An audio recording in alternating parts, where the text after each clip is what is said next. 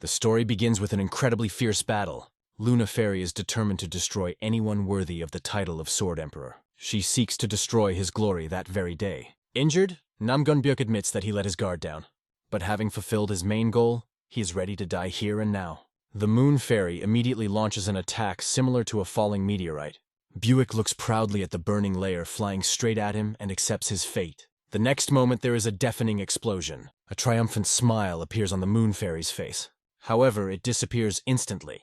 There is a flash of light at the point of impact. It's a sword. Jan appears in front of Buick, fending off the attack with his sword and saving his friend. He apologizes for being late and decides to deal with the enemy himself. Exhausted from the battle, Byuk stays put while Yeon charges. This is a true friend that you can always rely on. Luna Fairy does not realize who this swordsman is, rushing towards her under the blood-red moon. But he does not hesitate. He introduces himself as the one who will destroy her. He calls himself the Moon Swordsman. A giant silhouette of a red dragon tears her to pieces. She feels her body burn and every cell crumble to ashes.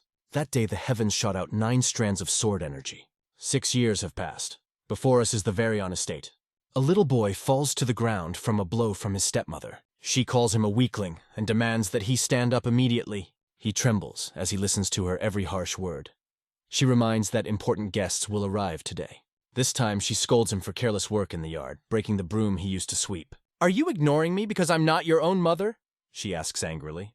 Bending down, he adds, "Would you obey if your mother, who left you, or your father, who stayed in the room for 6 years, ordered it?" The boy only repeats no, as if challenging her. She retaliates by hitting him while the siblings watch in silence. His brothers laughed at him, poked their fingers and mocked him. But the elder brother was not amused. His face expressed completely different emotions. Meanwhile, a luxurious chariot was moving through the forest. Rich people were sitting inside, and Nangongyong was sitting calmly on the roof. This was the family whose father had fought in that battle 6 years before. The son asked, "Is it true that Uncle Jan is so strong that even you, the Sword Emperor, recognize his strength?" "Yes, he is incredibly strong," the Sword Emperor replied, and recalled how 6 years ago, John's technique was the perfect sword art under the heavens. "If it wasn't for John, I wouldn't be here now. His 9 heavens technique is capable of countering even our Nangong clan's best techniques. But then why isn't his technique known around the world?" The father explained that John went into peace and did not share his knowledge with anyone.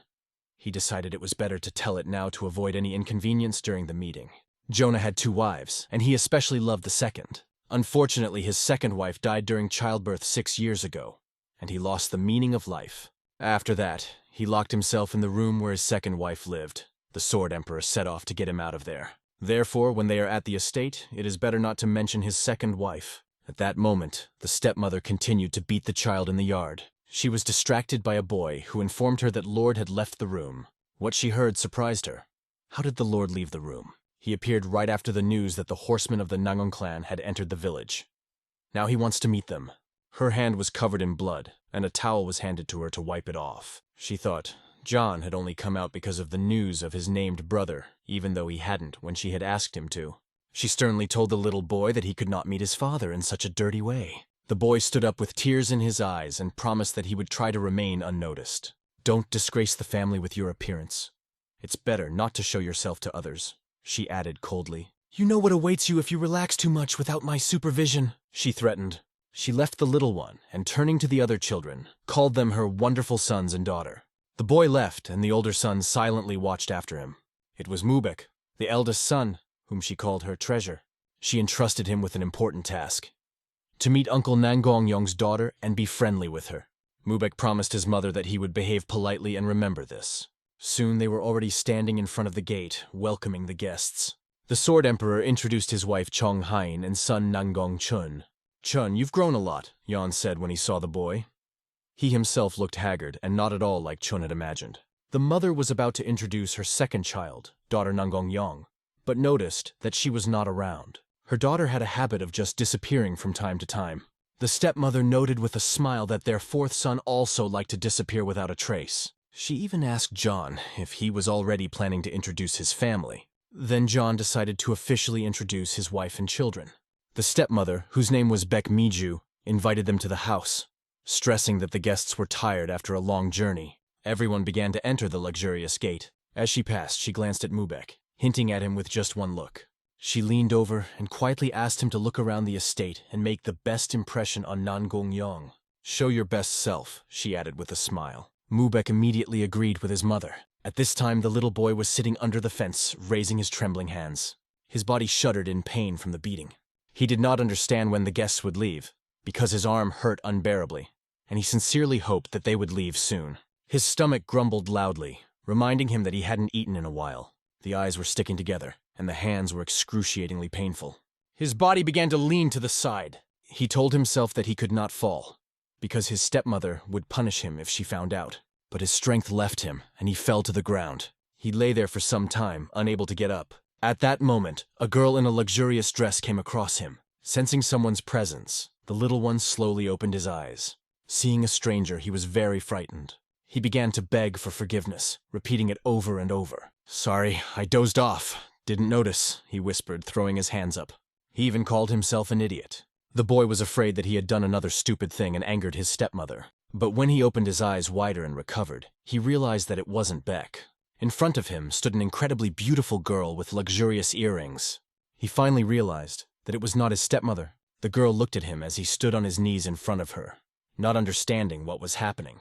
The families have already gone inside and settled in the estate. The Sword Emperor discussed that the Varian family was worthy of becoming their relatives. He asked the opinion of John, who was sitting in silence, if he wanted a family connection with their family. "Thank you for your offer, but I think it's best that my children choose their own marriages." The Sword Emperor agreed, noting that it made sense. John added that parents should not have the absolute right to decide for their children, because their lives do not belong to them. For Beck, it was nonsense. She accused him of not helping her even though she had done so much for their children. She said, "What if our children like each other?" The Sword Emperor added that they would see each other often and have a chance to get to know each other. "Maybe I'm bending the stick, but can I ask one favor?" Beck turned to the Sword Emperor. He listened to her carefully. She expressed her wish for the Nangon clan to take their son Mubek under their wing. The Sword Emperor's wife was surprised and asked what she meant. The Sword Emperor himself did not understand. "Doesn't the Yona clan have its own advanced techniques?" John calmly added that he wanted to ask a favor himself. If possible, he also asked for help from the Nangon clan. "Is it normal that the eldest son did not inherit the Nine Heavens sword technique?" The Sword Emperor was surprised. "Our martial arts are not as complicated as the Nangon clan's techniques. I'm sure that Mubek has already mastered the technique of the Sword of the Nine Heavens," answered Yon. But the Sword Emperor didn't believe him, having seen John use this perfect technique 6 years ago. In his current state, John could not pass this art. He was about to talk about Mount Udon when he suddenly began to cough. He covered his face with his hand, but the cough broke out. In a moment, his drink spilled over the table and everyone in a panic started shouting for a doctor. Meanwhile, in the backyard, Mubek was looking for the girl his mother had instructed him to find. He was ordered to approach Mistress Yong, but he couldn't figure out where she was. Suddenly he heard voices behind the fence, as if someone was talking there. It was their third sister, a little girl who was clinging to older brother Chun's clothes and asking if he had really met and killed his sworn enemy. She read a novel where he was the azure cloud sword that destroys anyone who gets in its way. Chun agreed that his nickname was, but explained that he does not kill his enemies. This inquisitive girl was called Soya. Seeing her, Mubek rushed to her. He knelt before Chun, apologizing for his sister, but Chun assured him that she was not in his way. When Chun asked his name, the little girl tugged on his sleeve and called herself twice. "Soldier, don't forget that name." Mubek considered her behavior rude and asked her not to be rude, but Solju was indignant. "I'm always polite. You're just clinging to me." The dispute between them escalated, and Solju declared that isolation is a disadvantage. Chun found it funny to watch their bickering. He thought how wonderful it would be if his younger sister Yong was as cheerful. At that moment, Mubek took Solya's head, bowed her head, and apologized to Chun with her. He explained that Solju is always so bright and cheerful. They eventually came to the conclusion that they were both looking for Yong. Chun offered to introduce Mubek to Yong if he would help find her. Having decided to act together, they set off in search. Chun told Solju that Yong had a heart problem. Meanwhile, Yong was standing over a small boy who couldn't figure out who she was. She seemed incredibly beautiful to him. He remembered the recent events. "I remembered how my mother said that important guests would come. Her elegant clothes and jewelry spoke for themselves. She was definitely someone important. But he did not know how to act. His mother had ordered him to stay away, and he was afraid of another punishment. He looked into the girl's big, beautiful eyes for a few more seconds. Seizing himself, he turned sharply and ran away. But suddenly he felt as if his body froze in place. Yang caught up to him and grabbed his clothes. She jerked him to the ground in front of her. The boy was breathing fast, as was his wildly beating heart. "I'm sorry. I'm so sorry," he repeated twice without looking up. The girl stood silently over him, examining his trembling body. She didn't understand why he kept apologizing. He couldn't even resist, even though she pulled him easily. The bruises on his body did not look like the result of combat training. Most likely, he was malnourished. His red hair was similar to that of the moon-shattering swordsman. It must be his son, but why is he so afraid? The girl crouched in front of him, listening to his endless apologies. The fear in his eyes was obvious. She slowly reached out to him. Her hand came closer and closer. At that moment, the girl understood everything. But in the eyes of the little one, there was a completely different reality. He was afraid of every girl because he saw her as a threat. In every silhouette, he saw the image of his stepmother. Her terrible hand, which was constantly beating him, seemed to be reaching for him again. But that hand was gentle. The hand of the frail Yang, who felt that the boy was not being cared for properly. She gently ran her hand over his head. The boy opened his eyes and could not believe what was happening. At that moment, he quietly called his name. The girl repeated his name in a gentle voice. His name was Choka, Yoon Choka. She promised to protect him, running her hand from his head to his cheek. The boy began to breathe faster after hearing these words. He couldn't hold back a tear that rolled down his face. Seeing the tear, Yang gently removed her hand. In a second, the child's face was covered with tears and snot, and his cry broke the silence. The girl hugged him tenderly, assuring him that everything would be fine. But the tears flowed stronger and stronger. She repeated once more that it was okay, holding him even tighter. Then she got up and held out her hand to him. For the first time in his life, he saw an outstretched female hand in front of him. He touched her, and that hand did not beat him. Yang led him behind her, holding his hand. The boy looked back at the hole in the fence he had climbed through earlier. Then he looked at the girl. She smiled at him, and her eyes were kind, like those of a bird that had never hurt anyone. Together they approached the hole in the fence. She climbed in first, and he followed her with his eyes. For a few seconds he looked indecisively at this opening. Suddenly her hand reappeared from it, and this time the boy followed her. The girl took the child to the city, where life was bustling, and there were many people. There, she bought him delicious food, and immediately began to feed him. The child ate as if he had never seen meat or normal food all his life. From time to time he glanced at the girl, and she smiled at him all the time. Having passed further, they came across a giant man who blocked their way. Yoon Choka shuddered at the mere sight of him, but the girl remained calm. She continued to hold his hand tightly. Time passed, and the street was already dark. Meanwhile, the Sword Emperor sat next to John, who finally woke up but was shocked at his condition. How could the moon-shattering swordsman be so powerless? John admitted with shame that he was sorry he didn't even have the strength to stand without passing out. "Stop talking nonsense! Focus on getting well soon! You must recover for the sake of your clan and children," answered the Sword Emperor. But Yang began a story about their clan's technique being passed down from Jushian to Schwanu. Yan felt that the connection between him and the clan's equipment had disappeared. Perhaps she was disappointed in his weakness, he supposed. He believed that the day she left him, Yan Murian had died for him. Her departure left behind a child that looked like himself. However, he thought he had no right to meet this child. He was afraid that he might hate her, although he knew that the child was not to blame for the death of his mother. He despised himself as a pitiable form of man. The Sword Emperor asked him to stop because he was not used to seeing John so weak. John got out of bed to ask for one last favor. "I know I have no right to say this, but please take care of my children." The Sword Emperor once again asked him to stop saying such things, but John did not stop. "They are poor children who grew up without parental supervision. This is my first and last request." After listening to him, the Sword Emperor finally agreed. At that time, the wives of both men were standing on the street. They were in the courtyard when two masters walked in, leading Young, who was holding Yun Chok's hand. The stepmother grimaced with indignation when she saw this, and Young's mother anxiously looked at her daughter, checking whether she was injured. Mother Young saw a dirty little boy next to her daughter and asked, "Who is that?"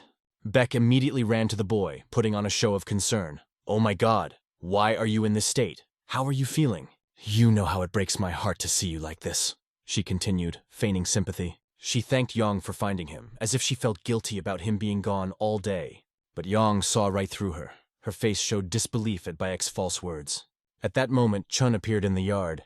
He walked up to Yang, saying, I thought you made it to the roof again."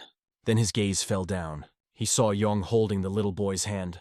Mubek also watched this scene. He watched as the girl held his younger brother's hand. He was at a loss for words and could not say anything. The children looked tired, and Chun, noticing this, offered to come inside. Young kept her eyes on Yoon.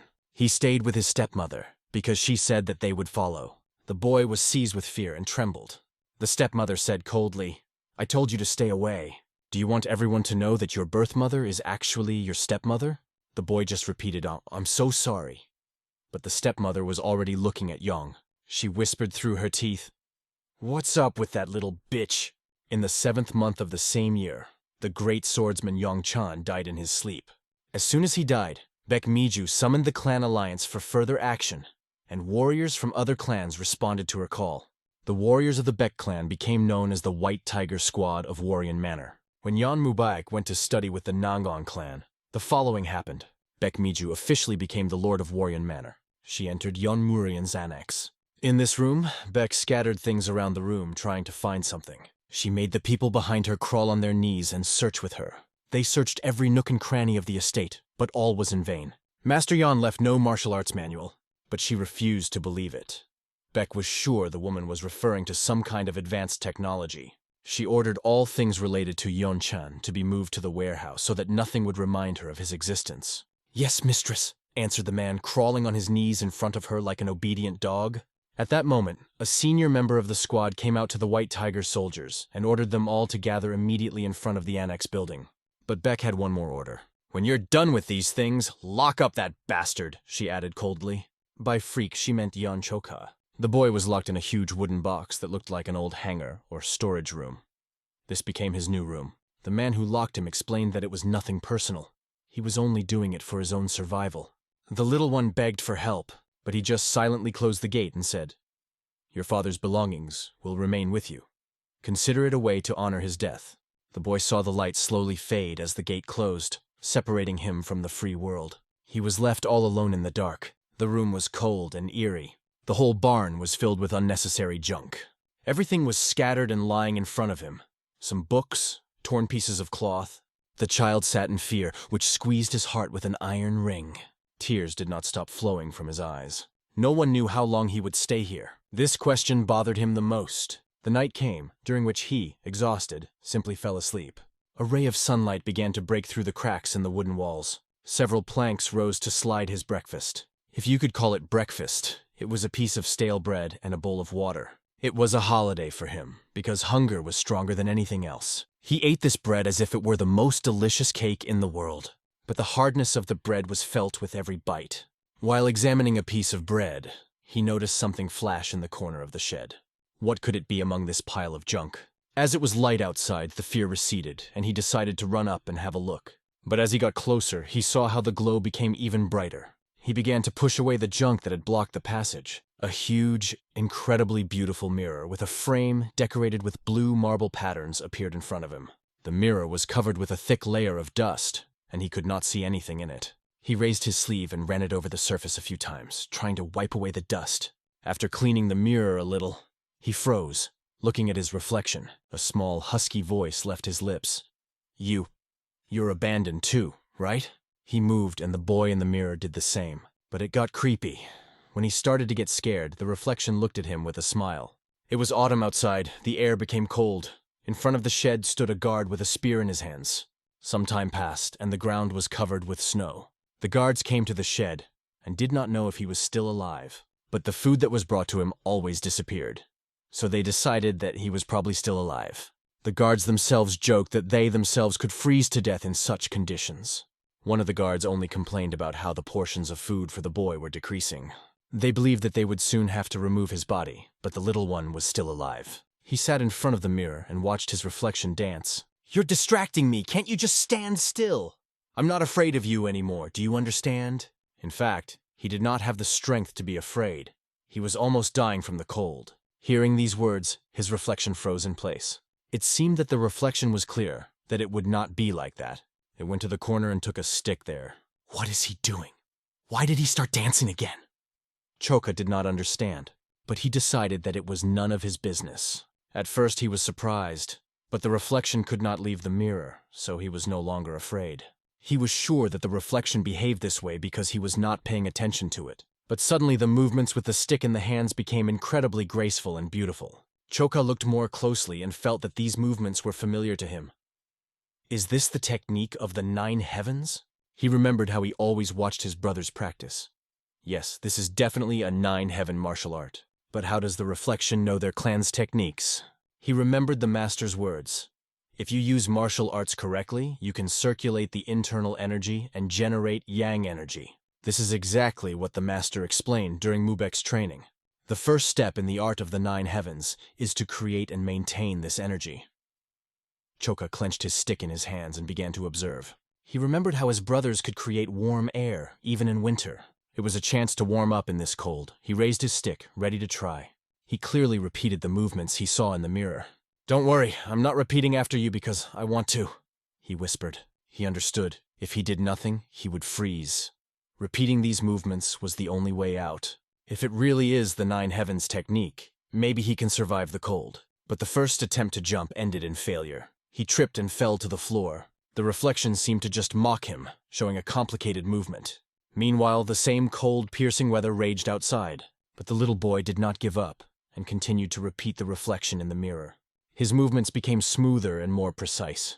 Now the reflection just stood and silently watched him. Sweat was running down Choka's face. He did it! The cold was no longer felt. Following the movements of the reflection, he created warm air around him. If he continued like this, he could survive another cold day with no problem. But suddenly, the reflection began to get angry, waving its arms. It seemed that Choka no longer needed to study so hard. Fire began to appear around him. Choka sheepishly explained that he wasn't trying to repeat all the movements perfectly. He just wanted to warm up. In any case, he thanked the reflection for not freezing anymore and asked not to be disturbed. He even thought that since the reflection had become useless, it might be better to just close the mirror. But suddenly he noticed something strange. The reflection made the next move that surprised Choka. He performed this movement so clearly that it made an incredible impression. What is it? Thought Choka, because he had never seen such techniques before. But gradually it began to dawn on him. It was more than just training the 9 heavens technique. Admiring the beauty of the movements, he loudly declared that he was not interested in martial arts. "Do you really think I'm going to try to repeat these complicated, rigid movements?" he asked. His reflection smiled in response. And then it started grimacing and sticking out its tongue. It looked like a challenge. "Can you?" Choka was not going to admit defeat. He grabbed the stick to prove he could repeat the motion in an instant. Several days passed. The air in the shed was blowing so hard that all the junk underfoot was scattered in the corners from its swings. His gaze became sharp and focused. It was much more difficult than the previous movements. But if he can repeat these techniques, what will happen then? After all, the reflection was already doing something truly incredible. Choka felt sad for a moment, thinking that nothing would work out this time either. This annoyed him even more because he had no idea how to do it. And the reflection only mocked him. He threw the stick on the floor and asked himself, "I still can't do something like this?" At that moment, he felt hungry and realized that he had wasted his energy. Faith in one's own strength was disappearing. It seemed to him that all this was pointless and would not help anything. But how beautiful it was, so cool and graceful. Even so, he convinced himself that he wanted to move just like his reflection. His movements were complex, but they could recognize the 9 heavens technique he had seen before. However, these moves were far more complex and sophisticated than their clan's standard techniques. He had never seen his brothers perform such tricks during training. He was sure it had something to do with his clan's martial arts, but he didn't understand how the reflection knew about them. He tried again and again to speak to him, but only silence came in response. Then the reflection smiled as if it were small and weak. But Choka decided not to play by his rules. He thought that if he covered the mirror with a cloth and stopped learning these movements, it would be easier for him. But even when he closed the mirror, there was a small gap at the bottom, through which the reflection could be seen. "What are you doing? Are you going to teach me?" asked Choka. The reflection nodded in agreement. Throwing back the sheet, he warned, "Don't even think of cheating on me. If you try, I'll cover you again." The reflection held up a finger, as if hinting at something. Choka began to move his eyes up, down, and to the sides, trying to see something. And suddenly hieroglyphs appeared in the upper part of the mirror. Choka read the inscription, "Fairy Jusian's True Mirror." At that moment, the 900 words from the True Fairy Mirror appeared on the surface. Despite the complex content, Choka felt this knowledge pouring into his head. He understood which martial art the Heavenly Sword Torment technique corresponded to. All his life in the Yeon clan, he was mistreated and lived in misery, doomed to die in a storage room. But his fate was changed by the meeting with this mirror, the child that everyone thought was doomed to die. She began to change in the depths of her essence. He received the secret instruction on the 9 Heaven Sword technique that was not passed on due to Yongchan's death. Knowledge was transferred to him slowly but surely. Time is fair to all. Ironically, due to Choka being locked in a tiny warehouse, he was able to fully focus on learning the torment of the Heavenly Sword technique. Time passed, and he devoted every moment to training. The results were obvious. His reflection smiled more and more often. It smiled because it saw progress that was hard not to notice. And Choka answered him with the same smile. In this rhythm, 10 years flew by imperceptibly. Finally, he was able to perform the same movements as his reflection in the mirror. A cart was moving through the streets of Laoyang. After a few moments, she stopped and the door opened. After 10 years, he returned here again. It was Mubek who came home, where Beck met him at the door. "You have come back to me, my dear boy. You have become such a strong young man. I missed you so much," she said with feigned tenderness. His brother and sister were also happy to see him back. Eon Mubek grew up and really became a strong man. He spent 10 years in grueling training and finally returned home. His mother was proud of him and praised him for his successes. She rushed to hug him, emphasizing how much he had matured, and added that their estate could now surpass any clan in Laoyang. "No, we will become the most powerful in all of Hengyang," she added confidently. At that moment, guests from the Nongon clan visited them. Since the last meeting, Chun has become a famous warrior. Legends were made about his prowess, and every child in Chinch knew about the exploits of the Azure Cloud Sword. Yong blossomed and became incredibly beautiful. Her beauty resembled a plum blossom. She was young and beautiful.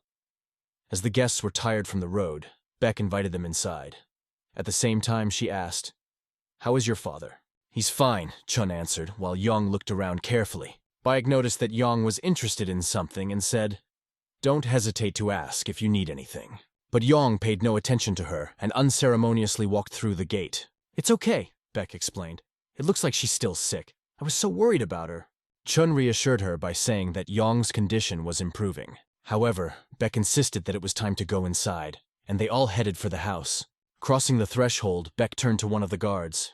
She ordered to inform the others that the leper was in his place. She was well aware that Yong must be looking for Chok, and she thought she was too stubborn to forget about him 10 years ago. The guard was wondering how best to break the news to her. No sound had come from the warehouse during yesterday's inspection. Not because Choka died, but because he was simply not there. These words seemed nonsense to Beck. She grabbed the guard by the throat and ordered to explain everything immediately. "What exactly happened yesterday?" she asked sharply. At this time, Choka was training in the same shed. The power of his blows increased so much that with one swing of his staff he created a wave that swept away everything in its path. Although calling it a sword was an exaggeration, it was an ordinary wooden stick that he used as a sword. Finally, he managed to destroy the gate of the barn, but that was not his real goal. He sought to perform this difficult element without a single mistake. His reflection in the mirror clapped his hands, but now it no longer looked like him. Choka had grown, but the reflection remained the same as before. "Thanks to me memorizing the 900 words you showed me, I managed even the most difficult parts. Now you must teach me the next, even more difficult technique." But instead of new movements, he saw something he did not expect. The reflection held a finger up again, instructing him to look up. Looking up, Choka noticed a hole in the ceiling. The rays of the evening sun broke through it. It was a sign he decided to accept. For Chok, who had spent his whole life in a cramped and shabby warehouse, the fresh breeze playing with his hair and the azure sky were like a dance of freedom that caused delight and happiness. Staring at the large crack in the ceiling, he asked himself, "Can I get out of here?" Gathering courage, he crawled through the hole. As he got down on one knee on the roof, he felt the wind in all its fullness and saw charming white doves circling the sky. The view that opened to him from the roof was like something from a fairy tale. It was then that his reflection in the mirror turned into an incredible fairy with a sense of duty fulfilled. Choka could not stop admiring this beauty that opened before him. He looked back into the barn and said happily, "Come up here with me, it's so cool up here."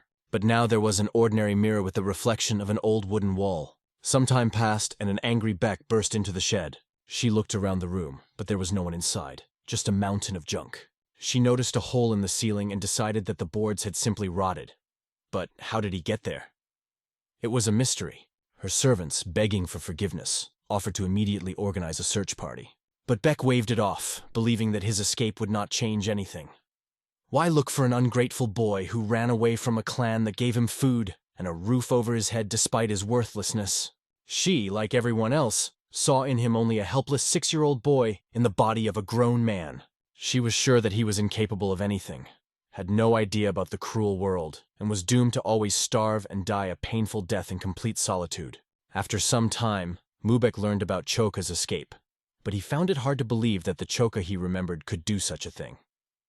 His stepmother said dismissively that the news of his older brother's success must have changed him. At that moment, Yong entered the room. She left the meal and came here in person, which caused astonishment. Stepmother immediately realized that Yong was worried about Chok.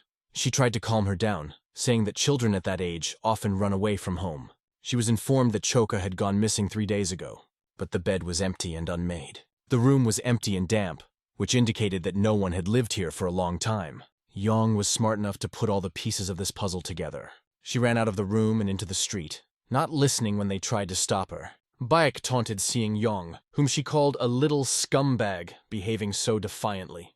Mubek also tried to understand what had happened and decided to question his stepmother. Are you sure Choka ran away of his own free will?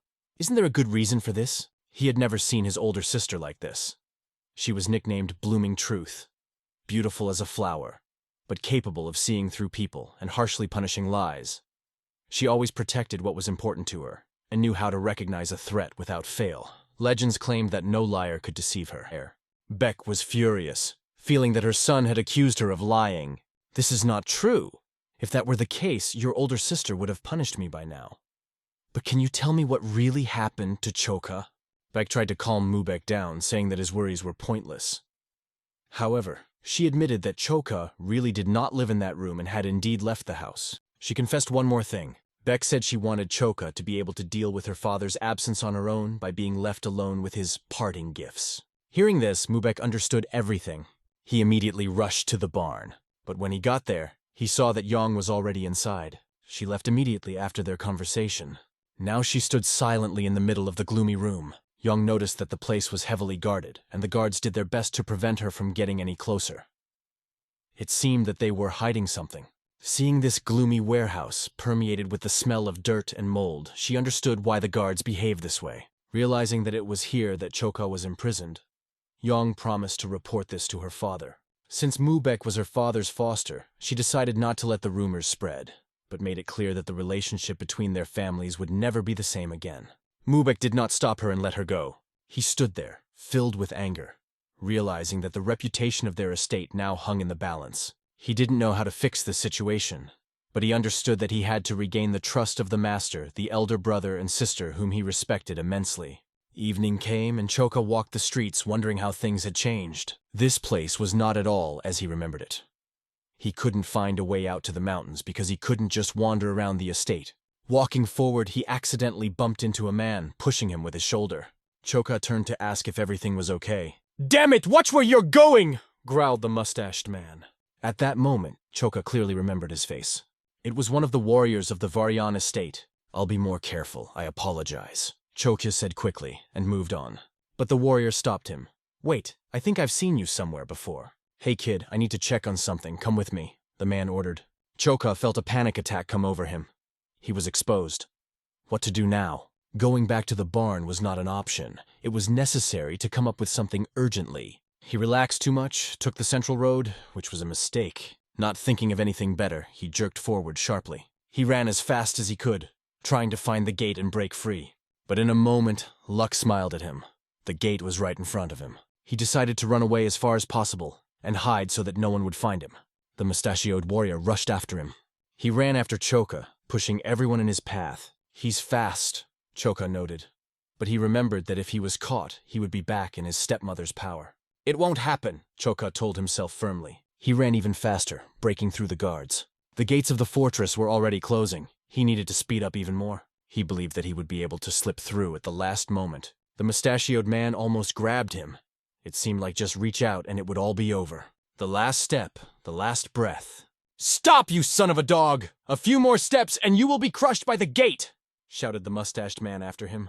But he only saw the gate come down over Choka's head. Choka thought that maybe he should have listened to himself. He froze in place, scared for his life, not moving an inch. The heavy concrete slab suddenly stopped in the air. Choka was under her, but he held her with one hand above his head. He even asked the mustachioed man who wanted to grab him, "Are you not hurt?"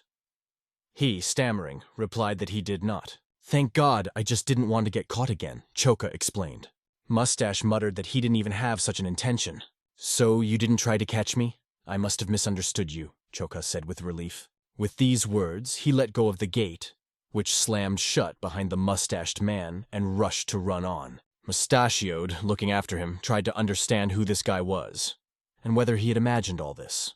It is said that in Jianghu, even a child can create incredible things. It seems that the rumors did not lie. He walked and did not have a single crumb in his mouth all day. Hunger exhausted him. Sitting down near the mushrooms, he wondered if they were poisonous, but he couldn't stand it and tore them off, thinking that he wouldn't last long without food. The mushroom seemed beautiful to him, and according to his logic, if it is beautiful, it must also be tasty. When it got dark, he continued on his way, but the darkness looked purple in his eyes. He began to feel nauseous, his stomach twisted with pain. He did not understand what was happening to him. The road seemed crooked, the world doubled and spun around. He could not even see his fingers.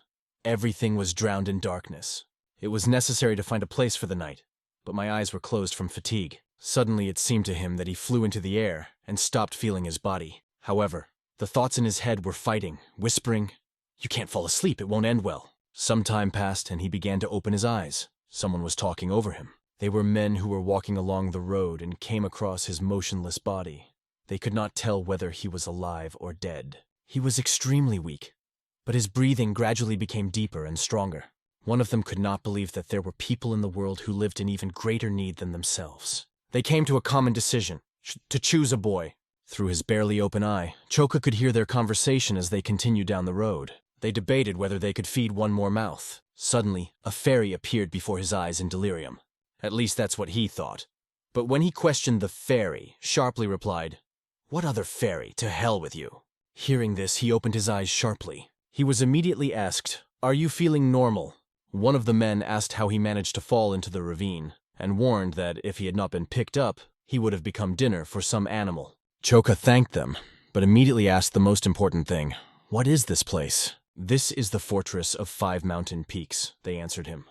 They controlled the place and were bandits. "We're all like brothers here," added another, introducing himself as the other brother, Tak Gomyon. The third was called Ma Hyongdo, and the fourth was Hao Imdal. Chief among them was Poon Yoncho. Since they had saved his life, they demanded that he give full thanks. Choka asked in surprise, "What does thank mean?" They explained to him that he lived in the lowlands and had no idea how things were done here. Now he will have to learn to work hard to pay back the debt. Even the animals are thankful for the rescue. Mustache asked the chief to stop because the boy had just woken up. He handed Choksi a piece of food, sure that he was hungry. The little one hesitated for a few seconds whether to take the food or not. In his eyes, these men looked a little strange after that experience with the mushrooms. He waved his hands and said that he was not hungry, that everything was fine. Choka refused because he had no money and tried to explain it. But Poon said, "Don't worry, just eat." His words sounded like the chatter of a child unable to formulate thoughts, although he looked 16 years old. The second brother assured that Choka would be able to do the housework. They immediately identified him as a kind person and were sure that he would cope with the tasks that would be given to him. One of them grabbed him by his clothes and dragged him behind him. Others jokingly yelled at the commander to brainwash him well. Choka was dragged outside and thrown to the ground. "Please spare me," Choka begged, thinking that he was about to be beaten. Because of this, Poon thought that the boy was often beaten as a child.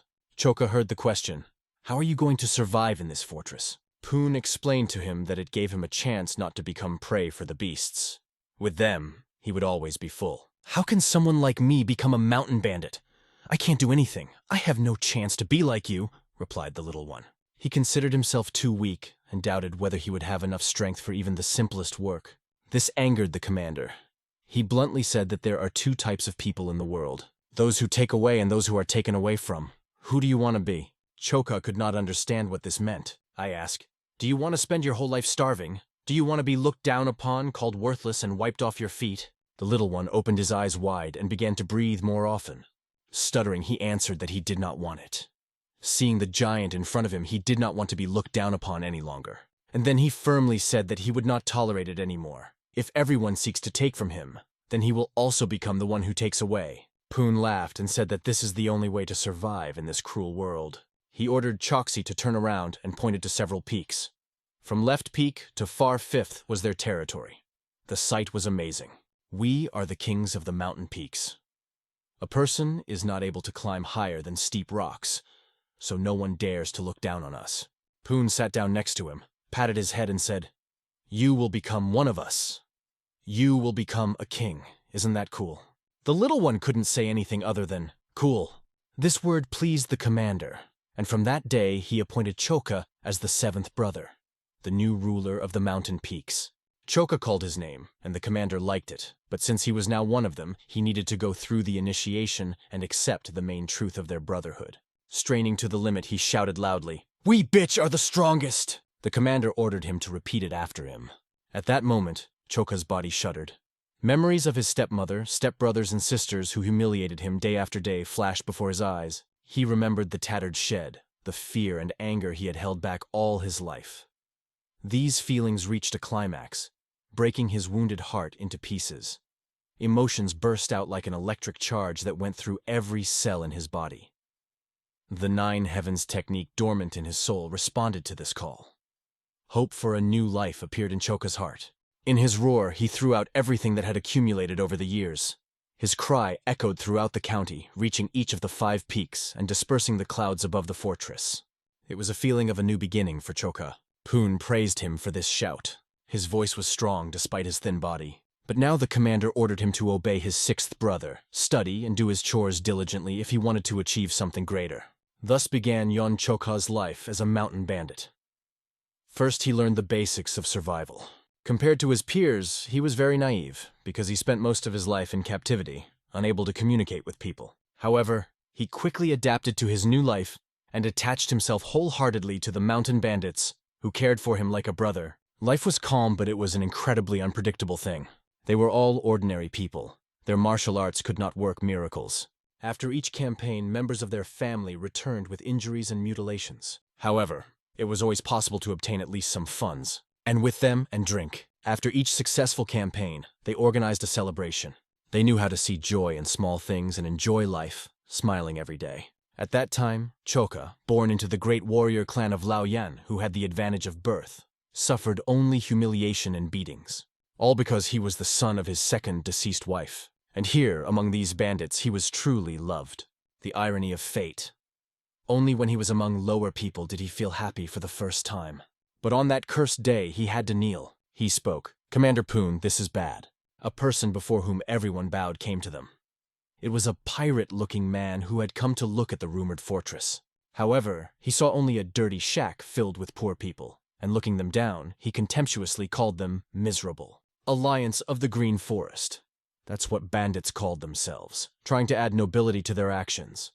Because of this, they were often ridiculed. But one day a man appeared, more like a monster, who called himself the Bandit of the Green Forest. As soon as rumors of his evil deeds spread, martial artists from the most famous sects tried to stop him.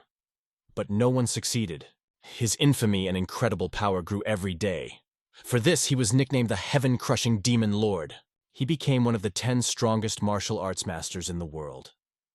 The unorthodox sects, which had long lived in the shadow of the traditional ones, admired his appearance. As a result, many Chinchu martial artists sought him out to join the Green Forest. By becoming a leader and accepting new members, he made the Green Forest stronger than it had ever been in Murim's history. The growing reputation of the Green Forest has made them the dream of all mountain bandits and unorthodox martial artists. In the Green Forest on Mount Dabiol, the deputy commander of the fortress was a tramp in a black mask, Yom Sanchel. Another deputy was the one-eyed blood bandit Li Chungang. It was he who asked them if they wanted to join the Green Forest Alliance. They turned to Poon. "Do you think the Green Forest is a joke? Think your gang of 10 is worthy of serving the Green Forest?" Poon, crawling on his knees, assured that if 3 more people were needed, he would find them in less than a month. But the one-eyed bandit pointed his finger at Chok and said that 4 were needed because it was a child. "It may look like it, but it's useful," Poon assured. explaining that Choka was good at cleaning. But One Eye said they needed at least 10 people, hinting at their weakness and incompetence. Choka listened to him and thought, "Who the hell is he to talk to our commander like that?" One Eye continued, "I can hire more than 10 people to guard this area, although, forget it. It was a mistake to come here. Let's assume that I was never here." Then the tramp in a black mask turned to him with a request. "Let's talk." He begged One Eye to accept them into the Green Forest Alliance. "We've only captured one fortress and time is running out," he said. He reminded that on the 15th, the commander will check their results and punishment will be inevitable for non-compliance. It seemed ridiculous to put numbers above everything else. But if anyone found out they recruited such a weak group, it would be tantamount to death. However, the black-masked tramp urged not to worry, pointing to the vast area they controlled. He explained that they couldn't build a fortress in Hengyang province because the big gangs are scattered all over the county. Even they had a hard time establishing themselves here. If this territory is taken over by a stronger gang, no one will ever know that they were so weak. Black Mask explained everything, and One Eye understood that they just needed to fulfill the norm. He looked at this group of bandits again with different eyes. And finally Poon heard the words he had been waiting for so long. "Boys, I welcome you to the Green Forest." However, there was a condition. By the beginning of winter, they must recruit at least 10 people and cannot run away from other gangs. Their task was to protect part of the Green Forest. They all thanked for the opportunity. The bandits of the 5 mountain peaks celebrated and drank, unaware that most of the local gangs would now pay tribute to them because they were part of the Green Forest. However, the 2 martial arts masters on Mount Dabiel, knowing the weakness of this gang, thought that they would not last even 2 months. But they did not take into account one important factor that would later turn their expectations upside down. The boys set off, and Choka was only asked to make sure he didn't forget to wash the dishes. He looked at them, holding a broom in his hands. In fact, he was tired of household chores and really wanted to go to the mountains with them at least once. The only consolation for him were the commander's words that cleaning is also an important job. But even after that, he still dreamed of joining them. The first month in the fortress was spent in endless household chores, washing dishes and cleaning. The second month looked exactly the same. The third month was no different.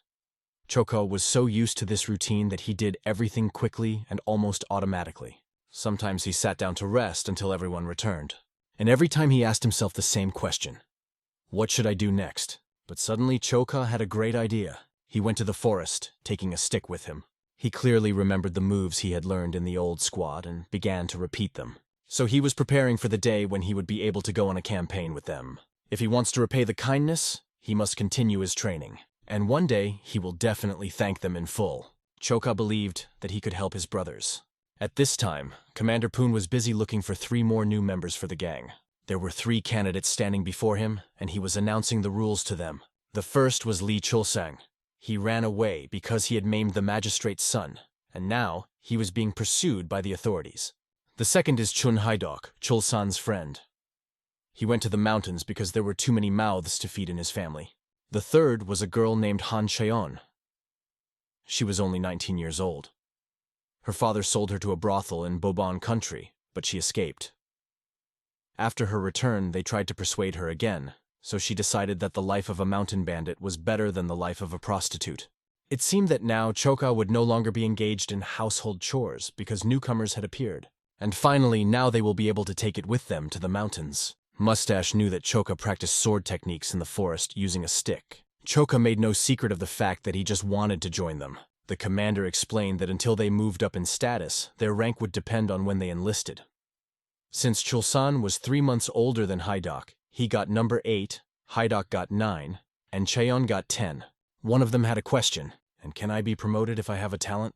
He said that he studied at the Martial Arts Academy for 3 years. The commander gave him a chance to rise, but for this it was necessary to defeat one of the brothers. He immediately pointed to the thinnest boy, Choka, doubting that he was even capable of serving.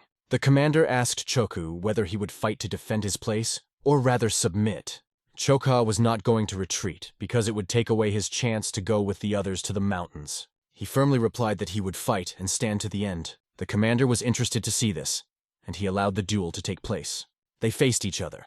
Zdravilo warned that he was not going to give in. Choka replied, "But you, damn it, complete shit." This was the favorite phrase of the third brother, which he always used to throw himself in the direction of the commander. Choka's response made him proud of his fighting spirit. However, the big man planned to quickly deal with Choka and become one of the named brothers. Moreover, he was going to knock him out with one blow. Stravilo did not expect that the little one would dodge his blow. Moreover, Choka began to actively act. He didn't even have a sword, but he made a motion as if he was holding it. This technique even scared the healthy when Choka waved his hands in front of him. However, without a real sword, Choka had no advantage and punched him hard in the head. Falling to the ground, Choka asked himself, "How can I attack without a weapon? I didn't learn that." The second brother suggested that the commander stop the battle because he did not believe that Choka had fought even once in his life. Choka stood up and asked loudly, "Why am I the only one being punched?" After these words, he himself hit the big boy right in the chin. Zdravilo decided that this was just an attempt to embarrass him. He hit the boy again and warned, "If you don't want to be crippled, you better surrender." But Choka only replied, "Now I'm going to kick your ass." These words seemed to the healthy person to be complete nonsense. Even the girl, Han Chayon, began to worry about Choku as she watched this fight. Stravilo hit him several more times and shouted in annoyance. He explained it as Choka's own fault and left him lying on the ground. Approaching the commander, the man declared that he was now number 7. But from behind came a faint but stubborn voice. Who said that? It was Choka. He was not going to give up and offered to fight until the very end. This greatly surprised the big man. He began to ask himself how Choka was still standing after such blows. Even guys who were many times bigger than him ended up in a hospital bed after such fights. And this fellow has received several blows to the head and is still standing. Behind him, Commander Poon asked why he had stopped and warned the saluters that stopping would mean defeat. Zrodilo once again warned Choka so that he would not regret it later. This time he was determined to finish everything, even if it meant the death of the little one. Although Yeon Choka was proficient in the sword technique he had learned in the warehouse, he still did not know how to properly use it. Therefore, he did not realize how strong his desire to go to the mountains was, and also how much he wanted to win. This desire was enough to awaken the power of the 9 heavens within him. At that moment, he imagined that his fist was a sword. The enemy saw something incredible in front of him. He took another look at this fist, which did not look like an ordinary boy's fist. "Aren't I delusional?" thought the healer. This blow was like lightning that split a giant tree in half. He coughed violently, spitting up blood. The blow went straight into the solar plexus, knocking him out of the air. However, the big man was still on his feet. Choka even thought, does the technique only work with the sword? But in the next moment, the giant body began to sway. In a few seconds, the giant fell face down with a loud thud, crashing into the ground. The second brother turned to the commander. "Perhaps we should stop Choka." In fact, no one could understand what had just happened. Everyone saw only how he rushed at Choka and then fell to the ground. No one even had time to see the speed of this blow. "Is it because of the blow of the little one?" flashed in their heads. But the commander interrupted everyone. "There is no difference. In any case, the rank remained with its owner. The 7th member of the 5 Mountain Peaks gang is Yeon Choka." Some time passed, and Choka was holding a giant sword in his hands. The second brother brought it and said it was a gift from the commander. He also informed that from tomorrow Choka will go to the mountains with them. Choka smiled broadly, thanked him, and promised to try his best. But the second brother added another piece of advice. Don't lose your head. His fighting spirit was at its peak, but sword fights are different from normal fights. If you lose your cool, you'll just be stabbed with a sword and you won't even notice. You got scratched just because it was a normal fight. In a real battle, you would have died 12 times already. However, Choka was of a different opinion and quietly said, "I would have won easily if I had used the sword." The other brother told him to shut up and called his next move an act of mercy. He agreed to teach Choka the technique of the demon-slicing sword, asking him to watch closely. The second brother admitted that when he was young and lived in the temple, he only knew 3 movements. These moves could be very difficult for Choka, so he warned him about it. Choka agreed and said that he would listen to his every advice. Meanwhile, the other brothers were watching from the sidelines, thinking that the other brother was truly smitten with Choka. After all, no matter how much they asked to teach them the technique of the demon-slicing sword, he always refused. The next day, there were oxen pulling heavy carts in the middle of the road. They were accompanied by people. Some sat on carts, others walked alongside. One of the attendants felt anxious. The day before, he had hardly slept due to restlessness. He turned to Master Khan and said he was worried. Khan understood that it was because of the bandit rumors and asked not to worry. He assured that even the thugs from the Sea Dragon Fortress wouldn't dare contact him with the lightning sword at his side. Khan's words offended the man a little, But suddenly, right next to him, an arrow whistled, and he caught it with his hand. The man was so frightened that he almost fell to the ground. Khan was already impatiently waiting to see who dared to attack. Before them stood a group of bandits, each with a sword in hand. Standing in front of the trade caravan, the bandits announced, "This is the territory of the Green Forest, 5 mountain peaks. If you want to pass, pay the toll." Kion was surprised to hear that these 10 bandits belonged to the Green Forest. He smiled, believing that they greatly underestimated the strength of the Mansu trade union.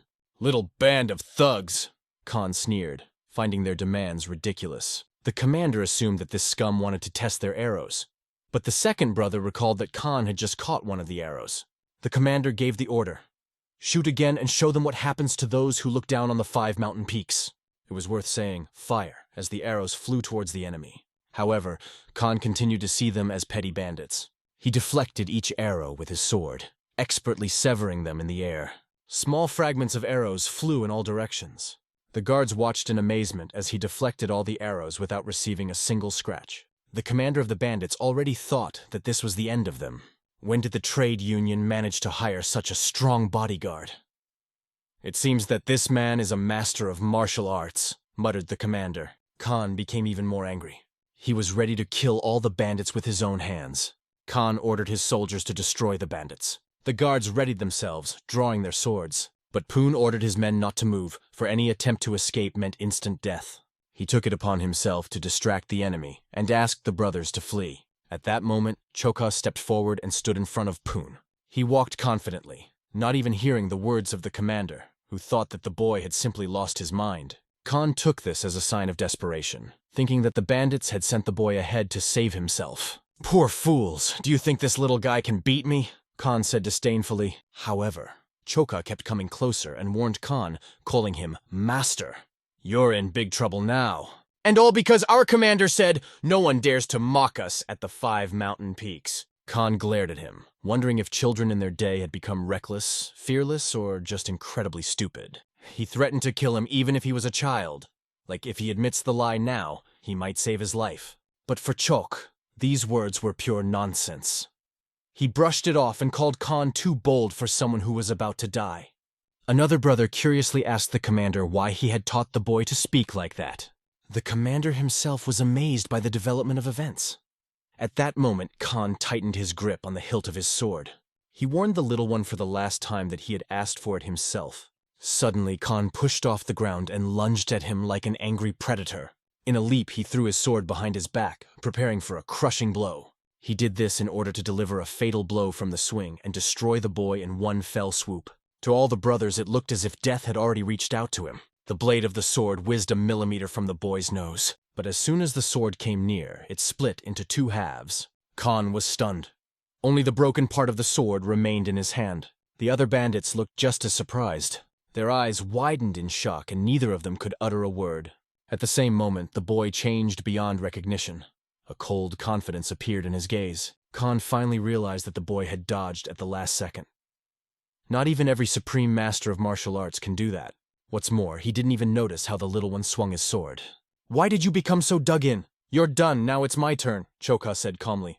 Khan waved his hands and begged to wait at least a minute. He asked permission to switch weapons, and the kid generously agreed, giving him a chance to bring something stronger for the next round.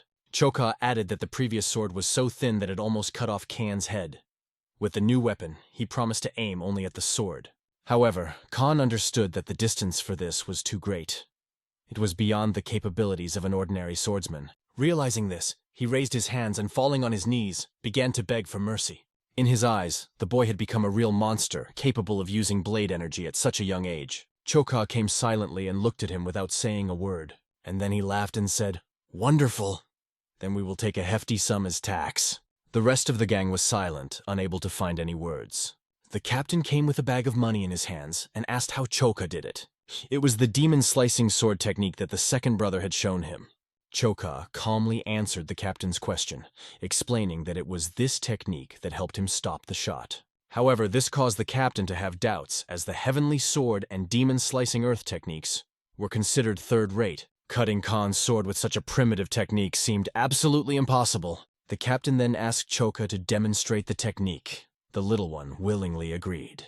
After some time, the whole gang of 5 mountain peaks gathered in the forest. They went out into the clearing so that Choka could demonstrate the promised technique in person.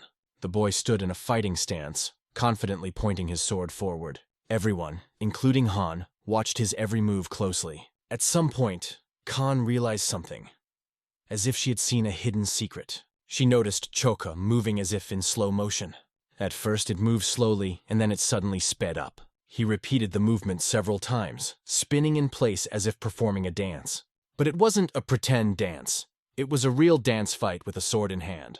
Suddenly, he made a powerful swing, and a wave of wind suddenly jerked forward with a single swing of the sword. She was so strong that she destroyed a tree in her path, felling it with one blow.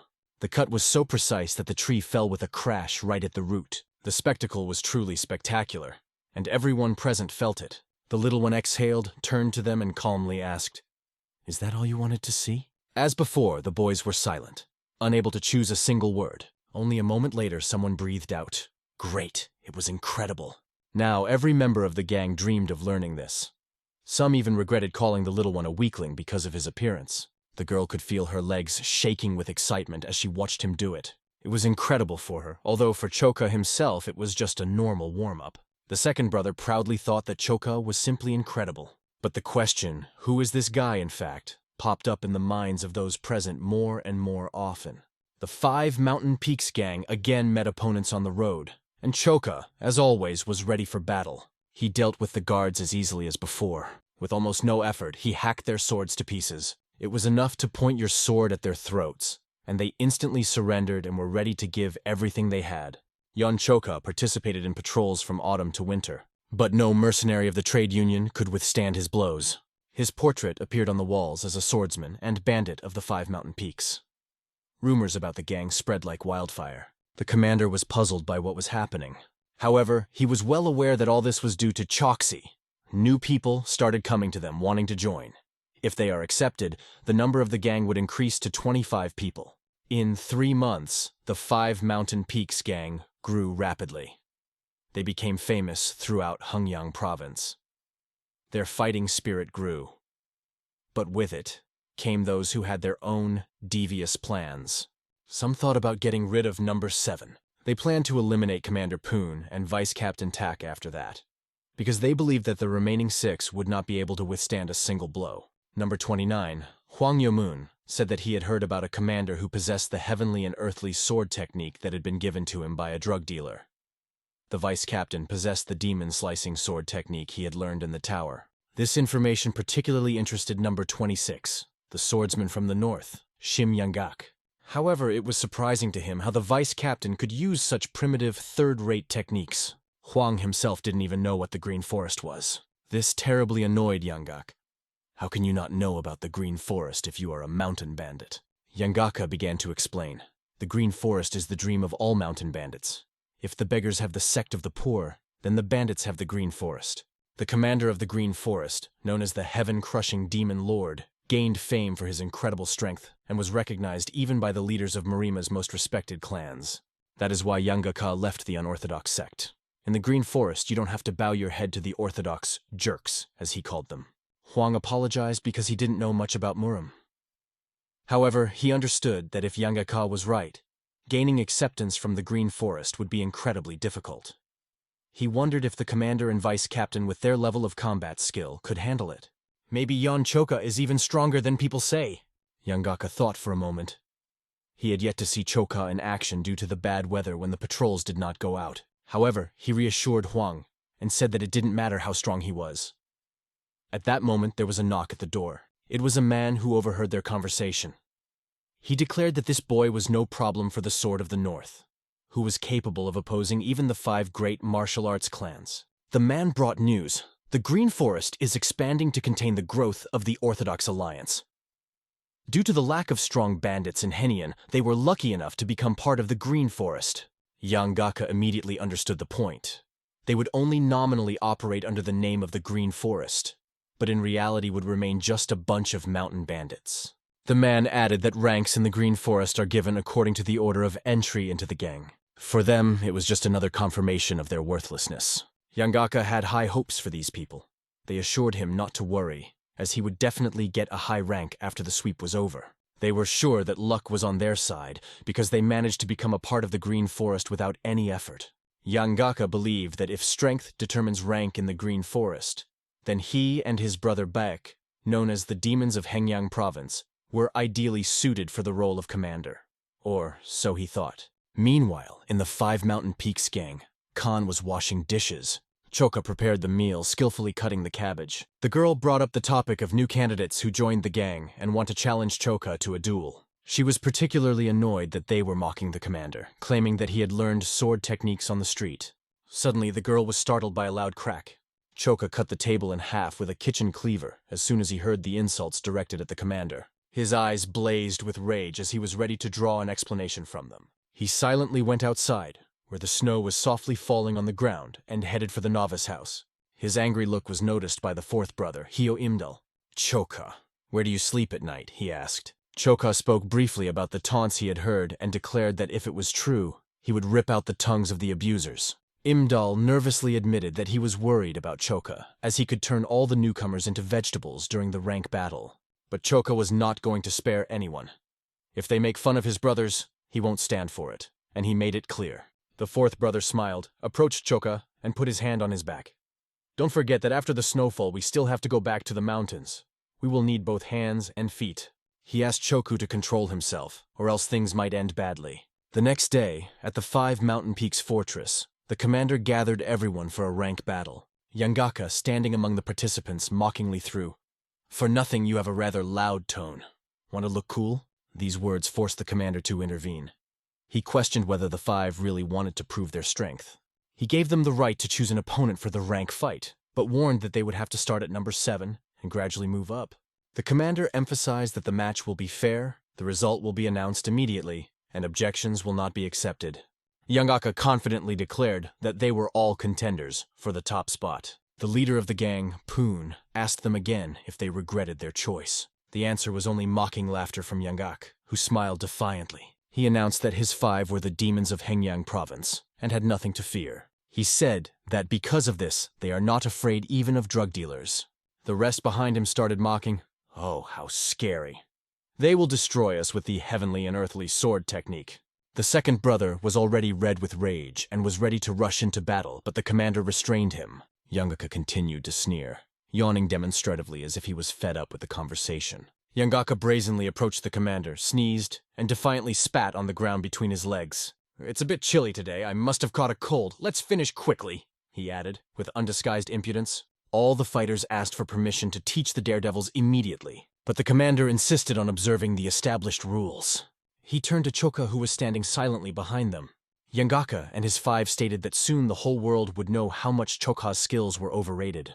Choka's eyes were burning with rage. He was ready to kill them all on the spot. His energy was bubbling, and the rage in his heart was fueling the fire, making the brazen fighters finally think, "What the hell?" He felt like he was going to explode with this maddened rage, but keeping his self-control, Choka sharply asked them, "Which of you wants to die first?" His words sounded defiant, but anyone who saw Choka understood that they were well-founded.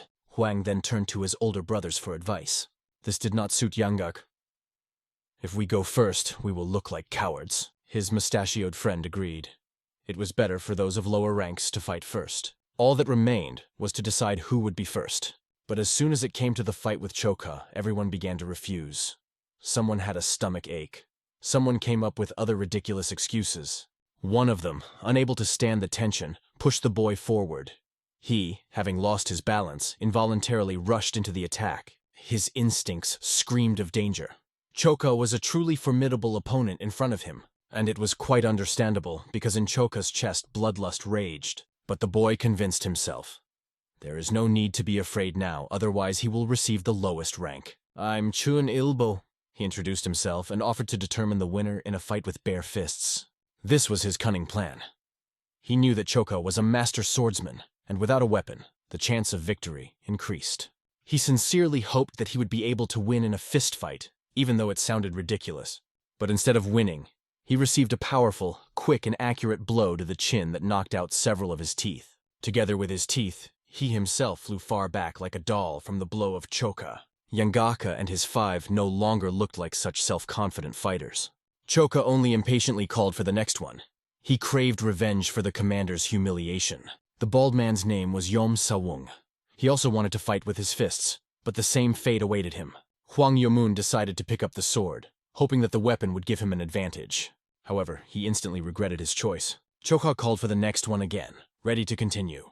Now even the elders looked at him with respect and concern. "What are you worth? Are you not going to fight anymore?" Choka asked, watching them freeze in place. The bandits began to argue among themselves about which of them has a higher rank and who should go out first. Mustachioed Baekgyo kept his trump card just in case and didn't think he would have to use it. "I will not raise my sword against a comrade," he said, and took out a battle fan. These words made Choka agree to fight with the sword. Baekgyo thought he had outwitted him. Grabbing the fan, he stepped forward. The blade of the fan glistened, turning turquoise. It was all his fighting energy that he put into a powerful swing. However, Choka simply put his hand under Baek's attack, and that proved to be enough to stop the blow. Baek continued to attack, confident that Choka would not be able to withstand the power of his battle fan. Yangaka, watching this, thought that Baek was a cunning old fox. After all, it was thanks to this fan that Baek got the nickname Demon of Hengyang Province. Fighting him with bare hands is suicide. However, Choka's hand holding the block began to tremble noticeably. It became clear that this fan is not a simple weapon. The force of his blows could split even a boulder. Baek was sure that this time the fan would bring him victory. "Hey, old fart," Choka said to him. He asked sarcastically if he knew what a fair fight was. At that moment, Choka's fist stopped right next to Baek's nose. Choka then punched him right in the ear so hard that the ringing in his head reminded him every morning of this sneaky trick. This blow sent Baek flying far back, unable to stand on his feet. The members of the gang froze in amazement again, seeing Choka's incredible power. His silhouette against the background of raised dust looked impressive and frightening. After this fight, Choka exhaled, finally calming down a bit. But there was the last opponent ahead, Yangaka. Now Yangaka could see that this little one was much stronger than they said he was. "Stop. Wait a minute," Yangaka said, spreading his arms to the sides and losing all his confidence. "It's hard to say who is stronger, me or Baek, but I don't think I should fight you." Choka stared at him and said sharply, "Remember these words and hammer them into your head. If you go against my brothers again, next time you will simply die." This was humiliating for Yangak, and he felt hatred burning in his chest. He could not believe that now he would have to serve these idiots, as he called them, as if they were his masters. Choka waited for the answer, keeping his eyes on him. Yangak had no choice but to answer, "Yes, I will serve you." Choka coped with all these impudents, and the brothers offered him a well-deserved reward, a delicious meal. But at the same time, Yangaka was seething inside with the desire to take revenge on this little one. He mentally planned his revenge by appealing to the merchants of Heijia, Nanyang village. Meanwhile, the boy, pushing everyone in his way, ran to the master. The master calmly enjoyed a cup of hot tea. The door slammed open and the boy reported new problems. The rumors that troubled them turned out to be true. Shim Yangaka and Baekgyo saw both of them leave the 5 Mountain Peaks fortress. Their master just laughed. "If the whole world finds out that 2 of the 3 Hengyang province demons have become part of this gang, they will rise very quickly, and then they will be unstoppable." The boy also reported that they robbed hundreds of merchants this fall alone. Lee Murian was interested and asked, "Which of them became the commander?" Pan Yancho, who possesses the technique of heavenly and earthly sword, remained the commander. "They both lost in the rank battle," the boy replied. Lee could not believe it and was convinced that it was false information. The envoy added that all of them are now lower than 30th in rank. The boy asked what they should do next, but it was great news for Lee. Lee was always bothered by these 2. He hated being put in the same line as the demons of Hengyang province. Even the thought of their names next to his annoyed him. Lee decided that he would not allow the 5 Mountain Peaks gang to continue wreaking havoc. He saw in this a chance to get rid of both the gang and these 2 in one fell swoop. Lee counted the strength. The bandits had only 30 men, while the Nanyang Trade Union under his command had twice as many. The 5 Mountain Peaks fortress lived its own life. Everyone was engaged in his own business. Someone cleaned weapons, someone repaired armor. Choka had just been carefully tending to his sword, keeping it in perfect condition. Baldy, who had recently been defeated, brought water to Choksi. As he handed over the water, he couldn't hold back and expressed his admiration for how easily Choka had handled one of the Hengyang demons back. But the bald man wondered why Choka was holding the sword in that way. He remembered how martial artists were said to be able to cut a person with a blade. The thought immediately made him think of Choka. Choka himself had never heard of such a thing, so he just shrugged his shoulders. Baldy, realizing that he had said something stupid, awkwardly turned around and left. Choka stood still, pondering his words. He himself began to wonder if someone with such incredible power existed. If so, he would like to meet this person. Time passed. Night fell on the fortress and everyone went to sleep. One of the fighters decided to go to the fence to get some fresh air.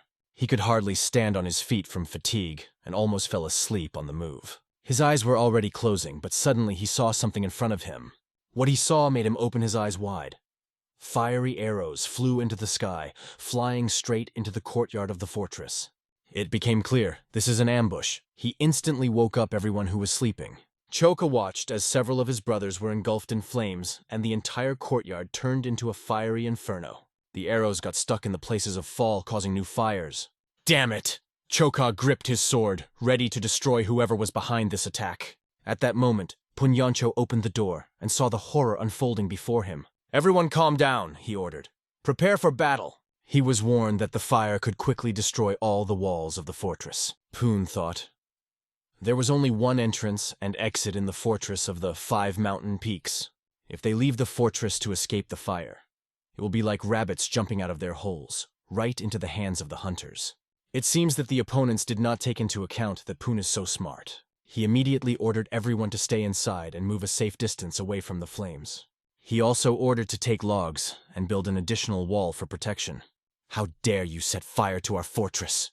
Whoever you are, just wait, he said angrily. Some time passed, and a thick fog hung over the battlefield. Lee considered them ordinary mountain bandits, but they unexpectedly showed resilience. None even thought of running away. He stood confidently, his army lined up behind him. Lee was convinced that this did not change anything in the general plan.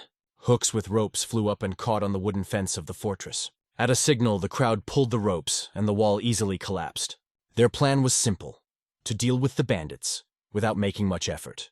When the outer walls fell, they planned to overwhelm the gang with their sheer numbers. However, something went wrong at a crucial moment. Lee looked confused at what had happened. He could not understand what the bandits had done. Behind the destroyed wall stood another, stronger one, and they no longer had stocks of combustible materials. The strategy seemed to have failed, but Lee wasn't going to admit it. He ordered his men to calm down and declared that this was all expected. If the opponents showed intelligence, he will also act differently. One of his soldiers looked through a gap in the wall. Lee took out his axe, gripping the handle tightly. This was his main weapon, with which he had already destroyed many enemies. Meanwhile, one of the bandits noticed in the gap how a man with an axe was confidently walking towards them. He was going to attack them himself, with only an axe in his hands. Is he really planning to chop down the wall with an axe? The thugs were convinced that if he wasn't an idiot, he had a hidden agenda. Yangaka decided to personally check who this daredevil was. But as soon as he looked into the gap, his eyes widened in surprise. In front of him stood Lee Murion, the famous heavenly swordsman. He realized that their opponents were the Merchants' Union, and Lee was its leader and one of the 3 great demons. However, for Choka, this news was only a cause for joy. Their main enemy was standing right in front of them. Lee was already close to the fence. He could hear the thugs behind the wall scoffing at him, calling him an idiot for walking with one axe. Lee did not believe that some wooden wall could stop him. It seemed ridiculous. A few swings of the axe and the wall will fall. He punched the wall with all his might, expecting it to shatter. But instead of the expected result, he saw something unexpected. Someone was helping him destroy the wall from the other side. It was Choka. Lee couldn't figure out who this little guy was or how he got here. Choka came closer and asked, "Are you the head of the Merchants' Union?" Lee was still in a daze, unable to believe his eyes. A child was standing in front of him. However, without further ado, they met in battle. Lee was even more stunned when he felt the incredible power this guy was using. He had to break the distance to regain consciousness. This turn of events was definitely not part of his plans as he boldly strode to the fence. Lee was still in a state of shock from Choka's single energy-infused blade. His hand trembled as he gripped the axe. He was forced to admit, this guy has incredible strength. It became clear that Choka is the same swordsman from the 5 Mountain Peaks gang, about whom there were legends. Lee had heard rumors about him, but he couldn't even imagine that he was so young. All that mattered to Choka was that Lee had set their house on fire. When Choka saw that there was an entire army behind Lee, he thought that he really was acting like an idiot. But Lee was not going to accept Choka's offer to pay for the arson. He was angry that these thugs had declared themselves masters of the 5 mountain peaks, robbing others to gain glory. Lee declared aloud that he had come as a representative of Hengyang province to subdue everyone here and prove that bandits could not rule this place. Choka calmly answered, "When opinions differ, the one who is stronger will be right. You are too self-confident. Do you think you can survive after provoking me?" Lee asked. "I don't know who defeated Yangak and Bayek, but I'm much stronger than them." Choka was just waiting for them to finally start fighting. Long talks did not inspire him. Lee changed the axe to the sword hanging from his belt. Pulling him out, Lee decided he would teach this boy the art of battle. He wasn't going to let his guard down, and he wasn't going to feel sorry for him, even if Choka was a child. But Choka heard such words not for the first time. It was even more interesting for him when the enemy did not lose his vigilance. At that moment, Lee rushed forward like a thunderbolt in the clear sky. Their attacks converged in a mad whirlwind, slicing through the air and space between them. Lee was determined not to hesitate, use his strongest technique, and end everything with one blow. Lee used his strongest technique, Eternal Noon. The silhouettes of Lee began to double before Choka's eyes. For Choka, it was even more interesting than he imagined. However, with a single swing of the sword, he repelled several attacks in a row. How Choka blocked these blows was a mystery to Lee that he could not solve. Moreover, Choka was not tired at all and went forward with renewed strength. The sword swung and a wave of energy comparable to that of a dominant in this battle cut through the air and hit Lee's body. But this attack did not kill him. Lee only bounced back. This led Choku to recognize Lee as a worthy opponent and to call his technique interesting. Eternal Noon is a technique of the MANHUA martial arts sect. Lee couldn't believe that a simple thug could block her. In a rage, Lee shouted, "Who the hell are you? Where did you come from and what techniques do you use?" Choka calmly replied that he had no past and that his technique was the demon slicing sword. He praised Lee again. "You are not bad. So far, no one has survived the second blow. Your technique is fun. Can I try to repeat it?" Choka asked with a smile. For Lee, this was an incredible insult. Eternal Noon consisted of 1,000 complex movements. But for a guy who spent 10 years in a barn honing every move, the technique didn't seem all that difficult. In front of everyone, Choka decided to repeat the Eternal Noon technique. And when he started doing it, the movements looked even more perfect and graceful than Lee himself. Lemurion was stunned. There are no other words to describe it. Eternal Noon is the final movement of the Mountain Hua sect's mysterious 6-sword combination. It looked like a simple punch, but there were thousands of micro-movements hidden in it. This combination is the basis of the Blooming Plum technique, which all disciples of the main sect and even those outside of it were supposed to learn. It is not easy even for sect disciples to grasp this technique. But Lee, having studied her as an external student, became a master of martial arts and captured Hengyang province.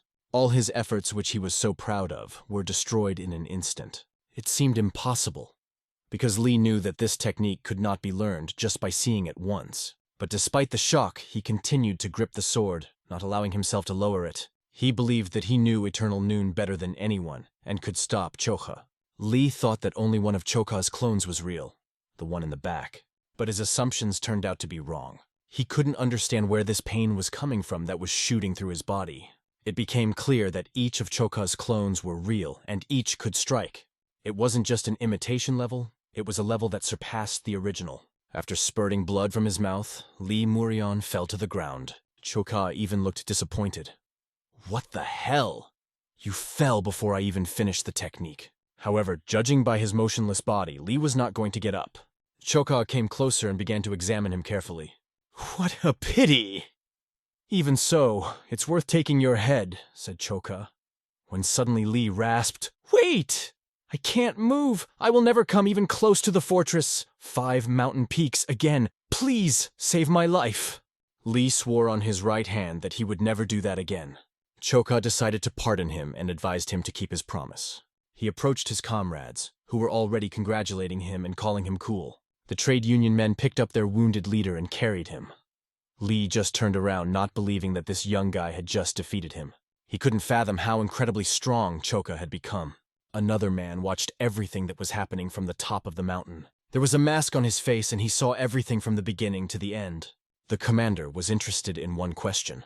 How did Choksha manage to destroy the wall that was so difficult to build?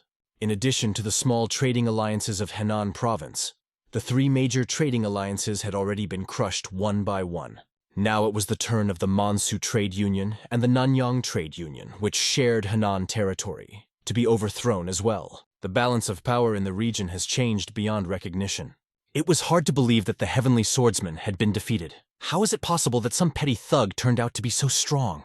One of the merchants told the table that rumors had already spread throughout the province.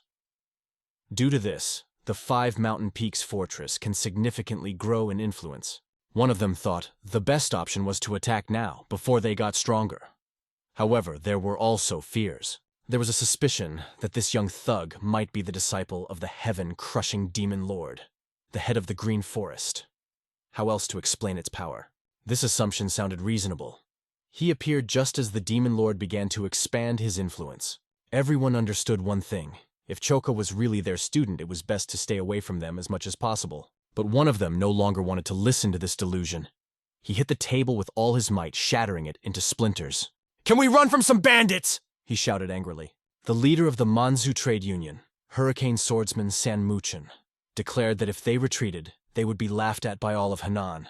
However, there was no plan of action because even San looked equal to the Heavenly Swordsman. They asked him if he had any ideas on how to deal with this young thug, but even Sun admitted that he still doesn't understand how to do it. "This kid is on another level," San Muchon muttered. He remembered watching Choka fight Lee. If he had rushed into battle then without thinking, he would have ended up the same as Murian. To calm himself, he asked to bring him Longjing tea brought from the West Lake. After a few sips, he added that it was time to head to Huguan Province. He decided to remind his people that an important chance was waiting for them there. Wudan Mountain is located in Huguan Province.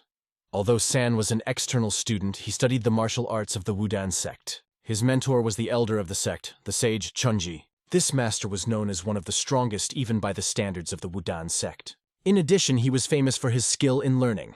Sun was glad that his men were finally starting to think strategically. The Wudan sect is among the 10 strongest sects. The level of direct students of these schools is hard to even imagine. If the master can be persuaded to join them, it will spell the end for Choka. Even if he is truly a demon lord's disciple, he is too young and inexperienced to face Wudan's direct disciples. If Choka falls, the fortress of the 5 mountain peaks will also come to an end. Finally, their long conversation ended and a new day dawned. The table in the fortress was covered with delicious food. And all this was more like a dream than reality. Their dying wish was to eat to their heart's content, and today, it finally came true. The boys were happy to see a table covered with sumptuous food. Although everything seemed too expensive, they reassured themselves that they deserved it. After all, they were together with the strongest in Henan province, Yong Choho. However, Choha modestly objected, believing that the head is still the strongest. He could not take his eyes off the expensive clothes in which he was dressed, considering them too luxurious. But the boys asked him not to worry, reminding him that it was he who earned this money for 5 mountain peaks.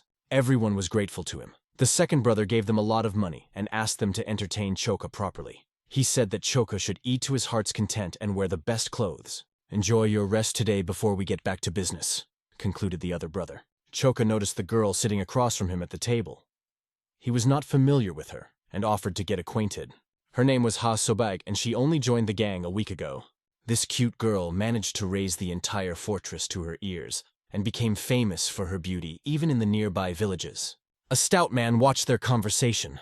Khan said that Sobek joined them because of her popularity. She ran away from a bully who was forcing her into marriage. Suddenly, a low, rough voice rang out.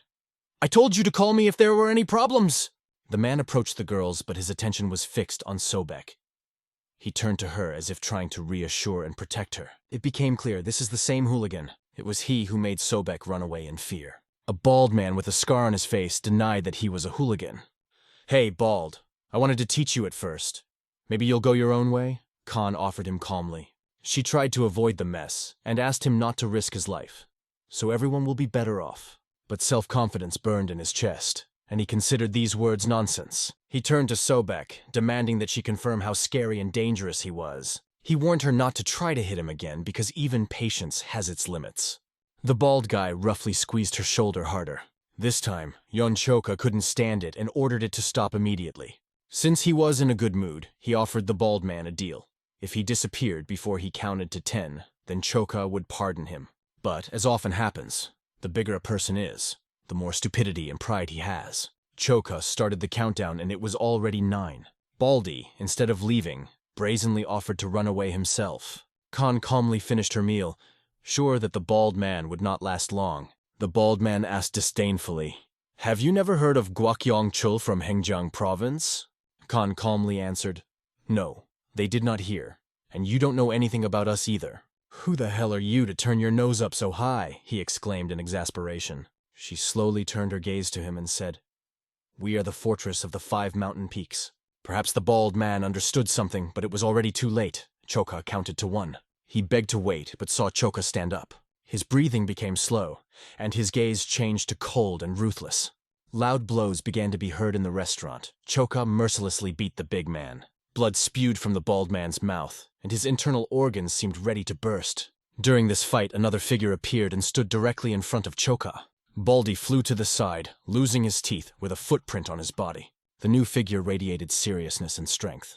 Her cold gaze exuded confidence. He stood firm, like a rock, with unshakable confidence in his abilities. As he concentrated, all the objects around him, boards, dishes, rose into the air, enveloped in energy that glowed the same color that enveloped his body. Yeon Choka looked at him with interest. Those terrible cold eyes radiated menace and power. At that moment, a man ran up to him from behind and asked why he did not warn him in advance. "This street is dangerous." "I have already called the carriage.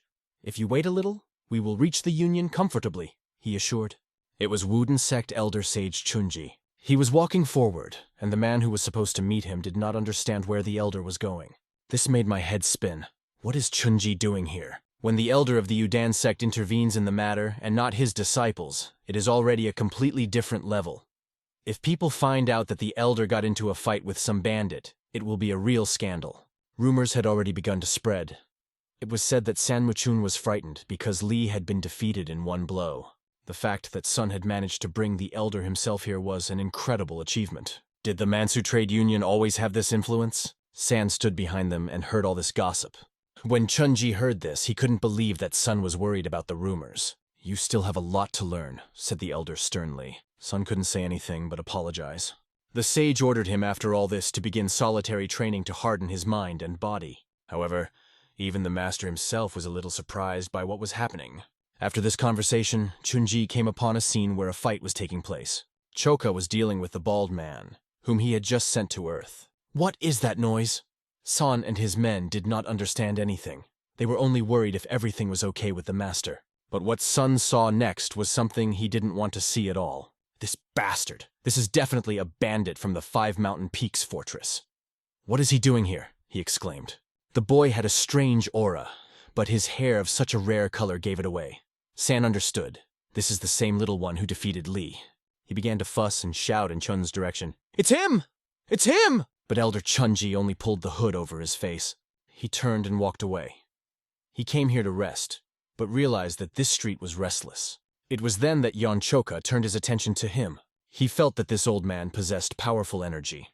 It was obvious even to the uninitiated. Khan just sighed, clutching her head as she looked at the shattered place. The head ordered to avoid trouble in order to preserve one's reputation. "Now you will need a lot of money for repairs." Ion made an excuse. "The bald guy made me angry himself. I gave him a full 10 seconds to escape." "Okay, forget it," Han breathed, trying not to spoil her mood. "And you broke the table," Khan complained. She just wanted to eat, and what to do now? In addition, the restaurant itself suffered serious damage. After listening to all the claims against him, Yeon Choka decided to take matters into his own hands. "I didn't think this bald guy would turn out to be such a weakling," he explained. "Flew away from one blow. It would be surprising if he resisted," Choka added. The girls just shrugged. Khan got some money, that's all they had left. "Fortunately, after paying for the repairs, there will be enough for at least rice soup. Unfortunately, there won't be enough for Sobek to buy new clothes," she added. "And you so wanted to look like a real bandit." Sobek waved her hands, excusing herself. "I didn't say that." Han covered her mouth with her hand and said, "Okay, let's buy new clothes next time." But John suggested, "We can buy clothes instead of food." "I think this will not be enough. But if you're really sorry, you can listen to one request of mine," said Khan. Hearing these words, John agreed. She once again warned, "Just don't go back on your words later." Her request was to teach them in Sobek martial arts. Meanwhile, Chunji walked forward. San ran after him, trying to tell about Choka. But as soon as he started, Chunji interrupted him. I already know. He asked about the rumors that Choka was a disciple of the heaven-breaking demon lord. San confirmed, adding that it was because of this power that the Five Mountain Peaks fortress was quickly recognized as part of the Green Forest. But Chunji objected. If the demon lord had such an outstanding disciple, it would have been known long ago. He likes to show off and would not be able to hide such a talented student. Chunji was now satisfied that he had come here. He met a real martial arts genius. It was a great luck, really big. 3 days later, Huguan Province, Mount Wudan. The girl was carrying a bag with food and drinks in her hands. She brought it to the bearded man. No matter how much I look at this landscape, such beautiful places simply do not exist, she said, admiring the view. I brought some precious tea from the West Lake as a gift. I remember that you love him, said the leader of the Udan sect, Sage Taeho. He turned to the elder of the Wudan sect, Sage Chunji, known for his love of Longjing tea. However, Chunji understood very well that if Taiho brought such a valuable gift, then there was something important that needed to be discussed. It was all too obvious, and Chunji agreed with it. They made tea and, sitting opposite each other, began a conversation. Techo brought up the topic of serious problems with traders. Too many bandits have spawned in the Five Mountain Peaks fortress, and the Green Forest has also become more active. Chunji remarked that if the Green Forest was really involved, things could be complicated.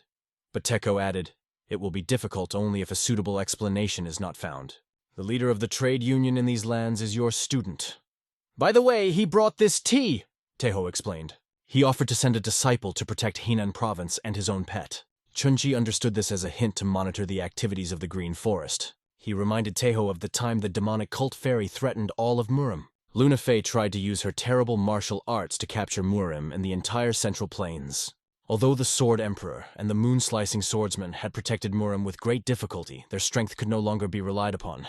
No one can guarantee that a similar threat will not arise again. Because of this, the sage was restless and did not know how long this peaceful time would last. Unorthodox sects also posed a threat to Murim. The Demon Lord, Heaven Crusher, the head of the Green Forest, had already defeated many famous swordsmen. It can be said that in modern Murima, no one is able to resist him. You want me to uproot this threat? Chunji asked. That's right, confirmed the sage Teho. This is another opportunity to raise the reputation of our sect. Besides, if Yuden sect's influence spread to Henan province, it would kill 2 birds with 1 stone. After listening to this suggestion, Chunji took another sip of tea. He slowly exhaled the warm air and said that he had one condition. After that, he abruptly placed the cup on the table with a loud crash. Let me deal with the Five Mountain Peaks fortress in person.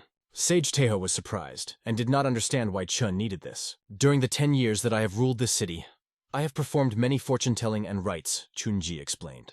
But what is strange, when I tried to guess my own luck, I never once drew a lucky sign. And at the same time, I never once pulled out a sign of failure.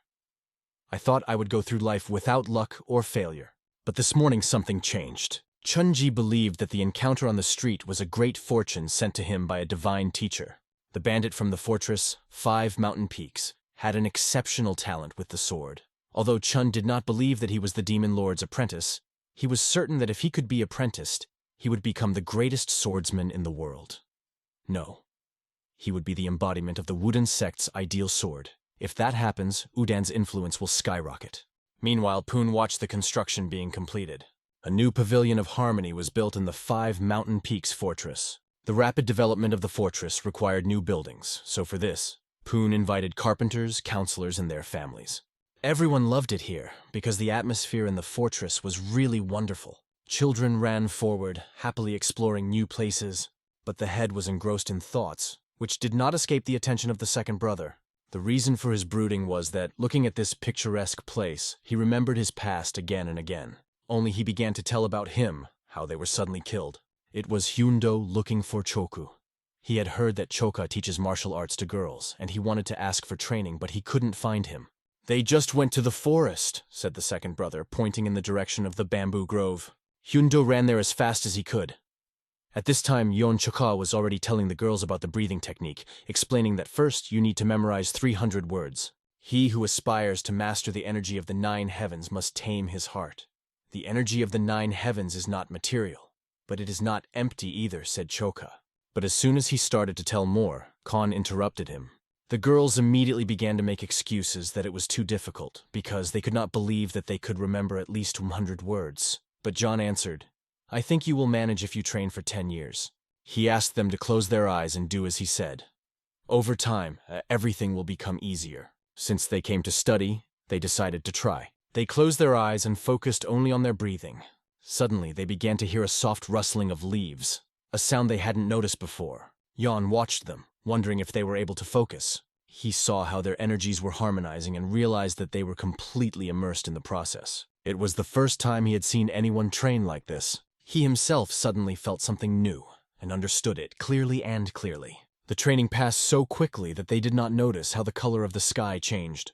The sun was already setting, and everything around was colored with crimson shades. Khan was the first to open her eyes, followed by Sobek. But Khan put her finger to her lips and asked Sobek to keep quiet. She did this because she saw Jan sink into deep concentration. He held his hands in front of his chest, forming an invisible sphere. The energy swirling around him seemed magical. John was completely immersed in the process. It seemed as if he was standing on the surface of the water, feeling only the light drops falling beside him. Immediately after that, John began to reproduce the movements in his mind. But immediately he told himself that it was not that, and asked himself what to do to get to know it more deeply. Then he realized that he needed to calm down and focus only on the voice of his heart. At the same moment, his reflection appeared in front of him. He tried to talk to him. "Now get ready," said a voice in his head. It seemed that these were his thoughts, but at the same time, the reflection was speaking. Ion concentrated and stood in the same stance as his reflection. He moved as if they had always been one. The movements, which before seemed indistinct, now merged together, smoothly transitioning from one to another. It was a feeling that warmed the soul. A delicate aroma, similar to blooming flowers, filled the air. The flowers seemed to bloom over his body and gently touch his heart. But as soon as he opened his eyes, the flowers began to dissolve into the air. The girls, watching this, were speechless. John opened his eyes and looked at them and couldn't tell if something was written on his face or why their attention was so focused on him. "Choka, it was incredible. Can we do that too if we keep training?" the girls asked enthusiastically, fascinated by what they saw. He asked them to stop getting so excited. "From now on, you will repeat these words every morning and every evening during your breath concentration practice. Training is over." Choka turned to go back and finally eat, while the girls followed him, animatedly discussing what they had seen. They couldn't stop talking about how beautiful it was. On their way, they met the head of the fortress, who was deep in heavy thoughts. It became clear that something was wrong with the commander. He stood and looked at the new building, as if he were completely alone, despite the people around him.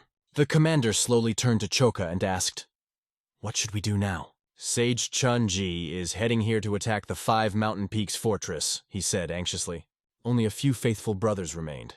Everyone else just ran away. The commander gathered everyone for a meeting to decide how to proceed. One of the brothers suggested using the time before morning to escape. The commander did not know how to respond to this offer. He turned to Yanggak. "Do you have any ideas?" But Yanggak only shook his head. He didn't know any trick that would work against Sage Chun-ji. "So what should we do?" asked the second brother, nervously looking at everyone. But Yanggak gloomily replied that the 5 Mountain Peaks fortress was already finished. He advised everyone to accept this fact and understand the following. Sage Chun-ji is an elder of the Wudan sect. He is the strongest in his sect and was once the most powerful in all of Hubei. His students are also incredibly strong. Challenging such a monster is the same as cutting off one's own head. Poon slammed his hand hard on the arm of the chair and told everyone to shut up. He turned to John. "What do you think about this situation?" Everyone else held their breath, waiting for him to say at least a word. But Ion stood, leaning on a wooden post that supported the frame of the building, and quietly said, "I don't know yet." They never heard a word from him again. Yanggak did not stop insisting. If they stay here, they will simply die. Turning around, he began to walk towards the exit, not wanting to wait for his death. The others looked at each other hesitantly. Their thoughts were written on their faces, fear and doubt. Knowing that Sage Chun-ji was approaching, they decided to run now. One by one they came out, but Lee Chul-sang remained standing. He was asked why he didn't go with everyone, but he just kept silent, staring into space. Lee Chul-sang turned and looked at the girls, who were reassuring each other that everything would be fine, but their faces betrayed fear and uncertainty. Then he firmly stated that he was not going to go. His friend realized that it was useless to argue and decided to just leave. Everyone had sour expressions on their faces that evening. Only 10 people remained on the spot. The girls proved to be stronger than many of the men who decided to run away. Poon thanked everyone who stayed. He understood that, from a rational point of view, it was necessary to flee, as advised by Yanggak. But there were new buildings, a pavilion and houses. The people who had recently returned to the fortress of the 5 mountain peaks could not just leave everything. Poon clenched his fist tighter as he sat on his chair. A tense silence reigned in the room. Suddenly, the wind rushed through the window. He brought with him some green leaves. One of the leaves fell right into Yun Choka's hand. He clenched his fist, and there was a sharp clap. This caught the attention of the commander and everyone in the room. Then Yun asked the commander, "Sage Chunji, can he cut a leaf?" Poon did not believe that his power would allow him to cut a person with an ordinary blade. He considered it impossible for any person. But if his opponent is not that strong, then there's a chance to fight him, Ion realized. Yoon stated this out loud in front of everyone and was even asked if he was serious. The commander had no doubt that Yeon was capable of detaining Sage Chunji. However, the words that Yanggak said did not give Poon peace of mind and kept spinning in his head. Suddenly the figure of Sage Chun appeared before his eyes. In his mind, Poon could see Yan fighting this opponent. He realized that the only way to defend the fortress was already obvious. This plan required a risk, putting a child's life on the line. And is there another way? They came here 5 years ago. Many new people joined them this year. The pavilion flourished and much was accomplished on the day. Everyone supported John, saying he would make it. However, the commander did not want to always rely on John alone. It was about an elder of one of the 10 great sects. Perhaps he is stronger than he seems. The commander could not risk the lives of his men in such a situation. He got up from his chair and announced the dissolution of the Fortress of the 5 Peaks. After some time, he came to a huge fence that served as a fence for the fortress. He clutched an axe in one hand while the other trembled. For some reason, his legs did not move. It was incredibly difficult for him to take this step. Suddenly, the rope holding the log started to break. He raised his head, and not understanding what was happening, froze in place. The log flew straight at him. He closed his eyes, but nothing happened. He slowly began to flatten them. The log was stopped by his brother. He explained that there was no way to escape. All of them held this falling fence with their bodies. The closest people gathered here, those who had the courage to stay. And among them was the one whom the commander most wanted to see. Yon Choka carried the most logs on his shoulders. Despite the weight, he asked the commander if everything was okay with him.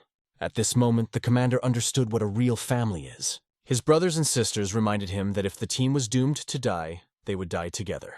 These words made the commander smile. He realized that they were all as unruly as they were brave. Some time passed, and some were already engaged in restoring the fence. Others lit a fire and enjoyed the crackling of wood. Fortunately, there were materials left, and the wall was quickly rebuilt. Finally, it was possible to relax a little. The commander offered to be on guard duty. The enemy could attack tomorrow, but there was always the risk of a surprise attack. Everyone unanimously agreed, "Yes, Chief." Among them was Gomyon, a former resident of the temple, Mio Hayondo, who escaped from prison, and Imdal, a clever thief, Sanchin and Soban, who used to practice slash-and-burn agriculture. They trusted the head, who considered himself an insignificant man, and he was grateful to them for such a family. He said out loud that he was very lucky. However, others were not so modest and emphasized that it should have been understood a long time ago. Then Khan stood up and addressed the head. "Since we've agreed to stick together even under the threat of death, maybe it's time to hesitate and accept us as a real family." She asked the others, and they all unanimously agreed with her. It was a great idea, and the chapter liked it too. Everyone happily supported this proposal, standing up and standing in a circle around the fire, enjoying the wonderful evening atmosphere.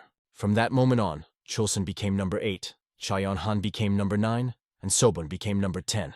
The head now relied on them as his true family. For John, this moment became a key moment in his life. Even if the thugs were familiar with the formalities, their oath was only an imitation of the Peach Orchard Oath from the 3 Kingdoms. They may have been ignorant, but that was enough for them. The Oath of the Peach Orchard is an event from Lu Guanzhong's 14th century novel, The 3 Kingdoms. Meanwhile, the mighty and incredibly strong Sage Chun was advancing. He was followed by a large army, about 100 soldiers. He warned everyone that it was time to prepare for battle. Soon the morning of a new day came. The boys were still asleep, some even with saliva on their faces. Jan woke up before everyone else and decided to go outside. When he got out, he took a deep breath and looked at the bright morning sky. His sword was tightly clenched in his hand, and there was only one thought in his mind. He tried to hide his anxiety from the others, but he was worried if he could defeat someone like Sage Chunji. Ian convinced himself that he had to win so that everyone could stay together. Thinking, he felt someone's presence behind him. Instantly, he turned and pointed his sword at it, shouting, "Who's here?" Poon stood behind him with his hands raised. The commander scared him. He went on duty so that the others could rest a little. He wondered why Jan was awake. Ion, scratching the back of his head, explained that he had already slept. But his words did not sound too convincing. Despite this, he continued to make excuses, claiming that he had almost rested. Suddenly, Poon slashed Jan with his sword to test his reaction. Jan managed to defend himself without problems. After that, a proposal was made to hold a warm-up duel. At first, Jan was confused, but soon he agreed because the idea sounded quite good. They began to fight on swords, honing their blows. Their movements were quick and skillful, their swords clanging as they collided. Poon also proved to be a skilled swordsman. During the match, he suddenly asked Jan for forgiveness. Jan didn't understand what the matter was. "I feel like I always rely on you even though you're the youngest," Poon said. Jan only asked not to worry, because they are brothers. But they were interrupted by the words that came from behind the wall. "Attention! The fortress of the 5 peaks." Immediately after that, the rumble of feet on the ground was heard. It became clear. The enemy is already here. The enemy brought his army. The head of the trade union, Mansu Sanmuchun, stood in front of the fence and loudly declared that they had better surrender. Otherwise, bloodshed would be inevitable. The head did not put everything on Choka's shoulders and jumped to the other side of the fence himself. Only the one who stands in front is worthy of the title of head. Climbing the fence, he saw a huge number of enemies, but he was no longer afraid. San, seeing him, realized that the head was standing in front of him, and tried to persuade him not to put up a futile resistance. But Pun's words were not at all what the enemy had hoped for. "San Muchen, you worthless fool! Do you think Sage Chunji's help will scare us? We will not run away from the old rascal. Shut up, you bastards! We're not that easy to scare!" San's face turned red with rage at these words. And Ion, standing on the other side of the fence, was smiling from ear to ear. Chun taught San not to give in to provocations, but he was not going to tolerate such insults. He shouted loudly, his voice so powerful that it sent ripples through the air. "Chapter, run away!" Jan shouted, standing under the fence. But it was too late. Chun simply demolished the fence with his scream. It was an unexpected move. At the same moment, Chun pushed off the ground. With his sword in hand, he was rapidly approaching, aiming the point directly at Poon. At this point, Poon was in mortal danger. The fear and tension that Jan felt instantly disappeared. He swung his sword to protect his brother, causing a blinding glow. A stream of light blinded Chun. Waves of energy swept right past him. The blow missed, but was so powerful that an explosion rang out in the mountains behind, destroying half of the mountain. Even Chun realized Yun's incredible power and admitted it internally. Looking back at the ruined mountains, Chun noticed something else. It was Ion, who had already taken off into the air and was preparing for a powerful attack, swinging his sword. Chun held out his sword for protection. Sparks from the collision of their blades scattered like New Year's fireworks. The onslaught of Ion's sword became stronger and stronger. Chun made the decision to jump back to increase the distance, but his hands continued to shake. Jan lowered his sword to the ground, stood in a stance, and asked, "Who are you, Sage Chunji? I felt your power when we crossed swords." However, despite this, Jan considered himself stronger. Chun didn't want to believe that anyone could be stronger than him. He only admitted one thing. A boy of his age already knew how to use sword energy, and it was impressive. However, Chun called Jan cocky and stared at him more and more intently, as if trying to remember where they had met. Then he remembered the scene of the fight with the bald man in the restaurant. "It is good that you are a Sage Chunji. You can't cut a person with a regular blade, can you?" Jan asked. This question made Chun laugh out loud. "I've seen many talents while traveling Jianghu, but I've never met one as fearless as you." Most martial arts masters swore allegiance to him at the very first meeting. That's why Chun decided to give Yoon a chance to see if he was really better than all his previous opponents. To give a chance was to engage in battle, and Chun rushed at Yeon. This sight stunned everyone who watched. Even the head just woke up. The second brother carried him on his shoulders and warned him not to be surprised. He explained that right now, Yeon and Sage Chun were fighting as equals. Their battle went beyond their normal strength. A sphere of energy exploded between them. Once again, they found themselves facing each other, ready for the next blow. "Unbelievable," Chun pointed out, acknowledging Yeon's strength. He offered to see if Yeon could continue to dodge and began to prepare another attack. The ground shuddered as Chun raised his sword up and spun around himself. But Yan responded with waves of energy that cut through space and carried destructive power. Everything happened at such a speed that it was impossible to even blink an eye. They were face to face again. Chun rushed forward first, moving in a stream of blue energy. He warned John not to let his guard down and always think one step ahead. "Seriously?" answered John sarcastically. "I know it myself." Suddenly, there was a loud explosion that threw everyone around. Yan and Chun once again stood facing each other, swords tightly clenched. But this time, Chun looked at him differently, without being too cocky. Is he really the disciple of Demon Lord Heaven Crush? Chun thought. Deciding to dispel his doubts, he asked John who his teacher was. John proudly raised his sword and pointed it at the sky. He didn't answer, but Chun already understood why the talisman had great luck. "I think you will be able to master all the Wudang sect's advanced techniques," Chun said. Yan didn't even know what it was, but he still decided to refuse. However, Chun was determined to force him to learn this technique and change the flow of his energy. His sword moved smoothly, clearly and mesmerizingly beautifully. A yin-yang symbol surrounded by magical signs appeared behind Chun. It was a Wudang sect technique that only elders could master.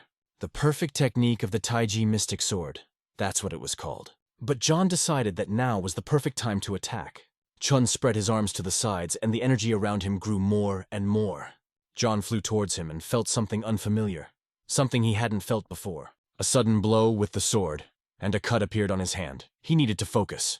The old man was already starting to annoy him so much that John could barely hold back his swearing. Landing, he raised his head, but there was no one in front of him. The problem is that Chun was already standing behind him. Dodging was extremely difficult, almost impossible. The brothers, watching this, were worried and already foresaw the inevitable consequences. Chun swung his sword, delivering a blow that could be decisive in this battle. But John managed to jump back, only receiving a shallow cut on his shoulder.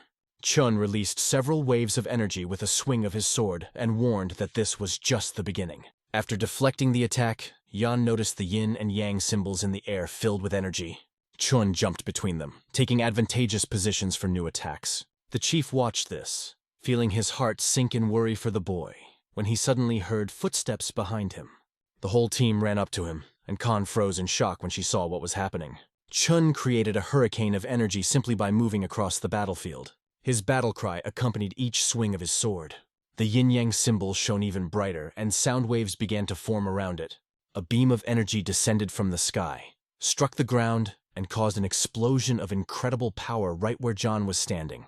Everyone ran, blinded and stunned by the shockwave. After completing the attack, Chun admitted that it had been a long time since he used his full power, but this time he was unable to control it due to the excitement of the battle. At the same moment, he noticed a strange glow in the sky and could not understand what it was. A huge dragon figure appeared from the cloud of dust and stone fragments. Plasma energy filled him with an incredible charge. The ground shook as the dragon charged forward, striking terror into all who saw it. Its maw radiated blinding energy, and its body was covered with strong scales. It was the embodiment of Yona Choka's energy. The western part of Laoyang, Warrion District. Several fighters were training next to the tables that were already set for the guests. One of the most important people at the table was Miss Beck. She was joking with the man sitting next to her. Mubek came over and thanked the Nangong clan and the elders of the Yan clan for their presence. He remembered how much he had learned during his 10 years of training in the Nangong clan and wanted to show off his skills. Beck was pleased that her son had reached the 7th martial arts rank. Although he was not as strong as his father, it was enough to be recognized as a master. Only these thoughts swirled in her head. Mubek took the sword and began to demonstrate what he had learned. He moved with agility and grace, swinging his sword in different directions, demonstrating his skill.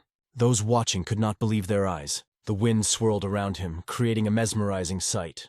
His energy and confidence in his movements spoke for themselves. He represented a great dragon whose claws tore the earth. Slowly opening his eyes, he prepared for the final movement. Just one swing of the sword from top to bottom, and everything around became magical. 3 energy streaks rushed forward, cutting open the space. The power that was felt at that moment amazed everyone present. No one could say a word. Everyone just stared in fascination.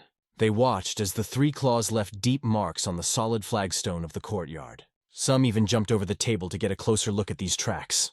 Miss Beck smiled slyly, watching the reaction of those present. The boy proudly put the sword back on his belt. At this time, Another dragon was making an impression on people on the battlefield. But there it was not for a show, but for a real fight. This dragon was summoned by Ion. He stood directly in front of Chun.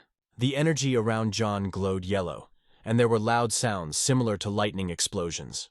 Then Yoon addressed Chun in a completely different, confident voice. "Have you really been hiding your power?" he asked. "Are you still underestimating me?" He warned the old man that now he would have to go all out and show all his strength. Chun's response was nothing but loud laughter. He did not hide his admiration. Unbelievable! In his opinion, a worthy opponent should have this kind of power. Wasting no time, he rushed into battle to put an end to it. Yan swung his weapon, meeting the attack. His eyes were colder than an icy iceberg, but the heat from his attacks was felt even from a distance. With the crackle of flame that accompanied each of their blows, they moved steadily forward. They came face to face, and suddenly, Chun was momentarily confused. 3 claws cut through the stone beneath his feet, and he felt their heat against his body. He was lucky, because he was between these blows. If he had been in their way, he would have been gone. Chun recognized the technique, and Yan reminded him, "Didn't you tell me not to get distracted a few minutes ago?" Gathering himself with new strength, Ion prepared for a decisive attack. Chun had almost no internal energy left. He struck a blow, which he called his last. They, like 2 balls, spread in the air, hanging for a moment. But Chun still wanted to hear the boy's name and asked him to give his name. Yonchoka came from the lips of the boy, illuminated by the light. Chok means crimson, and Ha means west. Crimson West. That's how Ion deciphered his name. Everything became clear, but his lips were already bleeding. His hand weakened, and he gradually let go of the sword. In a moment, the sword slipped from his hand and flew down. At that moment, his consciousness transported him into a memory. Chun understood everything. In the same second, his strength left him, and he fell to the ground. San now urgently needed to come up with a plan, because his strongest master was defeated. Yan stood proudly over Chun's body, leaning on his sword. He wanted to say something to the head. He turned to his comrades, who could not believe their eyes. "Yonchoka has won!" they exclaimed, almost dancing with joy. The girls couldn't hold back the tears of happiness that filled their hearts. John himself did not notice how he found himself in a horizontal position. He realized that he was sitting on the shoulders of the leader who congratulated him on his victory. "Hooray for the Fortress of the 5 Peaks!" rang out triumphantly over the entire yard. He raised his hands high and rejoiced as if the world belonged to him. He himself did not know where to turn from his emotions. He could not believe that his teacher had been defeated. And he also fell on one knee before his enemy. Sun immediately ran over to Chun, worriedly asking if he was okay. He could see that the teacher's wounds were serious, and he needed a doctor's help. Chun exhaled slowly, trying to stay calm. He turned to San. "Did you see this? I saw the sky above the sky today. He cannot be conquered unless the Emperor himself gathers an army," he admitted. He described this guy as someone who is dangerous to even approach. Rumors of Sage Chunji's defeat quickly spread and caused much controversy. In the southern region of Henan Province, men sat at a table discussing the news. Some were in disbelief while others confirmed that it was true. Chun had indeed lost. Nearby, at another table, Li Murian was sitting and personally stated that this guy could defeat even the elders of the Wudan sect. He said this as someone who had already faced this young warrior's sword, and remembered his movements, which were really impressive. Now they only guessed who could become his worthy opponent. A few more men approached, but he also destroyed them with one blow. After that, the Mansu Trade Union was defeated, and the whole province of Henan knew that no one could break the fortress of the 5 mountain peaks, for the sake of the reputation of the trade union and the Wudan sect. Its leader, Sun Muchun, tried to suppress the spread of this news. But despite his best efforts, rumors had already spread throughout southern Henan. The 5 Peaks Fortress has gone from an unknown group to the strongest community. The sage's defeat was initially considered false. At the same time, legends appeared about 10 heroes who defended the fortress. Among them, one name attracted the most attention. In the Fortress of the 5 Peaks, there is an outstanding martial artist named Yonchoka. According to rumors, only 10 defenders were against hundreds of warriors of the trade union and the Udan sect. Now they are called 10 heroes of the 5 Peaks Fortress. This information was reported to one man. The one-eyed man and the man in the black mask received these reports. They agreed to take the group to the Green Forest if they gathered enough people. Among them was one of the 12 demonic generals. He ignored all pleas to enter the Green Forest, and hoped that the nameless fortresses would be gone by the time the meeting was held. The meeting was less than a month away, and he decided to personally see if they were worthy of becoming a part of the Green Forest. A bird flew to the Fortress of the 5 Peaks with a note on its paw. In the Pavilion of Harmony, a man sat on his knees, begging to be taken back, because he had nowhere to go. He swore to the chapter that he would never betray them or run away again. The head asked him to get up. He stood up, waiting for punishment. And his premonitions were not in vain. The head waved his hand. He closed his eyes even tighter, waiting for the blow. But the head only put his hand on his shoulder and said, "Welcome back." He joked that he was so scared and thanked him for believing in him and coming back. This guy's name was Plut. He did not hold back tears of joy. He thanked and promised that he would repay the kindness, after which he ran in the other direction. The second brother thought that the head was being too gentle with them. If it is so easy to accept everyone, the fortress can be considered weak. He insisted that only those who would remain even in the face of death should be selected. The head explained that they have not yet been recognized as part of the Green Forest. After the expansion of the organization, dozens of new fortresses appeared, which the old ones considered just gangs and did not recognize as their own. The second brother thought and realized that no one had come to help. Hopes for the name of the Green Forest turned out to be in vain. The chief didn't want to rely solely on John anymore. He wanted them to be officially accepted into the Green Forest. But the second brother had no idea how to achieve this. The chapter had a plan to demonstrate at the upcoming meeting of the Green Forest that they could not be written off. If they are recognized, they will be able to use the support of other fortresses. This requires people who can protect the fortress. The second brother finally understood the intention of the chapter. It also meant that now more people had to be fed and worked even harder. Meanwhile, Choco went in search of the old man. The bird has already flown to the place with the note. She sat right on Chun's arm, and he took the note. Sitting on a rock, Chun began to read it. The note read, "I heard you stayed in the Five Peaks Fortress. The long absence of the sect elder sets a bad example for the younger ones. I hope for your quick return to the Udan sect." Not even an hour had passed when Yoon appeared behind Chun. He was the one he was waiting for. John came up and asked, "Uncle, are you going to go?" "Why should I leave? I haven't rested in a long time, so I want to enjoy some peace before I go," Chun said. "Why are you staying here? You could just go to the trade union," Yan asked. Chun explained that he was waiting for a response from Yoon himself. That is why he is still here. John tried to guess what he meant. Maybe Chun wants him to take him on as an apprentice? But Chun objected. In fact, he meant something completely different. The complete opposite. "I was called the strongest follower of the Udan sect. I collected inner energy faster than anyone else, and mastered the most complex techniques. It's been 30 years since I started learning the Tai Chi mystic sword technique. No matter how much I practiced, I was never able to overcome the limit of 3 limits, Chun added. This story was something new for John. He did not understand what the 3 great limits meant. Chun decided to explain in a simpler way. He wanted to become Yoon's student.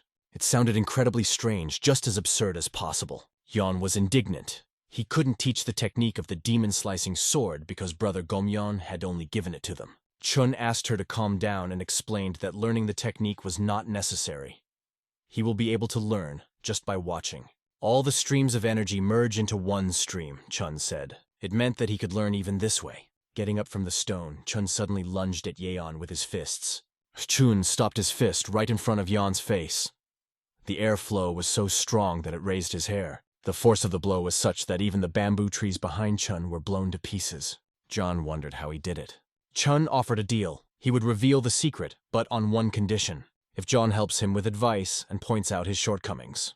After all, despite his strength, Ion has not yet learned to use it to its full extent. Chun suggested that the reason was that Yan did not understand the basic theories of martial arts. As he masters the basics, his skill and understanding will grow. After explaining this, Chun extended his hand to Yan.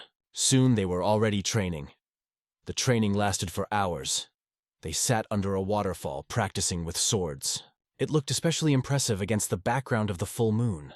Once, while walking along the road, they met a group of children running past with sticks.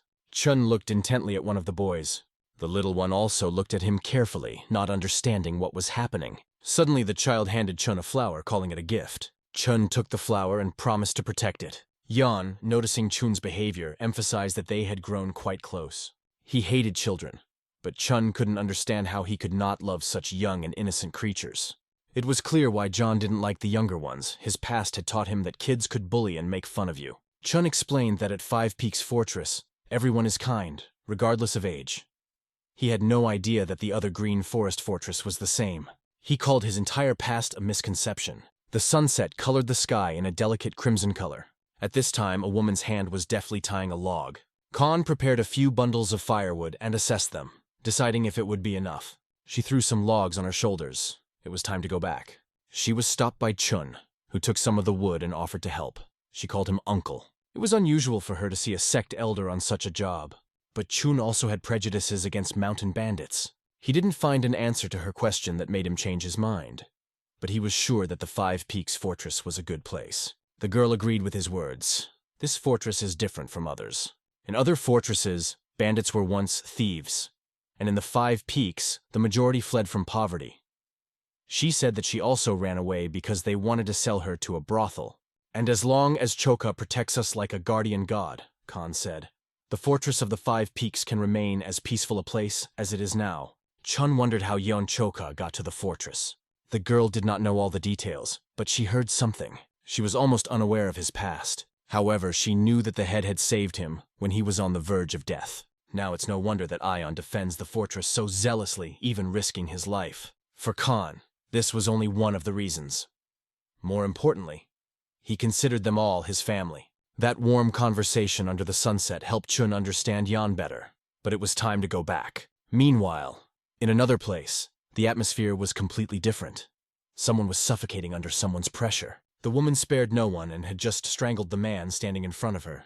A masked man stood nearby and said, "Congratulations on reaching the rank of Grand Demonic General." She smiled and replied, "Finally the time has come."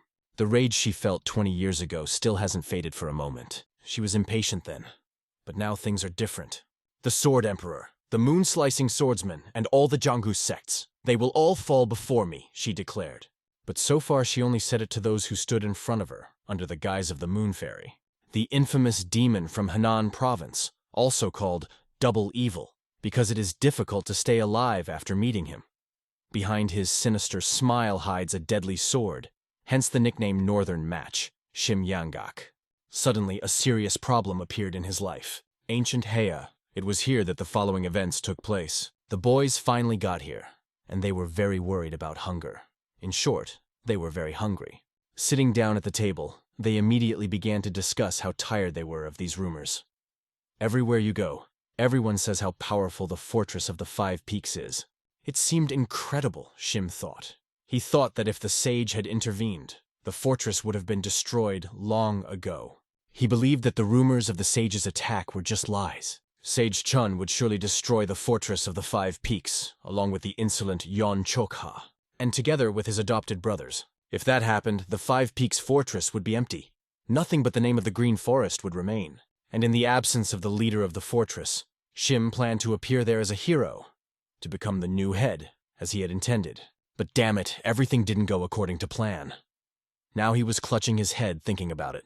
Suddenly he heard a man behind him discussing the 10 heroes from the Five Peaks fortress. They continued to sit in the back discussing their power.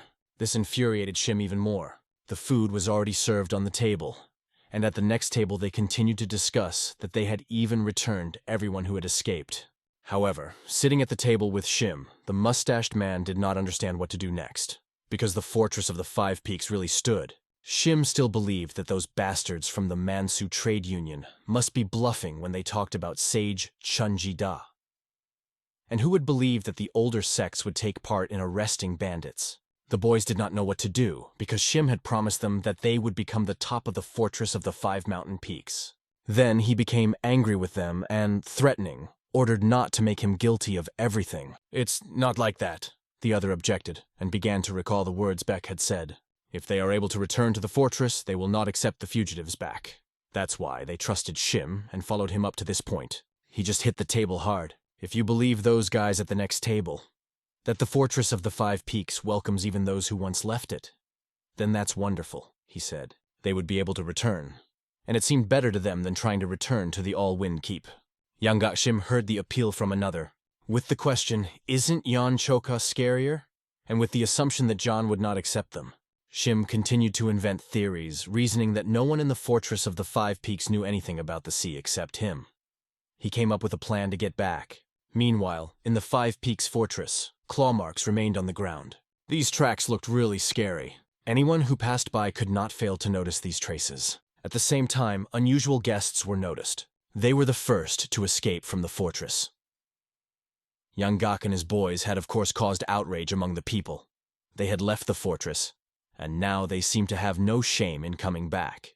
They walked forward towards the fortress, and every look they met on the way was full of condemnation.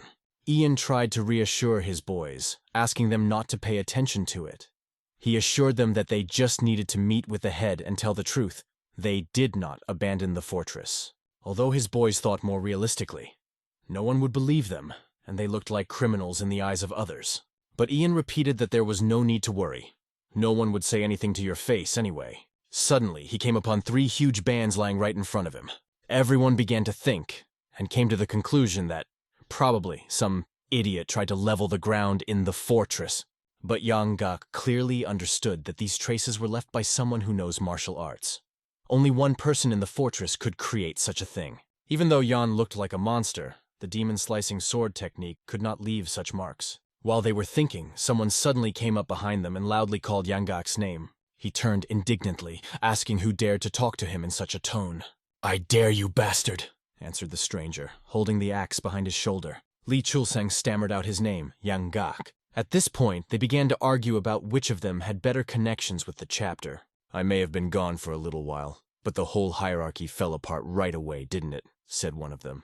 These words made others mad. Chulsun couldn't stand it, and suggested that Young Gak greet his elder. At that moment there was a loud knock on the door. Shim Young Gak, Huang Yomen and several other men were standing under the door. Going to the head, one of them reported that these people had returned to the fortress.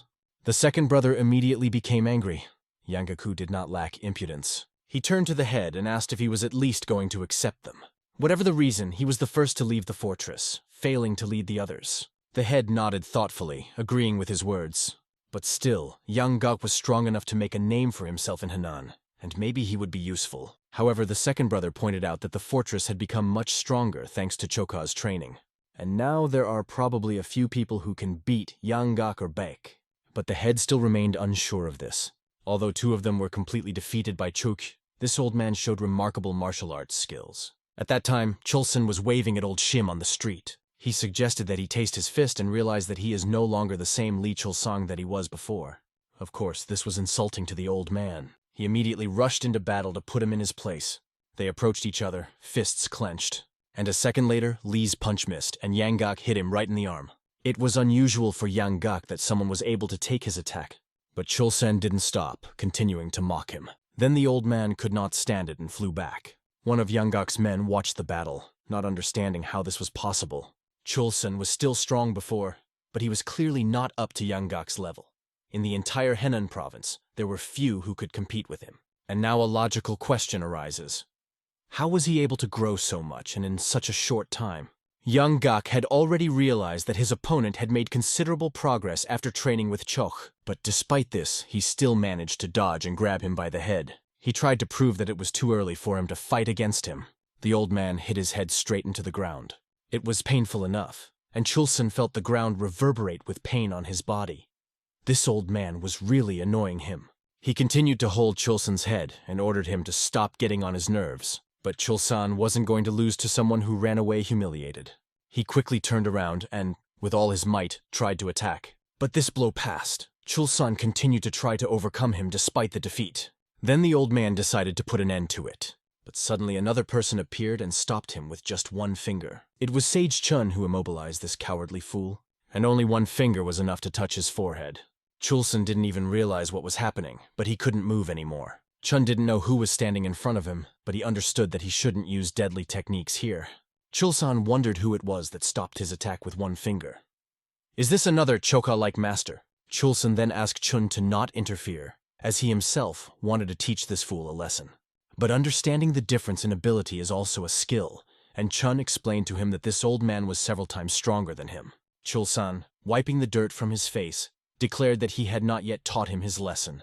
When Chulsan addressed him, he said his name was Sage Chun Ji, a name Yang Gak was familiar with. He then realized that before him was the elder of the Wooden sect, Chun Ji, and at that moment it seemed incredible to him. What's left here, he thought, still reflecting on the fact that the rumors of his defeat were not a lie. But why is the elder of the Udan sect in the Green Forest Fortress? Moreover, he's not even part of their fortress. To their question, Chun answered briefly, "What's your business?" And at that moment, another person appeared that Shim didn't want to see. It was Yeon, who explained to Yang Gok that if he wants to come back after everything he's done, he has to be ready for the consequences. This place is one of the 5 highest peaks. Yang Gok rose, thinking of how he once held the entire province of Henan under his control, and even children cried at the mere mention of his name. Now he was humiliated to the edge. This thought pissed him off. He was sure that it was all John's fault. Events that happened 2 hours ago, it seemed that he was about to die from impotence. It was all the fault of John's greeting, who greeted him generously with his fists. Things got to the point where John even broke his arm. Now, left alone, Yang Gok swore to himself that one day he would definitely get his revenge. But suddenly a strange pleasant smell caught his attention. There was more and more blue light around. The light went ahead, but there was no one there. Only an elusive energy. As he moved on, Yang Gok saw Sejchunji. Across from him, John rushed forward with his sword at the ready. They had a training session where Chun helped Yeon improve his weak points. Ion jumped high into the air and launched an attack. Chun's hand swirled with energy, but he reached for his sword. He was convinced that he had already surpassed John, and even apologized before attacking. "Dream! This is impossible!" John answered sharply. At the same moment, a powerful wave swept through the forest. Yang Gok, like a mouse, watched it, not believing his eyes. What kind of trouble is going on here? Elder Udana is fighting some brazen bandit. If the Orthodox sects find out about this, they will simply burst with indignation. The energy with which they fought broke all the limits of what was possible. Everything around was destroyed by their blows. If it's just training, it's scary to imagine what they've come to. What will these guys be able to show in real combat? Training with such a strong opponent in such circumstances makes you grow incredibly fast. It's a pity only the forest that they destroyed during training. After another blow, a giant wave of dust rose up. Yang Gok began to tremble, barely understanding what he had just seen. How can an ordinary aura have so much power? Flashed through his head. It looked like the end had come for Chun Yun after the punch, but he continued to stand, not going to give up. Even Chun was surprised by Yeon's resilience, and it wasn't the first time. But Ion only raised his sword up. He admitted that it was indeed dangerous. He realized that he would no longer be able to block attacks with the demon slashing sword technique. Now it's time to get serious. Yang Gok watched in disappointment, hoping for a quick end for the boy. He held his breath as he waited for Chun's next attack. Chun braced himself, drew his sword, and said he was ready to continue as he was just warming up. But instead, he jumped up to use the 9 Heavens art, second formation. The light grew brighter and brighter, covering everything around. John swung his sword using the Dragon Ascension technique. At the same moment, the forest shuddered from a powerful explosion. The wave of energy was so strong that Yang Gok could barely stay on his feet. The sky became thick with smoke, and it almost disappeared from view. The best Chun could do was jump back.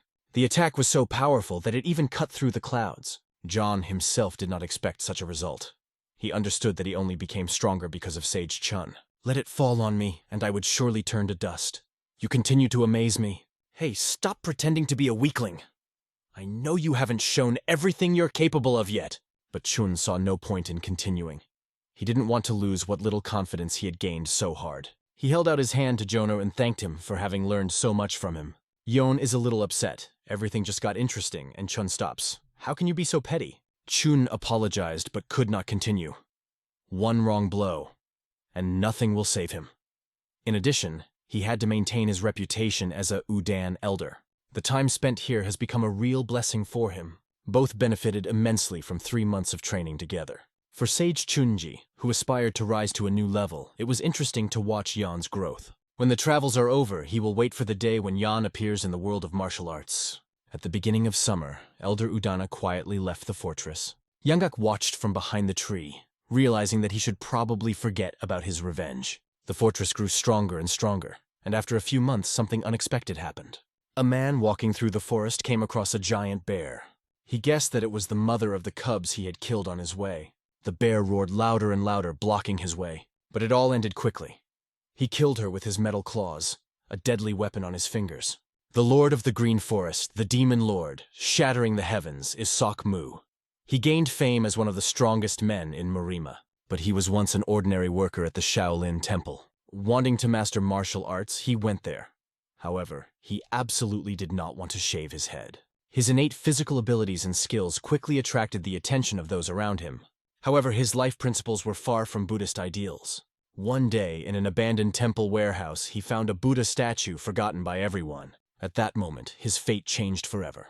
Hoping to gain approval and the opportunity to learn martial arts, Seokmu decided to thoroughly clean the statue, but he tried so hard that he accidentally broke it. However, luck smiled at him. Inside the statue lay ancient scrolls, the sacred scriptures of Asura's dark sky. Having studied them, the future demon lord went on a journey.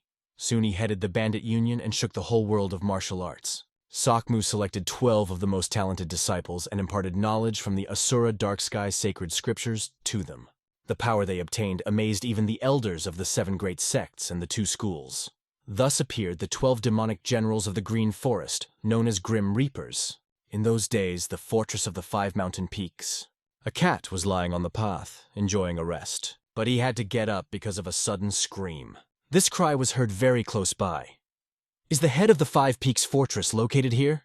The newcomer called himself the messenger of the Green Forest. He also claimed to be the disciple of the demon lord, Seokmu. Poon rushed to meet him. He was shocked to say the least when he saw who had come. In front of him stood a giant with a flask of alcohol.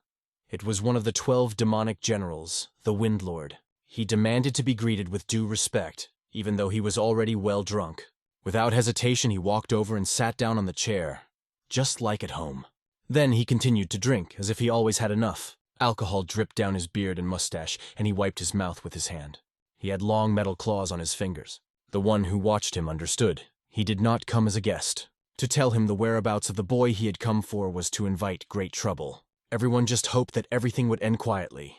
She had to say that he was gone now, which made the newcomer quite angry. The chief listened attentively to his every word. If the mountain bandits were only engaged in debauchery and drunkenness, the trade union, the 7 great sects, and the 2 schools would have dealt with you long ago, he said. He urged them to behave with dignity so as not to dishonor the name of the Green Forest. Poon promised to remember his words. He assumed that the guest was tired from the journey and wanted to offer something, but he refused. His face was already burning from alcohol. He pointed his finger at Han and another girl, asking them to introduce themselves.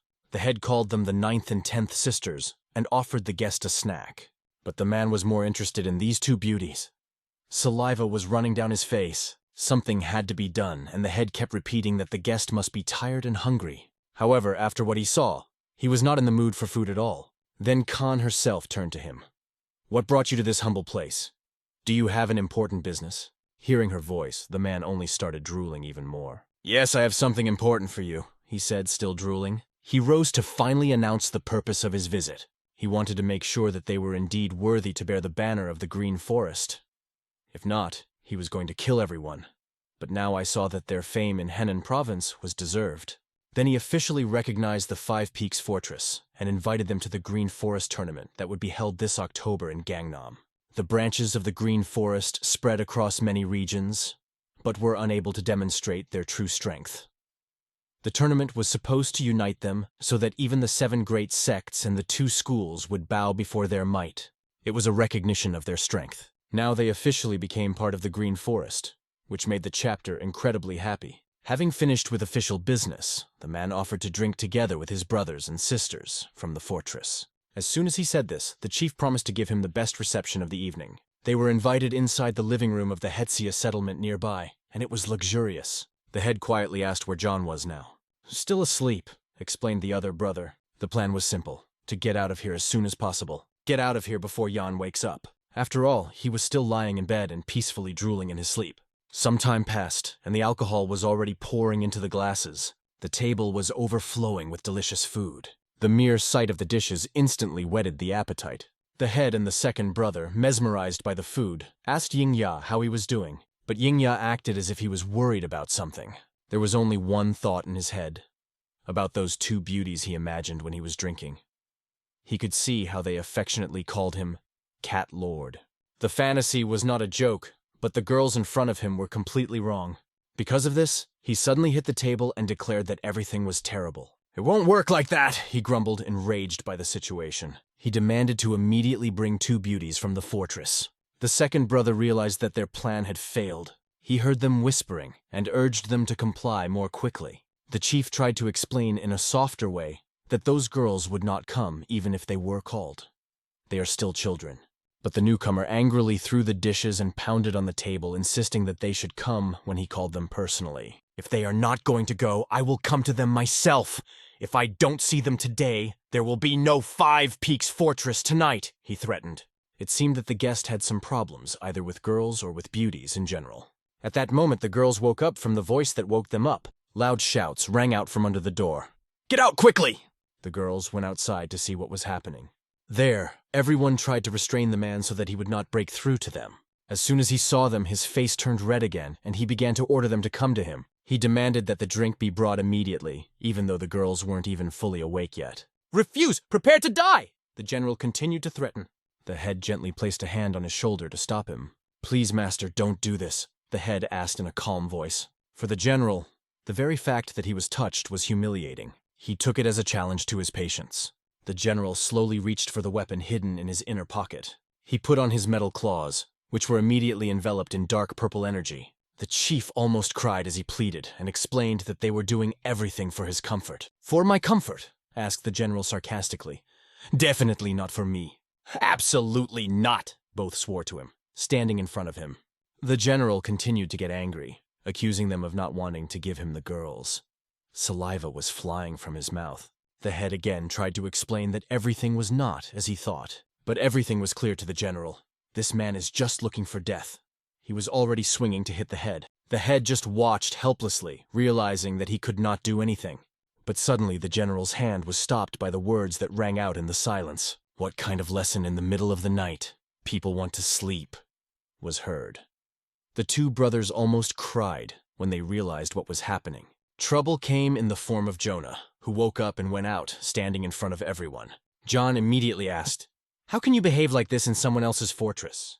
The general turned his gaze to the girl, but she quickly began to make excuses that she did not say it. The general warned everyone that he was not in the mood for jokes now. "Jan, come out. Today you will go to hell," sounded his challenge. The girls, seeing John, understood that the real battle was about to begin. John came out without even changing his clothes, right in what he had slept in.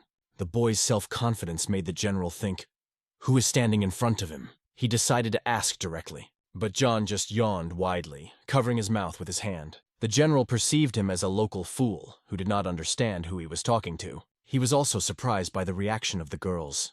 He expected them to pull John to the side, but they stood still. "What, frozen?" I asked. "How are you going to send me to hell?" John asked. The general's head almost exploded with rage. He decided that this guy was either being bullied or crazy. Killing him was the easiest solution.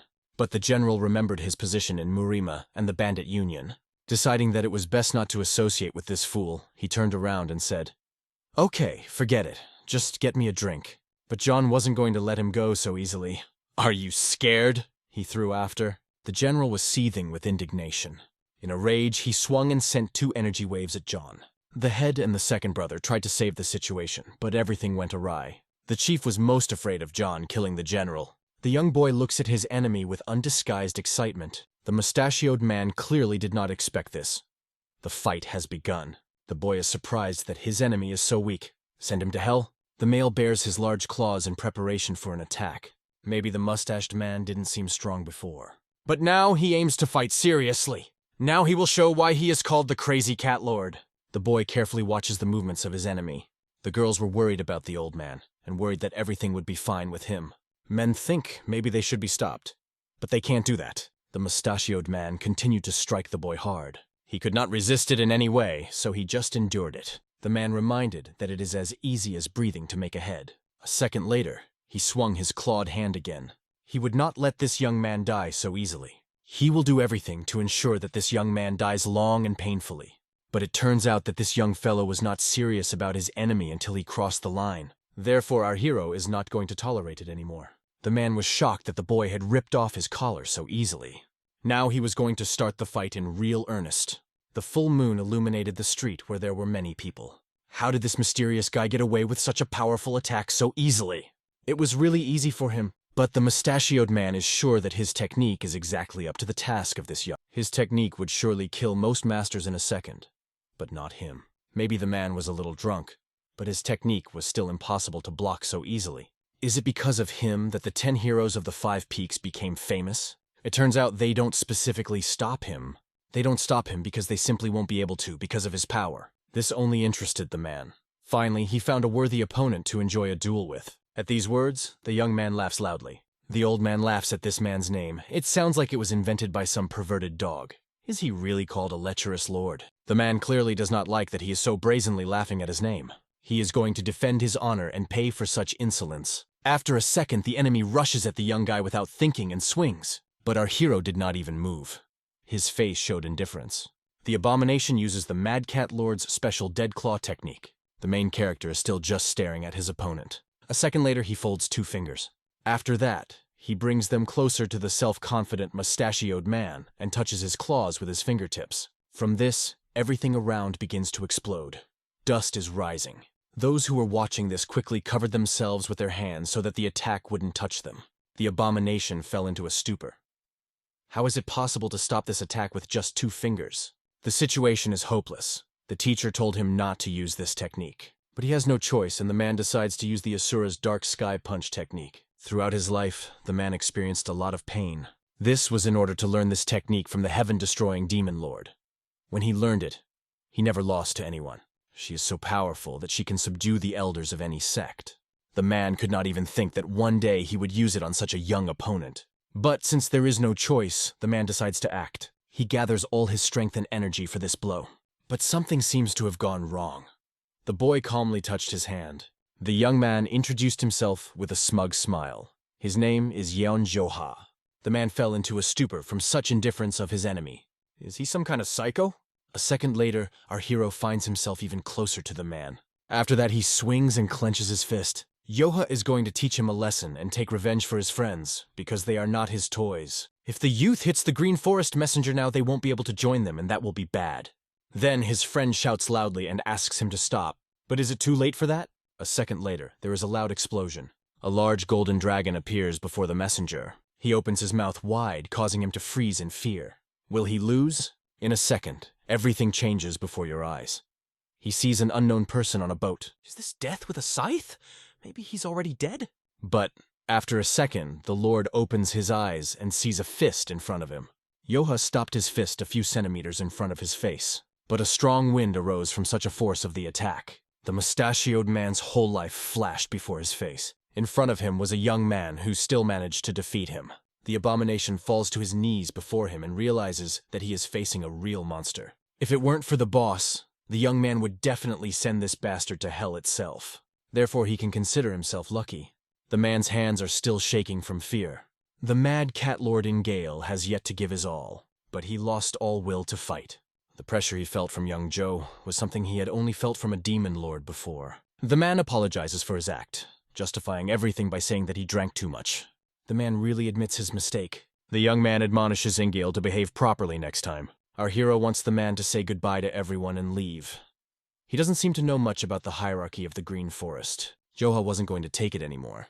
He was very annoyed anyway. Seeing his rage, the man immediately obeyed his order and said goodbye to everyone. After that, he quickly rushed away. Thanks to the main character, the status of the 5 peaks was not affected. Because of this, the majority decided that Yoha was stronger than even the Demon Lord. Therefore, respect, envy, and trust in him grew to the maximum. At this time, Ingale quickly ran away without looking back. Before, the man could not even think that such a monster was hiding in the 5 peaks. If he shows up at a Green Forest meeting, his existence will cause real chaos. At this time, someone blocked the way to the trade union. The sun will soon set, and the union is still on the way. This unknown person wanted to check something, but the man was not going to give permission for this to some stranger. The man continued to insist he must do it. But the head of the union was still not going to give in. The head did not like the brash tone of this stranger. The stranger's nerves were on edge. Why do they blow up an elephant? A man threatens his daughter's life. But the head does not take his words seriously because there are many of them and he is alone. This is his last chance to leave quietly. The stranger has no choice but to kill them all. Then, the head orders to start an attack and bring him the head of this scoundrel. 20 years ago, people would run away if they saw a person in black. The unknown passes through the Alliance soldiers without any difficulty. He slits their necks, cutting off their heads. The main mission of the warriors was to protect the messenger of the chapter. But it was difficult to do because the stranger was a real master. No one could resist him. Suddenly, the head of the union and his daughter disappeared somewhere. Enemies continued to attack the boy. The boy continued to strike. He easily passed their security. The men looked at their opponent in shock, cowering in fear. The messenger of the chapter threw his men to their deaths without thinking. He seems to have figured out who they are. According to his witnesses, they have what the person they need is looking for, and what he needs the messenger most likely took with him. He doesn't need the others, so he can just kill them. The warriors cursed with fear. Their enemy is like a beast of prey. At this time, the messenger and his daughter were running away from there. The guards who were with them wanted to go back and help the others, but the messenger forbade it. They won't do anything, even if they come back. The man mentally apologized to his subordinates. He promises to go to hell for them when this is over. But now he has to survive. Must, even at the cost of the lives of others. He remembers the terrible monster that hung over people. He remembers how the elder handed him something. It was some kind of casket. The thing that he protects so much should not get into their hands. There was some seal and layers inside. This thing can't get to those bastards. A silver moon rose above the mountains, flooding the path with a cold light and paving the way through the darkness. The warriors raced without stopping, realizing that their main goal was to run before the dangerous mountain range. The girl turned to her father, begging for a break. She could no longer run, but she knew that stopping meant a mortal threat. She explained that they had been running for quite some time. It was time to rest, because the strength was at the limit. Her father sharply rejected her words. He couldn't stand that she was wasting her time again with a high-level master chasing after them. This pursuer is Master Qinggong. If they relax even a little, their heads will be under his blade. The boy alarmedly turned to the owner, warning about a suspicious figure that appeared ahead. The old man sighed excitedly. It became clear. They were surrounded and there was no way out of the trap. Awareness of danger bound everyone with fear. The old man prepared his men for battle, ready to defend himself to the last. He ran, hoping to protect the 8-beaded bell, even though he knew that their alliance had lost everything. He could not easily fall into the hands of the enemy. He had to warn the great sects about the threat of the cult of Jonah. A repeat of the nightmare of 20 years ago cannot be allowed. They made every effort to survive, but danger was still looming. A shadow appears on the horizon. The darkness of the night hides what they feared most. The warriors gripped their swords tightly, preparing to defend themselves against these bastards. A boy by the fire was roasting a chicken and almost choked to death watching the foolish antics of these fools. The old man sharply turned his attention to this fire, realizing the danger. If this young man is not wearing black clothes, then who are they really? The stranger calmly repeated the words of his boss about how he almost choked. The old man had only one thought. To which orthodox faction did they belong? If the heavens are still on their side, they can get out of here safe and sound. But first, let's recall the events of 3 days ago in the Five Peaks Fortress. They discussed the plan of how to remain unnoticed among the enemies. After all, there will be many suspicious people at the meeting of a large group. To reach Mansipin, they will have to travel through villages and cross the territory of the Namgun clan. Nothing good will come of it if they incur the wrath of the 10 great sects. The Namgun clan has one of the strongest leaders in Murima. Even if the orthodox factions are busy hunting down the demonic cult, they will attack them as well once they find out that they are mountain bandits. The boy gritted his teeth when he heard this. The old man must have forgotten that the Five Peaks Fortress could easily destroy these scum. In addition, their path leads to the officially recognized territory of the Green Forest. Trouble can be avoided even from 10 sects, but these fools behave too arrogantly. Do they not understand? The Namgun clan is one of the 10 strongest sects with powerful masters. The boy complains that they can't speak so disparagingly of the sage Chonji. The Five Peaks Fortress should be respected and reckoned with its strength. Suddenly, girls appear on the horizon and approach the boys and ask what happened. They agree with all the plans, but they also need to prepare. It would be nice to travel without too much trouble. Warriors pay attention to girls. Technically, there are no rules forbidding anyone but orthodox factions to wear such a uniform. One of them jokes, "The girls are so cute, and they also look luxurious in such clothes, like birds that decorated their feathers." At this moment, our hero appears. He put on a new outfit and is not sure if he did it right. He has never worn such an elaborate outfit and doubts whether it looks right. The hero wants to know if everything looks as it should, at least on the outside. When everyone saw him, their mouths fell open in surprise. He looked incredibly beautiful. The boys became jealous because the girls now paid attention only to him, as if he were the son of a noble family. The next day it was necessary to take care of the security of the fortress. Local residents had to fend for themselves while their warriors were away. The boy believed that everything would be fine and they would return with good wine. Huang Emyong swore on his life that he could rely on them. He will protect the fortress at any cost. He only wanted a safe road for them and was sure that there would be no problems in the fortress. All hope is in the monks. Despite their martial arts prowess, the reason for the masking was not only the threat from the clans. Although the Jinan trade union seemed peaceful, if it learns that the defenders have left the fortress, it will certainly attack. Their faces are too recognizable, so camouflage was necessary to avoid detection. You need to be careful when meeting with a trade union, because there is a great risk of exposure. What is the problem? John Hawk explained everything wrong. It is actually a good thing that they disguise themselves so carefully as an orthodox sect. No one even looks like himself. Even he doubts that anyone will recognize him. If someone asks what he does in life, what will this boy answer? He thought, because he himself did not know what to say. They walked through difficult mountain ranges, overcoming obstacles. The boy stated that they were following the bending path because they were students of the Flying Dragon sect. On their way, Yang Henan meets the ambassador of the trade union. He offers to go together. The boy asks if they are from the trade union. If so, then it is better for them to go their separate ways. The old man did not even have time to say where they were going, but he was already pushed away. The boy realized that he had screwed up and glanced at his brothers, who were looking at him reproachfully. The old man decided to continue the dialogue. There are reasons to go together, even if they don't see it. The trade union seems suspicious to them, and the situation seems more complicated than they would like to know. They don't want unforeseen problems. Therefore, it is better not to waste their time and move on. The warriors simply turn and walk away, doubting that this ambassador is capable of helping them. The sage thinks, the Flying Dragon sect. This is the first time he hears about such a thing. Analyzing them, he felt that the inner energy of the students was quite strong. Their aura radiates confidence. He was especially interested in the boy. He had never seen a young man with such incredible strength. The old merchant understands that the sun is setting. It is only a matter of time before they are caught and killed. His soldiers can barely stay on their feet. It will be difficult for them to resist even in the weakest fight. He had no choice. He pulls out a bag of gold and apologizes for not being able to tell the details. It was an unexpected request for them, which made them think. When the old man opened the bag of gold that shone in his hands, he sincerely asked for help. He promised to pay the full price and do everything to ensure that their help would not go unrewarded or insulted.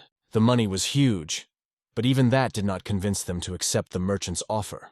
The team, with sadness in their eyes, experienced the rejection of such a large sum. It was a great opportunity to make money, but the boy did not understand it and refused them. Poon Yancho refused because the offer sounded too good. Nothing in this world is free. The trade union does not act to its own detriment, and this proposal seemed suspicious to him. In addition, the man asked to take care of some strange object. Pun Yongcho was not wrong, especially trusting his intuition. They did the right thing by refusing. The old man was tormented by the thought that with this money, they could travel without fear and worries. For some, it seemed like a bargain. It would not be so difficult to protect the merchants on the road in the other direction. One of the monks could not stand the hesitation.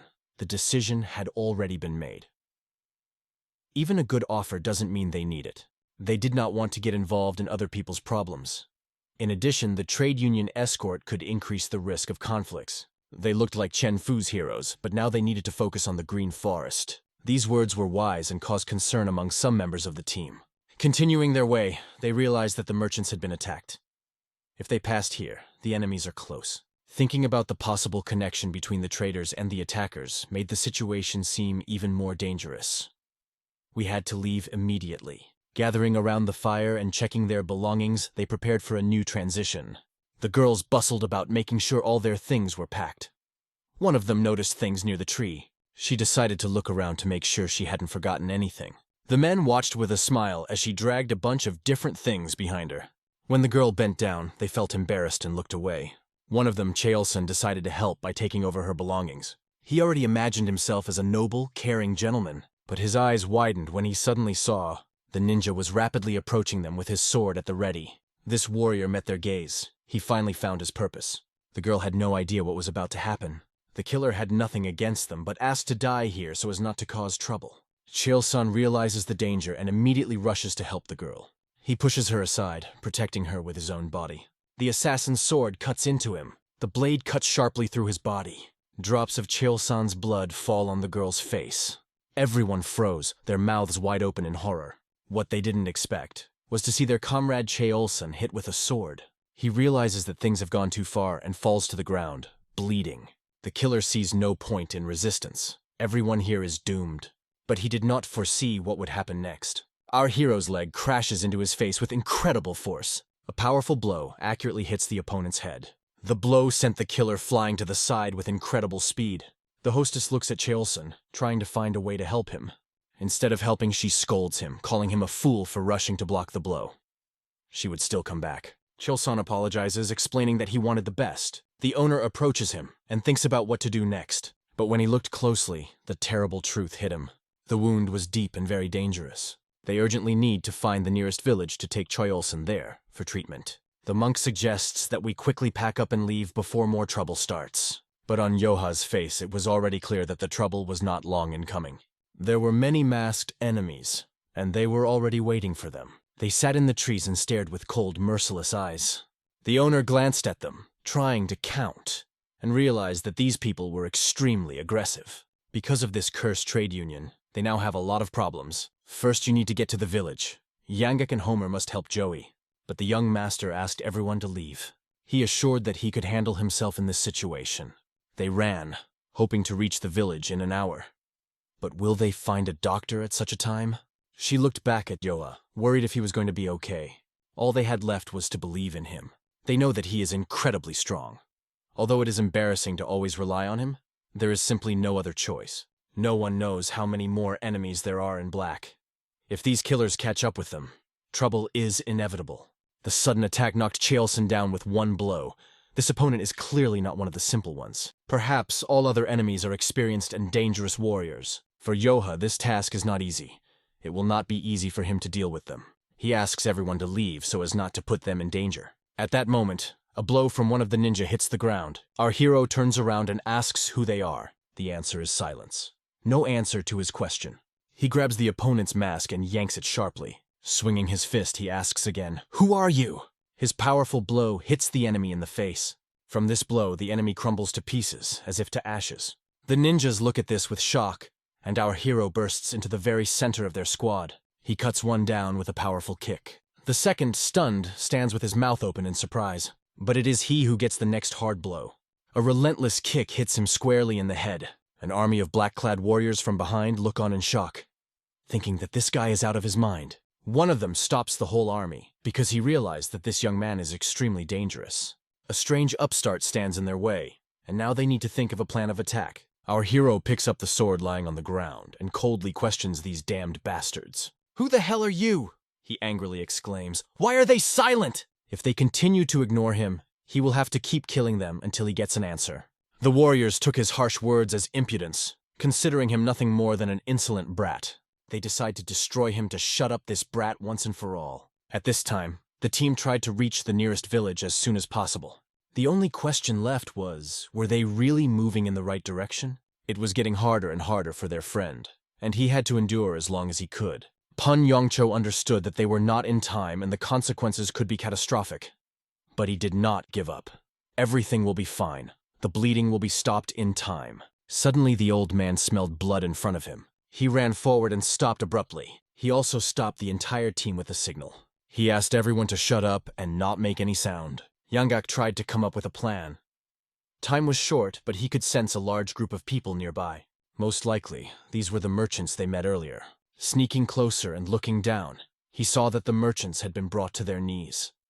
The road to the village now ran through them. It was a real problem.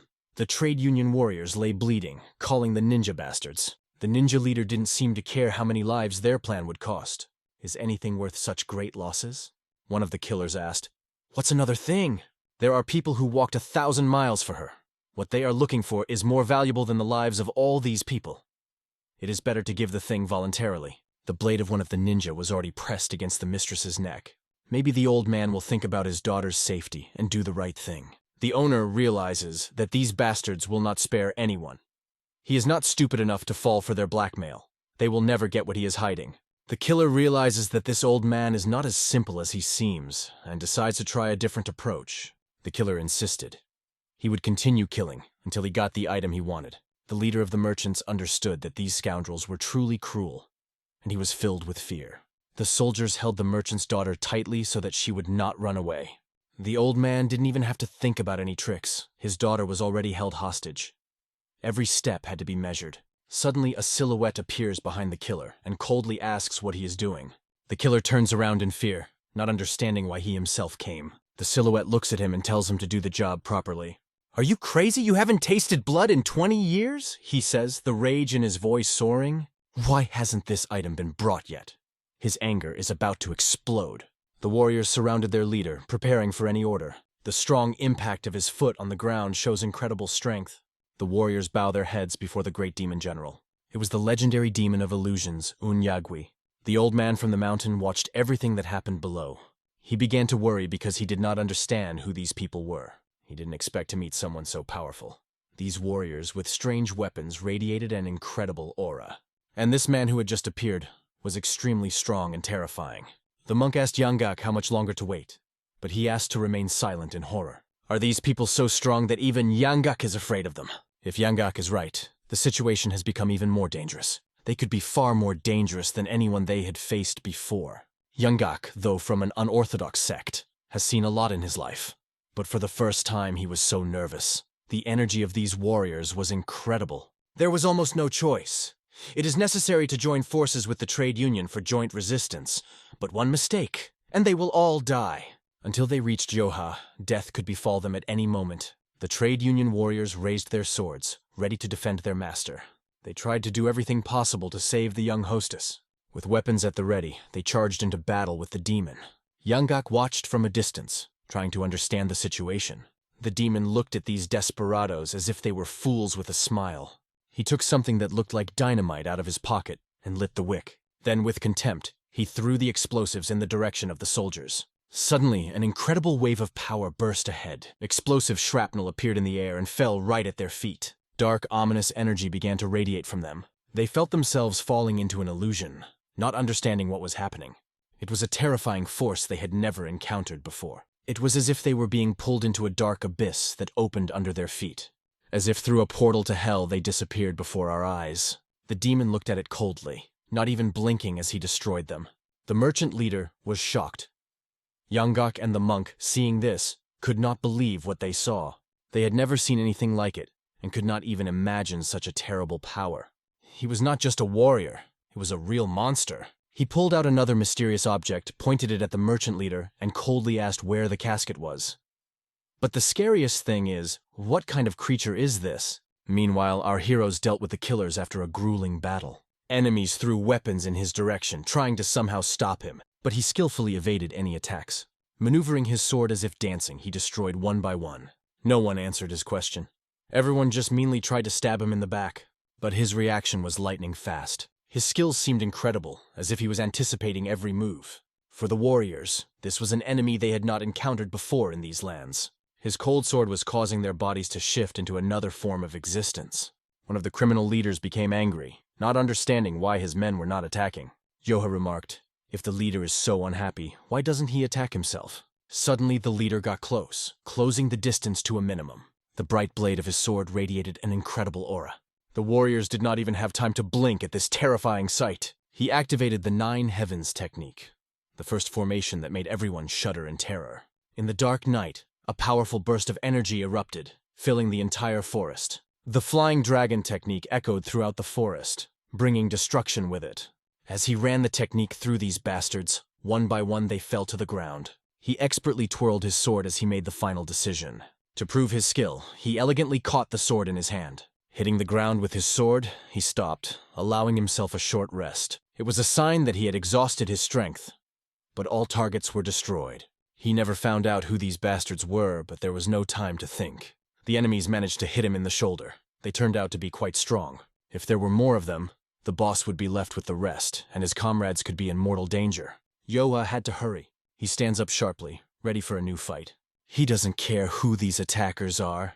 If anyone dared to threaten his family, they would pay for it. Regardless of who he is, he takes it upon himself to wipe them off the face of the earth at any cost. The situation was critical. The boy was bleeding profusely, and the wound was very deep. Everything looked terrible. The two stood on the edge of the mountain and excused themselves by watching a little longer than usual. One of them returned and reported that he had looked around. No other ways were found. You can only go here. There is another route, but it requires a huge detour and Yoha might lose sight of them. The situation became complicated, and the commander decided to go to investigate the situation himself. He came to the edge of the mountain and stood next to the two observers. His sudden appearance startled them, and he sharply asked what they were doing. The boys shuddered in fear. Their hearts nearly leapt out of their chests. The fact is that these bastards were using martial arts they had never seen before.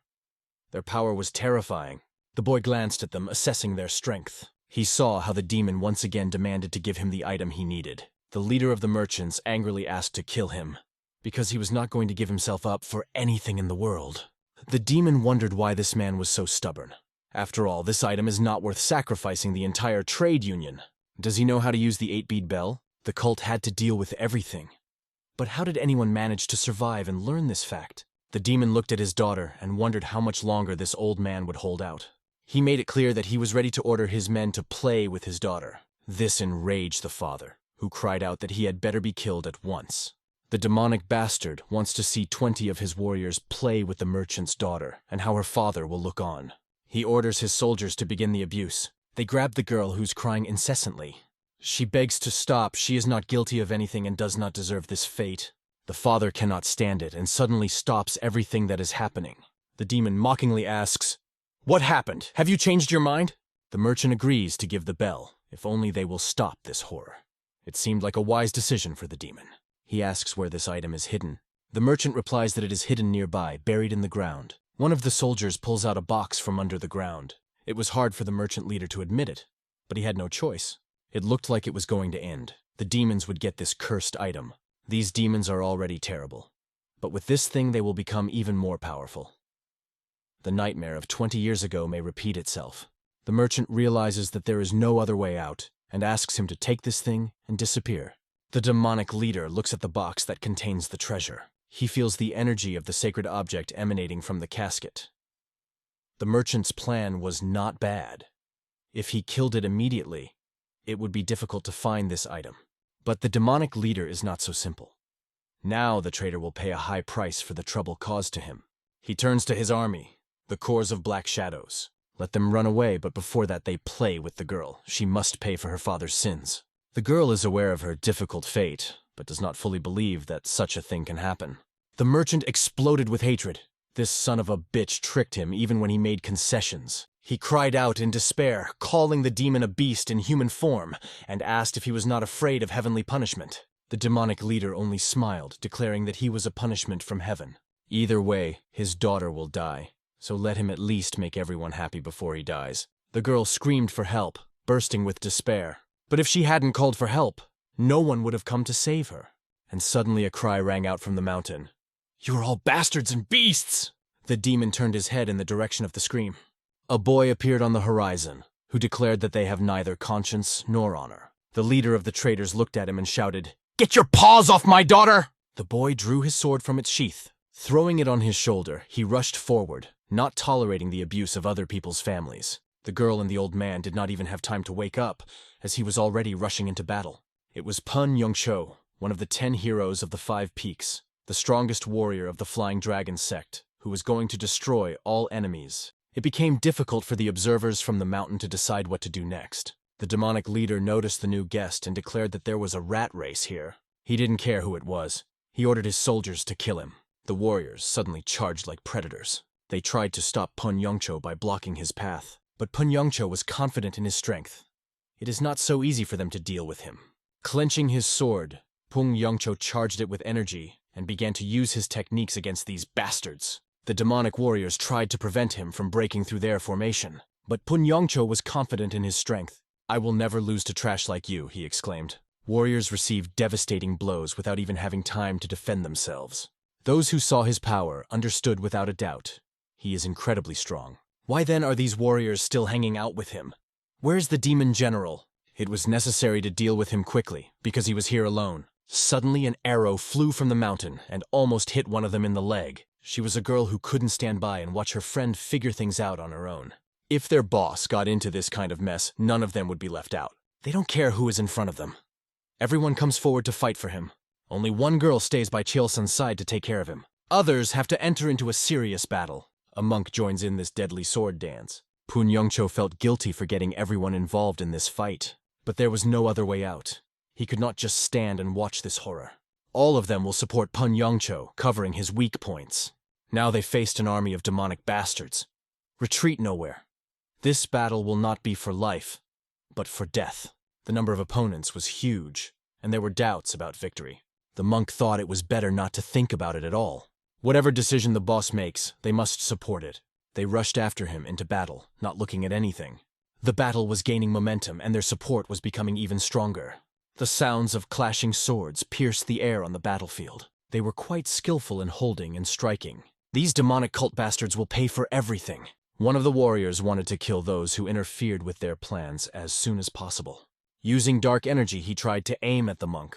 This force was extremely dangerous, and the situation looked very bad. Suddenly an old man appeared who had been watching the battle all this time. It was no secret to him that their opponents were strong. He understood. To defeat these demons, you need to invest all your strength. There can be no mistakes. With a powerful kick, he cut down one of the demons and saved the monk. The monk sighed with relief. Yanggak always comes to the rescue. You can rely on him, but now is not the time to relax. Winning this battle is almost impossible. They need to hold out for at least 15 minutes. Yanggak did not understand what the boss was thinking when he charged. It is impossible to retreat. Their lives are at stake. The archer's arrow flies towards the enemy, adding chaos to the battle. He fires arrows one after another without stopping for a moment. The arrows hit the targets like lightning without missing a single shot. Demonic warriors clearly do not like this. Their main task now is to kill the archer. But the archer is not going to become easy prey and does not put himself in danger. Demonic warriors have many mean tricks up their sleeve. The girl rushes into battle to protect the archer. She will not allow someone to harm her family in front of her eyes. Her sword cuts one of the demons in half. The archer was sweating from such a sudden turn of events. But you can't relax. As soon as you lose your vigilance, you will die immediately. They must move forward. She goes into battle, and he continues to cover her with arrows. The situation suddenly changes. One of the demonic warriors grips his sword, eager to kill the merchant leader for all the trouble he's caused.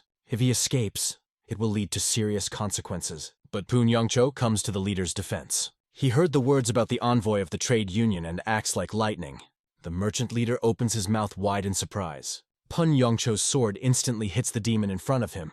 The leader of the merchants is confused and does not know what to do next. Pun Youngcho realizes that time is short, but now the question is for the merchant. Pun Youngcho asks which of his people know medical techniques. Meanwhile, the battle continued, and fierce skirmishes took place on both sides. The sounds of clashing swords sounded even louder, echoing across the battlefield. The demonic warriors had a numerical advantage. Fighters who lost their vigilance immediately became victims of their attacks.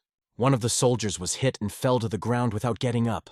The monk was aware that the situation was going too far, and things were not going well. Their warriors are exhausted, and there are still plenty of demonic bastards left. Worse, they use non-traditional martial arts. Some of the demons appeared out of nowhere, adding to the chaos of the battle. Now everyone was waiting for a decision from the boss. What to do next? Why did Pun Youngcho get into this mess in the first place? It was not like him. After all, the first thing he had to think about was the life of his family. Now he acted recklessly. If the monk dies, then after his death he will constantly reproach Pun Youngcho for that day. The demonic warriors sensed the weakness of their opponents and saw a chance for victory. The situation on the battlefield was becoming critical. Many soldiers could no longer hold their swords. Suddenly, a strange sword appeared in front of the demon army. They did not understand what was happening. It was Pun Youngcho who charged into the battle with renewed vigor. He is a great warrior who came to knock all the crap out of them. One of the demons mockingly declared that Pun Youngcho is a weakling who doesn't even understand the fury of the tiger he attacked. It looks like he is racing towards his death. They clash fists, feeling each other's strength. The demonic warrior's fist cracks and shatters into pieces. The demon's advantage disappears. Pun Youngcho breaks through his defenses and punches him right in the face. The demon flies off to the side, only being delayed for a few seconds. One of the demons notices that their boss has been in action all this time. There is no doubt, this is incredible power. Such power can only be possessed through natural talent and training from Yoa. Now this talent is visible to everyone. Pun Youngcho notices that there are doctors among the merchants. He orders that Cheolsun be brought to them immediately. Doctors immediately provide help, and now you cannot worry about it. Poon Yancho apologizes to everyone for his rash action. He tried to forget everything and live an ordinary life, but he remembered his wife and children, who remained in his hometown. As a father, he could not remain silent and calmly watch this horror. He felt that he had acted selfishly and had no right to do so. He had failed as a fortress boss and as a senior comrade, but he could not watch these atrocities without acting. He knows he is asking a lot, but they will have to risk their lives for him. The monk, sensing the sincerity in his words, was surprised. He had never heard of his hometown. Others did not know about his family either. They hoped he would tell more after this fight. They are all family, and if they die, then together. It is unnecessary to ask them for this. They are not going to die today. They will fight to the end. Maybe they have forgotten who they really are, but it's time to remember it. If they hold out a little longer, their guardian of souls will arrive and settle the matter at once. Poon Yongcho looked around and felt the joy of being supported by his comrades. Everything that was said is pure truth. He raised his sword towards the enemy. Victory would be theirs if they held on a little longer. The demonic general watched everything from the side. He did not want to interfere personally, considering it a minor problem. One of his soldiers thought his intervention was inappropriate, but the general dismissed the doubt. His ward's body craved fresh blood. With his scythes in his hands, he rushed into battle. The thought of despair on the faces of his enemies gave him excitement and pleasure. One of the Flying Dragon warriors was seriously wounded in the shoulder. An old man rushed to his aid and tried to save him. He was aware of how bad everything was, but he could not stand aside in a dangerous situation. The battle continued and blood flowed without stopping. The warriors fell one by one. One of the demon warriors noticed that these guys were too strong for a normal patrol. They were waiting for the arrival of a combat unit, but suddenly they received news. The information was shocking. Someone had killed their entire combat unit. This meant serious problems on the battlefield. How could one man destroy all? It was hard to believe that these soldiers were capable of such a thing. After all, the battle squad consisted of elites trained to destroy the 9 great sects. If they were killed, there is no chance. Their commander was enraged.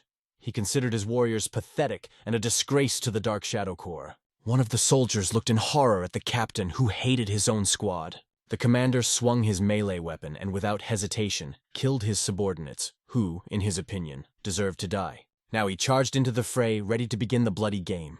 The monk saw the commander kill his allies. It was a real madman. Poon Yongcho threw a hateful look at his face. You're a real scumbag, unworthy of existence. If you don't value human life, what else can be said about you? The commander looked at him and decided that he would be bored if he killed the strongest one at once. He walked past him as if not noticing him. The commander is distracted and does not notice the arrow flying straight at him. However, skillfully evades, realizing that opponents do not want to fight one-on-one. The girl runs up with a sword and asks Poon Yongcho not to fight the commander on his own. This time, their numerical advantage may work in their favor. The commander looks at them in disgust, stating that this looks like the beginning of a wedding. He repels a blow from a girl who does not seem dangerous to him at all. The impact sends her sword crashing into the sand.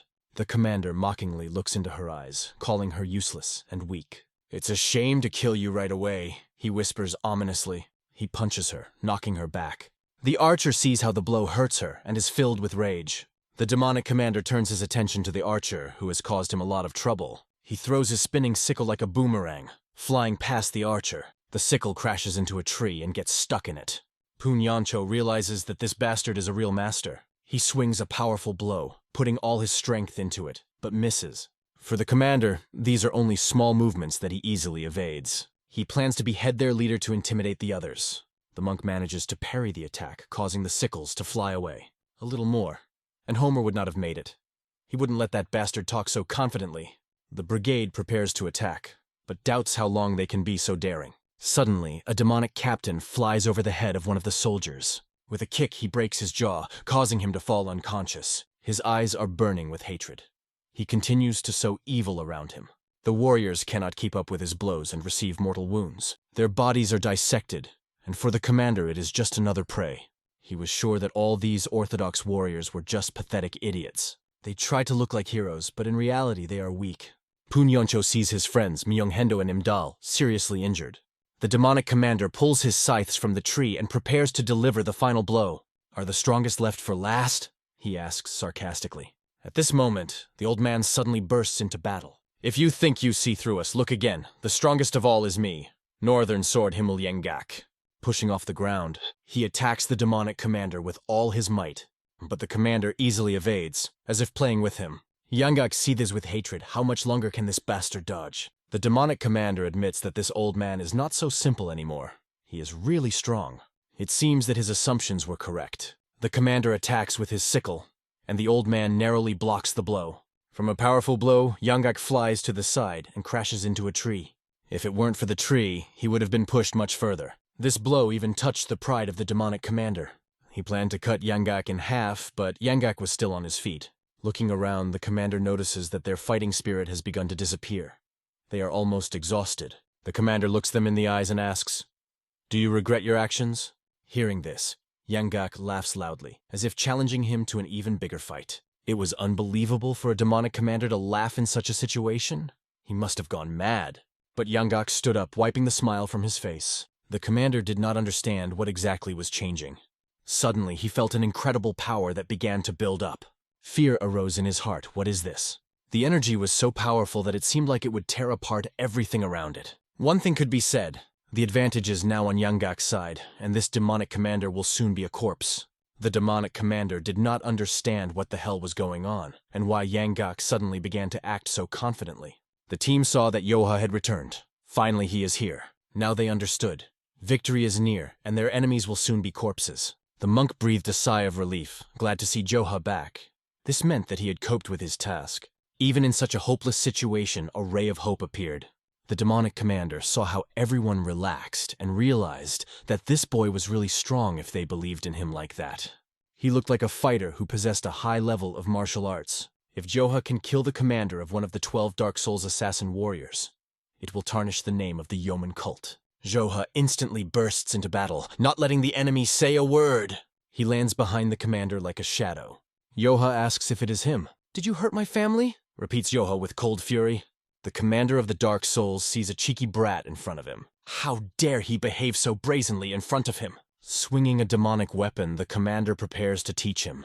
But when he strikes with the sickle, Yoha runs his hand across his wrist in a flash. There is a crunch. The commander's bones are breaking in the place where the sickle is grasped.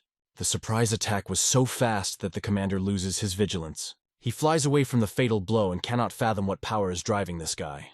Falling to the ground, he sees the face of his leader, the general. He cannot allow the general to see him so humiliated. The commander's pupils narrow sharply. He gets to his feet, trying to maintain a fighting stance. He admits his mistake. He let his guard down and must now focus and act immediately.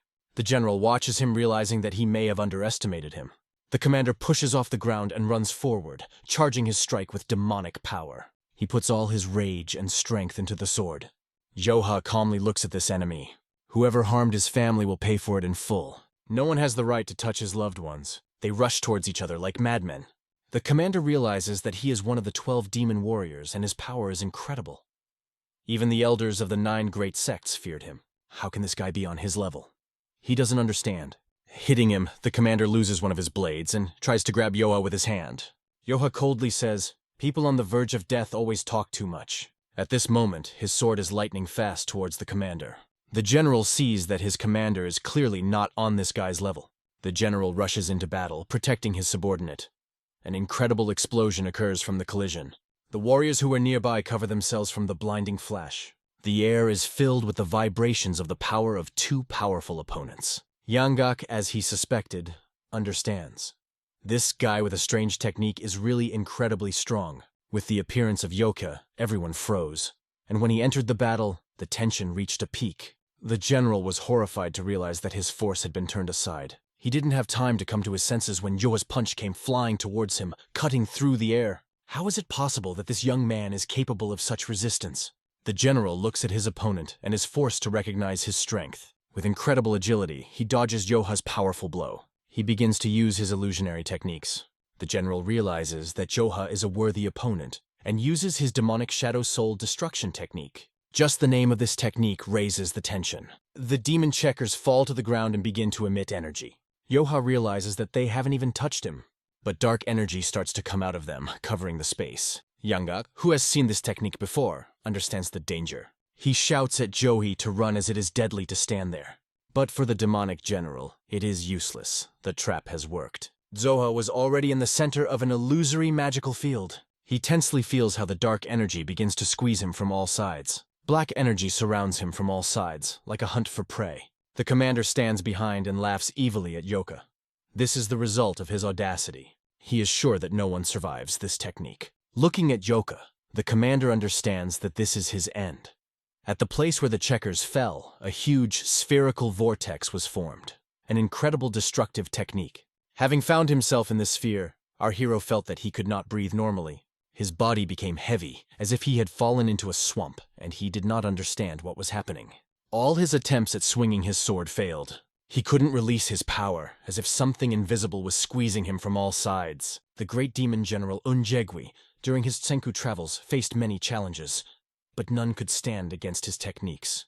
His technique, shattering shadow souls, was extremely powerful, capturing a person's shadow and extracting their soul. This technique earned him the title of one of the 12 demonic generals.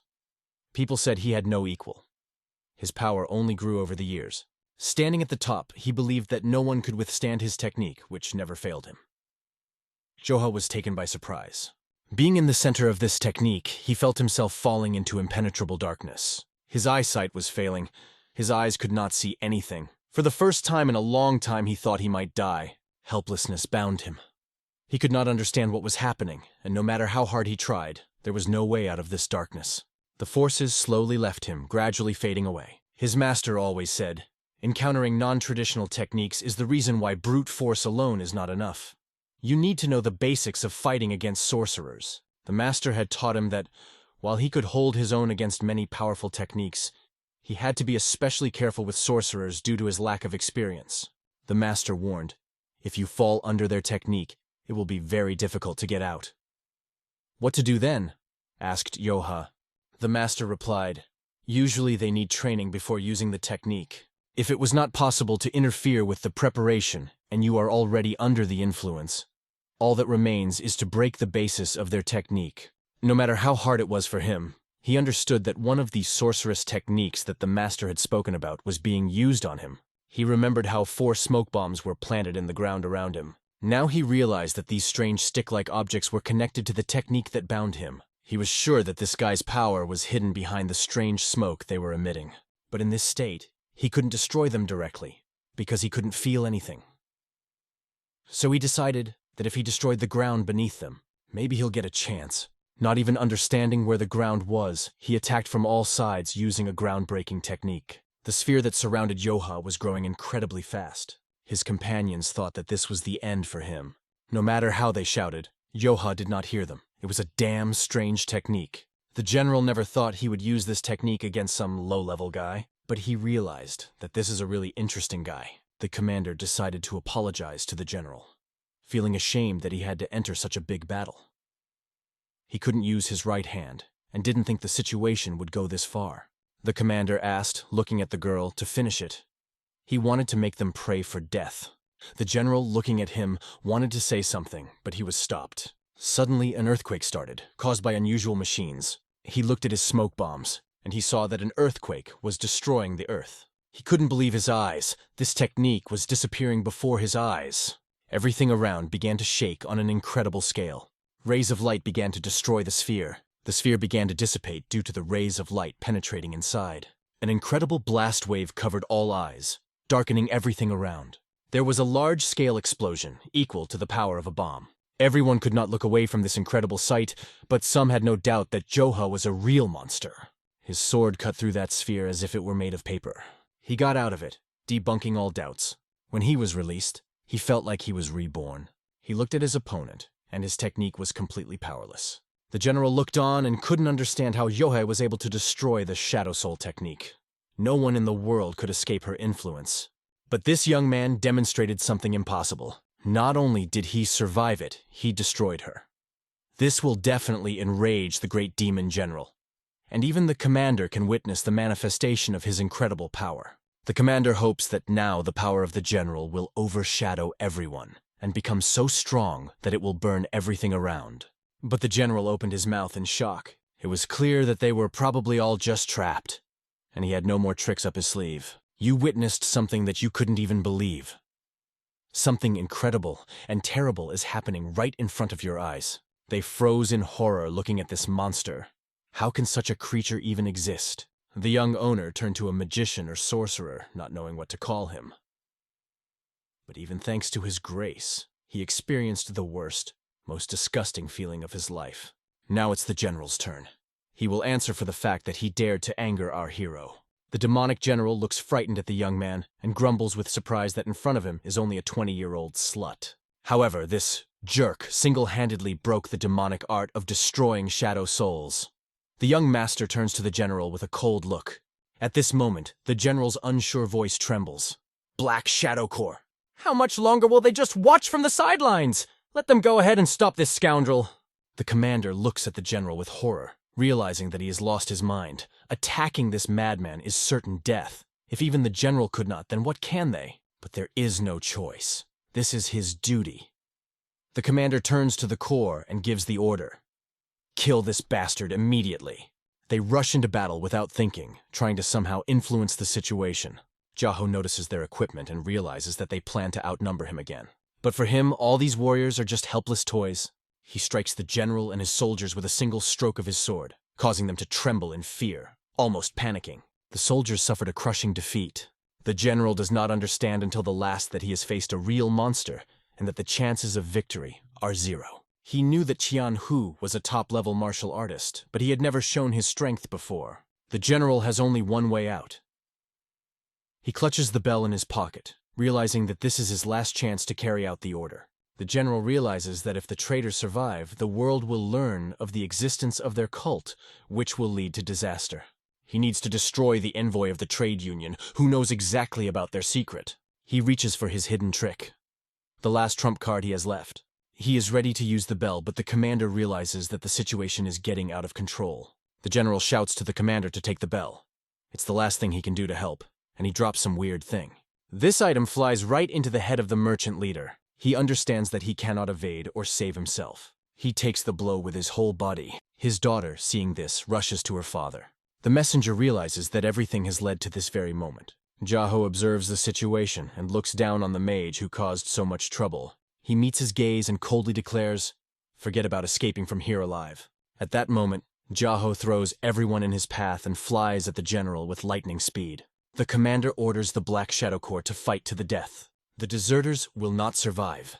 If they do not stop this monster, they will die at the hands of the commander. The young master does not pay attention to obstacles. He sees only possibilities. After jumping over the opponents, he uses the Nine-Dragon Heavenly Death Gaze technique and releases an incredible power that has no equal.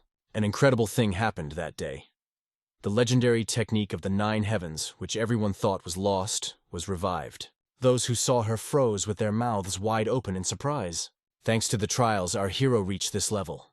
The technique lit up the sky more brightly than it had 20 years ago, and 9 beams of pure energy crashed down on the enemies. This powerful martial art became a real terror for his opponents. The Black Shadow Corps and Yom Gung, a squad of assassins created to destroy the 9 great sects, were helpless against this technique. The captain, one of the 12 demon warriors, fled in panic. Few of the assassins survived, and those who did ran like locusts. The great demonic general, the strongest in the cult, left the battlefield stunned.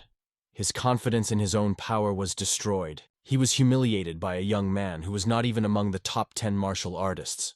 It's just that the slut got in his way. Meanwhile, Jaho suppresses his anger. He wanted to pursue the assassins who harmed his family, but he realized his friends are in a terrible state. He decided to take care of the 10 heroes of the 5 peaks.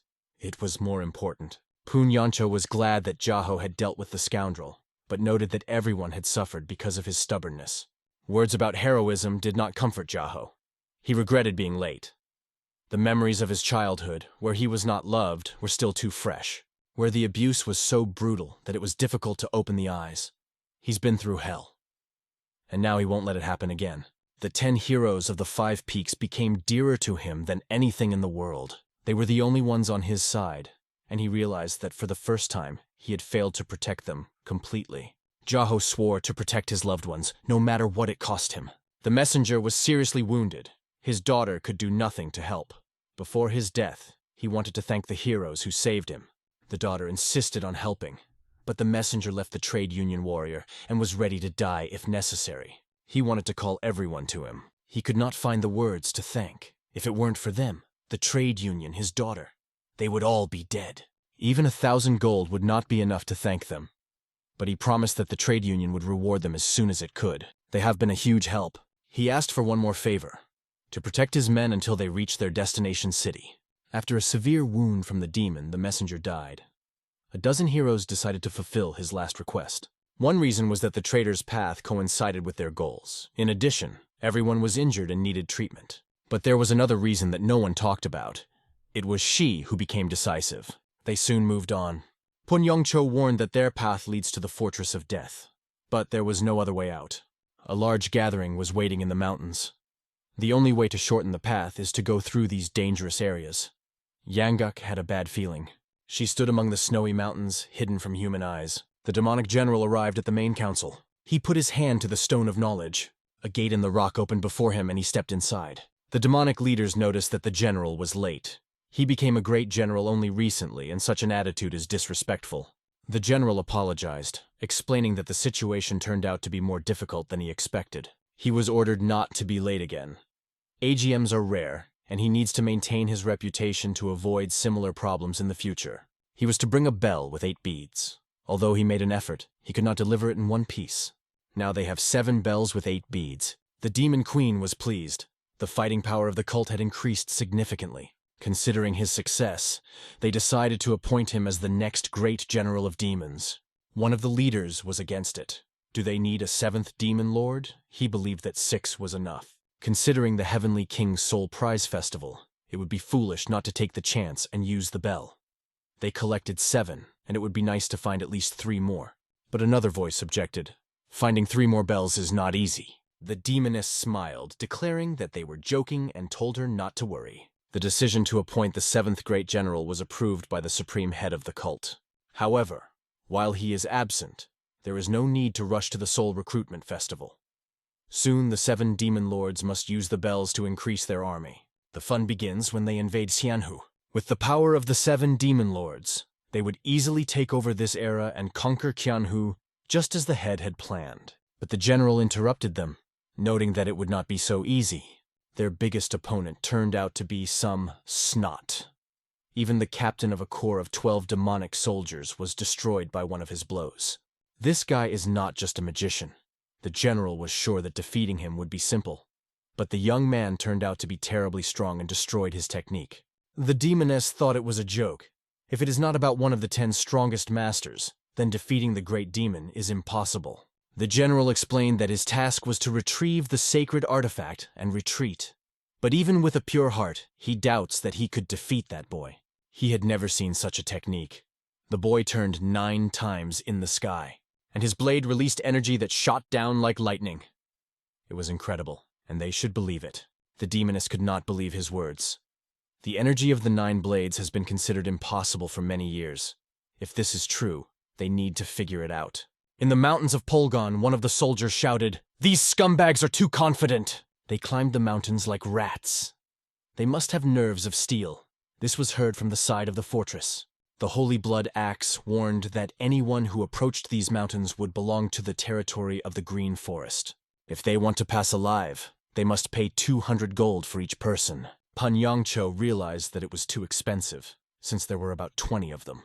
Yangguk warned, "These thugs check everyone. If they give in, they will be trapped, and there is very little time left before the Green Forest Assembly." One of the merchants said that they could not pay that much. They had already been robbed on the way here. It was clear that they had even lost their vans. She begged to let them through. The leader agreed that the situation was difficult.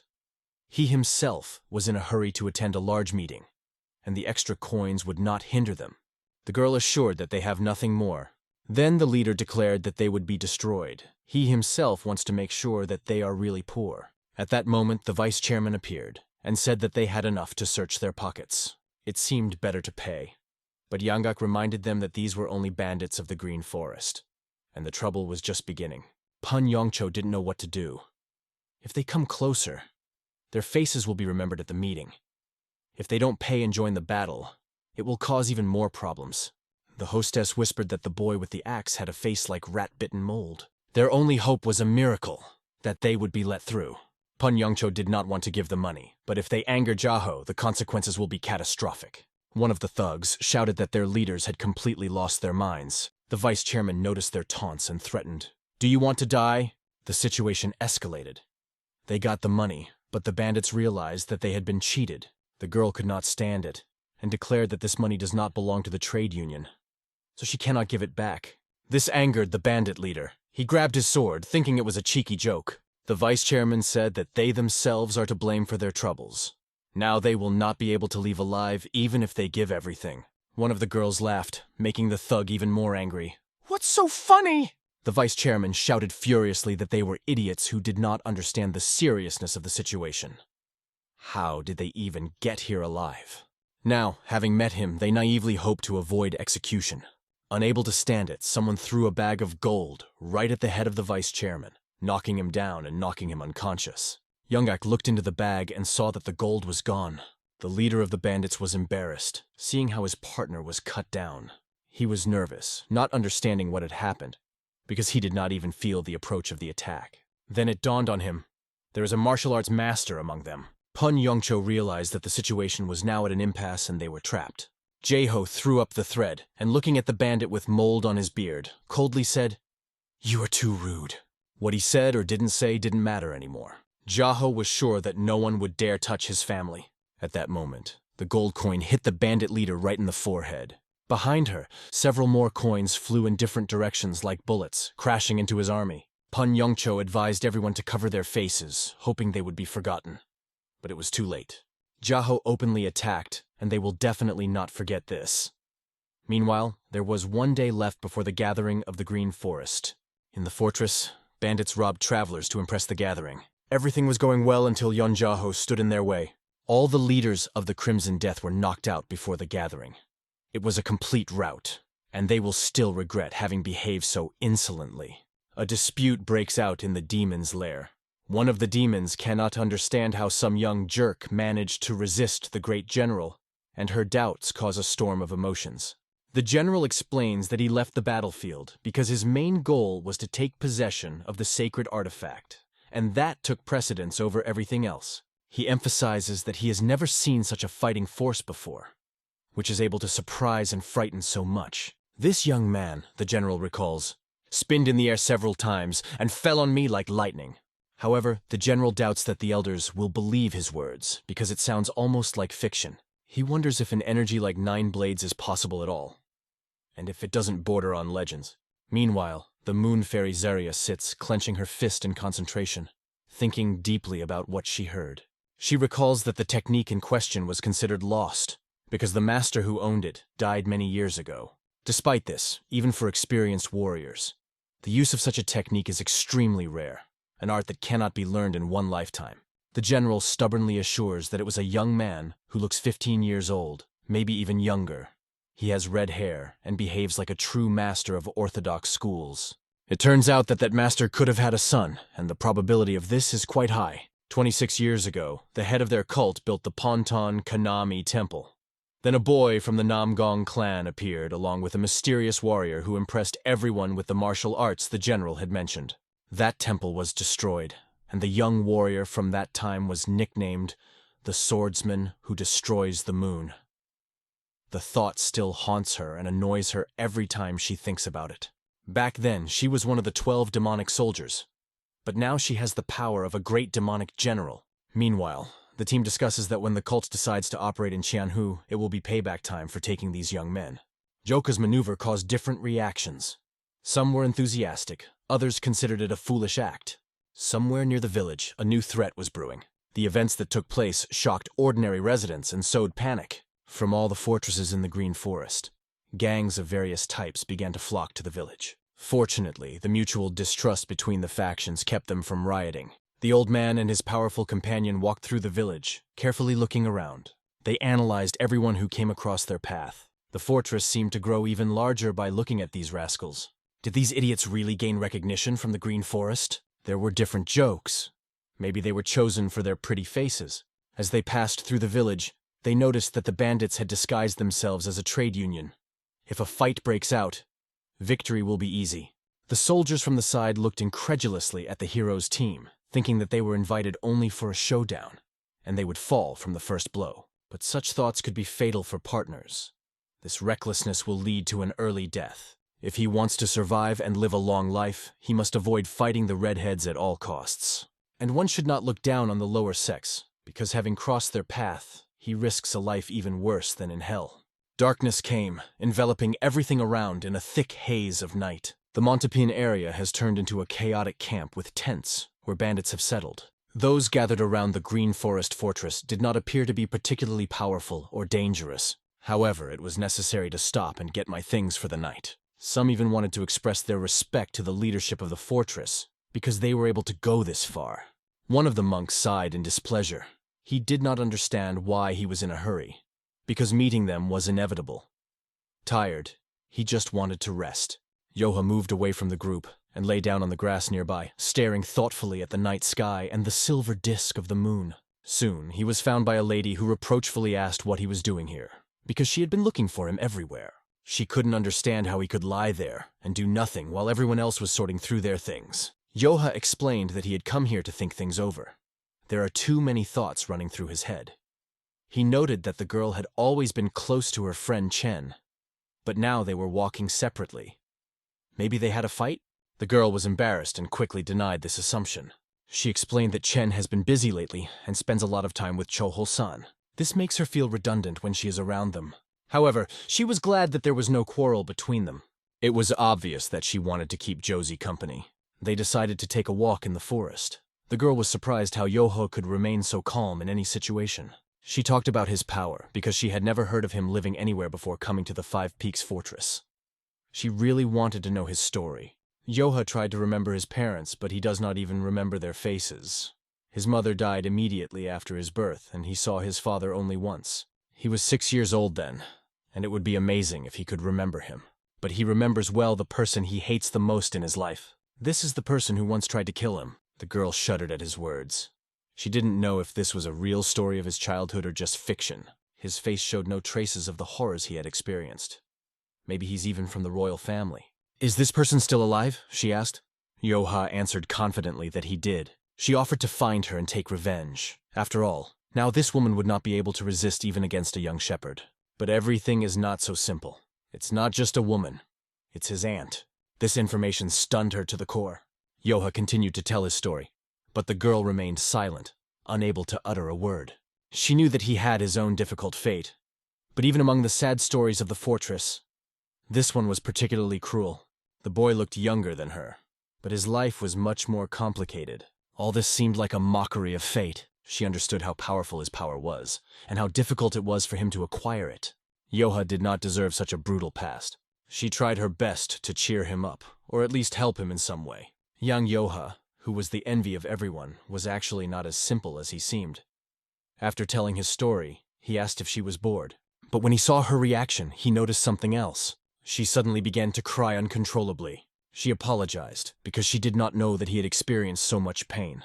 He also apologized, saying that maybe he shouldn't have told her that.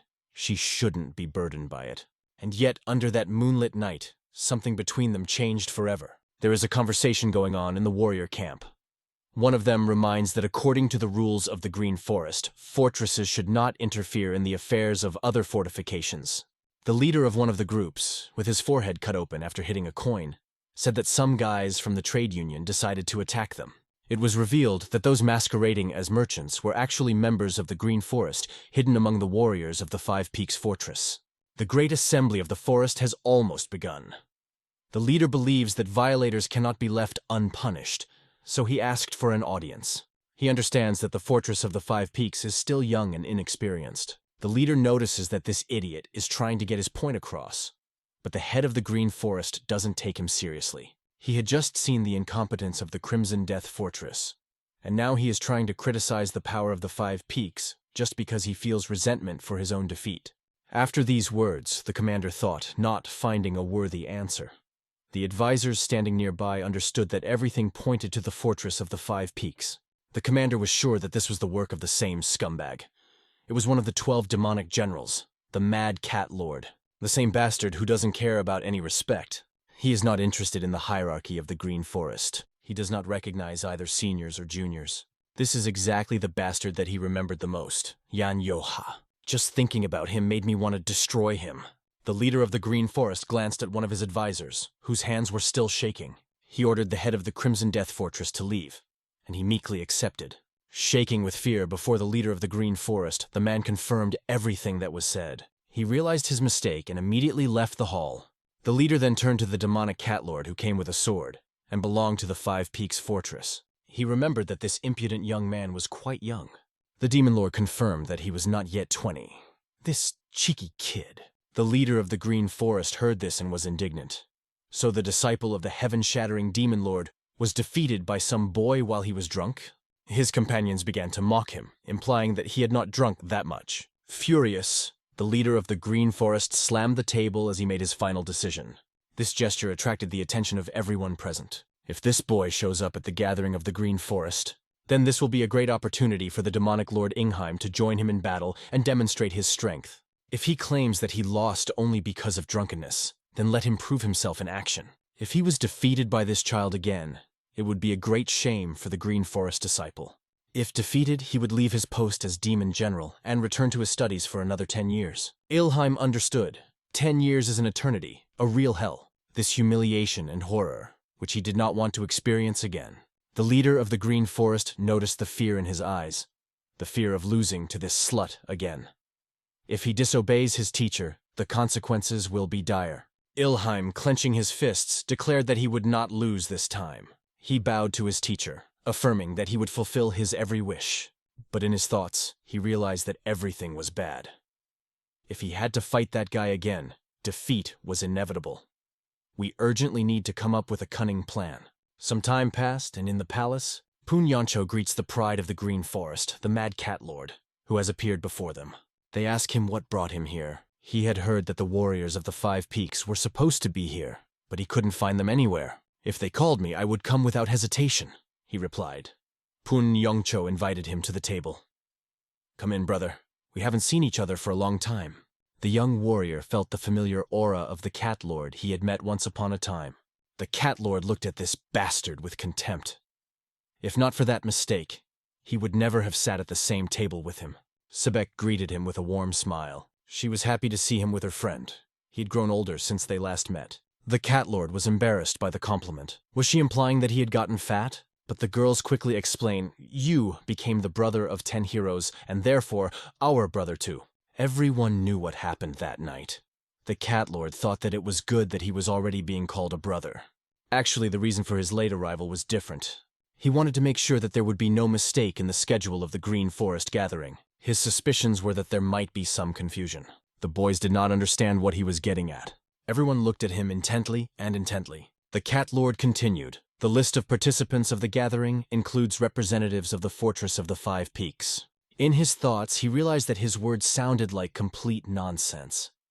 Now, everything depends on the reaction of others. Punyancho asked why he needed this, since everyone already knows their situation. Only one person, Yoha, did not listen or pay attention to what was happening. He ate calmly. Yoha did not even feel that someone important had come to them. For him, this impostor was not worthy of attention. Ilheim raged in his mind. This little fool was behaving exactly as he had expected. If he cannot defeat him in battle, he will at least try to convince everyone that Yoha has no right to participate in the gathering. It was his sneaky plan. The Supreme Leader's shout echoed throughout the assembly hall, attracting the attention of the entire Green Forest. From this day forward, we will no longer be just a bunch of bandits! His voice thundered like a thunderstorm. We will surpass the 5 great sects, he announced with determination in his eyes. We will become the strongest organization in the world, orthodox or unorthodox. No one will dare to underestimate us again. These words raised the spirits of every warrior and inhabitant gathered in this place. The Green Forest is preparing for a 1,000-year reign. His face was full of determination. Everyone should learn about this, he announced to the crowd. With these words, the meeting of the Green Forest officially began. The crowd erupted in chants and loud slogans, their voices merging into a single battle cry. Thus began the first great day for the Green Forest, a day that would change everything. The meeting of the Green Forest had one main goal: to identify 10 guards and patrolmen. They had to become a new force that would protect order in their lands. A flag flew over the castle, symbolizing the start of the competition. People carrying flags went through trials that remained secret. Suddenly, groups of warriors started jostling and shouting, "What are you idiots doing?" Insults rang out. They called each other haughty bastards. No one understood why the fight started on someone else's territory. They will have to take part in at least one category of competition, but for now, they just make fun of each other. Yoha looked at these bad lots with undisguised disgust. One of the commanders asked the soldiers, "Who wants to compete in the first category of secret martial arts?" Suddenly, a silhouette rose from the crowd. He spun in the air like a spinning top and landed gracefully on his feet. His look radiated readiness for everything that fate had in store for him. People whispered in surprise, amazed at his appearance. "I am Limian Ru, head of Mount Yemna. Anyone want to teach me a lesson?" He called the crowd to a fight. Suddenly, a giant entered the arena, whose heavy steps made the ground tremble. Limian Ru squinted as he stared at him. It was Yamak, the head of Mount Bebon, ready to teach this self-righteous brat. Limian Ru gave him a disdainful look and threw the wanted poster right in his face. Yamak tore the poster from his face and roared with rage. "No one has dared to defy me so brazenly." His voice thundered like thunder before a storm. Lava watched these fighters and laughed loudly. What fun. This rude giant is sure to make Limian Ru regret his audacity. Limian Ru maneuvered like a dancer, parrying the blows of the huge sword. But suddenly he was entangled in heavy chains, and a huge axe flew straight to his neck. A green-eyed phantom slayer was summoned next, ready to teach Limian Ru.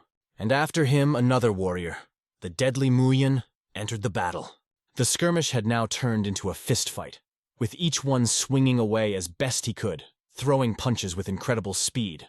They all knew that the Green Forest needed new warriors to expand the territories, and they took everyone indiscriminately. The advisors were shocked and ashamed of this street fight because one of the participants was the 9th demonic general, the Ghost Monk. Wine flowed like a river, the glasses were filled, and the lips of the soldiers were covered with foam from the drinks. One of the drunkards laughed merrily as he watched the spectacle. The Phantom Monk was looking forward to the battle between the Cat Lord and that young man from the Five Peaks Fortress. He asked his friend how much more he was going to drink, or if he had already learned the secret technique overnight. But this man only smiled mysteriously, hinting at something more. Last night was special, a secret night. It was then that he mastered a fatal technique, thanks to which he dealt a devastating blow to the self-confident warriors of the Five Peaks. Looking at them, he understood that their days were numbered. After all, just last night he told them that they were obliged to take part in these competitions. Yoha also decided to join the fighting. If he really comes, they will be sure of their victory. But the Cat Lord was against any risks and did not want to bet everything on Yoha. These competitions are not just a test of strength. The winner will receive an important position for the Green Forest. If Yoha proves himself, he will get the guard position. Sounds good, but there is a problem. This position requires constant patrolling of the fortress. This means that Yoha will not be able to return to the Five Peaks Fortress after the competition is over. The Cat Lord confirmed this. Exactly, and I'm sure the boy wouldn't agree to such a proposition. The Lord had no doubt. They had passed many tests. But who knew how long Yoaf would be forced to be absent? Without him and 10 heroes, the fortress may not hold. This means that his brothers will have to return while he fulfills his new duties. For Joka, it meant separation from her family. It was an incredibly sneaky move on the Cat Lord's part. Everyone understood that this cunning man hit the most painful point. His goal was clear, to come here and intimidate the strongest among them. Pun Yongcho understood that this could lead to irreparable consequences. But he also knew that what was said was not entirely true. Yoha sharply hit the table with his chopsticks. Everyone paid attention to him. "If you want me to jump into the flames, I will," Yoha said firmly. But finally he found what he was looking for so long. He found a real family to take care of. If he becomes a guardian, he will have to part with them. It was a real trap, a lie that upset them all. Pun Yancho didn't understand. Yoha hadn't even become a guard yet, and everyone was already acting so cocky. This made Yoha think and change his point of view. The monk realized that their leader really took the matter seriously. All these Selyuks from the Five Peaks dreamed of becoming guards and patrolmen. Let them not dwell on the little things and just enjoy the opportunity while they have it. Yoha was sure that this was indeed the case. Pun Yongcho sincerely regretted that Yoha might not become a guardian. The Cat Lord listened to their conversation and smiled. His plan had worked. His cunning tactics pierced their hearts, sowing doubt and fear. He continued to drink and laugh, convinced of his victory over everyone. The main leader looked reproachfully at the Cat Lord, who was acting too carelessly. But behind this frivolity, there was an insidious thought. His gaze fell on the 5 Peaks young Yeon Joha, and he was clearly up to something. The duel of one of the strongest warriors who demonstrated the Iron Head technique began. He quickly hit the enemy with his head. The opponent flew to the side with a broken forehead, not even having time to regain consciousness. People watched it, and whatever the warrior called his technique, for them it was just an ordinary headbutt. Yoha watched this action with boredom. He began to fumble, clutching the hilt of his sword as he prepared to leave, but the contest still continued. He tried to watch until the end, as his friend asked. However, the urge to relieve oneself became unbearable. At that moment, he left the competition area. But why did he take the sword with him? This question left his friends in awe. The old man understood that this was a refusal, and most likely Yoha went to the forest to chop trees. To the monster who had defeated Sage Chanja, these contests seemed like child's play. Yoha was in no mood to watch them. Young Hak once called Yoha a monster, and they saw his power. When he used the fire dragons, the eerie energy emanating from him was truly like the power of a monster. Sebek was outraged by their rude words and the fact that they call Yoha a monster. She was angry with the boys, but they did not understand why she was so protective of him. In the end, they decided to cheer themselves up with bets. Who will bet on the bald one, and who will bet on the hairy one? Sebek realized that no one understood her. These guys keep saying Joha is a martial arts monster. Sebek was worried whether Joha would be able to keep up with the others, and that worry only grew. As soon as Joha left the competition, really serious fighting began. As if the warriors were just waiting for him to leave. One by one, the warriors entered the arena. These were no longer just ordinary participants. Real fighting blood flowed in their veins. The battles reached the maximum of adrenaline and turned into a real action. Every opponent's weapon was sharpened for victory. The bald warrior stared intently at his opponent. At the same time, they pushed off the ground and flew into the air. Spectators held their breath watching this legendary duel. This battle will remain in their hearts forever. The hairy warrior, attacking his opponent, gathered all his strength to strike. He put all his rage and despair into this blow. In his movement, one could feel the soul, full of the desire to win. But his incredible power, the opponent skillfully blocked with his sickle. Sparks flashed in their eyes as they collided. None of them wanted to accept defeat and were not going to give up. They fought to the death no matter what. Spectators in the stands were amazed by the brutality and desperation of this battle. Some chanted, cheering on their favorites. Some warriors watched their best leader proudly. It seemed that this duel between the brothers from Devil Fortress was more or less normal, but the old man asked in surprise, "Why do you call it a duel?" In his opinion, it was complete nonsense, doomed to failure from the very beginning. He wondered if the boys understood the consequences of this fight. At last they parted, and one of them fell to the ground. Pun Yongcho turned to the old man. "Are you saying that the winner was predetermined?" The old man explained, "None of them are going to lose. One of the fighters is a disciple of the Demon Lord. It was one of the 12 demonic generals, Red Eye. His opponent was quite strong and skilled. The leader of the Green Forest watched their match and doubted the capabilities of the head of the fortress. His opponent turned out to be much stronger than it seemed at first glance. Who would have thought that Red Eye would have such a hard time?" At that moment, someone loudly hit the table. This attracted the attention of the elders. He wanted to convey an important message. He was worried, but the elders took their time to calm him down. They knew that this fighter always swings for a long time and loses at the beginning of the fight. In fact, the competition is just beginning, and it was worth just watching and relaxing. The Phantom Warrior knew that Red Eye should not forget who he really was. The Green Forest gathering was intended to have all 12 demonic generals participate. The bald warrior exhaled as he prepared for battle. As the head of the Devil Fortress, he faced an opponent who couldn't have asked for a better time to warm up. These words were incomprehensible to his opponent, but the bald man was bored. Their duel reached a new level and was to end with one decisive blow from his side. The master watched this bald madman in amazement. His energy began to flow from the sickle, weaving into an incredible flow. "Bloody strike of the 1,000 vipers," shouted the bald warrior shrill. His energy spread across the battlefield like poisonous snakes. She flew towards the opponent with incredible force, carrying the threat of death. Spectators in the stands could not look away from this powerful blow. The opponent froze, as if in the face of his own death. His advisors shouted to him, "Run away from there immediately." It seemed that the end had come, even for the head of the fortress, Devil. Baldy unleashed his devastating Viper Strike on him. At this moment, the stands froze in anticipation of the result of the shot. The ghostly advisor watched the battle with excitement in his eyes. An incredible number of blows continuously rained down on the opponent. The old man understood that this spectacle was difficult to surpass. Just think. The head of a remote fortress forced the Demon Lord's apprentice to use his ultimate technique.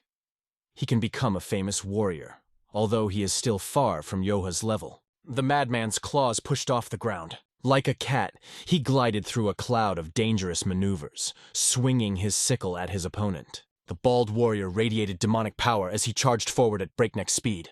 The blow hit where his opponent was, creating a huge storm of dust and debris.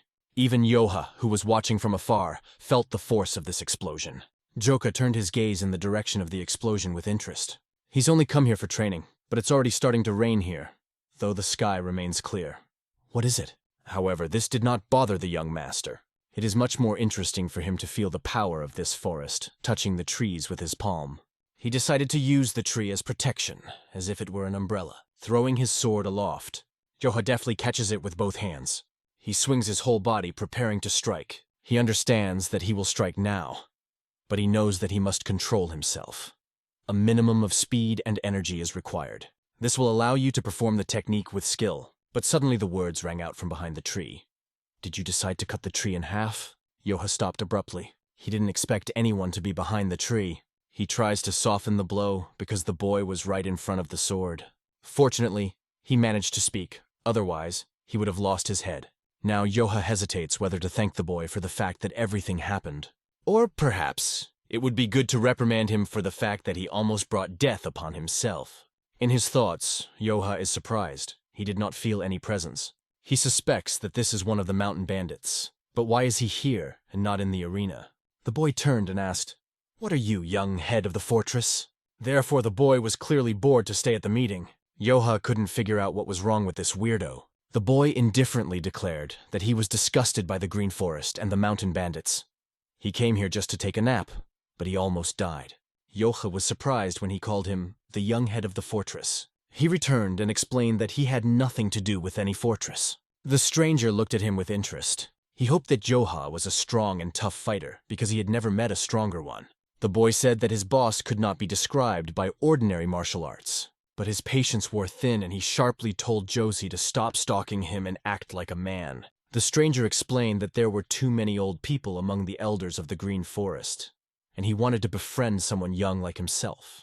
Yoha quietly leaned over to him and grumbled, "What kind of delusion are you on? It's not even evening yet, and you're already drunk."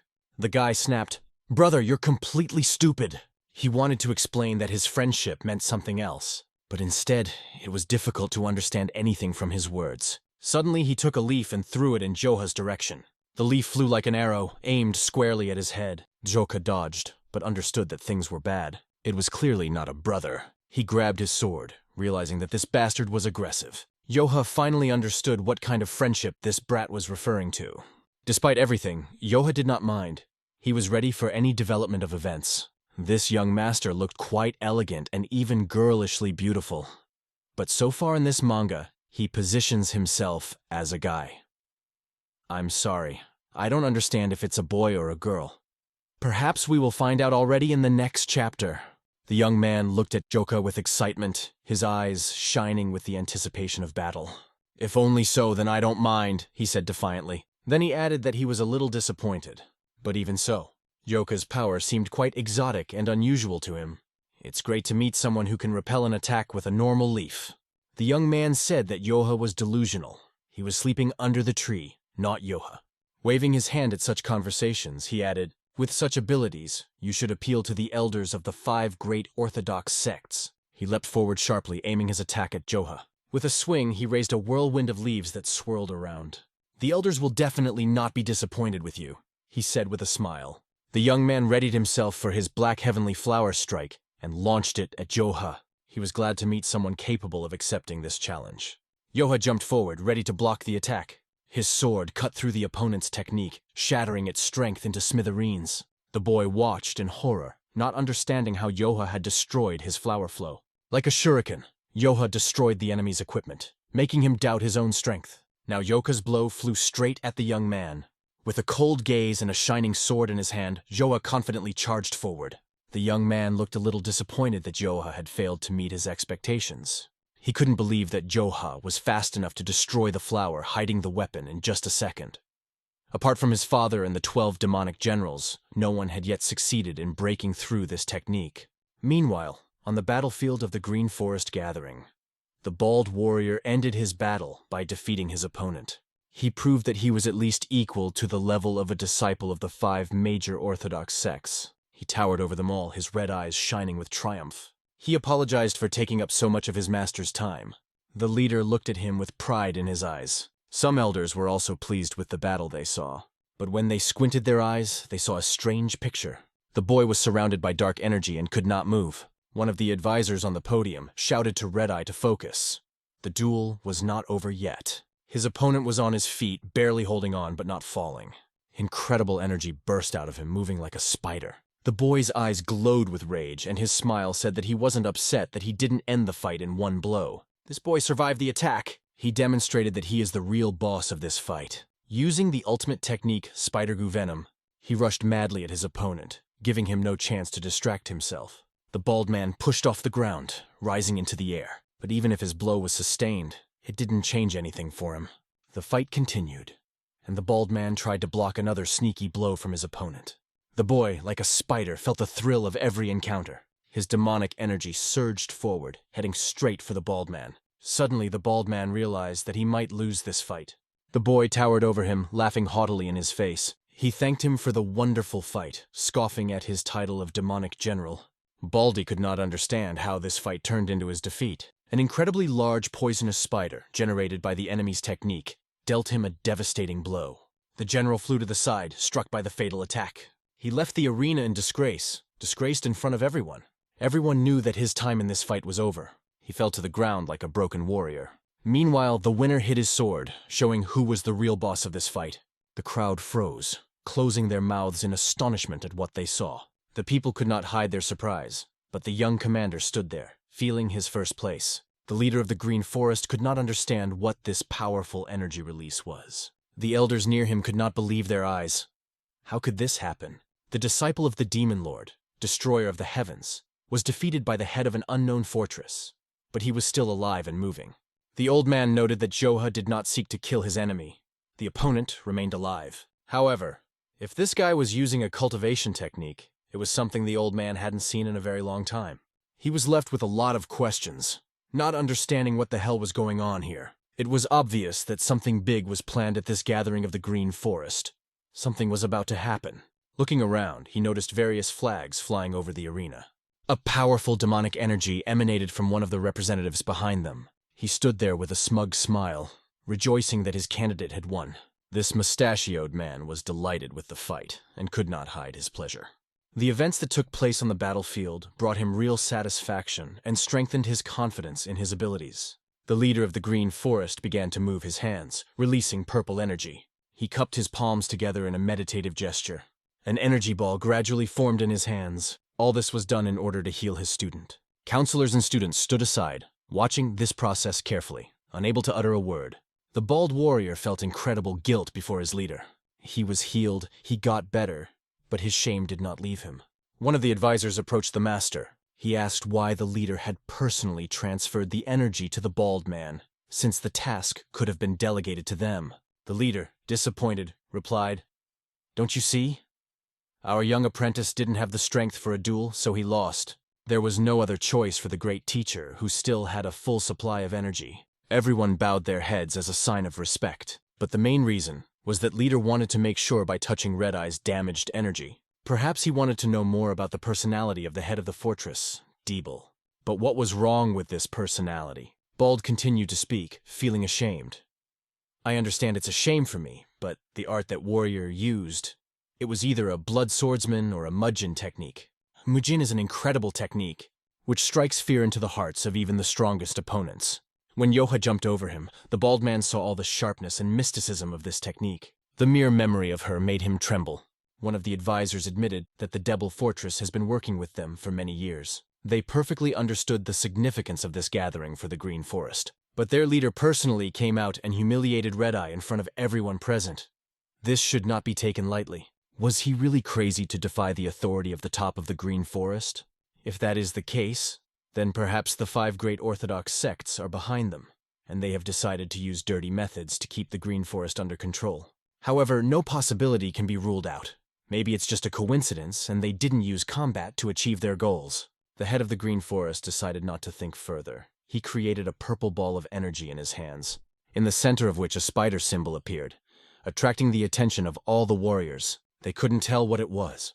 Was it a poisonous spider? The leader removed the remaining energy from the ward's body for analysis. Similar techniques are used only by one Murimu faction. It was the demonic cult. The leader realized that they still had not given up their destructive ambitions. Somewhere far in the mountains, hidden from human eyes, Luna Fairy was listening to her representative's report. It was reported that Li Mu Jin had done a great job in the duel. The Demon Lord's disciples had been defeated. However, she was interested in the condition of the other demonic soldiers. She was informed that according to the list, 4 more soldiers will take part in the battles. One of them, a warrior from the Three Blades Fortress, known as the Cold-Blooded Demon Sword. Another one is the boss from Buri Fortress, who has incredible power. He was able to catch a wild boar with his bare hands. And not just one boar. He carried a whole prey to his herd. The Flower Butcher will also take part in the battles. Next up was a representative from Dawn River Fortress, a warrior with incredible potential. He is so strong and charismatic that his presence frightens and fascinates at the same time. He does not eat his victims. He drinks their blood. He is called the Blood Eater. Another member is a lone demon from Rika Jance's fortress. He possesses a hidden technique prepared especially for this gathering. In addition to them, 5 more soldiers patrol the territory and guard it. But is this sufficient protection? Luna Fairy laughed, as if mocking. She even finds it amusing to imagine the Green Forest leader's face as the 12 demonic generals stumble in front of the 12 demonic soldiers. However, the Yemoon cult clearly wants to use the Green Forest as a base to attack other Murimu forces. The leader of the Green Forest is advised to take immediate measures, but he reacts to it unexpectedly sharply. He shouts, asking why his faithful man Rajesh is still not here. No one had seen Rish since the start of the duel, and everyone wondered where he had gone. The leader understood that something was wrong here. It is urgently necessary to find him, because it seems that Rajesh has chosen the wrong path. This confirmed the dastardly plans of the demonic cult. Meanwhile, in the tent of the Five Peaks Fortress, the warriors discussed the last battle. Does their fortress really have that much influence on the Green Forest? They were worried about who visited them. It was the same young man that everyone looked at with suspicion. Joha couldn't understand why this guy was following him, but he just looked at him mysteriously and smiling. This boy behaved mysteriously, not letting his true intentions be known. Joha was amazed at his audacity. The boy approached their squad's hidden supplies.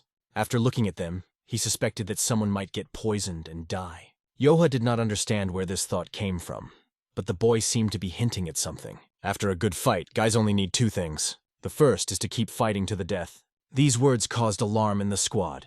Everyone was eagerly waiting to see what would happen next, because his silence only fueled the intrigue. Punyancho turned to Joha. "You must have guessed that I'm going to ask you?" Joha just smiled. "What's the second thing?" he asked. Hearing this, the cunning boy instantly poked his finger at Joha, interested in his reaction. Then he took him a little aside, as if keeping a secret. Of course, he was interested. His gaze was alert. He did not stop looking at Joha. Without saying a word, he reached for the large jug of wine. Picking it up, the boy began to drink in a gulp. It was impressive and a little rude of him. The second thing he had in mind was to share stories over a glass of wine and become brothers in spirit. Joha did not understand what this boy meant by becoming brothers. Despite everything, Joha admitted to himself that among all the people he met here, this boy aroused the most interest. But that didn't mean he trusted him. Watching his reaction, Punyancho suggested that they would have to handle everything on Joha's older brother's behalf. Although it was their first meeting, they openly declared their intentions and gladly accepted the challenge. Suddenly, Punyancho jumped up and threw himself into the boy's arms, greeting him like an old friend. They haven't had a drink in a long time. Seeing the wine, the soldiers immediately began to grab jugs and pour for themselves. Joha watched with amazement as his friends lashed out at the wine. They shouted to the young master not to stand aside, for their guest had treated them as lavishly as any other. They wanted to sit more comfortably and drink to their heart's content. Joha eventually agreed to join them. Then the boy found out that his name was Yoka, and asked about the names of his other brothers. His playful flirtation did not stop. Sebek noticed that this boy was up to something and was behaving strangely, but her friend suggested going for snacks. However, Sebek did not stop closely watching the boy. She was sure that he was up to something.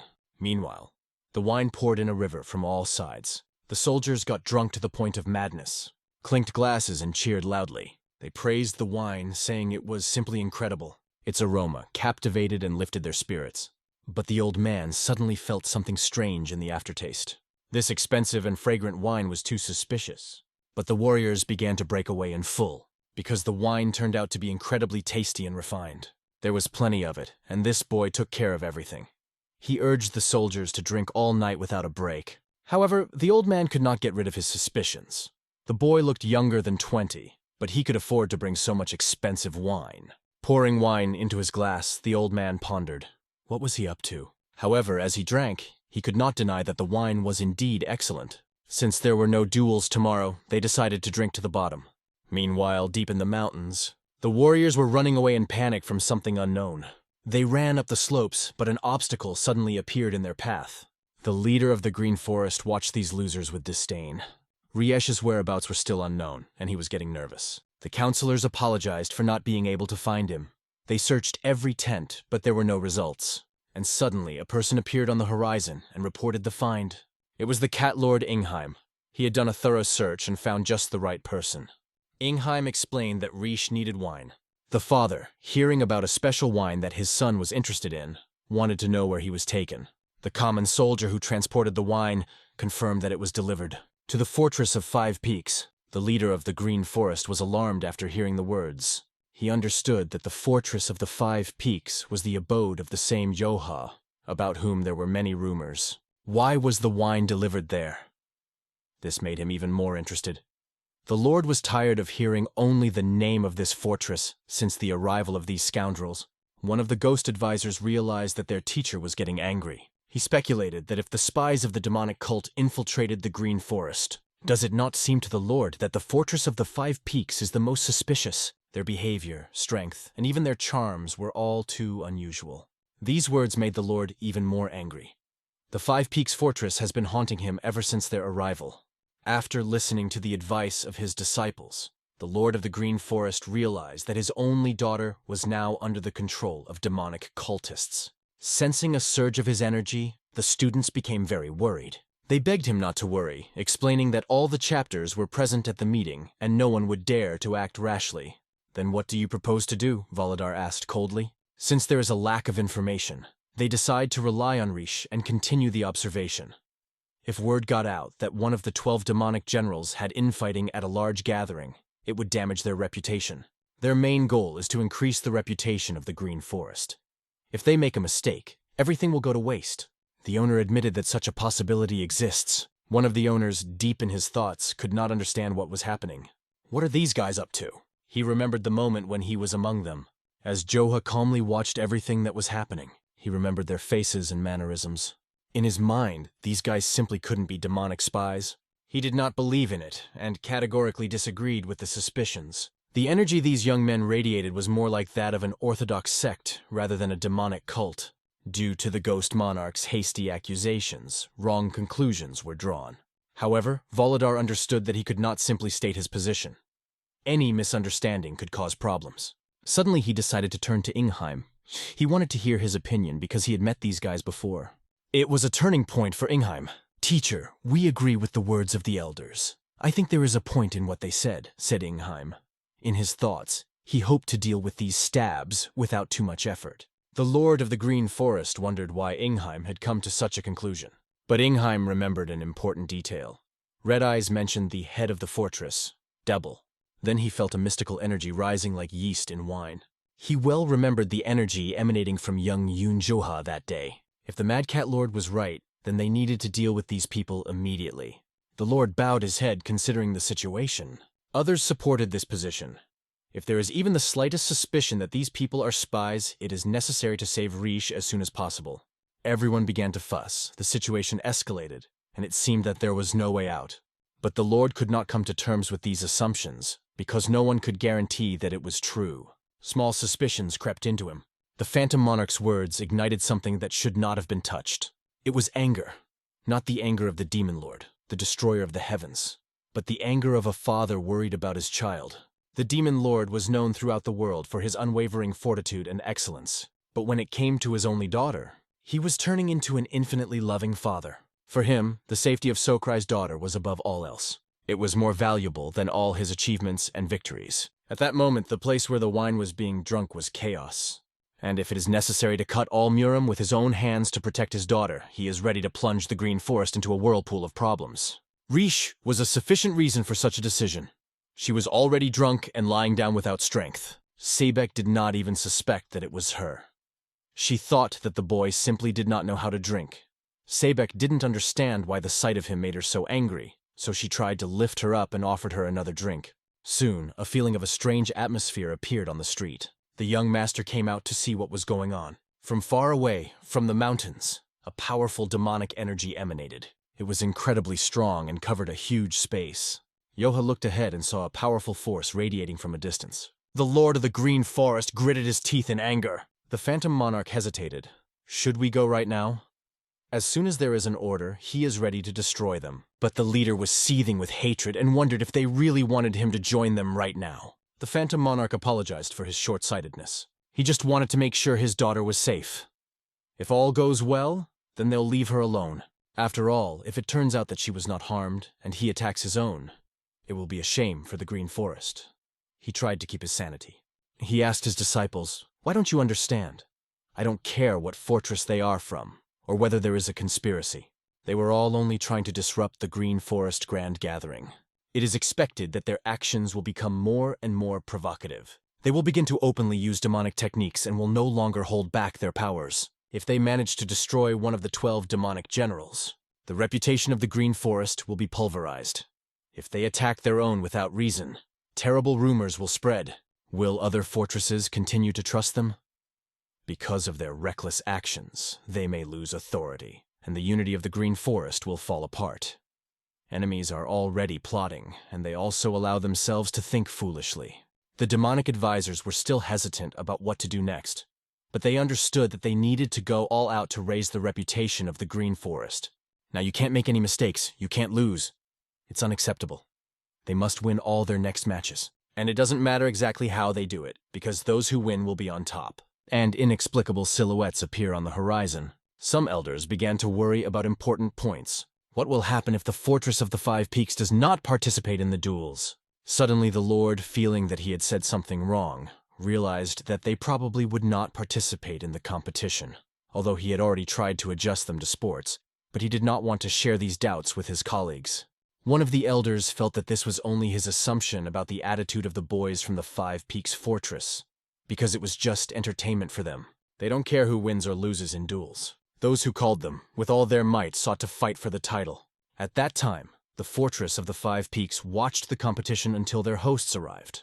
Come to think of it, who can they partner with? I have a guess, but I'm sure that if they don't participate in battles, it will be difficult to prove if they are practicing demonic arts. Cat Lord realizes that even if they enter the competition, neither of them will use demonic arts. And when he planned his plan, he didn't think about this. If it turned out that they didn't have a single drop of demonic energy, he would immediately be suspected of lying. The Phantom Monarch asked why these suspicious people would not participate and what they could do. The Cat Lord kept thinking that he could handle them without any problems. But as a result, the situation has become much worse. And now he does not know how to get out of this situation. Meanwhile, at the same time, in the Five Peaks camp, the boys enjoyed the taste of the wine that their master had mysteriously brought. This wine was first class and a real pleasure to drink. Pun Yongcho had never tasted such an expensive wine in his life, and for him this gathering of the Green Forest was a real big celebration. But what is the purpose of this guy treating them to such expensive wine? Suddenly, silhouettes appeared from behind the bushes, watching them. They were the boys from the mountains who suspected Pun Yongcho and his team to be spies for the demonic cult. They resort to such tricks, and if their plan succeeds, they will spring into action right now, coming out of the bushes to enact their revenge plan when no one expects it. And now there is an incident that will force Yoa to make an important decision.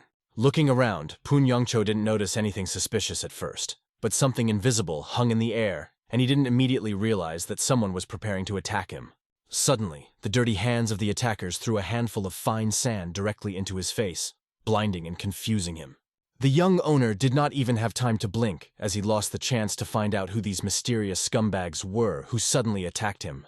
Meanwhile, Joa, sipping the tart wine, suddenly felt that his boss was shouting loudly from outside, as if calling for help or warning someone. At this moment, Risha, barely able to stay on her feet from the hops, stubbornly insists that she is not drunk at all and can easily continue drinking, denying the obvious. Joha assures himself that it must not be anything out of the ordinary, and for nothing he worries about Poon Yun-cho, thinking that it's all just his idle suspicions. But in the meantime, a strange, unknown conflict is growing on the street, in which disorder and danger are intertwined in a mysterious tank of death. Poon Yun-cho, meanwhile, backs away from the nasty attackers, trying to escape their sudden aggression, which leaves him confused. They brutally touched his body, pressing on the acupuncture points, depriving the young man of the opportunity to resist and move freely. Considering the fact that Poon Yun-cho was drunk, the enemies were easy prey, because he could barely concentrate and act clearly. However, their leader warned his men, this is not the time to relax, because if they make a noise, some dangerous guy will appear, and they must hurry.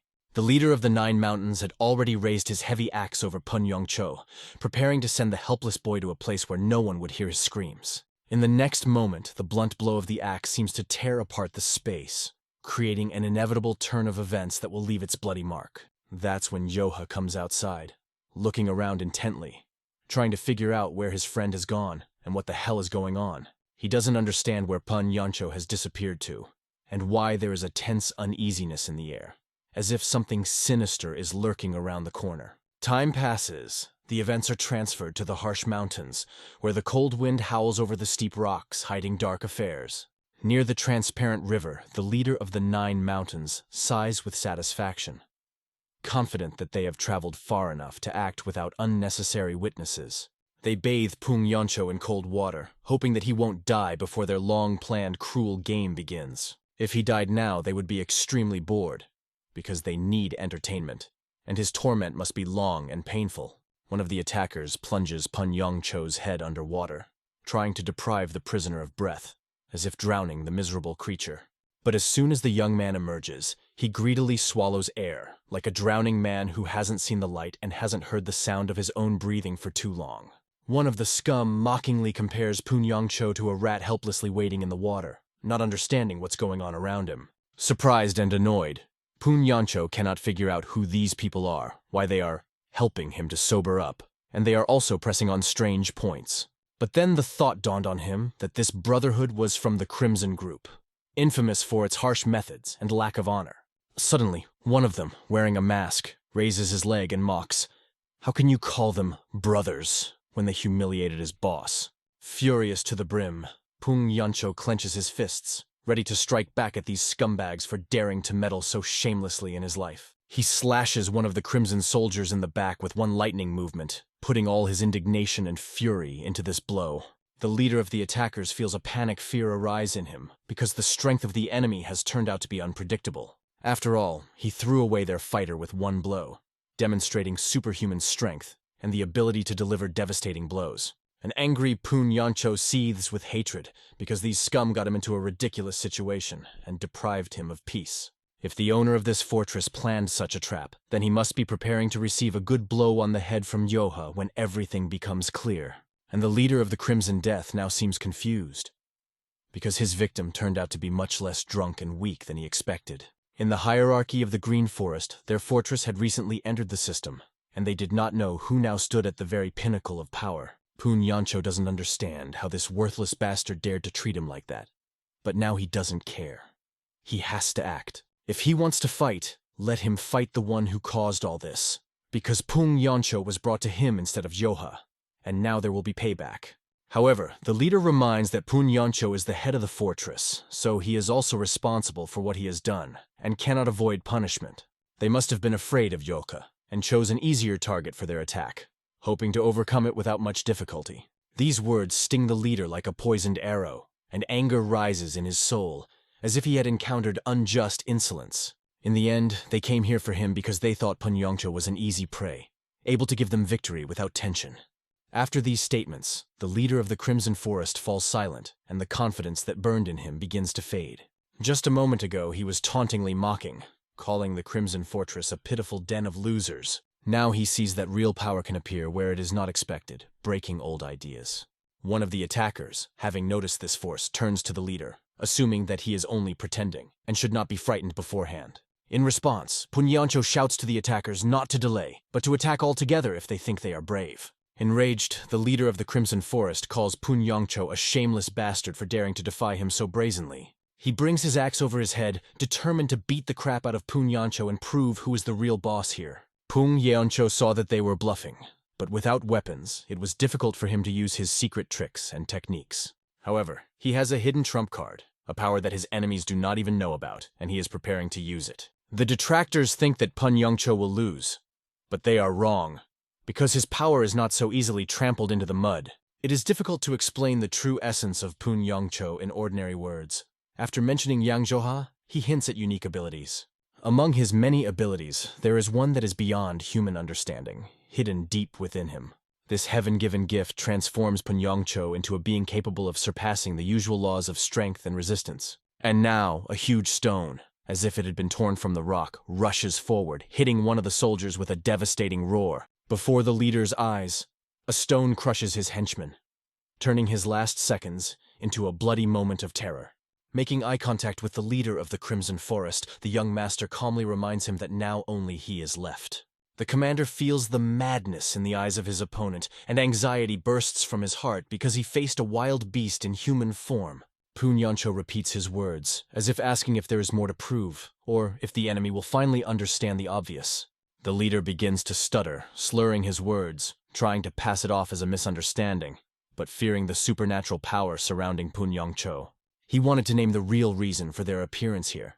But suddenly, a mysterious figure appears at the top of the slope. This creature, endowed with incredible power, happened to come across an interesting sight where the head of the Five Peaks was displaying rare abilities. The stranger declares that he will be merciful, and this time turn a blind eye to the mess going on here.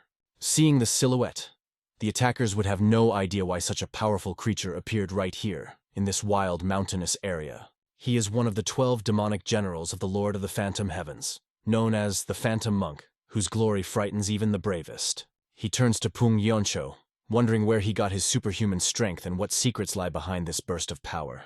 The young man replies that there is nothing extraordinary in this. He was simply born stronger than other people. To the Phantom Monk, such an explanation seems weak. He does not believe in the simplicity of the origin of such power. He cannot close his eyes to the dark energy visible only to his inner sense, and ignore the danger. Punyancho notices the Phantom Monk charging at him at breakneck speed, ready to test his strength. Swinging his sword, he cuts through the air and releases a powerful wave of force aimed at the unarmed youth. With a powerful, brutal blow, the monk covers everything around with blood, trying to deal a fatal blow to Punyancho and erase him from the horizon of life. The final day of the Green Forest meeting has come. The atmosphere was tense, as if before a storm. Everyone was waiting for the decisive moment. One of the members of the gathering gave a loud speech, emphasizing the significance of this event. His words sounded like a challenge that awakens the hearts of warriors. He addressed the fighters, who were soon to enter the arena, urging them to fight. The stage was covered with a wave of anticipation. All eyes were fixed on the warriors. Their eyes were burning, and confidence and strength were tearing the space around them. Some skillfully mastered the techniques of close combat. Others skillfully handled swords, demonstrating indomitable strength. But the biggest impression was made by the fact that 4 people entered the arena at once. Their appearance was like thunder in the middle of a clear sky. A mysterious observer was standing on the balcony, carefully watching the events from above.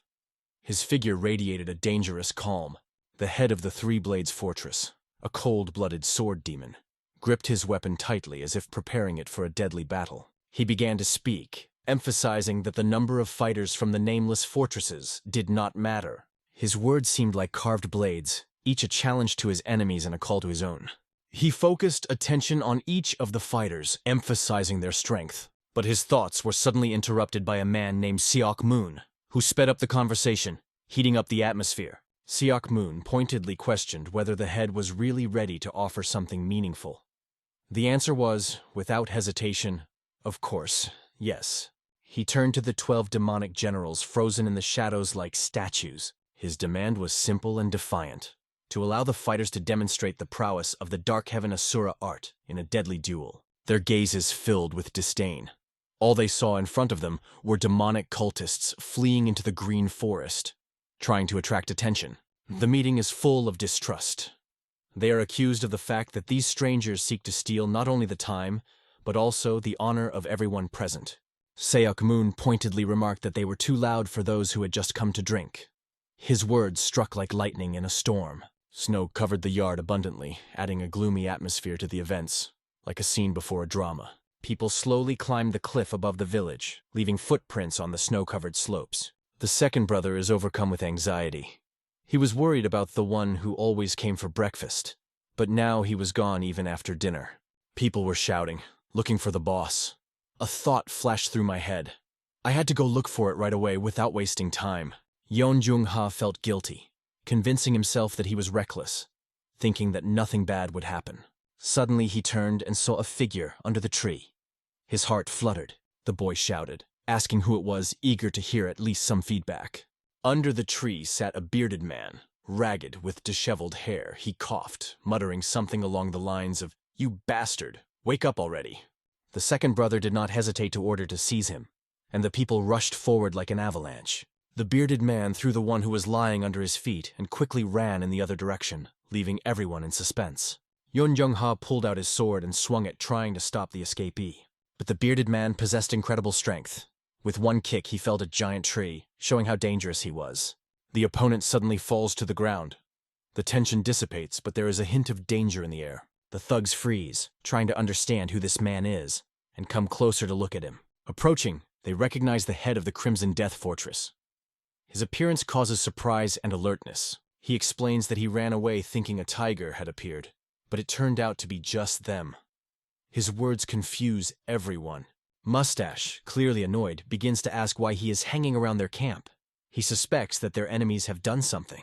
The man speculates. Perhaps one of their enemies could not overcome the insulter, and decided to take out his anger on the head. Yeon Jung-ha gets angry after hearing this. The idea that someone would dare touch their boss infuriates him. Begrovii calmly assures that he did not even think of causing harm. On the contrary, he almost died from 3 of them. But Yeon Jung-ha doesn't hold back and rushes towards him with a weapon in hand. His sword almost touches the ground as he delivers a powerful strike. Crimson dodges at the last moment, saving his life. At the moment of evasion, he suddenly shouts that everyone is in danger and asks to follow him immediately. Those words make Yeon Jung-ha freeze. Their feet sink into the wet ground, over which water flows. The path becomes difficult, but they persevere forward. Everyone rushes as hard as they can, seeing a body lying motionless in front of them. Their head lies in the water, his chin covered in blood. The picture is terrifying. Who could do it? Who inflicted such cruel wounds on him? The barely audible breathing of the head confirmed that he was still alive. Their first impulse was to carry him back to camp to save him. Yeon Jung-ha gripped his sword tightly, feeling excruciating pain and rage at what he saw. His thoughts were torn between revenge and helplessness. He decided to leave the worries of the chapter to his comrades, and he himself focused on only one thing: to find the culprit. All his thoughts were now directed at the offender, who had to answer for it. The head of the Purples told about the attacker, whose blows he saw with his own eyes. He described in detail how the sword had cut open their leader's body and remembered who had done it. The picture of the blow came to life in my memory. Merciless, skillful, and cold-blooded. He also delivered words to the fortress. If anyone asks about what happened, they must know the truth. The attacker, the great demonic general of the Green Forest, the Phantom Monarch, challenges. Tomorrow he will be waiting for them in the arena. Yeon Jung-ha left the care of the camp to others and set out to find whoever had done this, his determination blazing like a fire. Last night, the Phantom Monarch, a demonic general, learned of the infiltration of a demonic cult into the ranks of the Green Forest. His thoughts revolved around how deeply the enemies managed to take root. He was troubled by the thought that one mistake could destroy the fragile bonds of trust that held the Green Forest Alliance. This made him, unlike the other demonic generals, keep a close eye on the Five Peaks Fortress. In the course of his observations, he witnessed a battle between Pun Yong-cho and members of the Crimson Death Fortress. His doubts vanished like mist before the sun. The man behind him confirmed. The people from the fortress recognized the newcomers as part of the Green Forest. Although they had been nothing before, now great things were expected of them, even if swift destruction seemed inevitable. When the monarch met them again, he noticed a striking change. They seemed to be different people, radiating a completely different energy. He wondered how they were able to make such progress in such a short time. Even if they trained in the dark heaven Asura art, even the most gifted masters need years to achieve such achievements. What kind of technology allowed them to become so strong? There was only one way he knew of, the heaven and earth sword technique, and this way took over his thoughts. The Phantom Monarch approached Poon. He barely had time to turn around, feeling his presence. The monarch didn't know that Yang Zhongha had taught Poon a rare martial art, the Nine Heavens technique. This difficult situation was an ideal field for misunderstandings. And it was this misunderstanding that became the core of the subsequent conflict. Events quickly turned into a problem that began to confuse the allies of the Green Forest. In the end, this problem gained a large-scale impact, capable of changing the balance of power in the Green Forest. Now the KO has questions. Why did the Phantom Monk suddenly attack the Fortress of the Five Peaks? The misunderstanding broke out due to the fact that the monk herself did not announce her arrival. If so, she also needed to explain her actions. However, the Phantom Monk was famous for his attentiveness and caution. Why did he take such a radical step during the important meeting of the Green Forest? When Sok Rishi finally reached the arena, her instincts immediately took over. She could almost feel the reason for such behavior. She watched the battle in the arena. Everything was merciless and brutal. Killing enemies, this person was smiling from ear to ear. Sok's instincts told her that there was danger. Watching the blows, one could easily guess the danger. This case could not be described in words. More than just defeating the demonic generals, it was something more. It was ruthless, to say the least. To put it mildly, it was brutal. Blood flowed continuously. They fought like hungry wolves, full of strength. The generals froze in inaction, as if they were bound by an invisible force. Tension hung in the air, and everyone was aware of their powerlessness before the enormity of the events.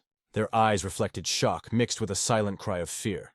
Even breathing seemed risky. Suddenly, one of the generals was thrown into the wall, smashing it with a powerful blow from the back, as if it was made of paper.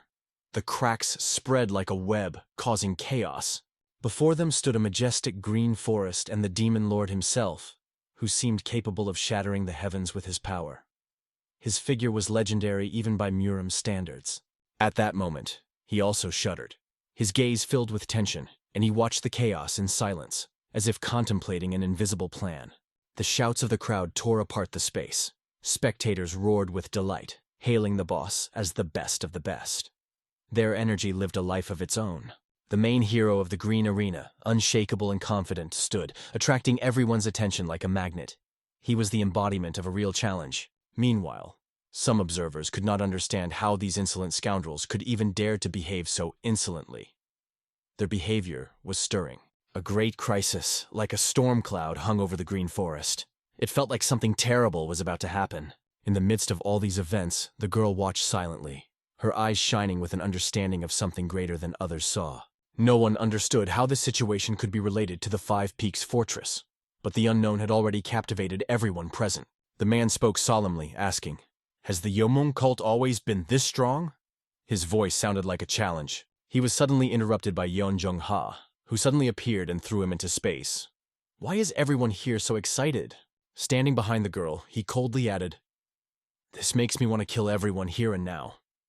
His words hung like a sentence. Mala, startled, turned and asked him to calm down, explaining that they did not know what was happening. However, Yeon Jung-ha warned her sternly, "If you stand in my way, you will be split in two." His gaze pierced like a blade. After these words, the girl lost the desire to argue. Fear reigned in her eyes. His legs confidently strode up, leaving behind the weight of tension. The four held their breath as they watched him, stunned and confused by what was happening. Even the public was impressed. No one knew who this brash man was and how he dared to disturb their boss's moment of glory. Shouts flew from the stands. "Get out, bastard!" Stones flew down, trying to stop the uninvited guest. Yeon Jong-ha fixed his eyes ominously on the offenders, and a deadly threat could be felt in the space. A bright yellow flash flew in different directions, breaking the atmosphere of tension. This flash not only destroyed the stones, but also knocked back those standing in the arena, leaving chaos in its wake. His sword, like an extension of his will, was directed at the crowd. The tension reached its peak. The blade was like a question. Who is the Phantom Monarch? An answer was needed immediately. He ignored all but one, the Phantom Monarch. His anger boiled over and he screamed for this rascal to come out. One of the attendees, getting up from the ground, was already yelling furiously at Yeon Jung-ha, calling him a crazy bastard for for daring to cause such chaos. It was the ghost monarch himself who accused Yeonjong-ha of being a spy for a demonic cult who infiltrated the Green Forest gathering and finally revealed himself. Seok-moon watched this scene in amazement, not sensing any demonic energy from Yeonjong-ha. Her mind flashed. What kind of delusion is the Phantom Monarch carrying? The ghost monarch himself suddenly admitted that he was the one who called Yeonjong-ha here to take revenge for all his misdeeds. Today you will pay with your life, the silence thundered. Instantly, he pushed off the ground like an arrow fired with determination.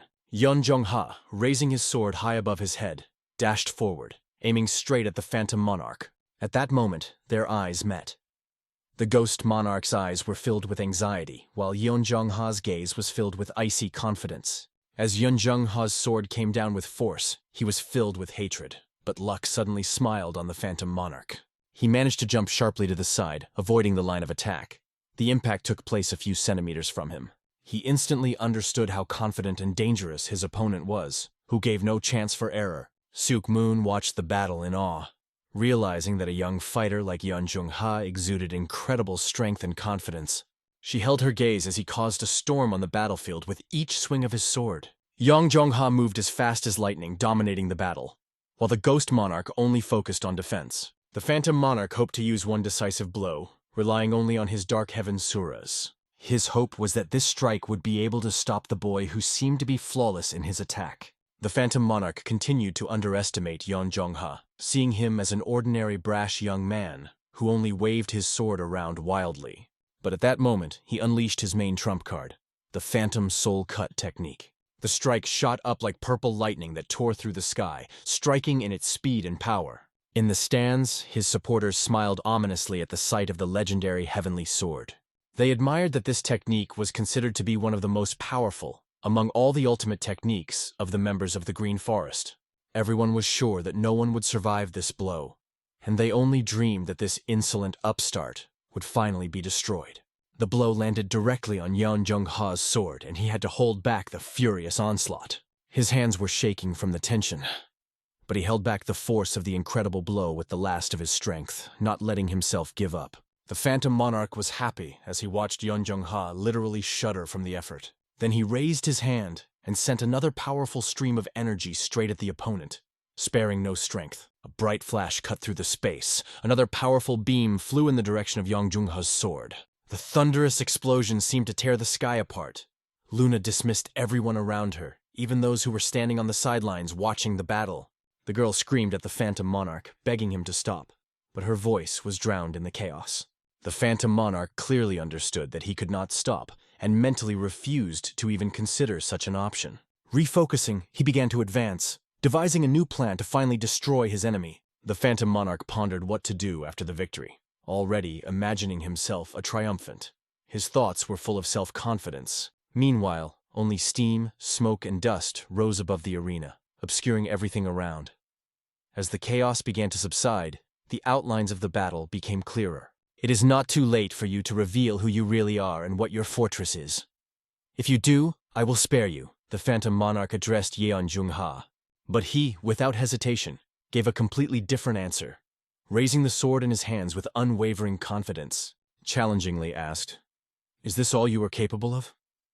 His words pierced the air like a challenge. Until now, Seok-moon had believed that it was simply impossible to block the Ghost Monarch's heavenly sword with a normal weapon. She was certain that even if the Phantom Monarch was not as skilled as her father, he was still the second strongest in the Green Forest, and only the strongest Mura masters could stand up to his technique. But Yeonjong-ha and the mysterious Five Peaks Fortress turned her idea of the limits of the possible upside down. A question arose in her head. Who the hell are these people? Her doubts grew. Everyone has been praising your technique so much that I'm wondering how strong this sword is. Yeonjong-ha snapped in a cold voice as he addressed the Phantom Monarch. He didn't seem to believe that he could defeat his boss with such skills. At that time, the Phantom Monarch, not understanding what kind of unusual energy it was, remarked, "It was not at all similar to demonic energy." But his brief confusion turned out to be a fatal mistake. He did not have time to think. Yeonjong-ha kicked him sharply with his knee, knocking him off balance, and then delivered a precise sword strike directly in front of him. This attack was accompanied by a warning. "Old man, it's time for you to leave." Be responsible for beating the boss, Yeon Jung-ha added, his voice cold and determined. Hearing this, the Ghost Monarch's face contorted in anger and powerlessness. He felt that the game was nearing its end. At this moment, Yeon Jung-ha decided not to waste time on the ceremony and activated the fourth formation. His sword began to spin rapidly in the air, creating a powerful vortex. This maneuver was aimed at completely neutralizing the Phantom Monarch's attack. But as soon as Yeon Jung-ha launched his storm, it became extremely difficult for the Phantom Monarch. It was obvious to everyone. His distorted face from fear and effort left no doubt. The whirlwind absorbed everything. Suddenly, Yeon Jung-ha gave a commanding shout. Fire! His hands burst into flames that surrounded his sword and powered up the technique. This deformation created unbearable pressure for the enemy, forcing them to lose control. With each passing second, the Phantom Monarch was losing more and more strength, unable to withstand the onslaught. When Yeon Jung-ha performed the wheel technique, the sound of it cut through space, reaching even those standing outside the arena. From the stands came shouts from other villains who began to shout that it was time to step in and deal with the situation. However, their attempts were in vain. They were scattered only by gusts of wind coming out of the arena. They began to be indignant. How did it happen that at the moment when they almost became the main stars of the gathering, this insolent upstart spoiled everything? But at the same time, they couldn't understand what kind of force it was that made even standing still with enormous effort. This question remained unanswered for them, and the chaos only grew. The only thing that was obvious was that the streams of energy created by Yeon Jung-ha had deprived the Phantom Monarch of even being able to hold the sword normally. At this point, Yeon Jung-ha decided not to waste time on the ceremony and activated the fourth formation. His sword began to spin rapidly in the air, creating a powerful vortex. This maneuver was aimed at completely neutralizing the Phantom Monarch's attack, but as soon as Yeon Jung-ha launched his storm, it became extremely difficult for the Phantom Monarch. It was obvious to everyone. His distorted face from fear and effort left no doubt. The whirlwind absorbed everything.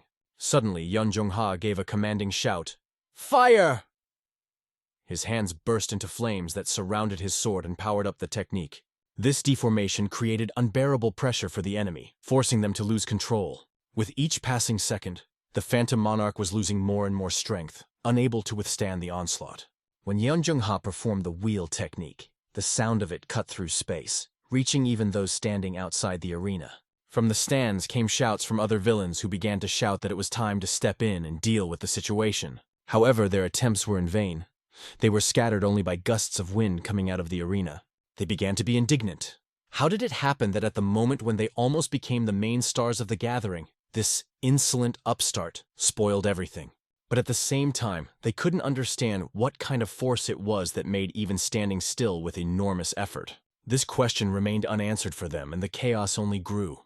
The only thing that was obvious was that the streams of energy created by Yeon Jung-ha had deprived the Phantom Monarch of even being able to hold the sword normally. John's blow was so powerful that it seemed as if the Phantom Monarch had been hit on the head with a metal club. The monarch fell to the ground, trying to feel at least a drop of life under his hands. But all he could feel was the blood running down his fingers. Above him stood Yeon Jung-ha, whose figure in the dim light looked more like a ghost than a human.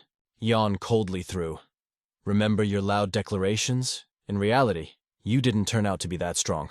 The Phantom Monarch walked on, oblivious, and yelled back, "If you want to kill me, do it. I won't ask for mercy." But for Jonah, the truth was obvious. His decision did not depend on the words of the enemy. Even if the monarch had been silent, Ion would have done the same anyway, raising his sword for the final blow. At that moment, the girl tried to stop him, raising her hand and shouting for him to stop. Suddenly, a wave of energy shook the space, piercing the air, radiating incredible power. Her power was so great that she smashed through the wall in her path, leaving ruins in her wake. Was it Jonah's sword strike? A moment of tension gripped everyone. An invisible weight of restrained power consumes him. His energy, like an imprisoned storm, hides under the mask of calm, but every moment threatens to destroy this fragile balance. His gaze cuts through the crowd like a blade. The scars on his face become silent witnesses of battles, giving him an unshakable majesty and menacing seriousness. There is tension in the dark passage to the arena. Each step is accompanied by a growing sense of inevitability, and the silence promises a storm. Pun Yoncho froze in a state of half asleep. He doesn't understand where they are, or even if they've arrived, the confusion rolling in waves. His brother, without stopping, calls for silence. The weariness and urgency in his voice suggest that every second counts, but the words seem too heavy. Another brother, bearing the burden of responsibility, grumbles about expediency. He insists on the need to get to the doctor, but the boss's order to go to the arena seems absurd to him. The girl reminds with dignity and determination that the boss does not tolerate objections. All roads lead to the arena, and to ignore his order would be tantamount to self-destruction. A loud explosion breaks the silence, like thunder in the clear sky. One of the brothers, mustachioed and stocky, almost loses his balance, swaying under the stream of vibrations. A jolt of energy, like a wave, penetrates everyone. A sense of tension builds, causing hearts to beat faster, and thoughts to circle around possible danger. Finally, in front of the gates of the arena, everything becomes clear. Behind them, a real battle unfolds, the sound of which resembles the roar of the elements, which promises chaos and the unknown. As soon as the Demon Lord stepped into the market, the crowd froze as if time had stopped. His appearance was a rarity, and his personal participation promised disaster. People froze in anticipation of the approaching storm. He became famous as a bandit who mastered the sword, turning every blow into a work of deadly art.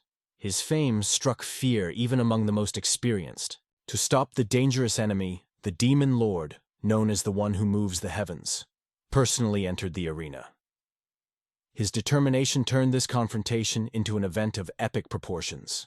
The absurdity of the situation caused a wave of incomprehension among the audience.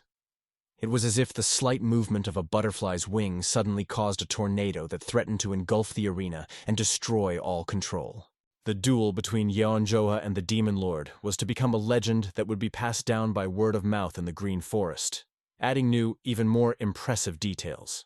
Filled with cold confidence, the Demon Lord motioned for John to stop fighting. His words sounded like a warning, behind which a hidden threat hid. Like a teacher instructing a child, he reminded Jonah of his duties. Behind the Demon Lord sat his disciple, the Phantom Monarch, a silent witness of these events. "If you wish him dead," said the demon, "I have no choice but to intervene." His words split the silence of the arena like thunder. It sounded like delusion to John. Teacher and student? It meant nothing. He remembered the Lord's own words. The Green Forest is one big family, and only smiled bitterly. In fact, the demon only cared about the special ones, forgetting that they were the first to attack John's relatives. This betrayal was unforgivable. Jan remembered. These people had dared to attack his most precious ones first. And now he stood here, ready to avenge his family. The demon tried to convince John that he should not be expected to make mature decisions. But even for a child, his behavior was unheard of. He put himself above others. The demon hinted, "You don't even understand who you're dealing with. One of the 10 strongest martial arts masters, head of the Green Forest." But this did not impress John. Jonah was not interested in the glory or status of the Lord. It didn't matter to him. He saw in front of him only the one who stands in the way of his justice. Ion raised his sword. His movement was ruthless and precise. He was ready to destroy anyone who tried to harm his family, even if it was the Demon Lord himself.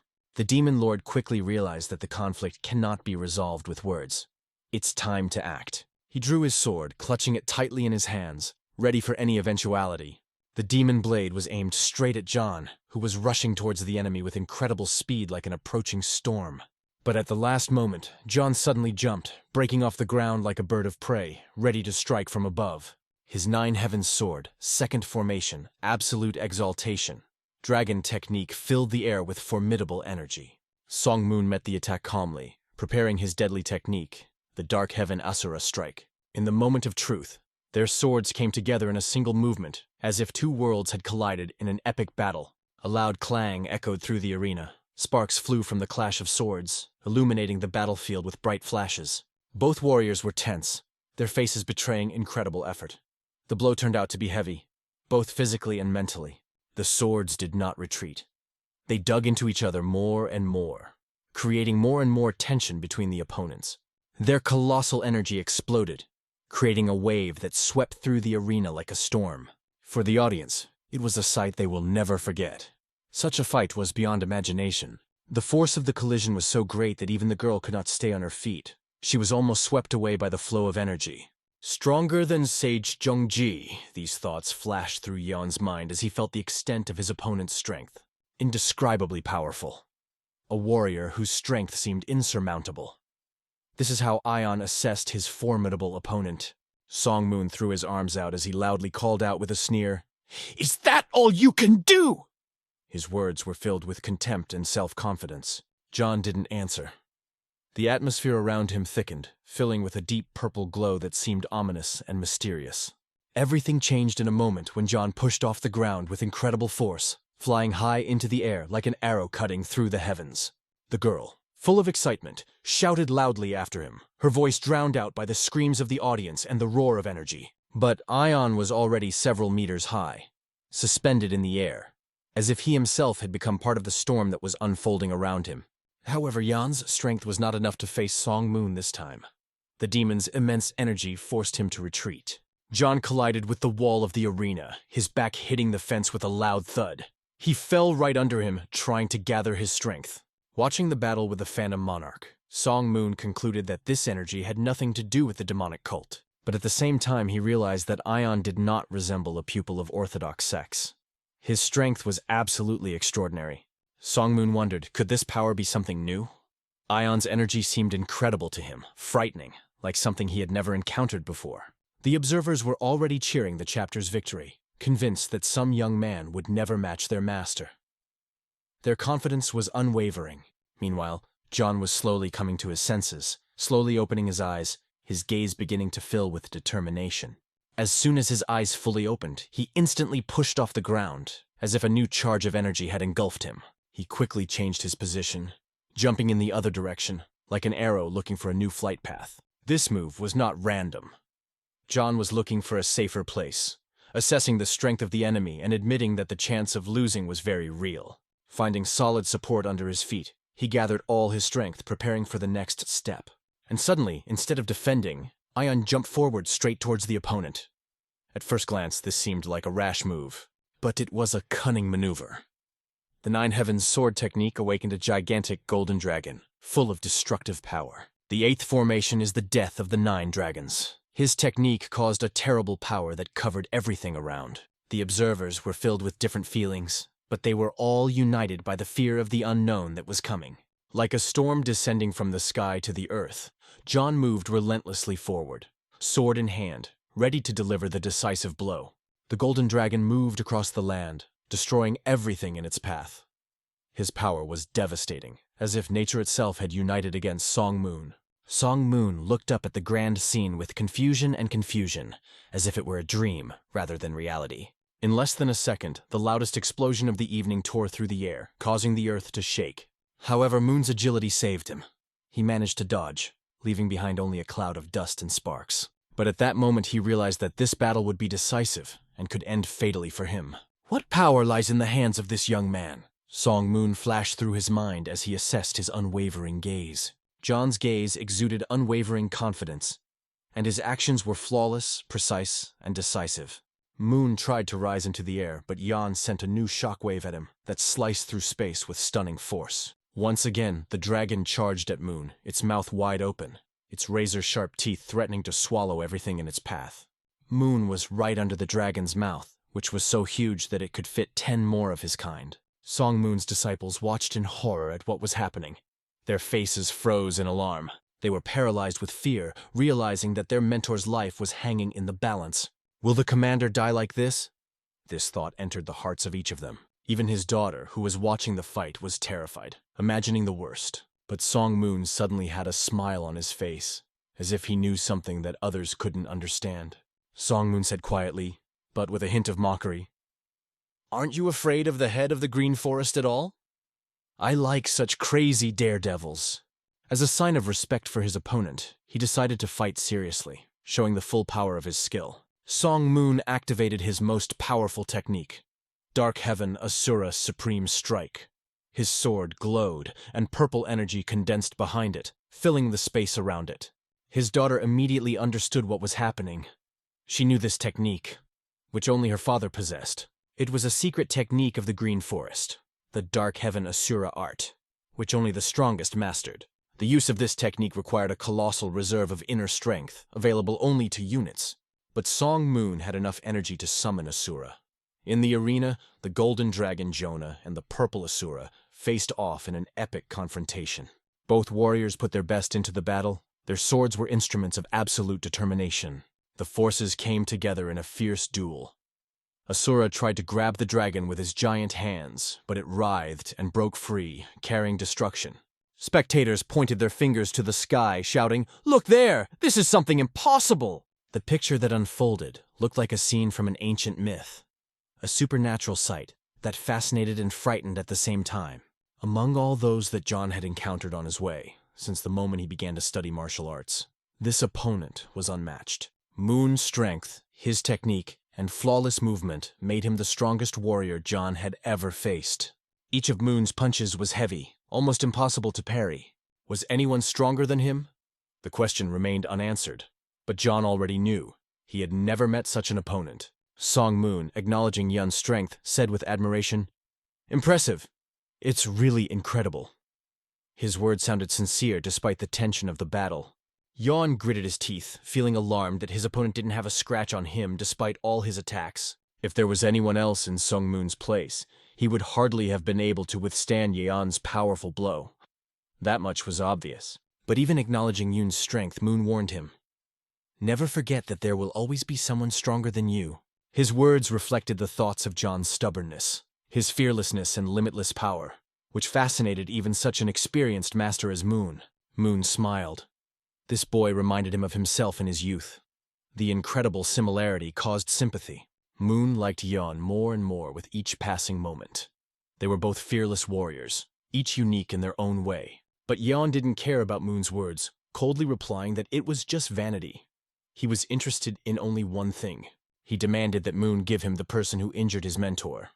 He was seething with rage that could not be stopped. At the moment of Yona's attack, Moon unexpectedly agreed. He said, "Okay, but this fight must end here and now." Their figures, the dragon and the Asura, like lightning, headed straight down to the ground where the fate of the battle was to be decided. They fell like bullets, compressing the air and leaving behind bright traces of energy. Heading toward the ground, their figures glowed like two opposing stars, ready to collide and cause another explosion. Even those standing far beyond the courtyard could see a dazzling beam of light breaking through the sky. It was followed by an explosive wave of incredible power that scattered everything around like a powerful hurricane, sweeping away everything in its path. People flew in different directions, unable to withstand the wave of energy that erupted from the epicenter of the battle. They were tossed around like toys by a force that shook the earth itself. The stands shuddered, and some structures almost collapsed under the influence of this incredible force. The arena was on the verge of collapse. Everything around, from the leaves on the trees to the smallest objects, rose into the air, as if obeying the magnetic force of the blast wave. The blast wave from their fall to the ground was so powerful that it caused dust to rise for several kilometers around. A veil of dust covered everything, hiding from the audience what was happening inside this battle of the Titans. But even after all this, their swords remained clasped, like a symbol of endless confrontation. They did not lie on the ground, despite their exhaustion, but continued to stand, holding their weapons firmly in their hands. Their faces showed how exhausting this battle was. Each stroke required incredible effort. Both fighters had already spent a significant part of their strength, but remained indomitable, continuing the fight to the last. Even in this state, they did not give up, calling each other bastards and maintaining their fighting spirit. And then suddenly a new character appears above John, Shim, who was holding a head on his back. It seemed that he was a messenger of peace. Landing on the ground, Shim carefully lowered Poon onto his back, causing astonishment and tension among the onlookers. Gasping for breath, Poon still found the strength to say, "I think this has gone too far." His words sounded difficult, but sure. He wanted to convey a simple truth to John. It was time to stop while still in control. John froze, seeing his boss in front of him. His resolve wavered, and he pondered the words he had heard. Poon came to reassure Yoon that he was fine and that his wounds weren't as critical as they seemed. Shim, although he grumbled about having to carry the head, actually held himself with dignity, although his indignation was visible. Others supported Shim, calling him the best old man and encouraging him that he really could handle it. Yeon listened carefully to Poon's words, starting to calm down and assess the situation soberly. However, Song Moon did not stop swinging his sword.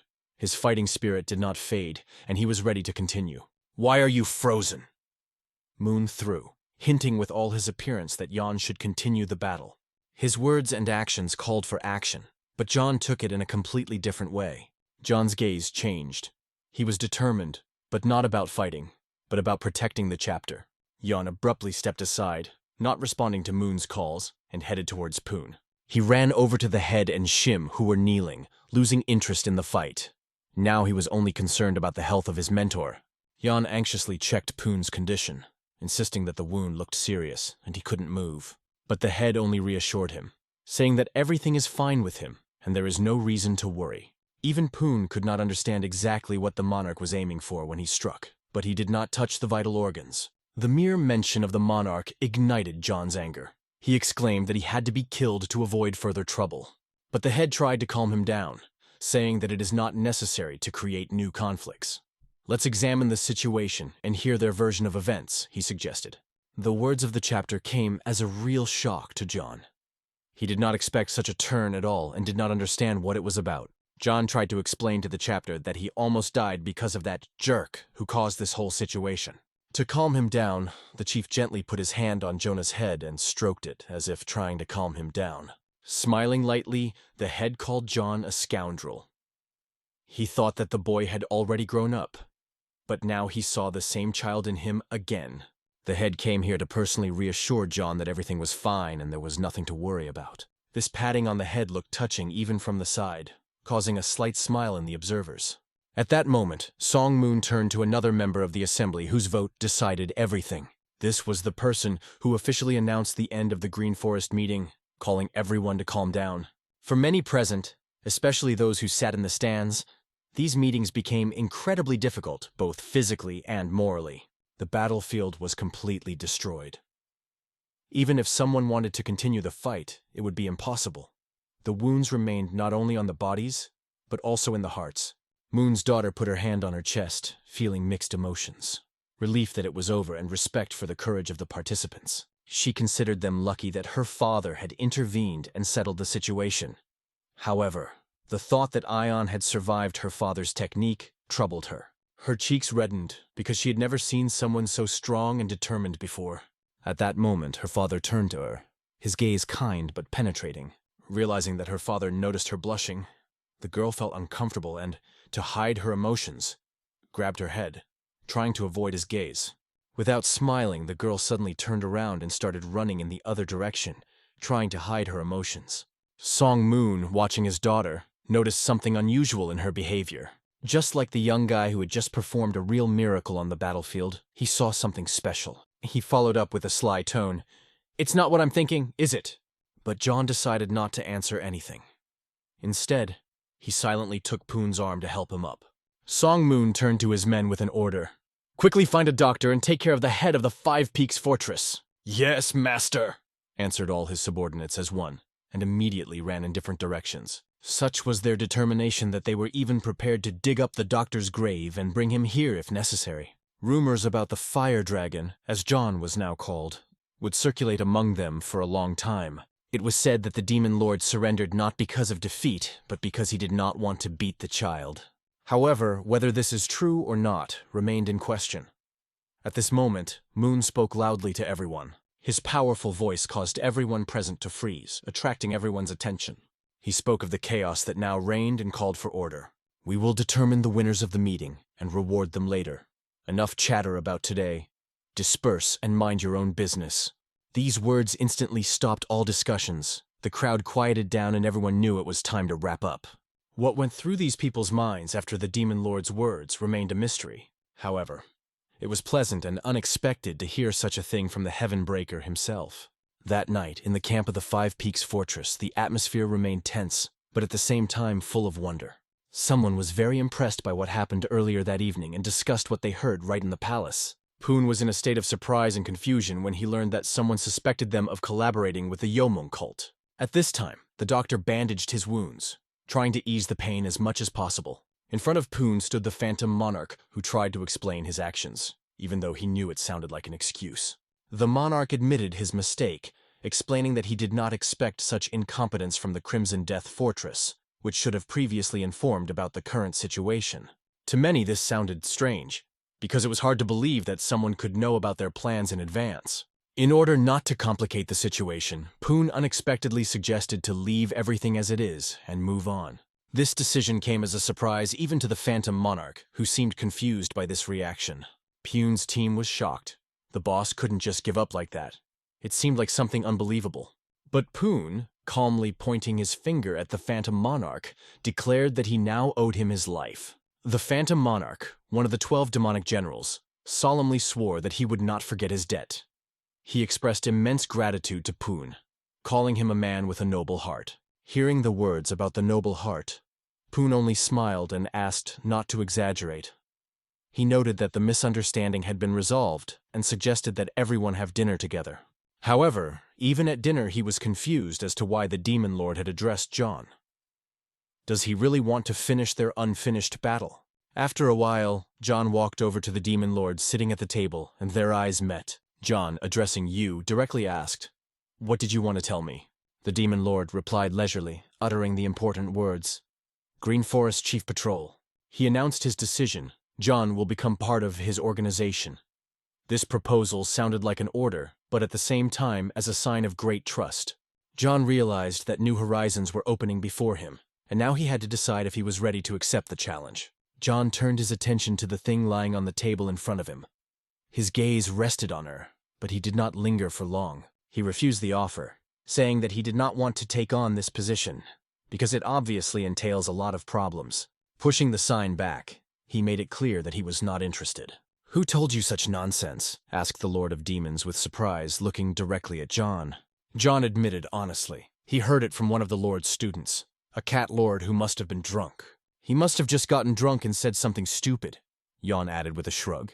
But even if it wasn't, John remained incredulous. He was not interested in positions, duties, or the main patrol of the Green Forest itself.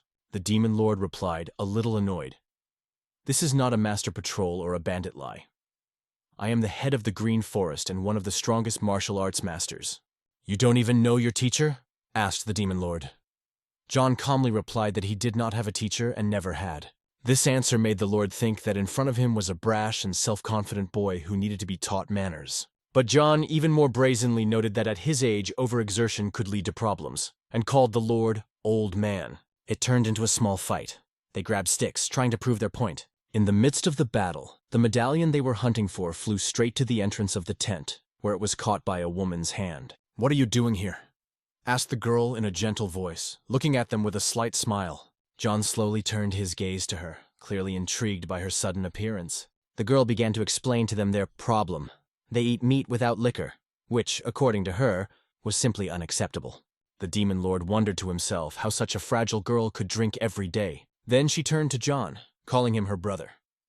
This word confused John, because he did not understand at all what it was about. She presented him with the locket and remarked that it was unwise to turn down such a rare opportunity. But John had no idea who she was and why she was so close to him. "Why are you acting so aloof even though we've been drinking together all night?" Her question sounded, and John was even more shocked. He still didn't understand what it was about, but he began to wonder if it could really be her. "Is it really Rishi?" John glanced at her face, but it was nothing like what he remembered. It was only after a few seconds of thought that he was able to gather his thoughts. She was so elegant and beautiful that she did not at all resemble someone he might have seen before. The girl turned out to be the daughter of the Demon Lord, named Black Petal. Now everything became clear when the father himself officially introduced her. This explained why everyone treated her with such special treatment. However, John immediately began to point out her weak inner energy, comparing her to those he thought were strong. A loud quarrel quickly broke out between them, filled with mutual reproaches and retorts. Meanwhile, under the tent, the other brothers were trying to understand what was happening, and comprehend that the daughter of the very Demon Lord Heavenbreaker was standing before them. Now everything became clear. What seemed strange and incomprehensible before finally made sense. John remembered their first meeting, when he had only said hello to her. At that moment, he even doubted whether she was a girl or a boy, because she presented herself as a boy, which surprised him. Then she noticed the token that was hanging on John's belt and asked where he got it from. The token glittered, drawing attention to the hieroglyph engraved in the middle, which gave it a special meaning. She remembered, "Didn't you say before that you didn't want to leave the fortress for the patrol? How did it happen?" Right now, John couldn't help but agree with her words. albeit reluctantly. The girl explained that the main patrol is responsible for solving serious problems facing the fortress, and these tasks are often dangerous. She gave an example. What if one of your friends gets seriously injured on the way to the fortress? What if the enemies take advantage of this opportunity when no one can help them? Ion listened carefully to her words, realizing that they had weight and logic. The girl added another argument. No matter how skilled you are, will you and your family be able to return to the Five Peaks Fortress safely? Her words made John think, and she herself plunged into memories of past dangers. The second brother also agreed that they had already faced problems on the way here, and those difficulties were serious. Shim noted that this should have been realized a long time ago.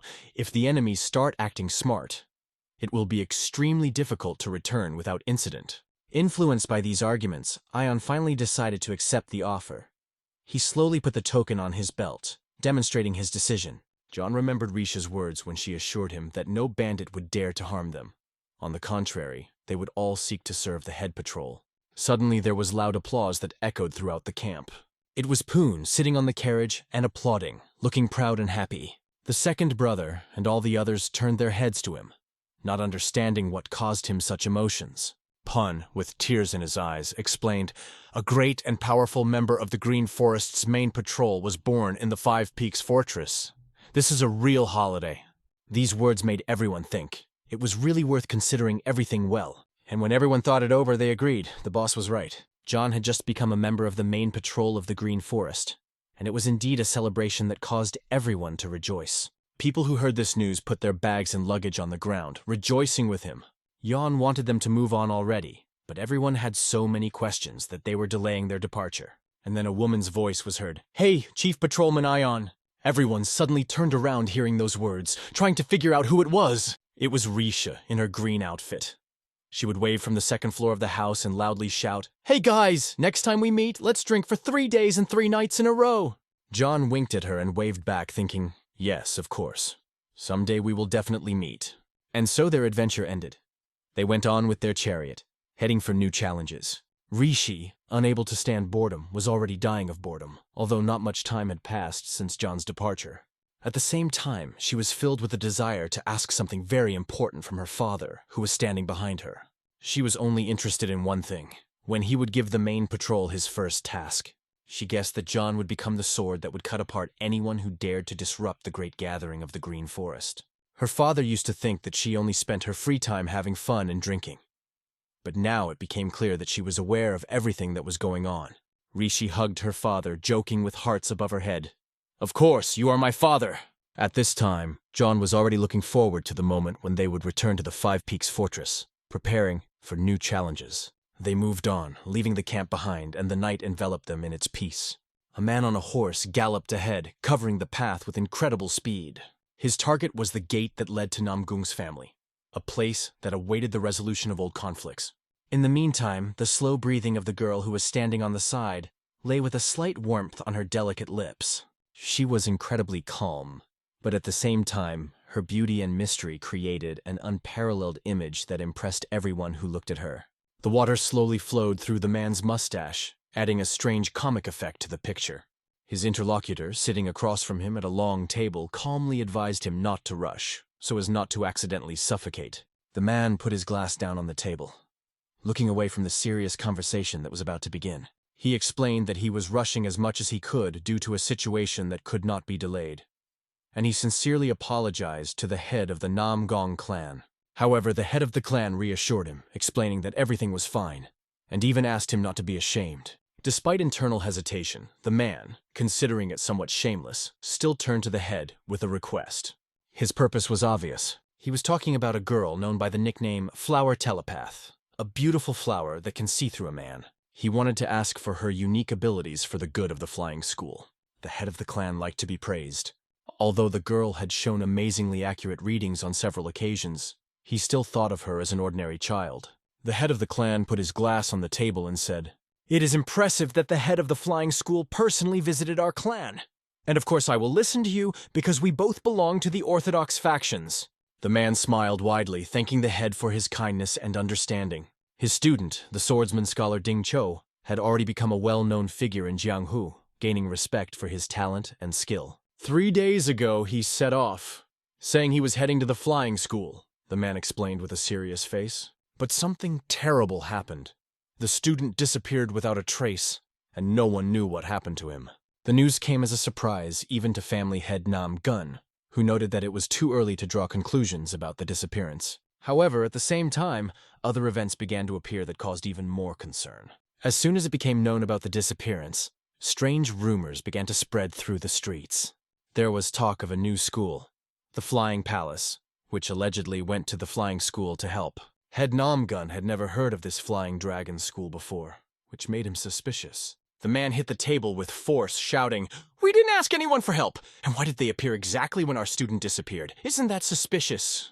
The rumors about the Flying Dragon School really looked strange, but Head Namgun still doubted that his daughter would be able to help solve this case. However, the man continued to insist, pleading, "Please help us. If you help, we will be in your debt for life," he added with sincerity in his voice. After much persuasion, the head of the clan finally agreed, but asked to wait a little. Meanwhile, the young man approached the door, clearly determined. He knocked on the door, announcing his arrival with a confident hand, and a voice was heard behind the door which allowed him to enter. His sister was sitting at the table.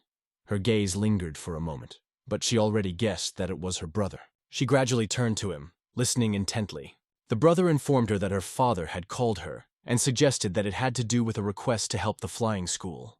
He warned his sister, "If something seems strange, it is better to refuse to avoid problems." Her brother also reminded her that her safety was his most important thing. But when the door opened, he was confused for a moment, and then quickly regained his composure. His slight confusion was short-lived, and he regained his composure. Young Mistress Yan was already standing in front of them, ready to listen to what they wanted to say. The head of the flying school thanked her for giving them her precious time, expressing his sincere gratitude. The brother asked him to explain the situation, so that the sister could understand how to help. The head repeated his story, describing everything in detail, although at times it seemed that he was taking too long. The brother quickly understood what was the matter, and drew his conclusions. The head once again asked about the position of the Orthodox Union, and received an affirmative answer. But he did not stop there, continuing to explain his fears. He pointed out that the School of the Flying Dragon is either newly established or has an evil intention, trying to pass itself off as an Orthodox school. "I hope with your help we can find out their true intentions." Finally, he added, "If it's going to be difficult to uncover the truth about this school, I at least want to know if Ding Cho is alive." The understanding between the masters was always at a high level, but what happened next caught everyone by surprise. Suddenly, Yan stood up, and her brother did not even have time to understand where she had gone. She silently left the room without explaining anything, just closing the door behind her. Her sudden departure left everyone with many questions and bewilderment. Her father suggested that when she heard of the urgency of the matter, she rushed to act without delay. The brother added with a light smile, "She's like that with us. Maybe she's not very wordy, but she always finds a way to solve even the most difficult situations." This caused smiles among those present. Even the head of the school could not refrain from laughing. He traveled a long way, guided only by rumors and the hope of the flower telepath. But now it looked like she might just be a charlatan, or so it began to appear to him. Soon a woman approached the brother and sister, pleading with them to save and find her son. The boy assured her that they would do everything possible and asked her to tell everything she knew. Yan listened carefully to her words. 3 days ago, a student of the floating school, swordsman scholar Ding Cho, suddenly disappeared. His name suggested that he was a brave young swordsman with outstanding skills. For someone like him to disappear for 3 days without any news was strange. Most likely he had to enter into a dangerous battle. The reaction of the mother, who was grieving for her son, was quite understandable. Even Brother John noticed that the situation was becoming more and more complicated and confusing. From her words, it was also possible to learn that another monk had disappeared, which made the events even more mysterious. Yan suggested that her brother go to a hotel in a nearby village, hoping to get more information. The brother's reaction was a little strange, his face showing surprise. He still did not fully understand what it was about, but he decided to trust his sister. After some time, they reached the hotel and went inside. At the entrance, they were met by a man who stood with his back to them. His figure seemed calm but mysterious. The boy approached him, intending to ask or say something. He began, "A young swordsman scholar appeared here 3 days ago. Have you seen him?" Yan listened attentively to the conversation, closely following every movement and word. The man who was addressed answered as if in passing, saying that the question was asked just in case. However, instead of answering his brother, he turned to Yon and began to share his story. To be honest, I don't even want to remember those events. He sighed, and his story began. He described the battle, during which the entire hotel was completely destroyed, leaving it in ruins. It sounded much more interesting than normal conversations, and caught Yon's attention. The brother and sister immersed themselves in his story, listening carefully to every word. The man enthusiastically described the battle, which left a strong mark on his memory. A strong lightning strike with his hand on the table blew it to pieces, he recalled, as if reliving the events. Ion, as if transferred to those events, felt herself a participant in that battle. She imagined the boy covering his head with his hand, exclaiming, "What are you doing?" Then the swordsman of the Mountain of Destruction appeared in front of him. Hwang Yom-dong, a bald big man who immediately attacked him. Hwang exclaimed that the flying freak had decided to stand out and he didn't like it. But Dingcho calmly replied that he simply came to this village to investigate the monk's disappearance and did not want to conflict with the heavenly schools. Hwang, however, rejected all explanations, calling the case bad. His aggression only increased. The problem was that Hwang Yom-dong, just seeing someone from the floating school, immediately felt his blood boil. Dingcho, although he wanted to resolve everything peacefully, realized that force was not the way to go. He sternly told his enemy not to behave like a frightened dog waiting to be struck. But to Hwang Yom-dong, such behavior seemed even more insolent, fueling his aggression. They entered into a fierce battle without wasting time. Both rushed at each other, full of determination. Their swords cut through the air, sparks flew in all directions, creating the impression of a real battle of titans. Dingcho originally thought that as a student of the Orthodox school, he should have helped in the monk's search. But instead he only created obstacles. It would be logical if Hwang didn't want to help. Then at least he didn't get in the way. But the bald man did not think so. He was annoyed by the indifference of the flying school. The situation heated up when Dingcho called him a damn moron and delivered another powerful blow with his sword. The blow was lightning fast, but Hwang managed to dodge by crouching and avoiding a direct collision. He stepped under the sword and struck the boy squarely in the chin, forcing him to retreat. The fight grew faster and harder, each attack more dangerous than the last. Dingcho found himself on the ground after a powerful kick from Hwang.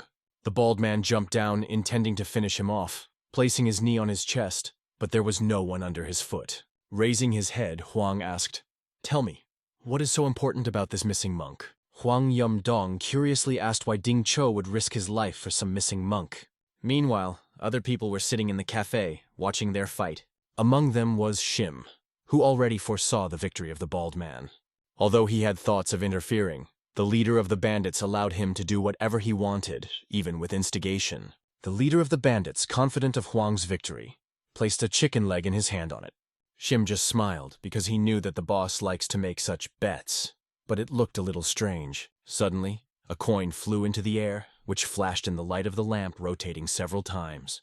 The coin struck directly at the sword that Hwang Yom-dong was holding, causing a sudden blow. After that, she flew into the wall with such force that everyone present froze. The blow was so fast that the sword in the bald man's hands began to tremble and he almost dropped it. This stopped the fight for a moment and caused both warriors to look around. Hwang asked loudly to the whole hall, "Who did this?"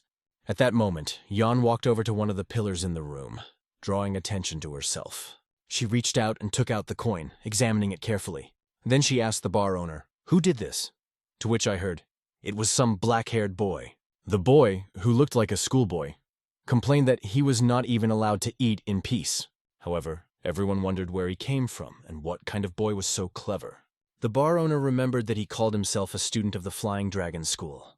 "I'm from the Flying Dragon School," the black-haired boy said, confirming his words. Brother John immediately remembered that this was the same school that the leader of the floating school had spoken of. A school that was considered suspicious and undesirable to return to. Yeon wondered, could Dingcho's student join the Flying Dragon School that the head had warned him about? The man who was telling the story continued to speak. Although he was unsure of many details, he still remembered the events that happened next. Bald Hwang Yom-dong was indignant that some jerk dared to interfere in the affairs of another school and ordered him to know his place, but the boy remained silent. Then he slammed his fist on the table and 3 coins flew into the air. The coin struck Hwang in the chest and shoulders with incredible precision, causing him searing pain. The pain was so unbearable that the bald man fell to his knees, realizing that this boy, although young, was incredibly strong. This attack made Huang realize that underestimating the black-haired man was a grave mistake. "What, do you want to continue?" asked the boy calmly, looking directly at the enemy. "You brat, consider yourself lucky," Huang gritted out, trying to hold on to any remnants of pride. He turned and walked away, but his trembling was visible to all present. The man continued his story. They didn't go far. They just went their separate ways. The fight ended very quickly. I can't say what happened next. Yon looked at the coin in her hands and wondered how strong this guy would have to be to stop the two orthodox schoolmasters. But what was more important? Why did Huang Yomdong attack Ding Cho with intent to kill? Yon knew that the relationship between their schools had always been strained, but Huang had to understand that by crossing the line, he might invite intervention from the Murim Union. Because of this, Yun formed her own guess about Huang's motives and intentions. Suddenly, her brother shouted her name loudly, drawing the attention of everyone around. He yelled because Yan suddenly went the other way, leaving the bar owner to at least buy a cup of tea next time. Soon they were walking along the dirt road, continuing their search. Thoughts of Huang swirled in Yeon's head. She assumed that he harbored a grudge against the flying school. But once he saw the students of the Flying Dragon School, he must have known that they weren't traveling with Dean Cho. If so, then a logical conclusion arose. Huang could have stayed nearby, waiting for Dean Cho to track him down. Din was probably following the same road where Huang Yumdong was already waiting for him. The bald man suddenly appeared, drawing his sword, and rushed at him from behind. Ding Cho was killed mercilessly, quickly, and in cold blood. At this place, only blood splatters remained, testifying to a merciless massacre. Ding Cho didn't even have a chance to make even a sound or try to fight back. It happened in a flash. Suddenly, walking along this road, Yan stopped and pointed her finger at the bushes. Her gaze rested on the branches that had traces of blood on them. Her brother immediately turned his attention to the bushes and froze at the sight of blood. He was greatly surprised to realize that this could be the key to Dean Cho's disappearance. "Yan, stay here!" shouted the brother and rushed forward headlong. He ran to the bushes and began raking the leaves, looking for the source of the blood trails. What he saw next filled him with horror. In front of him lay a sword covered in blood and the body of a student of the flying school. Since his nameplate and money were nearby, it became obvious that this was not the work of bandits. The brother couldn't understand. Could Huang Yomdong really do this? But if it turns out that Huang killed Dean Cho, the consequences will be catastrophic. Yan gave a clear answer. If this is true, then the battle between the Heavenly Sword Schools and the Soaring School will definitely begin. She added, "The Heavenly Sword School is not strong enough to go against the Orthodox Union. If they dared to do such a thing, then someone is behind them." Also, Dean Cho's headless body was strikingly similar to the incident 12 years ago, adding to the ominousness of the whole situation. All this suggested that something really creepy was lurking here. At this time, Huang was standing in front of a round table where 7 shadowy figures were sitting. "As you requested, I brought you his head," Huang said coldly as he entered the room. It was a Yomung cult, and bringing Ding Cho's head was a condition for joining it. "I didn't expect much, but you turned out to be not so useless. You are worthy to become one of the 12 demon soldiers," said one of the figures, looking approvingly at Huang. This was spoken by a girl with a cheeky smile sitting on the throne. Her words betrayed her willingness to keep her promise to Huang. She powerfully spoke about the world of Murim. "This is a place where the weak die and the strong survive. The weak are only prey for the strong." She added that their cult plans to turn the world upside down in the near future. At this time, the heroes of the 5 Peaks passed through Xfei and finally returned to their fortress. Due to the fights, all the food was covered with dust, which caused dissatisfaction, although laughter among the comrades. Even the boss sighed, agreeing that things were out of control. "There is no greater satisfaction than to return to your fortress, where you can finally lie down and drink in peace," said one of them. But suddenly a strange question sounded behind him. "When Sage Zhongji came to us, you were the first to run away, and now you call the fortress ours?" The brothers pricked him. In his excuse, he jokingly said that he just missed the fortress, which caused even more laughter. "Especially after going to the Green Forest meeting with you. Now I have the right to call the fortress my own," he added. But the conversation was cut short when 2 swords appeared near his neck. The swords crossed right at his throat, and the people holding him accused him of crimes. Northern Sword, Gumil Shinyanggak. It was a shock for his comrades. They could not understand who attacked their brother, especially since these people stood behind him and declared that he would die today. "What this time? Who are these people?" Yom Jong asked indignantly, turning his head towards them. His voice was full of anxiety and irritation, and the situation was getting more and more tense. The second brother, full of curiosity, also wanted to know who the strangers really were. The strangers introduced themselves unceremoniously as members of the Orthodox Union from the assault squad. They apologized, explaining that they had been hunting their target for 5 years and accidentally met her here. Poon decided to take the initiative by introducing himself first. He was from the Flying Dragon School of Henan. He also explained that the one being held is not the criminal Chim Yang-gok, but Old Ben Ton, an assistant at their school. Then he turned to the detainee, clarifying whether he was really Old Ben. The old man confirmed it. When the members of the Union heard about the School of the Flying Dragon, they thought about it, because they had never heard of it before. At the same time, looking closely at new acquaintances, they did not feel the usual energy of Orthodox arts. However, they clearly felt a different, unusual, powerful aura emanating from each of them. Only one thing stood out from the general picture. The energy was not coming from the old man who was in their hands. However, they had no doubt. This is one of the 3 great criminals. It simply could not be otherwise. Lee Sang-mun, who knew the face of the criminal, was sure that this was the cunning ferret. The situation annoyed the old man, but at the same time caused a light laugh in all those present, a comedy of the absurd. The Union tried to convince the Flying Dragon School representatives that they had been tricked, and the old man was definitely Shim. The blade of the sword was almost touching the old man's throat. The tension was growing to the edge. Ion watched every movement carefully, as if trying to unravel the hidden truth. Poon decided to intervene immediately, assuring him that the old man was not at all like the description of a cunning ferret, and was more suitable for helping out at school than for crimes. The second brother sarcastically added that the most the old man could do was hold a broom. Others confirmed it behind his back. The old man, feeling the blade at his neck, agreed unconditionally with every word they said. The blade began to slowly move away from his throat, but the tension didn't let up. Suddenly, an old scar appeared on his hand, an unexpected clue for those present. Union members instantly recognized the sign, as Lee himself had left it 5 years earlier.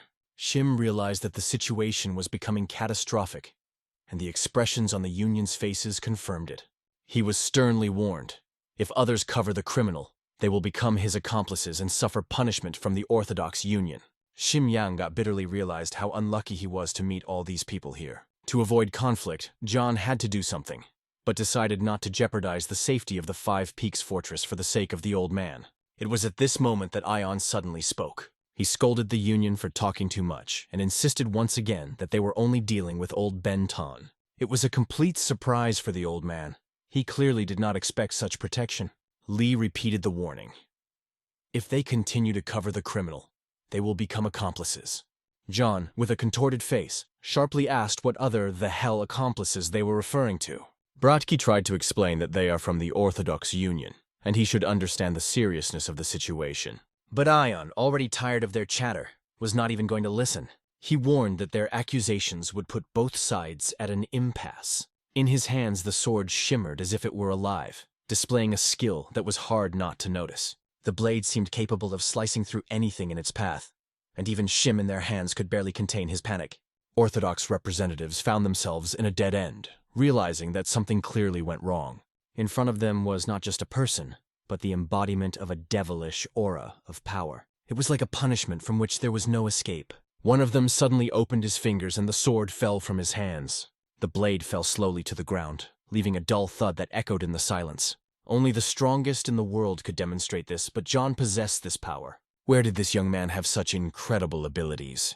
Lee still tried to speak aggressively, but his partner had already recognized the situation. He said that he believed Jonah, which put the final point in the tension. On closer inspection, the old man looked nothing like Shim, and it finally became apparent. He admitted that there had been a mistake, and the second brother, full of energy, rushed to take Shim away with the boss. He carefully pushed away the sword that was still hanging over him and began to slowly move forward. Lee, not understanding what had happened to the captain, once again pointed out what he was supposed to see. But the captain's face did not radiate confidence or enthusiasm. He looked somewhat agitated, even sweaty. Lee thought that the captain was simply confusing the enemy and waited for some signal. The gaze fell on the inscriptions that the captain had quietly left with his foot on the ground, and Lee hoped to decipher them quickly. But the sign said, "Shut up, we're leaving." This was not at all what Lee expected. Before he could shout an apology, the captain grabbed his arm and pulled him so hard that Lee hung like a sausage in the wind. Their departure was truly spectacular, albeit quite chaotic. Shim thought this was the end of him. But the situation quickly changed. The question of why the Union appeared here was logical, but only the second brother thought about it. Rarely does the Union send people to the provinces. The meeting between the dozen heroes of the Five Peaks and these two on the way to Hefei became much more important than everyone expected. This event marked the beginning of a new era when people realized that the Orthodox Union, governing all factions, had started a new movement. The brother and sister soon brought Dingcho's body to his mother, filling her world with pain. The angry crowd demanded Wang Yomdong's head, blaming him for all the troubles. That scum only smiled slyly, as if enjoying the chaos. People accused him of insolence, claiming that he had defiantly encroached on their territory. The clash between the Soaring School and the Heavenly Sword School was boiling like a volcano ready to explode. At that moment, the door began to slowly open. The battle froze, as if someone had paused time. To curb the conflict, the Orthodox Union intervened. Their appearance was full of powerful energy that filled the hall. Huang Yomdong stated that the death occurred during a fair duel and was not a premeditated murder. In the end, to avoid escalating the conflict, the Union decided that the Heavenly Sword School should pay compensation to the Soaring School. For Orthodox schools, the decision of the Union is an indisputable law. Even if their decisions seem unfair, it's useless to argue. They had no choice but to obey. One girl played an important role in this decision, and her words influenced the final verdict. Her name was Nam Gun Yan, known as the Flower Duck. Seeing this bald scumbag live, she immediately felt the disturbing truth. The sinister, repulsive energy of the demonic cult emanated openly from him. It turns out the cult penetrated into Orthodox schools. She turned to her brother Chong, sensing that the situation was becoming dangerous. She shared her suspicions that the Yomung cult might be re-emerging in Murim. Chong immediately offered to report this to the Orthodox Union to avoid the threat, but Nam Gunyan stopped him, pointing out that it would only seem like baseless speculation that would only ruin their reputations. She proposed first to find strong evidence of the penetration of the cult into the schools of Murim. For this, she decided to return to Hefei. After all, she knew who would be able to reveal the truth. Their father was the only one who possessed all the secrets. Meanwhile, their father was training, honing the Boundless Heavens technique, Fifth Formation, Crescent Strike. His confidence was unwavering and his skill impeccable. The wooden mannequins shattered into pieces under the impact, demonstrating the power of each movement. Meanwhile, the brothers and sister returned home, determined to find out the truth. Having just saved Shim from death, they joked on the way, realizing what mistakes they had made in their youth. He was called Ben Tan, and the name seemed to have stuck with him forever. However, due to the widespread influence of this accursed union, he lived a quiet life. Ben said that in a past life, anyone who dared to call him that would have died instantly. When asked by the girl if the union is really that scary, Shim Yanggak admitted that he won't lie. They really are scary. At the same time, he added that he stayed here not because of this, but because of the idea that mountain bandits suit him. He even planned to stay in the fortress of the Five Peaks for the rest of his life. It annoyed him that the old man always kept the last word to himself. But even he himself laughed at himself, thinking that he was superior to these young men in arguments. Meanwhile, the second brother decided to share his memories of the fortress's past. Once their fortress was weak and helpless. Without martial arts skills, it was difficult to survive, and getting beaten up was commonplace. Now that they had expanded, they had a magnificent pavilion, and the status of the fortress had greatly increased, especially with John becoming part of the main patrol of the Green Forest. The second brother even embraced John, rejoicing in their future and envisioning a carefree life. However, John explained that the reality is different. With a badge on his belt, the responsibility only increased. This plaque, which he received from the chapter, became a symbol of new obligations. Poon urged everyone to stop talking and break camp as it was getting dark. Someone was disappointed. Someone wanted to talk more. But everyone understood that it was time to rest. Everyone got down to business, and soon the camp was broken up. But Jan couldn't find a seat, crouching off to the side with a sad or perhaps pensive expression on his face. Poon, watching him, assumed that Jan was in deep thought. When everyone else fell asleep, tired from the day's events, Poon walked over to Jan. They sat next to each other and both raised their heads, looking at the full moon hanging in the sky. The moon shone brightly, adding even more peace to the silence around. John broke the silence with important words, addressing the boss. He asked if he remembered what he told him when he first picked him up. Poon began to think back to the moment when Jan had just joined their group. John echoed his words. There are two types of people in this world, those who take and those who give. These words deeply affected John, remaining in his heart as an unforgettable imprint. Then he promised himself not to lose anything more and to live together with his comrades. He trained diligently every day to ensure a peaceful life for everyone. However, Poon didn't understand what Yun was leading to, or if something had changed in his thinking. John replied that now he was not just fighting to get what was theirs, but using the tablet to make people tremble and obey his words. It caused him a certain nostalgia, like a memory of how it all began. Nostalgia for Ion was far from pleasant. She reminded him of the absolute power of the strong over the weak, something he had always despised. John began to wonder if he himself had become like those he hated. Poon listened attentively, looked at him with understanding, and gave him the opportunity to speak further. John admitted that while he likes the new life they gave him after escaping, he sometimes wonders if he's on the right path. Back at Waryong Manor, at that time, Baek Mi-ju convinced many merchants to join her business, thanks to her shrewdness. It began to restore its former glory under the leadership of John Mubek. The authority and money gained from protecting merchants allowed her to build up considerable power. With this power, eager to glorify her family throughout Murim, she set her sights on one of the fortresses of the Green Forest. Her goal was the Fortress of the Five Peaks, a place that has already become a legend due to its power. Meanwhile, Captain Ion was told that a bandit skilled with a sword had settled in one of the fortresses of the Five Peaks. They believed that the situation should be investigated. John immediately heeded this advice. He was surprised that an ordinary bandit had acquired such a formidable reputation. He offered to visit the fortress, saying it was time to show the Green Forest what Waryong Manor was capable of. In the Fortress of the Five Peaks, guests were already welcomed, offering them a safe way to the point of sale.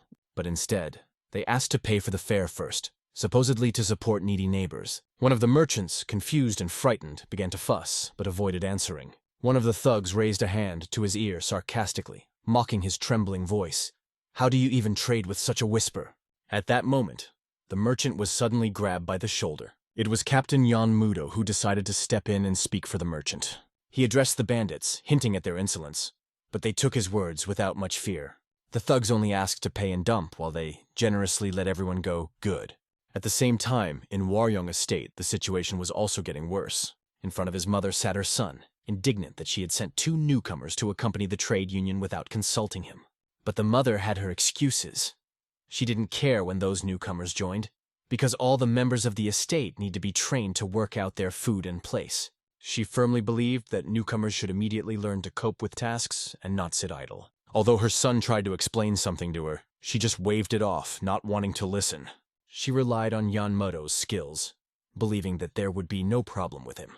But her son was smarter, and foresaw otherwise. If anyone found out that even green rookies were being sent on such important tasks, there would be rumors that the estate members were being used for profit. The son warned his mother that they were talking about territory under the control of the Green Forest, and asked her not to think that the Orthodox Union was responsible for all Murim schools. However, it didn't matter to the mother. For her, all the people from the Green Forest were just mountain bandits. She saw this as a great chance to send her people to escort them to their lands. The task required minimal effort, but promised immense opportunities. Joining the 9 great schools and glory for the Waryong estate as the ones to destroy the Green Forest Fortress for the first time in 20 years. Meanwhile, Captain Yon Mudo was trying to find a solution to the situation he found himself in. Both sides conferred among themselves, trying to assess their chances. In the end, Captain Mudo, approaching the bandits, apologized for the delay and offered an explanation. "Unfortunately, there was a problem on the way, and we can only pay half," he said. For the bandits, it sounded like complete absurdity, and they were already ready to call him a brazen liar. But Mudo added, "Or I won't pay you anything at all." These words caused indignation that almost exploded on the spot. The captain even openly stated where they were from and to which estate they belonged. The bandits quickly became enraged, drawing their swords. Mudo, adding fuel to the fire, called them rats who rob merchants. This insult overflowed the cup of patience of the bandits, and they rushed at them, deciding to capture the newcomers. Suddenly, one hand rose, stopping the movement of the merchants. Mudo waved them off, telling them not to worry, and told them they could continue on. Meanwhile, he calmly began to draw his sword, but did not even have time to draw it. The first elbow hit the bandit right in the chest. Mudo then stabbed directly at his opponent's head, showing that he didn't need the sword just yet.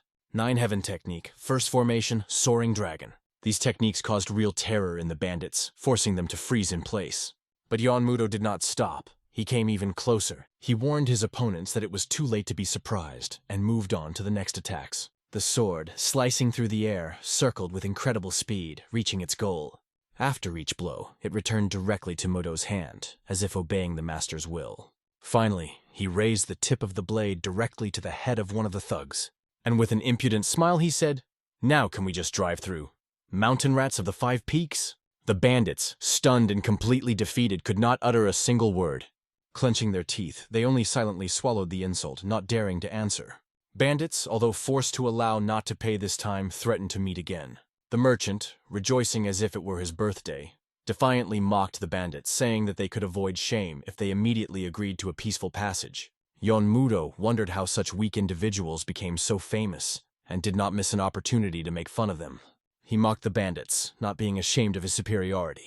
But one of the bandits answered, "Even if you win today, next time the 10 heroes of the 5 Peaks will be here." For Yahello, this was just another useless intimidation that he had heard not for the first time. None of those who threatened revenge were ever able to follow through on their words. Soon, Shim and Yeonjung were running towards a building that could barely be seen in the distance in the pouring rain. It annoyed them that they had almost reached the 5 Peaks mountains, but had to endure bad weather. Their whole gang ran with them. The weather was so bad that it was impossible to go any further. Everyone was drenched and had no change of clothes. Poon tried to calm everyone down, stressing that there was nothing you could do and you should spend the night here and leave tomorrow morning. The place scared the girls. It seemed that a ghost could jump out at any moment. But Shim, smiling, threw them. "When you hit 50, you will understand that people are scarier than any ghosts. In such rain, you will not even hear the screams of those who are dying nearby." His words only increased their fear, and they immediately thanked him with several blows on the back, so that he would not speak more nonsense. The argument between the friends dragged on while Yoon was just shaking the water off his clothes after the rain. His thoughts revolved around how the fortress coped in such conditions and with such stress. He could only guess what might have happened there. The sky was torn by strong lightning, adding to the drama of the evening. At this time, in the middle of the forest, a group of people in dark clothes and masks were carrying strange bags on their shoulders. Like a lightning strike, this scene fell into John's field of vision. Noticing them, he immediately asked his company to keep quiet. Everyone got ready, drawing their swords, and watched warily. Their eyes were riveted on every movement ahead. Attentiveness was vital. Meanwhile, one of the doors suddenly opened from the impact of a foot. The men in black burst in, rushing forward. They carefully looked at every corner, looking for someone nearby. But on their way, they encountered an unexpected surprise. Their eyes met. The two groups froze, standing opposite each other. But John felt something strange when his eyes fell on the bag. He clearly saw the bag move, and that changed everything. "Who are you?" asked the masked man, his voice full of distrust. The second brother immediately replied that it was actually their question, because they were not the first to appear here. His eyes fell on the bags, and he wanted to know what these people were up to. Meanwhile, John had the worst possible thought about what was hidden in those bags. The second brother kept insisting that they were kidnappers, and began to knead his hands in preparation for action. The boys were silent, but their stern looks spoke louder than any words. In the silence, their seriousness turned to action as swords appeared in their hands. The thugs were confused for a moment, not knowing what to do, and turned their gazes to their boss. In front of everyone, Yongchong confidently stepped out, his entire group standing behind him, ready for battle. The group of opponents immediately realized that these people were not simple. They immediately formed themselves into battle order. Looking at the red-haired John who radiated powerful energy, they felt that they were not ordinary opponents. Suddenly a question was heard from their side. "What is your name?" John sarcastically replied, "And what is your business? To write on a plaque and hang it as a memory?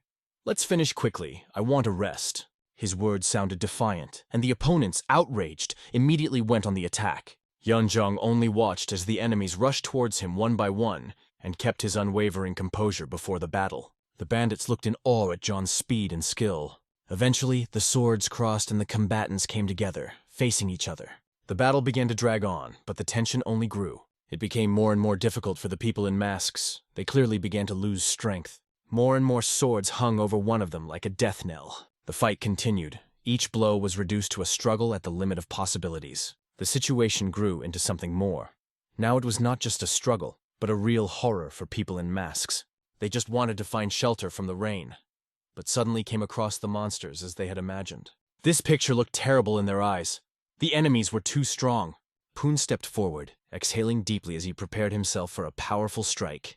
His technique allowed him to inflict incredibly strong blows with his sword. He could kill an opponent with one move. But this time he only wounded the enemy and pushed him back, leaving a chance to escape. Shim, watching the fight, suddenly remembered something. The masked men reminded him of those they had fought on the way to the Green Forest meeting. Shim remembered those bastards who used strange martial arts and unusual techniques that did not fit into the tradition. Their masks were painfully similar to the ones he'd seen before, and that couldn't be a coincidence. Frosty energy, a specific style of wielding a sword. You don't come across such things every day, and you definitely don't confuse them. It was clear that both groups belonged to the same organization. Standing next to Shim, Poon realized that he hadn't fully recovered, if he couldn't defeat even such a weak opponent. But Shim kept the memory of the last battle when their group barely managed to survive. Then they were on the verge of death. The second brother, noticing Poon's condition, urged him to withdraw, but Shim continued to assess the enemies and realized that they had become much stronger since last time. The second brother, going forward, threatened the enemies that they should not count on survival. At this moment, Shim thought that such a rate of development could allow these people to catch up with even the man who had conquered all of Henan. Suddenly, in a flash, the sword was right next to his forehead. It was clear that they were aiming at him. One of the opponents was holding a sword with an unusual button on the handle. After pressing it, he activated the mechanism. 3 more blades came out of the sword. Shim realized that he had weakened his defense and made a critical mistake. The result was instantaneous. Blood flew from his face. The old man coughed, spitting out blood, but he didn't even think of giving up. The Bratva saw Shim fall, covered in blood, and a wave of anxiety swept through the group. All the other thugs, with raised eyebrows, stared at him in silence, not understanding how things had gotten so far. They watched as the stones flew under Yoon Jong's feet, as if struck by an invisible hammer. A powerful beam of energy surged forward like an inexorable wave, and the man in the mask, finding himself in her trajectory, fell as if mowed down. Enraged, Yeonjong kicked the ground with all his might, knocking one of the enemies off his feet, while the rest barely kept from falling. It seemed incredible to the bandits, a devilish attack, a powerful martial art that made them wonder, who is this guy? Yeonjong was enraged that they not only kidnapped people but also dared to hurt someone in his family. This became a signal for him. It was time to act without pity for the enemy. Looking at John, you could understand one thing. The enemies were going to go all out, because he was ready to show them what true power meant and beat them to half-death. Shim, watching Yeon, understood. The enemies will have to give their all if they want to even survive. His mind flashed. This guy really deserves to be a part of our family. John attacked the scum relentlessly, destroying everything in his path as if no obstacles existed. He was merciless, seeing nothing but his goals, and plowing through everything that came his way. At that moment, it became obvious how deep a mess his opponents were in. One of them met John's fist, which was approaching with incredible speed, directly with his gaze. It was clear they were absolutely no match for this boy with red eyes who radiated unprecedented power. His team began to feel relief. Victory was close. On the other hand, the masked people, feeling hopeless, ran away saying, "We'll be back. Just wait." They shouted something like, "We will flay you." But it looked more funny than scary. The boss walked over to the bag the masks had left with curiosity, trying to figure out what was in it. He was surprised. Who in modern times dares to engage in kidnappings? Carefully untying the bag, he opened it. A bearded man suddenly came out of it. Everyone froze, amazed by what they saw, not understanding what it meant. The first thing that came out of the mouth of the rescued man was Amitabha. It immediately became clear that this was a monk. In a few minutes, he and his companion were thankful for being saved. They said that monks started disappearing in the district, so they came here to investigate, but almost became victims themselves. Poon looked at these two, not understanding why they were kidnapped, because in front of him were just a monk and a Taoist. The Taoist explained that they also did not know the kidnappers' motives, but expressed great gratitude for foiling the criminals' plans. The girl behind the boss quietly reminded them that these kidnappers were very similar to the ones they had recently fought. The second brother confirmed, it is not just a similarity. They are clearly from the same group. He recognized the feeling, even though he couldn't tell exactly who they were. He was 100% sure that these types were involved in something dark. The Taoist and monk felt it their duty to bring this story to the Orthodox Union. But the second brother and the boss did not like this proposal at all. who immediately looked at Shim Yanggak. The Taoist even wanted to glorify the names of his saviors, but Shim stopped him, saying that they were just random people who helped once, and that was enough. Let them just pray. His modesty made the saved think that before them stood someone close to nirvana, a true ascetic who had renounced the lust for fame. But here, too, they were wrong. Before leaving, the monk and the Taoist thanked each other again and offered to meet again if fate crossed their paths. Shim took a deep breath, trying to calm down after everything that had happened.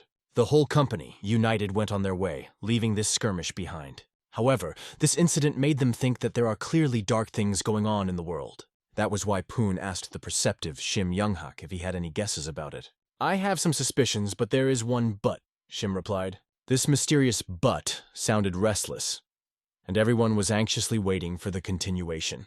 Shim took his time, taking a long pause until he finally said, "Is it proper for mountain bandits to worry about the world's troubles?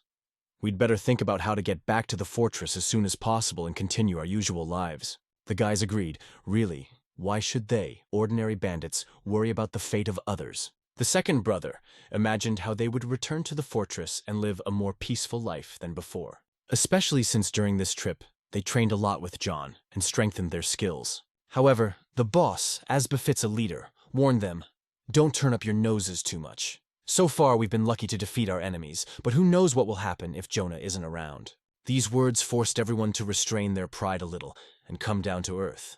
That is why the boss turned to Yun with a request.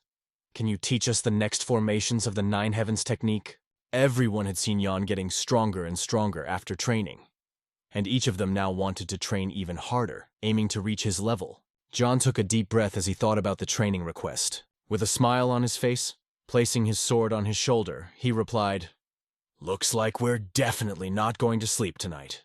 All as one took swords in hand, ready for training, waiting for new challenges. In just a few minutes, they were practicing, honing the moves that John was showing them. Their actions mirrored his every gesture with almost perfect precision. A clear posture, deep inhalation and exhalation. Everything was done in a disciplined manner. Even the air around them seemed to suffer from the force of their movements. But one question hung in the air. If Yun is so strong, why does he keep training? Yeon Sonbek asked him the same question. John replied seriously, "Training should never end. The body and mind need constant improvement." He explained that he still lacked inner energy, and his skills were far from the level of the elders of the 9 great schools. At that moment, he pushed off the ground, displaying a technique that made everyone gasp.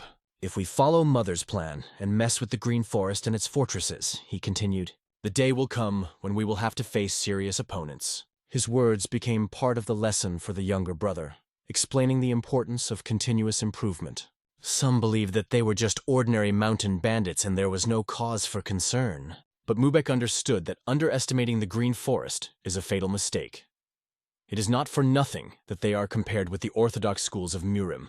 Pointing his sword at the enemy, he ordered, "Take out your sword and start fighting!" Soon they were already standing together, training as equals. Meanwhile, Yeonjung was training with his men. He demonstrated clear and precise movements, explaining how to perform them correctly. The bandit, who possessed a perfect sword, was so skilled that he was able to defeat even the elders of one of the schools. Mubek was well aware of this, so he felt he had to become even stronger than he was now.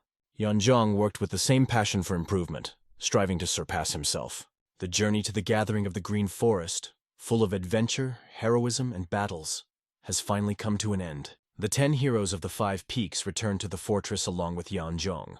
Everyone was worried about the boss, whether he had suffered too much in the skirmishes. But now that they were together, full of anticipation of a better life, the worries were left behind. 2 months have passed since the return. A fight for the ring began in the fortress. The guy with the sword on his shoulder didn't want to take responsibility if his opponent got hurt. However, the other continued to train, demanding that Yeonjung speak for himself and prepare for what was to come. It all came down to the fact that while they were at the meeting, they were conducting intensive training on Brother Yeomjong. Yeomjong charged in using his Infernal Blade, first formation technique. But for his opponent, this was not a problem at all. He stopped the attack with just one swing of his sword. The blow was so strong that the opponent's equipment was blown to pieces. He didn't even feel this attack. He almost cut off his opponent's sword with one blow. Cracks appeared on the opponent's blade, which soon spread and the sword splintered. It was a clear hint. Go and practice some more. When the first one began to cry loudly for his hell blade, It caused a wave of laughter among the others. Everyone wondered, what is happening? Have skills really changed that much since they arrived? It was noticeable that after his return, Yeonjung radiated a completely different aura. An incredible, almost superhuman strength. He trained every day. But it seemed that loneliness was hidden behind this persistence. One of the men insisted that this situation was completely wrong. He tried to convey his thoughts to Master Shim. He was infuriated that none of the heroes or even the boss had committed a single attack or robbery since his return. Everyone was just training day after day, and the fortress still wasn't functioning properly. But Shim, lying down, only muttered something under his breath, not giving an intelligible answer. Then the man started talking about the people from Waryeong Manor who had defeated them while dozens of heroes were gone. Shim, hearing this, asked if he had already told the boss about it. Of course, he answered and began to describe how it happened. He admitted that he himself had initiated the ambush plan to wait for the Waryeong brats and show them how terrifying the 10 heroes of the 5 peaks were. The plan was to kick their ass and double the fee to teach them a lesson once and for all. But when the boss suddenly ordered to retreat and leave everything as it is, it caused him many questions and misunderstandings. There won't be any problems if you miss a couple of these types. The second brother supported the boss's opinion, urging not to inflate the problem in an empty place. The boss and the other brother continued to discuss the situation, while the boy remained listening silently, trying to understand their arguments. Finally, he couldn't take it anymore and turned to Shim. "You're the boss of the fortress. What kind of reaction is this? We have a lot of mouths to feed here, and with this attitude, everyone will just starve." He even suggested a rank fight to remedy the situation. The suggestion was for Shim to challenge Yoon by testing his strength. He was convinced that this would be the beginning of a new phase that Shim did not want to acknowledge. Shim had seemed too cautious to him last time, refusing to fight. "Now you have to go all out," he insisted, making Shim wonder if he was getting it right. Shim remembered his battles. Elder Wudan, Sage Youngji, and even the one called the Demon Lord was his opponent as the heavens trembled with their battle. "Now you want me to challenge John?" Shim thought, feeling that they really had high hopes for him. But the guy seemed to be serious and offered to start immediately. Shim's answer was unexpected. A slipper right in the boy's face was the first blow in this fight. "Understand one thing? With such ideas, we all die, and you with us," added Shim, mercilessly kicking him out of the shed. It was a clear hint. Both the fortress and its people are on the verge of survival, and this is not the time to play rank battles. But now the boy began to wonder why Shim seemed to be on the side of those against change. Does he really care what happens to Five Peaks Fortress? Shim understood that the boy who was offering nonsense hadn't seen Yoonjeon in combat since then, and was blissfully ignorant. Meanwhile, the 10 heroes of the 5 Peaks, learning from the monster that was Yan, were growing at an incredible rate. Their progress was beyond imagination. Shim knew this better than anyone else, and clearly understood who these people were and who their boss was. John was so strong that in training he could split a tree in half with one blow. They trained until sunset, when concentration was at its peak. Back at the 5 Peaks Fortress, everyone devoted themselves fully to training and development. In a short time, they made an unprecedented leap in martial arts. Shim honestly admitted to himself that even the boss was not up to him now. This life, full of challenges and struggles, seemed incredibly difficult to him. Meanwhile, the team has already moved on to dinner. At dinner, one of the boys approached the boss, mentioning that he wanted to let the people from Waryeong go. He doubted whether this was the right decision. "Isn't that why we're here to ask you to teach them when they come back?" he added. The boss turned to the others and asked if they supported the idea. The girls were silent. The boys were afraid to hear that the boss would decide to forgive them after such humiliation. One of the girls raised her hand, but seemed unsure whether to voice her opinion. The girl, gaining courage, said that she no longer wanted to engage in robbery. Her words struck other bandits. How is that possible? A thug who doesn't want to rob? However, the other two also supported her, admitting that they no longer wanted to continue such a life. The question arose, if they refused to rob, how do they plan to survive? The brother admitted that their personalities were never suited for gang life. And now it was obvious. The girl sincerely admitted she wants to use her power to help people, not take from them. She recalled how, pretending to be an Orthodox school, she often thought about how people were helped while traveling.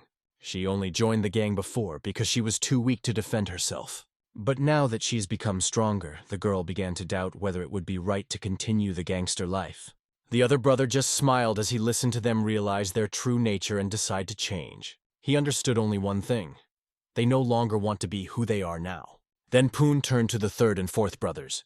Do you want to remain bandits? They unanimously answered yes, noting that they were engaged in this even before entering the fortress. They added that regardless of the boss's decision, they would follow him in any case. All eyes turned to Poon, waiting for his words. And then he said, from this day forward, the third and fourth brothers will rule the fortress. For them, it was similar to an earthquake.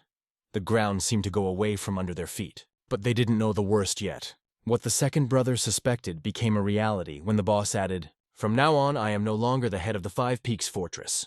It was an unexpected and incomprehensible decision for everyone. But the boss had previously warned that he had a wife and children who were left without support. Is this the final decision? They asked him again. I'm not sure yet. I thought I was protecting them by going my own way, but I didn't have a choice and started a gangster life. I don't know if it makes sense to go back after all these years, he answered. It became clear that this decision was difficult for him, although he forced himself to continue the raids. However, the boss paused a bit, adding, I don't regret the time I spent in the fortress one iota. He recalled how they had gone through many hardships together, and even won the recognition of the Green Forest. The days spent with you are the best moments of my life. This is a precious time that I would not trade for anything. His words brought warm smiles to everyone present. But now that the position of the fortress was strengthened, he felt that he was able to overcome himself and grow as a person. One of the brothers suggested that the head began to think about the abandoned family. It was true, and the boss did not hide that thoughts about them occupied more and more space in his heart. The fourth brother accepted this wish, although he could not understand why he became the successor. There is Gomyong, the second in seniority, he expressed his surprise. Then the boss explained, I am an orphan, and my past has left a deep mark. I know how difficult it is without a family, so I think that the fortress needs a person with a different experience and perspective. Don't have a family? It just so happened that I met the boss and suddenly we became close like brothers, the second brother explained. Then the boss added, he decided to come with me. These words shocked everyone. You two are going to leave without even talking to us? Aren't we family? They exclaimed. The boss admitted that he had wanted to tell for a long time, but could not bring himself to do so. I can't take everyone with me, he said regretfully. The second brother tried to reassure the others.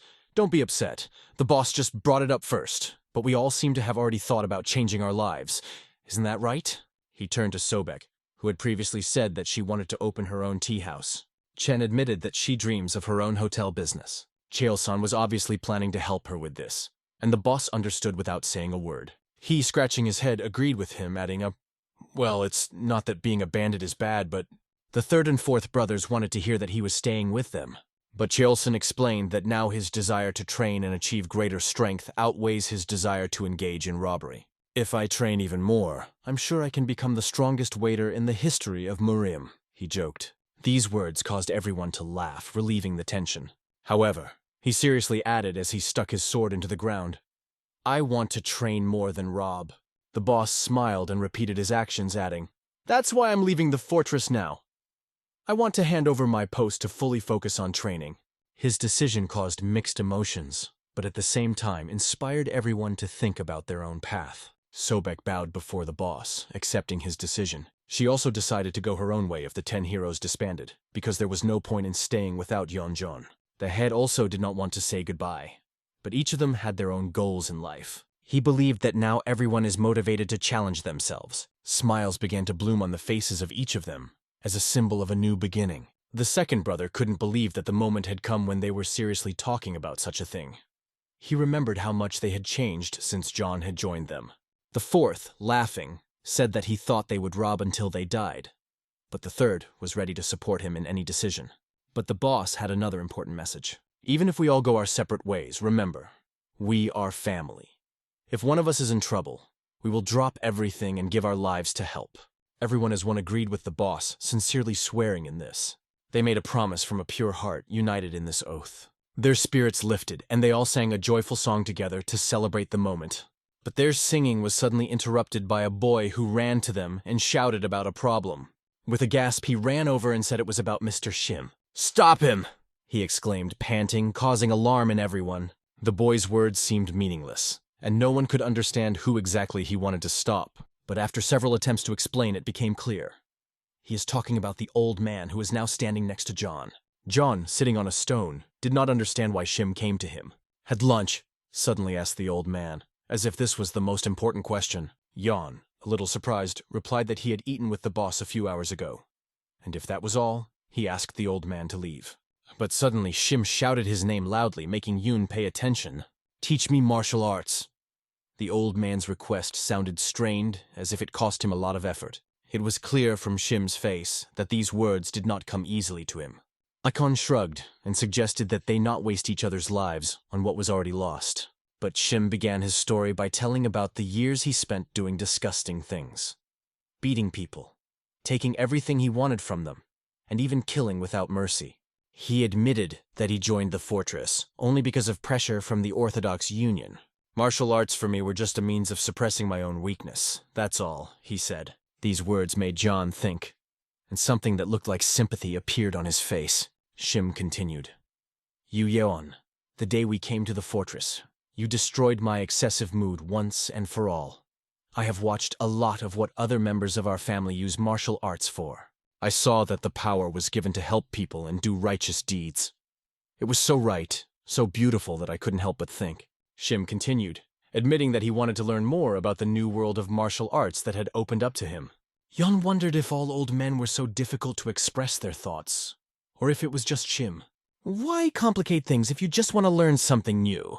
he thought, barely suppressing a sarcastic smile. But for Shim, this approach seemed more logical and serious. Standing up, Yeon began to explain the essence of the Nine Heavens art. "It's radically different from anything you've learned before. There's a risk of distorting your inner energy if something goes wrong. However," Shim replied that he was willing to take the risk, even if it meant losing all of his inner energy. "Even if I have to say goodbye to my power in the end, I will accept it," said the old man with unwavering determination. His words sounded very serious, and it made John think. In the end, John agreed to teach him, but added sarcastically, "Only if you remain a corpse, please don't come to me in my dreams." The old man, who recently complained of back pain, was standing in front of his boss. His words seemed almost a joke, but the shadows under his eyes showed weariness. There was something hidden behind these complaints. Exhausted but indomitable, the old man dragged the heavy bag, climbing straight up the rock. Every step he took shattered the stones under his feet, but he did not retreat. A young Yeon walked confidently ahead, pointing the way. The height of the rock seemed limitless, and the final goal was drowned in the clouds. "How much is left to the top?" The young man tried to warn the old man about the important nuances of training. His face was focused, and his words sharp. "One warning. If you use this art even once for entertainment, and not for a noble purpose, you will be personally pulverized." The words fell like thunder from a clear sky. The young man answered seriously that he knew better than others how dangerous the old man was, and did not even think of breaking the rules. After hearing these words, Yeon walked on, feeling a little more calm. The responsibility hung over him, but he was ready to continue. Eventually they made it to a place where training could begin. The air around seemed saturated with magic, and the stones underfoot seemed sacred. In order to master the Nine Heavens art, one had to learn the Jushin Xuanyu divine spell first. Something grandiose was beginning. "Stand on the path of learning the art of the Nine Heavens," said the old man. His voice sounded like an order that could not be denied. "Clear your mind, drop your emotions. No thought should disturb your consciousness." Those words echoed in the wind. "When the heavenly flower blooms, the fish will turn into a phoenix." The goal was so high that even words seemed overwhelming. They haven't had time to start yet, and the old man has already uttered 300 words of the spell. Others barely reached 100, and that's on the first try. His results were impressive. He surpassed even the strongest students, showing considerable talent. The sun's rays penetrated the cave, reminding us that every moment counts. Training had just begun, but the atmosphere was already heating up. The sun was breaking through more and more, filling the cave with bright light. The atmosphere was filled with a special feeling of change. John stopped, surprised at the sight of the old man who looked like he hadn't slept all night. Looking at his energy, Jan realized that the old man had spent the whole night studying. It was incredible, but also disturbing. The more he delved into his training, the more he cleared his mind. Engrossed in the process, Ion did not even notice that morning had come. Suddenly, his gaze settled on a dark stain of blood that appeared on the ground. Jan became wary, realizing that this could be something serious. Blood flowed from the old man's nose, and he did not even realize what was happening to him. The old man's body was overcome by weakness, and he staggered, not having the strength to stay on his feet. The old man started to fall, but Ion quickly caught him, preventing him from falling to the cold ground. The boy tried to bring him to his senses, holding his body tightly, but the old man looked completely powerless. The old man continued to cough, each time letting more blood trickle down his lips. Internal energy rebelled, destroying the body from the inside. John understood. The art of the 9 heavens was incompatible with the techniques of the old man. It was necessary to act immediately. Jan struggled to find a way to save the old man, fighting his excitement. But every movement only intensified the coughing, and the old man began to lose even more blood. The situation was becoming critical. Is it too late? Ion realized with horror that if nothing changed now, the old man could die. John quickly realized the seriousness of the situation. He grabbed the old man by the shoulders, deciding to act immediately to save his life. The young man could not let the old man die. There was determination in his eyes, and his heart beat in time with each step. Running up the steep mountainside, he held his breath as he assessed the risks. Without hesitation, he bent forward with the old man lying limply on his shoulders. Gritting his teeth, Ion leapt down, gliding swiftly down the slope like a whirlwind, despite the danger. He landed from stone to stone, balancing each movement as if walking on the edge of a knife. Every jump, every step was aimed at reaching the foot of the mountain as quickly as possible and saving the old man. John didn't care if it was a steep slope or loose stones that literally melted under his feet. He moved forward even if the mountains were against him, and the way seemed endless. But the height remained merciless. They were too far from the nearest fortress, and time was playing against them. But despite all the difficulties, an unexpected smile appeared under the thin gray mustache of the old man. "Quite an original way of going down the mountain," said a voice from under that very mustache. John stopped abruptly, asking the old man not to forget the promise. "If he hunts him even in his dreams, the young man will leave him here." The old man answered calmly, assuring that he remembered the promise, because he was a man of his word. John breathed a sigh of relief, joking that if the old man had the strength to speak, he would have the strength to hang on a little longer. John gritted his teeth and warned the old man to hold on tighter. Gathering all his strength, he rushed forward at full speed, racing against time. The sun was already in the afternoon. The shadows were getting longer, and their path was becoming more dangerous. The sharp sticks dug into the old man's skin, piercing it as the treatment reached its peak. His body went through all possible procedures, but the consequences were irreversible. All 8 additional meridians were found to be severely damaged. The doctor announced the verdict. For the old man, given his age, recovery was almost impossible. Upon hearing this, Poon couldn't help but be angry, his indignation directed at the doctor who seemed to give up earlier than the old man. The doctor, however, explained that he was not talking about death, but about the loss of martial arts. This will undoubtedly affect health, but if the body is not overloaded, it will still be able to live. Poon calmed down a bit, realizing that the situation was not as dire as he had first thought.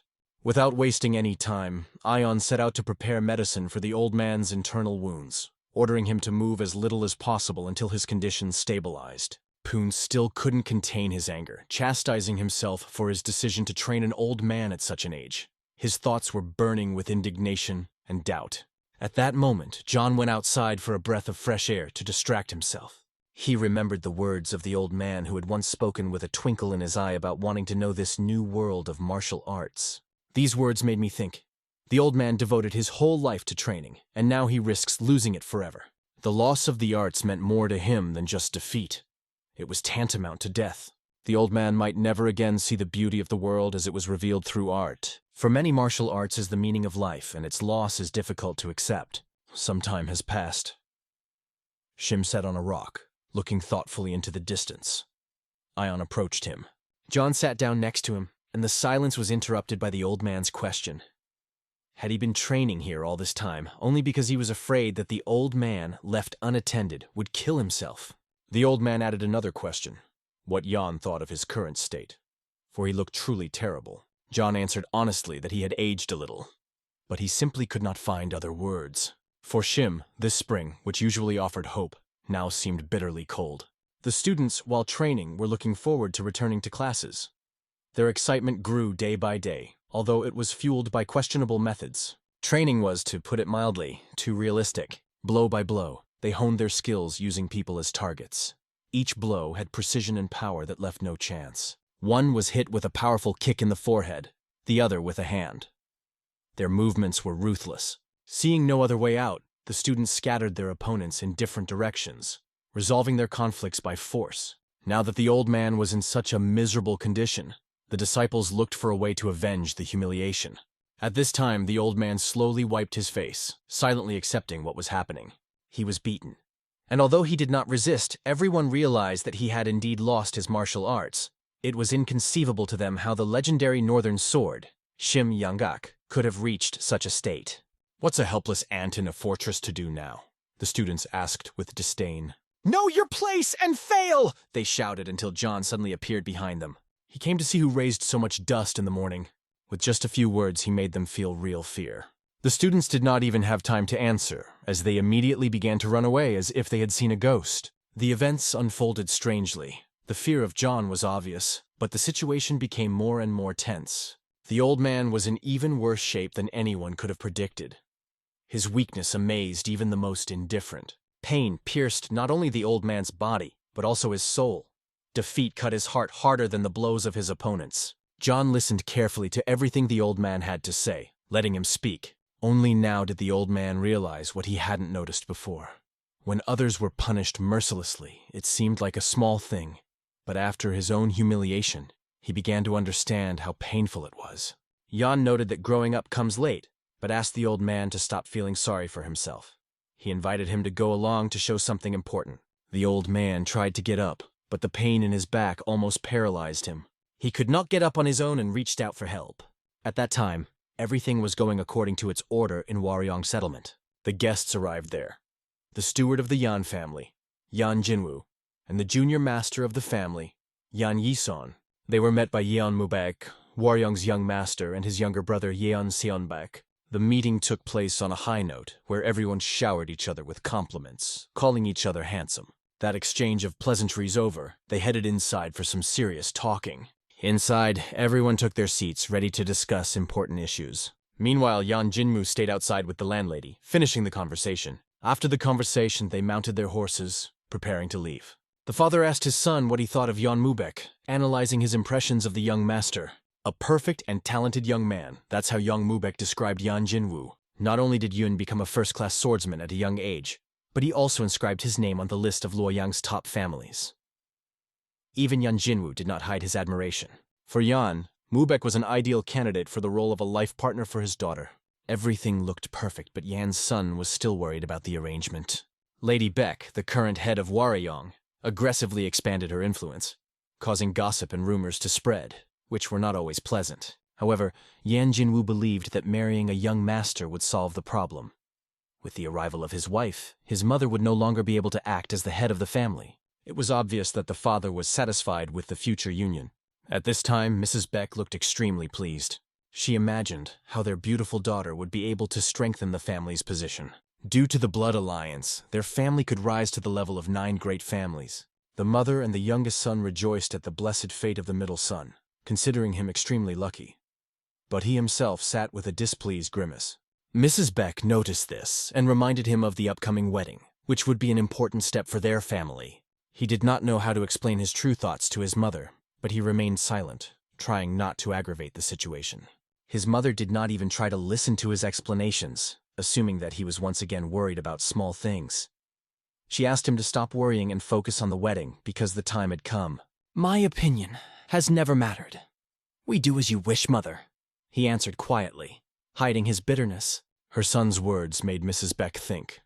She remembered her daughter, Solya, and wondered where she was missing, because she had not seen her for a long time. The younger son cautiously asked if she knew about the noble warrior of Chang'an province, young Solju. Mrs. Beck just smiled skeptically, thinking it was nonsense. She had no idea that her daughter was nicknamed so solemnly. However, the son explained that everyone on the streets was only talking about this warrior. He tried to avoid a direct answer until his mother pounded on the table and ordered him to tell the whole story immediately. The son began. "A lot of lawlessness has recently returned to the Green Forest. Raids and thefts have become more frequent, and Luoyang has also become a victim of these troubles. The robbers acted brazenly, entering wherever they wanted and demanding whatever they wanted. Even those who paid for protection were left without help. Sales fell, contracts were broken, and owners could not find funds. The robbers did not care. They were only interested in money. They did not hesitate to go to extremes, even threatening to sell their daughters so that they would bring the required amount. There was a lot of disorder in the city, and the government could not do anything. The merchants were left to fend for themselves, having lost all hope of help. The situation seemed hopeless, until suddenly a girl entered the room. She came to teach a lesson to insolent bastards, wielding the 9 Heavens sword technique. She displayed the first formation, causing everyone to freeze in fear and admiration. In these stormy times, the star of the 5 heroes of Luoyang appeared. She was known as the Soaring Dragon, and among the 5 heroes she was called the 4th Flower. Yeon Solju is the 4th heroine from the legendary Loyan 5. The girl stood in front of the robbers, holding a sword in her hands. Her posture was confident, and her gaze was a challenge. To them, she seemed like an insolent brat, and they could not understand who she was at all. Solju looked at them with slight disdain, as funny guys trying in vain to look scary with their pitiful looks. Pointing her sword at the enemies, she summoned them to attack with the whole pack. Her name is Yeon Solju, and she doesn't really care how dangerous they are. She said that she is not afraid, but is even interested in what they are capable of. The largest of them stepped forward, a look of fury on his face. He decided to teach the girl for making a heroine out of herself. It seems he wanted to show her how cruel the world is by launching a frontal attack. But another guy appeared behind her with a sword in his hands. Friendly relations could be seen between them, although their humorous remarks were quite sarcastic. "It's beautiful," he told her, to which she replied, "That's what makes it fascinating."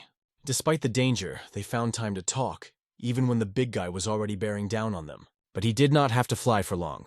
The boy rushed forward with lightning speed and left a very deep blow. Very deep is putting it mildly. The blow was so powerful that the big man was left without an arm, which flew straight into the crowd. This guy was the first of the 5 heroes of Luoyang. His name was Hwang Dong-yob of the 8 Immortal School, and his skills spoke for itself. The other robbers, seeing what was happening, finally decided to rush into battle, although they looked pitiful. Meanwhile, another boy appeared behind the enemies with a confident expression on his face. Another one was going downstairs, merrily discussing with a friend whether Yeon Solju was late because of another adventure. They were the second of the 5 heroes of Luoyang, Oh Jun-san from the Great Nature School, and the third, Song Sang-ik from the 7 Suns School. They charged into the fray, scattering the bandits like feathers, leaving them no chance. Their ease in battle was so striking that they smiled broadly, even as they chopped off the heads of their enemies. What can you say about the faces of the thieves? There was not even a hint of a smile left on them. It was the end for them, and fear took hold of their souls. The girl wondered how her friends managed to find her again in this confusion. She believed that she could handle all these scum on her own without help. But knowing how much her fellow 5s had accomplished, she couldn't stand back and just watch. That is why she tried to the last, proving with every blow that she is worthy of her place among the heroes. But the more people learned about her, the more they began to condemn her methods. However, her fighting skills and determination commanded respect. People admired how she always took the initiative in her own hands, and this is what made Yeon Solju one of Luoyang's heroines. After this story of her son, Mrs. Beck gnashed her teeth in displeasure, hiding her true emotions. Mrs. Beck was annoyed that her daughter had plunged into the world of martial arts instead of preparing for her wedding. For her, these were frivolous games. Furious, she started yelling at Seon Beck, accusing him of knowing and letting Soljae do it anyway. Sunbaek raised his hands and tried to reassure his mother, saying that he had good reason to think it wasn't so bad. After hearing about the reason, my mother immediately wanted to know what it was. He explained that everything was related to the 5th of the 5 heroes of Luoyang. It was because of her that the heroes of Luoyang became a topic of discussion throughout the region. Lee Soman, a girl from the Heavenly School, one of the 9 great schools, was the 3rd daughter of the head of that school. Hearing this, my mother was instantly alarmed. The mention of the daughter of the head of the Heavenly School made her raise her head. Sonbak confirmed her guess. It was about her. Lee Huijon, a Heavenly Blade Elder, one of the 10 strongest martial artists, was her grandfather. His beloved granddaughter, Lee Soman, became famous for her exceptional swordsmanship. She left behind chaos, scattering enemies in different directions. She simply had no equal. Lee Somin is the 5th of the 5 heroes of Luoyang, a representative of the Heavenly School. Her legendary battle, where she defeated all enemies, became a symbol of her glory and raised the blood in her veins. Sonbaek asked his mother to think, wouldn't it be great to have a good relationship with the heavenly school in the future, expanding the influence? At that moment, Seonbaek looked closely at his mother when she called him a fool and tried to understand her anger. She knew her daughter well and did not believe that Solju was capable of living peacefully without challenges and adventures. Beck asked her son to think about who his sister was and that her boldness could cause a lot of trouble. It was obvious to the mother, because of his audacity, Solju can drag the 5 heroes into dangerous situations that will not bring anything to their family. Beck always thought only of profit. Accusing her son of frivolity, she reminded that he does not understand responsibility at all. At that moment, the brother imagined his sister in a completely different way. The older brother decided to intervene. You can't control her life, he declared. Unlike him, the young owner of the estate, Solju should have the right to choose her own path. The younger brother looked confusedly at his mother, then at his older brother, not knowing how to express himself. This angered Mrs. Beck even more, and her anger became uncontrollable. She yelled at both of them, ordering them to stop talking immediately and bring Solja back before she caused more trouble. She also ordered the older brother and Sunbaek to accompany the younger one. Meanwhile, in the 5 Peaks Mountains, old Shim remained saddened by the loss of his martial arts. However, during his conversation with Yan, he hid this, stating that Murim's world has always been like this. Only the strongest survive and the weak perish. John was glad that the old man didn't seem broken at first glance, and asked him to take it as a lesson or even a punishment. To the old man, this thought was both ridiculous and true, but he agreed that it made sense. Yan asked how he was doing with his energy circulation, worried about his condition. The old man continued to gasp, unable even to regulate his breathing properly. His condition caused more and more anxiety. John asked if he remembered the last part of the spell. When the sky flower blooms, the fish turns into a phoenix. Yan remembered how he had once trained with the sage Jongderzi, who had asked him what he thought would have to happen for a fish to transform into something new. John now asked the old man the same question, hoping to hear his thoughts. The old man shrugged his shoulders, believing that people like him could not know the answer to such riddles. But it was at this moment that an idea popped into his head. He suggested that body transformation might be the only way to achieve such a result. John recalled that the other students could barely learn 100 of the 900 words required for a divine spell. This was their maximum, and even this achievement seemed incredible. And the old man, on the other hand, learned 300 words in just one day. This explained the overtension of the meridians, which caused severe pain. His age only increased this effect. John reasoned that if the chaotic energy could be purified and controlled, the old man could become 3 times stronger than any of the students. Jonah's words awakened hope in him. The old man began to believe that he had a chance to regain control of his inner energy. Moreover, there was an opportunity to become much stronger than before. John was worried that the old man might not live to this, dying of old age and never regaining his strength. But now everything looked different. The old man began to believe otherwise. If the heavens themselves allowed him to master 300 words of incantation, it means that there is still a chance. You are a former bandit, and do you believe in the will of heaven? Live and learn. Ion threw the old man, not holding back his sarcasm. These words seemed strange to the old man, because for such a young man they sounded too premature, although they touched him very much. After finishing his speech, John waved his hand, indicating where to go down. The old man sighed and began to complain that John was treating him rudely, dragging him through the mountains like some boss. At that moment, John took out his sword and made a spectacular move that looked like a fine art. The horizontal strike smoothly changed to a vertical one, demonstrating excellent weapon handling technique. It was just a short training exercise that the old man often observed, but he hadn't even thought that there was anything special about John's movements before. Shim now decided to turn to Yon, unable to hide his thoughts. Yon stopped, looking around in annoyance. What's up again, old man? His patience began to melt. I think your martial arts are more suited to a sword than a saber, Shim said calmly. These words struck John. They penetrated his heart, making him think about what was obvious, but still not said. Joha is very surprised that even though he is old, he is not a hardened bandit, but believes in the will of heaven. The gray-haired man believes that it is too early to tell. The boy offers to go down because the head will scold him for speaking rudely to the old man. The old man watched Joha's training quite often, but he didn't even think that his movements seemed somehow strange. He simply couldn't see everything because of his immense strength. Finally, it reached the old man. He realized that Joha's martial arts were more suited to the sword than to the saber. But the young man at first does not understand whether there is any difference between a sword and a saber. The old man is a bit surprised to hear that Yoha doesn't understand the difference between such obvious things. Sword and saber techniques are as different as heaven and earth.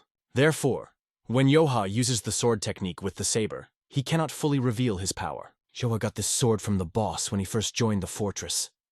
None of the brothers used swords, so Joha was given a saber. If Yoha was able to defeat Yoongji even with a saber, then there is nothing to worry about. After a second, the old man wondered what power Yoha would gain if he did change his saber for a sword one day. Yoha noticed the old man's strange and watchful gaze on him. Meanwhile, in the tea house, the day everyone was waiting for had arrived. Hwang Donyub asks if everyone has written their letters. Oh Junsun and Song Sang-kyuk nod. Yeon Solju and Lee Samin also nod. The 5 heroes of Luoyang are from different schools from all over the province, and they decided to travel together. Soon, the children sent letters to their families. Everyone reacted more or less calmly, but the woman from Waryong Manor was furious. Somin understands very well that Yeon Solju's mother will be angry. Is she not afraid? The girl wants to show her mother that her intentions are serious. The woman wanted to give her in marriage and tried to take her away from the sword. If Sumin were to travel around Jeonghu so openly, gossip might spread because she was from one of the 9 major schools. Somin also doesn't like the idea of getting married just because her father said so. Somin, though, to manage her own life. The boy tried to calm them down a little and reminded them that they should get together because they were leaving soon. If they don't hurry, the families will definitely chase after them. They are already adults, but, unfortunately, not in the eyes of their parents. Danob says that now they will go to Mount Pindon, to the Crimson Wind Fortress. There are several well-known bandits with the nicknames Hell Bandit and Slaughter Bandit. Yeon Solju laughs at their poor nicknames. They plan to join a trade union that is going through the mountains.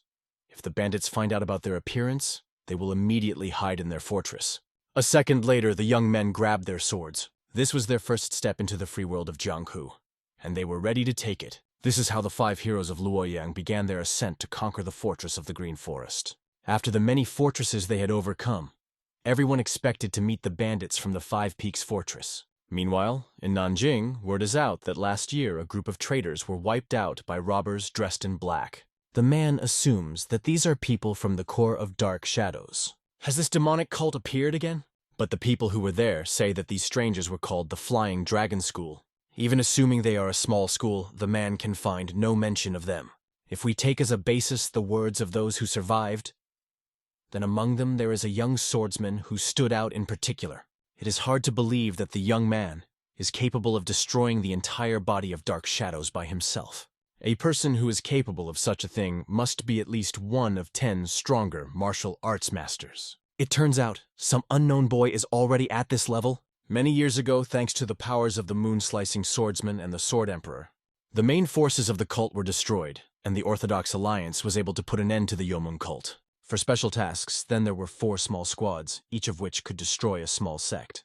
Demon Slayer Squad, Destruction Squad, Victory Squad, and Pursuit Squad. Right before the start of the war with the remote control, the Victory Squad sent a letter where it was said that they were chasing the teacher, and after that, the whole squad disappeared without a trace. The people who destroyed the Victory Squad, then, are the Dark Shadow Corps from the Yomung cult. If such a strong cult was able to destroy the young swordsman, it means that he is very strong. It turns out that this stranger can become a headache for the Alliance. After all, the companions of the demon who destroys the heavens presented themselves as an orthodox school, and this gives them hope. The question remains, what to do with the Yomung cult? To date, about 100 monks and nuns have been kidnapped in Henan alone. Did the Yomung cult really prevent sacrifices? With this, they want to achieve a special power that will allow them to exceed the limits of ordinary martial arts. And this can only be achieved if they make a sacrifice. If the cult really knows how to go beyond the limits and has continued to operate all this time, that's too bad. Over the years, they could already create a whole flock of masters who received this special power. If they are behind the disappearance of people, then the words about sacrifice make sense. The man is thinking about asking the Victory Squad to investigate the case. The mustachioed man really doesn't want to lose them a second time. In that case, you can ask other units to send reinforcements to Yuzhou. Do they have no other choice? If this sacrifice is necessary for the peace and life of others, he is ready to make it. The Yinga Pavilion was located in a remote, deserted place. It seems that a meeting was held here. There was news that something was wrong with Svetla's estate. They make many sacred offerings. and the power demon is sure that it is in order to gain the status of Heavenly Demon King. The Pavilion Master is sure that they will not be able to get even one step closer to the Heavenly Demon King. Although they all use the same bells, there is a big difference between them. Only one person knows the Heavenly Demon King's soul summoning spell. Therefore, no matter how hard they try, they will not succeed. Do they think that the head of the claws is not there just because he is sitting somewhere in prison? If that was the case, would they be able to connect him, the demon soldier, and the great demon general? Men were cursed by such words. Of course they won't succeed. No one can defeat the general! The subordinate still asks not to ignore his words. The boy's suspicions are not out of thin air. The Moon Sage cannot be underestimated. Then, the general orders his subordinates to go and find out what the Demon of Light is doing. Suddenly, another guy runs into the room, shouting loudly. There is news that the Orthodox Alliance and Loyang Masters are currently within the pavilion. If this has already happened, then there is no point in hiding. They are ready to fight. Suddenly, something strange begins to happen to the sky. Red moons appear. It looks like a double crimson moon, a phenomenon described in old books. In the books, it is said that the double crimson moon is observed as a harbinger of large-scale events that decide the fate of entire countries. Suddenly, a man appears amidst the dust and smoke. The girl immediately thought that it was her father. She called her brother and said that their father was in danger now. The boy looked back at his sister's scream. She shouted loudly again that her father was in grave danger. The man, meanwhile, also sat in place, watching the crimson sky. Meanwhile, in Hugon Province, Mount Wooden, Sage Zhongji is sitting at the table. The bearded man understood that this prediction was clearly a bad sign. The last time such a prediction appeared was 20 years ago. A disaster seems to be brewing. In the main fortress of the Green Forest, they also did not understand what was happening to the sky. The girl has never seen such a sky before, so she does not understand what is happening at all. What they see means the imminent arrival of a bloody storm. It was the same on the Judgment Day 20 years ago, but the girl still does not understand what it is about. There was a fierce struggle on the Inha River. People's limbs were literally cut off.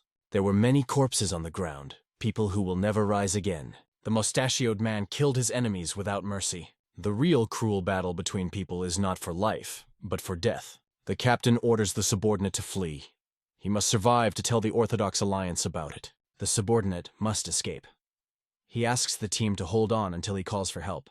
But the enemies are not going to let the man go so easily. The enemy does not understand why these cowards are running away, if they themselves wanted to meet with them. The man, like a monster, smiles and says that from this day, everything will be much more interesting. The man shouts loudly and approaches them, feeling like he's a real monster. A second later, the man struck the one who wanted to run away. Meanwhile, Hefei Namgong Estate, a man is shocked to see a double crimson moon. Is the country in danger? Soon. Unknown people came running to the yard. The evil sign has already caused enough anxiety, and now we still have to deal with the guests. The man is going to defend his land to the last. A woman's voice rang out. She remembers this aura pressure, no fear, even when the man is surrounded on all sides. It is not for nothing that they say that proud people do not live long. A gorgeous woman was coming to him. The man immediately realized that it was Lisa Wishan. What is the reason for their side's hostility towards the Namgun family? Has she become so old that she no longer understands who is standing in front of her? These words touched Lisa. Another woman appeared. This is a moon fairy. She noticed that the man had not changed at all in 20 years. The man is shocked to see the moon fairy here. The woman came back from hell itself. She came back to repay the debt. The moon fairy is full of rage and thirst for revenge. Now the man will pay for all the bad things he did to her. The man is proudly ready to accept her challenge. A second later, he too draws his sword and heads towards her. And so very soon their swords cross with each other. The force was so great that an explosion occurred. At the same time, there were also problems on the approaches to Hefei. Nangong Yong is very worried because she realizes that her father, mother, elders, and their students are in danger. We must return to Hefei as soon as possible. Sooner or later, everyone will face their enemy. This cannot be avoided. Meanwhile, in the mountains of Palgon, the fortress of the Crimson Death, the bandits met the travelers, from whom they demanded money to go further. These were the 5 heroes of Loyang. Those who need to meet will definitely meet each other, be it enemies or relatives. Pan Yoncho could not imagine that the sky could be so red. The old man is not sure what this sky means, but he has seen something similar before. 20 years ago, when the moon-chopping swordsman and the Sword Emperor were able to lead the Orthodox Alliance to victory. Muram's most terrible battle in which many people died. But the girl did not know what the Yomung cult was. This is a horrible cult. If they hadn't been stopped then, Murim would be hell now. Tak Gomyeon was still young at the time, but he had heard that the Yomung cult held the entire Jangho in awe. The girls were very frightened when they heard that this cult was making sacrifices. The old man thinks that the people they met on the way to the Green Forest and those who kidnapped and carried in the monks' sacks are related to the cult, and if so, that was just the beginning of all the problems. The young men ask Old Man Chim not to scare them, because they are very scared. Although these are only his thoughts, but they may turn out to be true. Swordsman cutting the moon, and the Sword Emperor is already old. The Bloodstorm is a catastrophe of such magnitude that Murim may be destroyed to its foundations. But no one is too worried about this, because they have Yoha, who will definitely protect them. Everyone hopes and believes in him. To prevent this from happening, if all the heroes of the Five Peaks stand side by side, they will definitely be able to win this battle. No matter what problems and troubles await them, Yoha swears that he will protect all his friends and relatives. Yoha will not allow anyone to treat his family badly. The guy doesn't care who will be against him, but he has a duty to protect his family. The carts were accompanied by soldiers who kept pace. But unexpectedly, they were attacked by some strangers with weapons. The girl with a completely calm and relaxed face looked at their aggressive guests. After a second, the enemies blocked their way. The vice commander of the Red Wind Fortress, who was nicknamed the Butcher, named Yeo Bom, reminded that in order to go further, one had to pay. Yan was in no hurry, so he was ready for a conversation and more. Yang Mugi, the captain of the Divine Doctor Squad, was eagerly waiting for the guests to teach them. From the news that they were expected, the detachment fell into a stupor a little. Every time Yang thought about the fact that they would have to pay, he felt angry. And today, these scoundrels will pay for all the money they ever received from him. His subordinates think that it is not the best idea to show his anger like this. But he does not care. The head of the Red Wind Fortress, Zhang Hanwei, was very angry that they had humiliated them like this, and did not appreciate their kindness at all. Then the head raised the fare. Now they owed them 100 nyang for it. One of the men said that he was finally able to see the head of the Red Wind Fortress, Zhang Hanwei, in his eyes. 5 young people who, it seems, were not at all afraid of these insolent and, it seems, evil strangers. Zhang Hanwei could not understand what was wrong with these people. Why are they not afraid of him? A second later, the young men put out their swords and introduced themselves. They are the 5 heroes of Luoyang. Their goal is to deal with the rats of the Green Forest that have settled in these mountains. My husband had heard about them before and knew that they were traveling around the Marima. The eldest of them is Huang Donyob. He is also a student of the School of 8 Immortals. Junsen from the Great Nature School and Song Songik from the 7 Suns School were also here. The man understood that if they lost, everyone would make fun of them, and there would be a lot of problems if they got hurt. But it seems that his stupid subordinates did not understand at all what the problem was. The 4th girl's name is Lee Sumin. She is the first student of Heaven School. Hearing about this, the men began to whisper among themselves. A second later, the angry man asked her what her grandfather's name was. Lee Sumin did not understand why such an unexpected question, but answered. His name was Ijon. Is she the granddaughter of the very highest heavenly sword, one of the 10 strongest martial masters? He is interrupted by a heel. She was from Waryong Manor. The man did not wait, and after a second he began the attack. The heroes of Luoyang definitely did not expect that the enemies would start their attack so quickly. Suddenly, the swords of the people from the Green Forest broke into small blades in just a second. No one could understand how it happened. Although the man works for the Green Forest, he has great respect for the master of the Supreme Heavenly Sword. He is incredibly angry that these fools would dare to raise their swords against the granddaughter of such a powerful man. The man runs away, saying he's only making the exception because of her grandfather, after which he wishes him a safe journey. The chief flees, leaving his subordinates shocked. The girl from Waryong Manor is very angry that these thugs dared to interrupt her performance. Yeon Solju was so angry at this disrespect that she was ready to start a fight right now. She swears that she will never forgive them. The enemies, seeing how much they had angered this girl, immediately gave up and rushed away from her. Seeing such a reaction from these wimps just made me laugh. Still, the Wyong Trade Union was very lucky to meet the 5 heroes of Luoyang on their way. The thugs escaped before the 5 could do anything, all because of the influence of the Soman family. Thanks to Soman's reputation, the trips to Jonggu will end without their intervention. But Yeon Solju seems to be annoyed by this. Grandfather intervened in their conversation and said that the 5 Peaks Fortress was different from this one. The man heard that Sage Jung-ji had already gone to them to tame them, but decided to stop and returned home. The boys immediately understood that it was about the legend of the Udan school, about the sage Jonji. But Soman and Yeon Solju didn't believe it. The girls think it's nothing more than a normal rumor. The captain was greatly inspired by the young men and their strength. He had a desire to go straight to the 5 Peaks. At the same time, some kind of fierce fight was going on in the fortress of 5 Peaks. The young man and his sword radiated incredible energy and power. All this was observed by an elderly person. The girls were going to go get drinks at the foot of the mountain when they set a clear goal and started training. It seemed as if everyone was trying harder and as if they were burning with this business. Suddenly, somewhere in the distance, they heard shouts that the Hwayang Trade Union had forgotten what fear was. They teamed up with a group of 5 Luoyang heroes and went against the people from the Green Forest. The girls came to these cries and sat down in the bushes to listen to the details. But the 5 heroes of Luoyang were going to find out whether they were weaklings or not during the fight. It seems that a serious fight is brewing, which the girls will witness. Before this, people from Waryong Estate came here, but they all looked down on them. But this time, the people from the Green Forest are going to show all their strength and power. The girls want to climb the mountain to tell about what is happening here, but there is no time. After a moment, they rush at each other. Now they will perform their first feat as the 5 heroes of Luoyang. Many talents gathered in one place. Suddenly, right in front of them, with great force, the sword plunges into the ground. It is not clear how, but the same red-haired boy who was training on the mountain a few minutes ago ended up here. Yeon Solju was aggressive because this stranger prevented them from expressing themselves. The girl could not understand how her friends managed to come. It turns out that they heard the commotion, so they came to see what was going on. They arrived just in time to stop the fight before it started, but one of the young men cannot understand who they are and where they came from.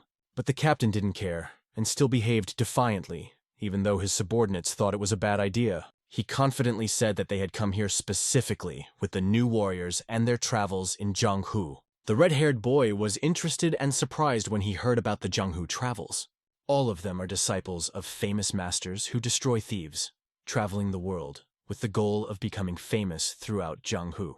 But why did they choose the fortress of the 5 Peaks for this? Although the old man already knows how everything will end, for the sake of politeness, he offers everyone to introduce themselves. The black boy with the shine introduces himself once more.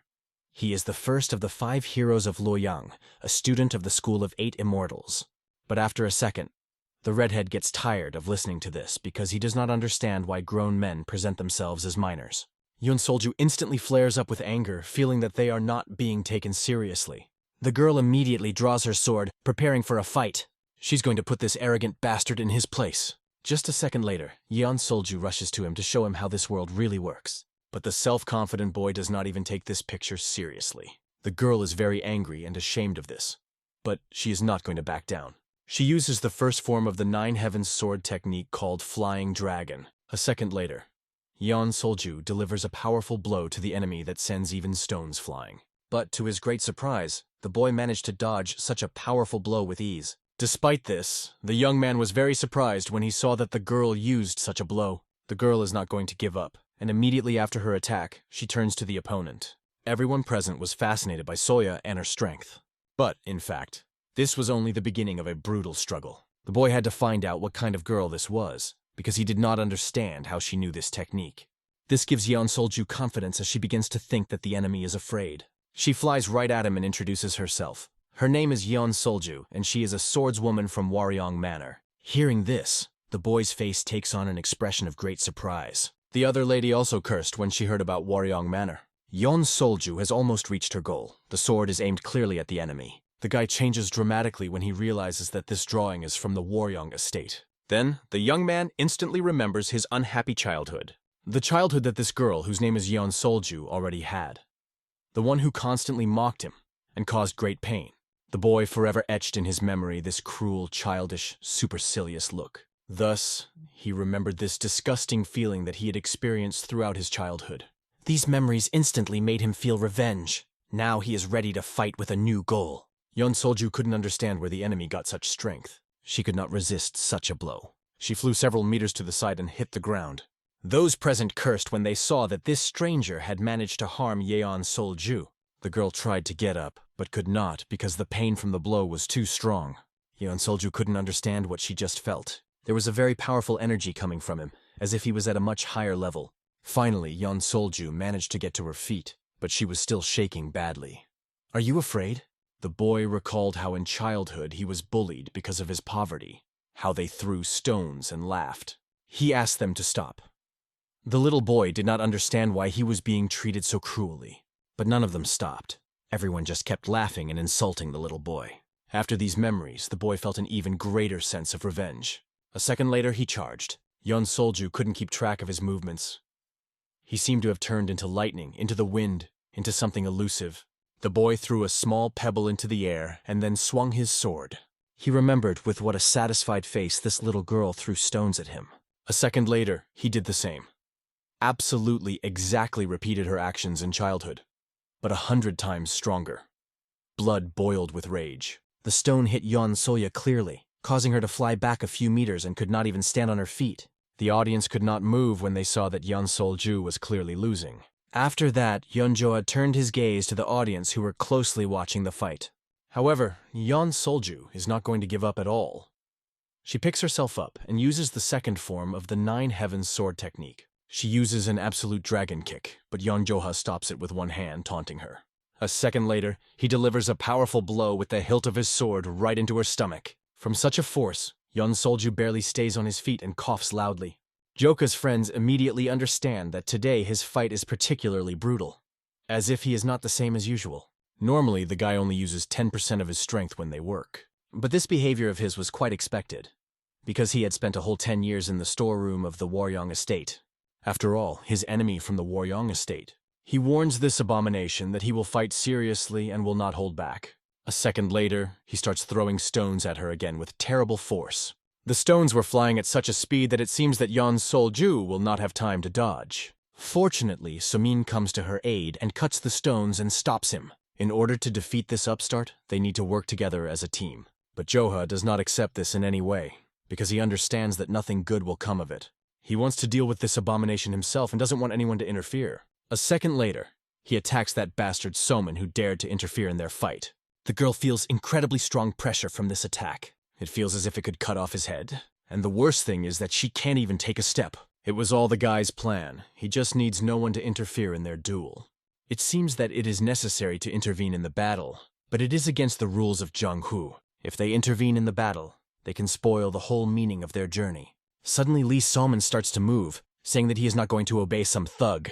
Yoha, I bet the girl was smart if she stopped moving, but it doesn't seem to be the case at all. A second later, the young man hit the girl hard, causing her to lose consciousness. Everyone was surprised that even a student of the heavenly school could not defeat this bandit. When the captain sees such a result, he realizes that everything can be much worse than he thought. If things have come this far, the people of the 5 are not going to watch it silently. The captain of the 5 gives the order to save the girls. Joha is very annoyed that everyone is trying to interfere with their fight. In this case, he must first deal with these insects, and then with his main enemy. Friends try to stop the boy and ask him not to go so far. If the boy seriously harms these scoundrels, then they will have to fight with the schools of the victims. His friends strongly ask him to think at least a little about the consequences and restrain himself. At this time, something seems to have started to dawn on Yeon Solju. She noticed that she and this guy have the same hair and the same last name. But she cannot be distracted by some trifles, because every second is important. This is what the rising of the Absolute Dragon turns out to look like. A second later, the boy continues his attack. The youth uses the second form of the 9 Heavens sword technique, Absolute Dragon Rising. The light and power of this blow affects absolutely everyone present. After such a force, no one could stand on their feet and everyone just fell to the ground. And the captain decided that everyone should flee, because they would not be able to resist such a force. But before them rose the people of the Green Forest, who said that no one would go anywhere until they paid. Yeon Solju was still shocked and still didn't understand what kind of stranger was in front of her. It seems that the girl never remembered him. Then Joha called her sister. When the fight finally ended, Yoha sat on the edge of the cliff and watched the sun sink below the horizon. The young man was clearly thinking about something. Suddenly, a friend came to him, who understood everything immediately when he saw the martial arts of this swordswoman. It is hard to believe that Joe's martial arts originate from Waryong Manor. Then, the boy tells about the origin of his name. Yoha. That's what his father called him. His name means Crimson Sunset. He wanted to ask his father why he called him that, but he died, so the young man was forced to live with his mother and half-brothers and sisters. Yan Solju is his half-sister. In Waryong Manor, this scoundrel was constantly taunting him. After the story, it became clear to Yeoncho why Yoha behaved more emotionally than usual in the fight with this girl. The trade union gave them as much as 500 nyang, and the 5 heroes of Luoyang were now sitting in their fortress. Yeoncho says that he really resigned from the post of chief. He realizes that among the many heroes of the 5 Peaks Mountains, no one will be able to stop Yoha no matter what he does. So the guy can do whatever he wants with them until he's satisfied. Just thinking about it brought a predatory smile to the boy's face. The young man quickly wanted to return back to the fortresses so as not to waste time. Night came. All their warriors gathered in one place. Soon, the same 5 heroes of Luoyang appeared on the square. They looked pretty nasty. Everyone laughed at them. Yoha could not understand why the young people looked so exhausted. It turns out that this is all Yeomyong's handiwork. The man blocked their acupuncture points so that they could not use martial arts. In addition to this, they were given an energy-dissipating poison, and after all that, they got this result. A second later, these bastards were ordered to their knees. Soman asked to let them go, because they had already let go of people from the trade union. The Jokas agreed to let them go, only on the condition that they pay them the same as the people from the trade union. If they want to go free, they have to pay 500 nyang. But the company did not have such money, but Joho was completely indifferent to this. If necessary, they can ask their families for money. Soman shuddered at the thought that this scoundrel really wanted to blackmail their families. The 5 had to run away from their homes to travel around Jianghu. If rumors spread that the 5 were caught and bought from bandits, then they will be doomed to Jianghu. Yoha is really incredibly cruel. Soman doesn't give up and tries to use his grandfather's reputation, saying that if he finds out, he'll blow the place to pieces. But everyone does not care about such threats, because they can simply run away at any moment. Therefore, before the arrival of the enemies, they will no longer be here. A second later, they brought their swords to their necks. Joka, with a broad smile, says that he is capable of cutting off their heads. But before doing so, he asks a question. How much do they think they are worth? The black guy starts first. His family is not very stable, so collecting 500 nyang will be quite difficult for them. Yoha does not think for a long time and takes it as an answer. Then, all subsequent people begin to name an amount even lower than the previous one. The young man does not care what amount they call. Somin names the amount as 100 nyang. And so, finally, the turn comes to the girl from the Waryong estate. Without thinking for a long time, the girl also names the sum of 100 nyang. But, surprisingly, this does not suit the boy. Yeon Solju thinks she will have to pay 300 nyang, but even there she misses the mark. The girl is not going to guess anymore and asks how much money he wants for her life. Then Yoha demands a whole 1,000 nyangs because the girl encroached on his life. Everyone was shocked to hear such a large amount. It sounded like complete delusion. The girl could not understand why she should pay more for everyone? Her family doesn't have that kind of money. If the girl can't pay him this money, let me marry Yeomyong right now and do the housework. Hearing this, the mustachioed man smiles widely. He is clearly not against such an idea. But such a schedule does not suit the girl, and so, when the prices were determined, the young man ordered them to write letters to their families so that they would send money. The subordinates discussed the fact that Yoha was born not only with the talent of martial arts, but also with the nature of a bandit. I wonder what this will lead to, because now their enemy is not just children, but their families. But it seems that our hero is not at all confused by this. On the contrary, he has one now. Very soon, all the letters were delivered to the right addresses. At this time, at Waryong Manor, the mother was yelling at her sons for not being able to find their sister. Alas, alas, there were no signs, except for a group of Crimson Death Fortress bandits. The brother was very angry with his sister because now he had to deal with these problems himself. Suddenly a subordinate bursts into the hall, who has news for them. In his trembling hands, he held an urgent letter for the mother of this estate. She grabbed the letter angrily, saying that if it was a lie, the man would pay with his head. After opening and reading the letter, the woman was shocked. She wanted to kill Solya for the trouble she caused. In despair and anger, the woman threw the letter aside and fell to her knees. One of the brothers began to calm the mother, and the other, meanwhile, read what was in the letter. It is written here that all 5 heroes of Luoyang were captured, so the brother thinks it is necessary to contact their families and discuss everything. But the angry woman knew very well that this would not help them in any way. 1,000 nyangs will not just fall on their heads. The boy recoiled from his own mother from such a fierce cry. The woman was boiling. She was tired of solving all the problems for Jonah. She does not have a quiet life. Soon another letter arrived, summoning all the families of the 5 Luoyang heroes to gather at the Heavenly School. Thus, the families of the 5 heroes of Luoyang gathered under the roof of the heavenly school. An awkward silence reigned between them. No one dared to violate it. Yeon Solju's mother was the first to break the silence. She tried to understand what they should do next. The man says that the children's safety comes first, so they should probably pay the bandits. The woman calls them frivolous, because everyone present had to collect only 100 nyings, but they had to collect a whole 1,000. No one in the heavenly school can scatter money so easily. Another woman interjects and says that this is quite expected since Yeon Solju's temper is quite unbearable. Obviously, everything came to this, because her daughter probably wanted to fight with bandits. Either way, this family was going to pay for their son. Other families supported the couple. The safety of their children was also a priority for them. The woman was very indignant that these fools were going to go after the bandits. Soon, the head of the heavenly school named Lee Yannick enters the room. He asks not to panic. First, you have to ensure the safety of the children, and then attack the bandits and teach them a lesson. But will they be able to attack? It seems that among the bandits, there are masters capable of defeating all 5 heroes of Luoyang. The man asks to choose a representative from each family.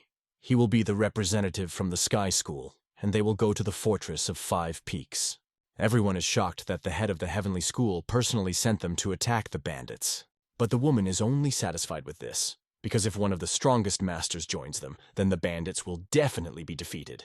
At this time, the letter about Soman's kidnapping also reached her grandfather, the Supreme Heavenly Sword, Lee Ijon.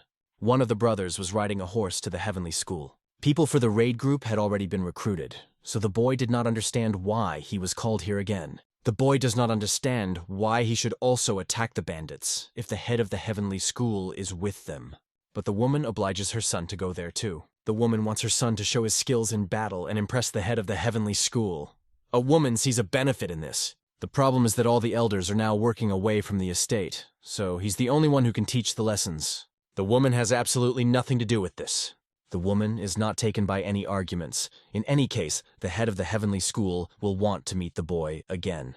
The boy admits that he will never be able to surpass his mother in arguments. The man who met the boy immediately understood that he was from the Waryong estate. He greeted the young man and invited him to come inside. The chief was already waiting for him there. In the room, he saw people who were not among the 5 heroes of Luoyang. They are all from other famous families in Luoyang, but why are they here? The head of the heavenly school finally notices the guest. A second later, the boy introduced himself. His name is ManhwaCapped, and he came from Waryong Manor. Last time, the head of the heavenly school did not look at the boy because he was busy trying to calm his mother. The man called him here because he wanted to discuss something. The head declares that he is not going to go to the Fortress of the 5 Peaks. The man has something important to discuss. This information is highly confidential and must remain between them only. Everyone instantly fell silent and concentrated. Last night, the chief received word that the Yomung cult had reappeared in Morima. This news greatly surprised everyone because the Yomung had fallen 20 years ago. The man managed to find out details that can confirm that this news is true. They tracked the forces behind the recent events, and thus entered their base. Their warriors set up an ambush, but they didn't even have time to start the battle when every single one of them died. The sword techniques used to kill their men were 100% Yomung cult. That is why the orthodox factions must come together and fight back. The reason the chapter doesn't raid is because they don't know when the bastards are going to start, so you have to be ready. That is why the man decided to gather a squad right now to defeat the enemies again. Mukeb perfectly understands that this is really more important than the Fortress of the 5 Peaks. But if none of them go to the 5 Peaks fortress, how could it end? Meanwhile, Somin and Yeon Solju were walking down the street at night. They were constantly followed by a supervisor. Somin is sure that the families will send money soon, so we have to hold on a little longer. The girl is worried about how they will later repay the debt in such a large amount. Yoha ordered to feed the girls less so that they would not take so long to go to the toilet. This annoyed Yeon Solja because they only gave them 1 dumpling a day anyway. But Yoha did not think that this was enough, because there are people in the world who eat much less. However, Yeon Solju did not believe that they really existed. She needs proof. It is expected that the girl did not believe in this. Yoha remembered his childhood. Even if he lets this bastard go, money alone won't satisfy him. He will cut off the Waryong estate's earnings so they can never pay off the debt. But the girl does not believe that some bandit is capable of such a thing. Yoha reminds that he is part of the main patrol of the Green Forest. Hearing about this, the girl screamed in shock and surprise. Any trade union that is protected by Waryong Manor warriors will have its entrance to Henan closed. If this guy was really telling the truth, then the future of Waryong Manor was in great danger. Strong knots dug into the skin like snake rings, denying the warriors any chance of freedom. Their arms and legs hung limply, but their eyes remained steadfast. Once they were given dumplings for everyone, but now they were happy with at least one a day. Did these scoundrels decide to break their will with hunger and cruelty? The girls' conspiratorial whispers became the nub of the truth. They eventually realized that there was a reason behind the evil that made their executioners act as they did. The girl bursts into tears from helplessness and anger. There was only one thought in her head. This damned bastard had dashed their hopes and plans. The dead silence of the room is broken by a long creak. The door slowly opens as if opening the way to a new challenge. A sharp flash of light hits the eyes, making the warriors squint. Their bodies freeze, ready for the worst. A man with a haggard face is standing in the doorway.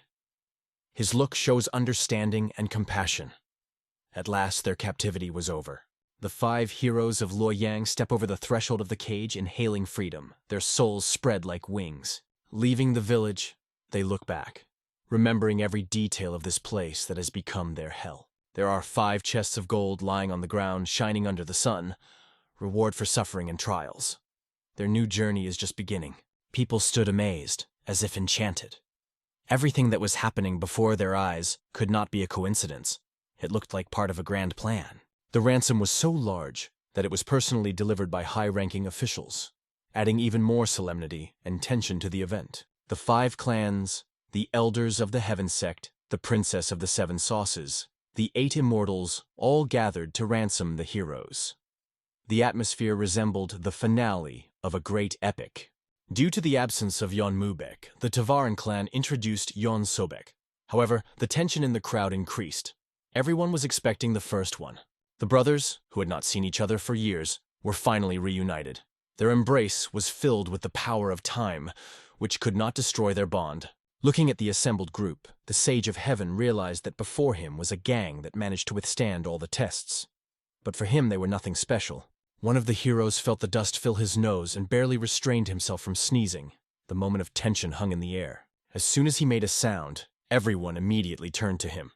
The tension in the hall jumped to the sky. His comrade, wasting no time, grabbed his sword.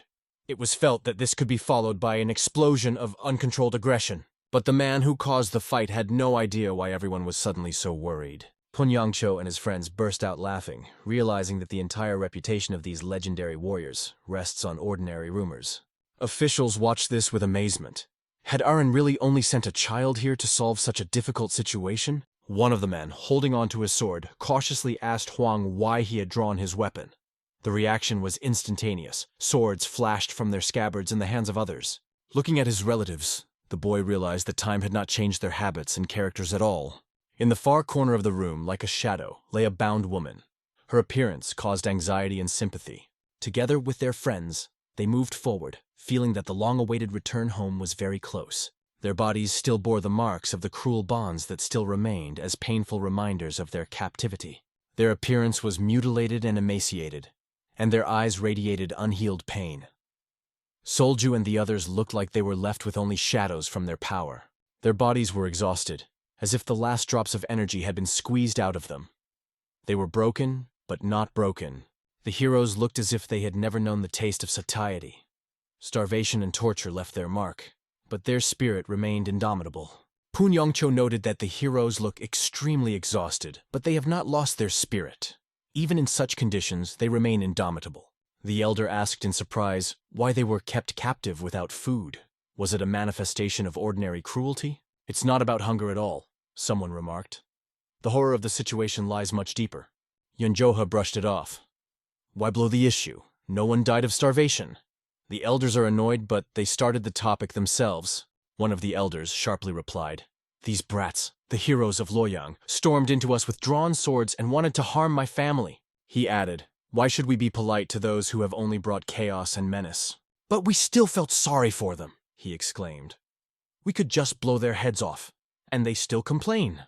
Yonjoha, with sarcasm in his voice, suggested that those who are not satisfied with this should come to him and say so to his face.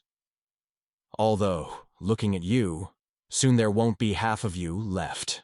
In his mind, the elder acknowledged the strength of this brash boy, but knew that the battle squad would soon ensure the safety of him and his children.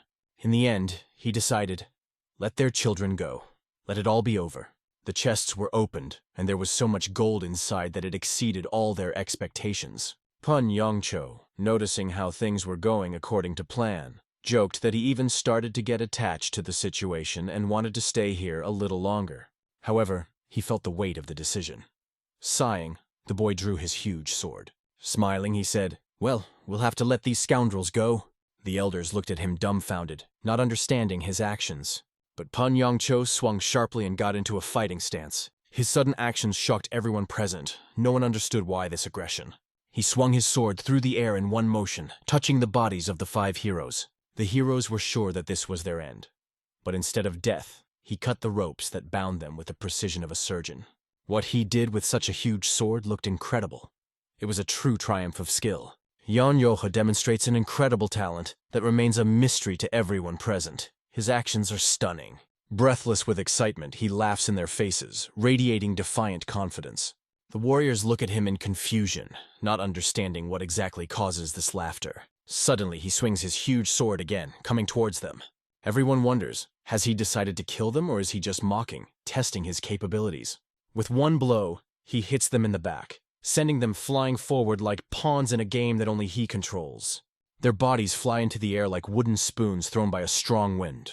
It was his show of strength, saying that those who dared to oppose him would suffer the same fate as his sisters. The girls begged him to stop this cruel abuse, but their voices were drowned out in the chaos. His new punch sent them spinning in the air as if they were helpless toys, flying in all directions. Their friends rushed to catch the bodies that were chaotically flying towards them. Every movement strained them to the edge. Thanks to their skill, they managed to catch a few of them, maintaining at least some semblance of order. The elder watched all this with anger and powerlessness, realizing that he could not do anything. He could only silently watch the humiliation of his people. One of the bodies, falling, ended up right in the arms of the older brother, creating a scene of almost absurd chaos. Negotiations for the redemption of the 5 heroes of Luoyang have finally reached a conclusion, but the tension has not disappeared. Bitterness remained. They could not forgive the insults they suffered during this humiliating process. This became a spark for a new conflict that was to flare up in great flames in the future. Freed from captivity, the warriors felt humiliated, as if their pride had been trampled and left in the mud. Their condition resembled those who had been scorned, leaving only the shadows of their former strength. One of them couldn't stand it, and snapped at the girl, blaming her for everything that happened, even calling her a fool. She tried to justify herself, apologizing and realizing that her mother's wrath would await her. She knew that her mother would not just be angry. Her rage would turn into a real storm, and everyone would be in trouble. However, he cooled down, realizing that she also got it. He decided that thinking about the consequences would wait until they returned.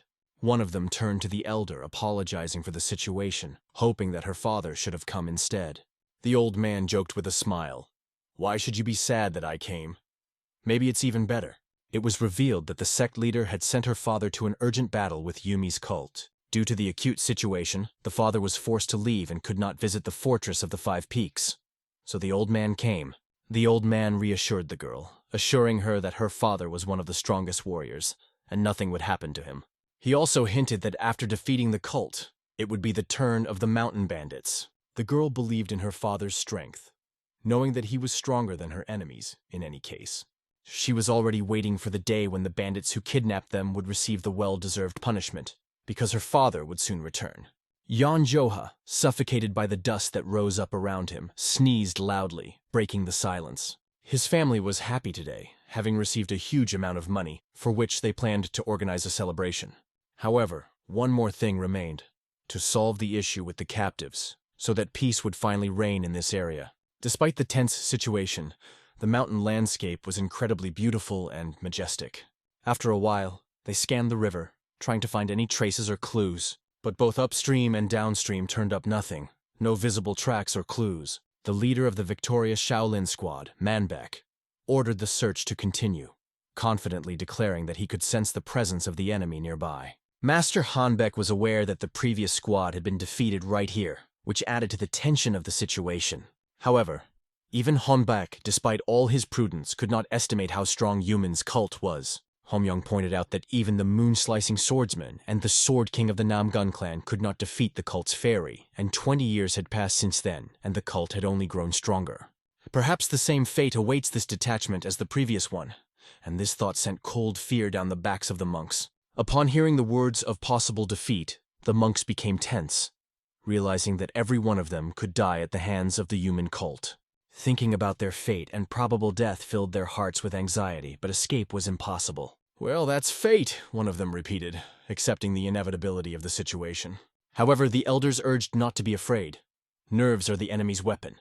Their goal is to win, not to be afraid of words. "The heavens themselves determine who will live and who will die," said the senior monk. "It is better to die, but destroy evil, than to be afraid and lose honor." The master confirmed these words, emphasizing that their duty was to destroy the cultists at any cost. He reminded them that he was their leader and would lead them even into the darkest abyss, if need be. "We are already in the predator's lair," he added, and his son, standing on the sidelines, thought about completing the task his father had failed to complete 20 years ago. At that moment, the monks brought news for their teacher, and this caused everyone to quickly descend. They discovered a suspicious building that stood out among the others with its gloomy atmosphere. At first they thought it was a galactic residence, but they were wrong. Running inside, they found themselves in absolute darkness, which absorbed everything around them. Not a sound, just a feeling of anxiety that grew with each passing second. The man in the building immediately understood. The master of the Orthodox Alliance had sent another squad. "They haven't learned anything," he whispered. "How many more times will they dare challenge me?" The demonic warrior was informed that 56 people had arrived at their lair, including monks and the leader of the heavenly sect himself. They undoubtedly believed in their invincibility. Upon hearing of the sect leader's presence, this demon's eyes lit up with pleasure. "Great," he thought. "Right into the heart of the lair come those who dare to challenge." He ordered his soldiers to assemble, promising that all guests would receive a warm welcome. The rest were to be destroyed, and the monks were to be left alive. The soldiers enthusiastically accepted his order, ready to carry it out at any cost. However, he warned, "If Lin Incom remains alive, I will deal with him myself. Don't touch him." Lin Incom stood in front of the door, staring at it with unwavering determination. As soon as he touched the handle, there was a long, screeching sound that seemed to fill everything around him. Warriors from all sides rushed forward like a pack of hungry predators. Soon they reached a building that looked scary and otherworldly, as if darkness itself had gathered here. The atmosphere was suffocating, the aura was gloomy, and the situation was permeated with a sense of danger. If this is indeed a galactic residence, then its gloom only confirms it. One of the boys promised himself not to be afraid, even though his nerves were on edge. Suddenly, footsteps were heard. It meant that the enemies were leaving. Demonic warriors appeared on the horizon, moving with menacing determination. They began swinging their projectile weapons, which glittered in the darkness. One of the leaders ordered his men to retreat to regroup. The leader saw that his son, numb with fear, remained in place without moving. Despite his fear, the boy managed to pull himself together and repel the enemy's projectiles. The projectiles were flying at breakneck speed, but his reaction was incredible. Mr. Yen showed incredible skill, parrying blow after blow. Today he was at his best. The warriors were grateful to their protector, realizing that his skill had saved them. However, there was no time for rest. It was necessary to move forward, despite all the dangers. Twisting his sword, the warrior deflected the enemy's attack, stopping his sickle in midair. But suddenly, an enemy shuriken hit him in the back, causing him to wince in pain. He used the power of his scythe, countering the dark energy of the opponent's weapon. This collision turned into a brilliant whirlwind.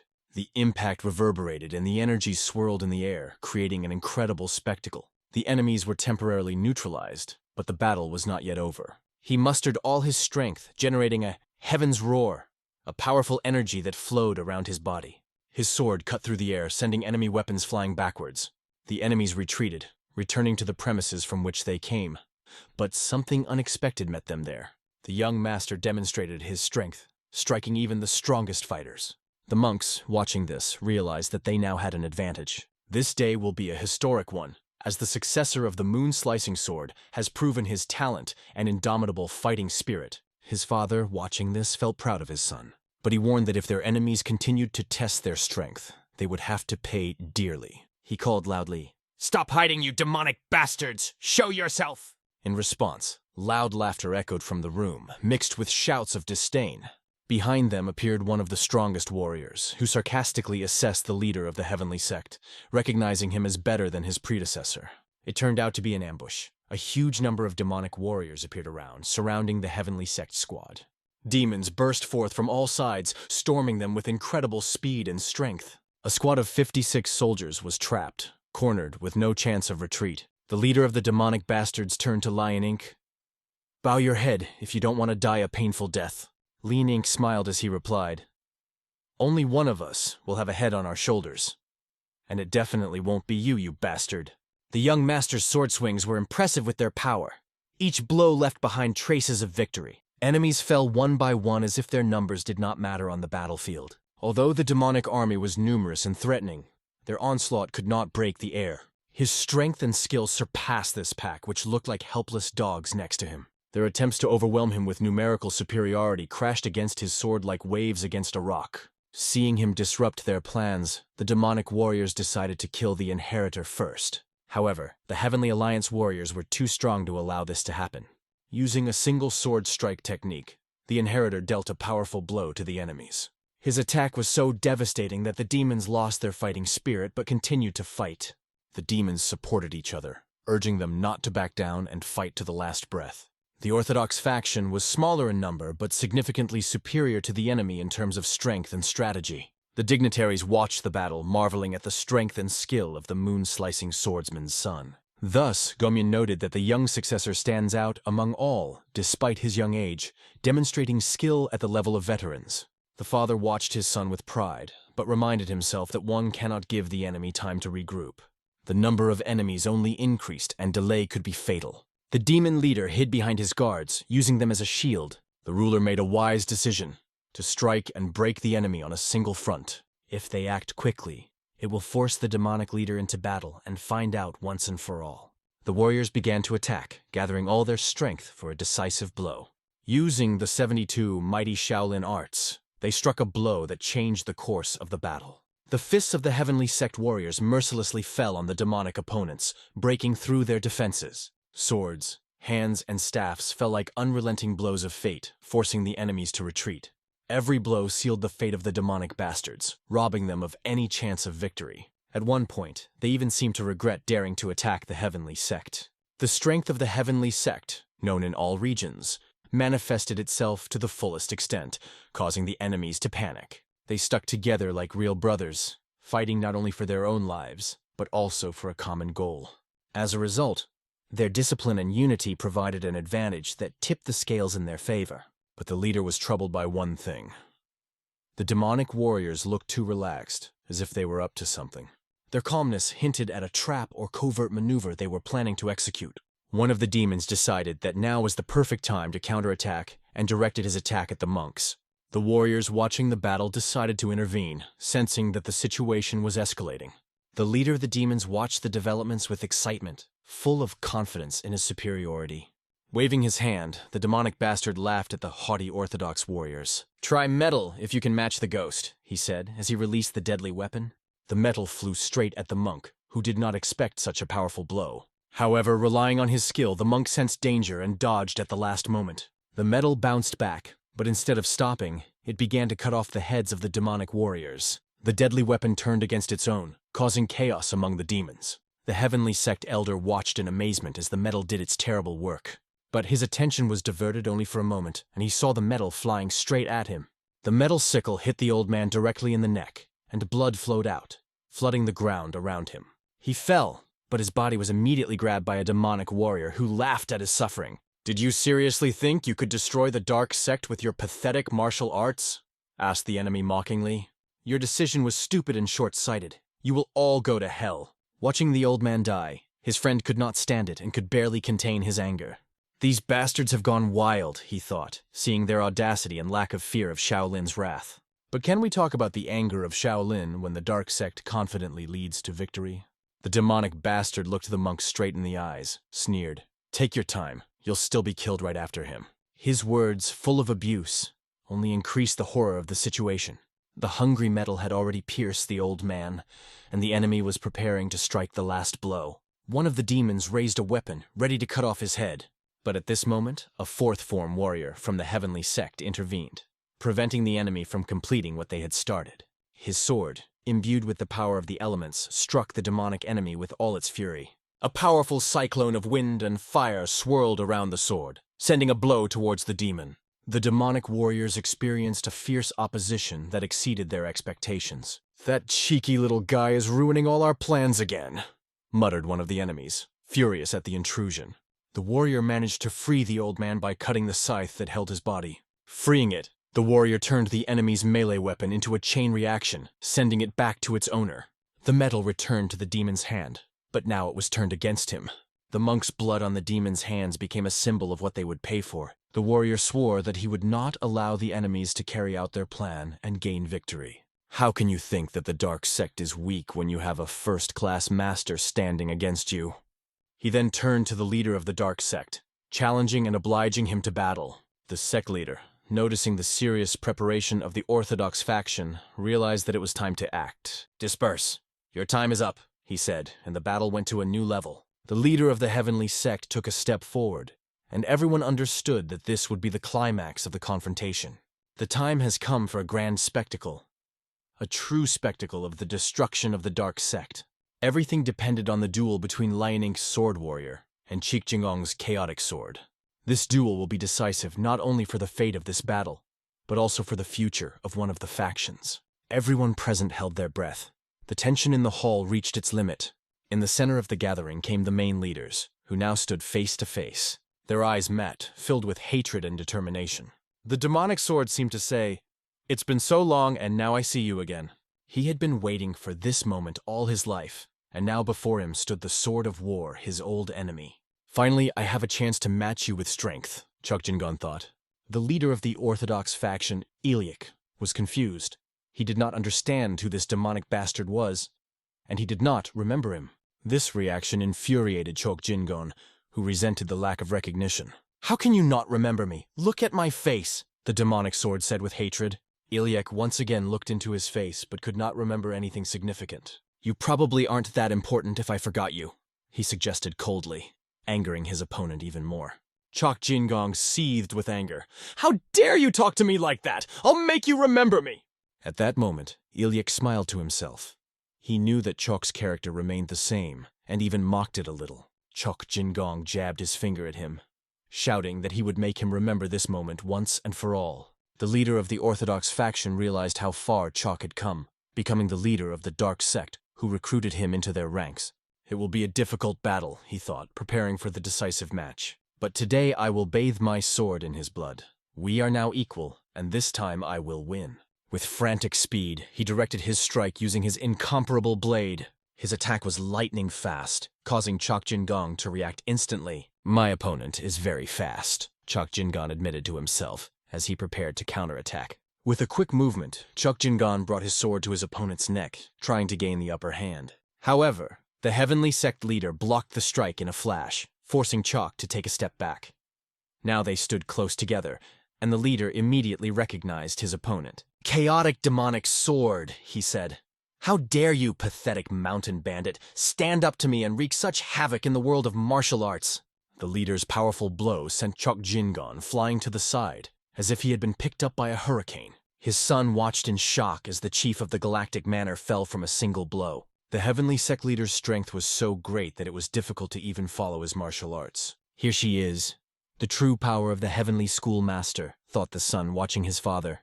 Cheok-Jin-gong started to stand up, his teeth chattering with hatred. His anger seeped out, and he cursed his opponent through clenched teeth. His warriors looked at their leader as if waiting for a signal to help, but Chok waved his hand. "This is not the end of the battle yet," the heavenly sect leader thought as he kept his vigilance. Cheok-Jin-gong, realizing that his opponent was the same as before, recalled their past encounter.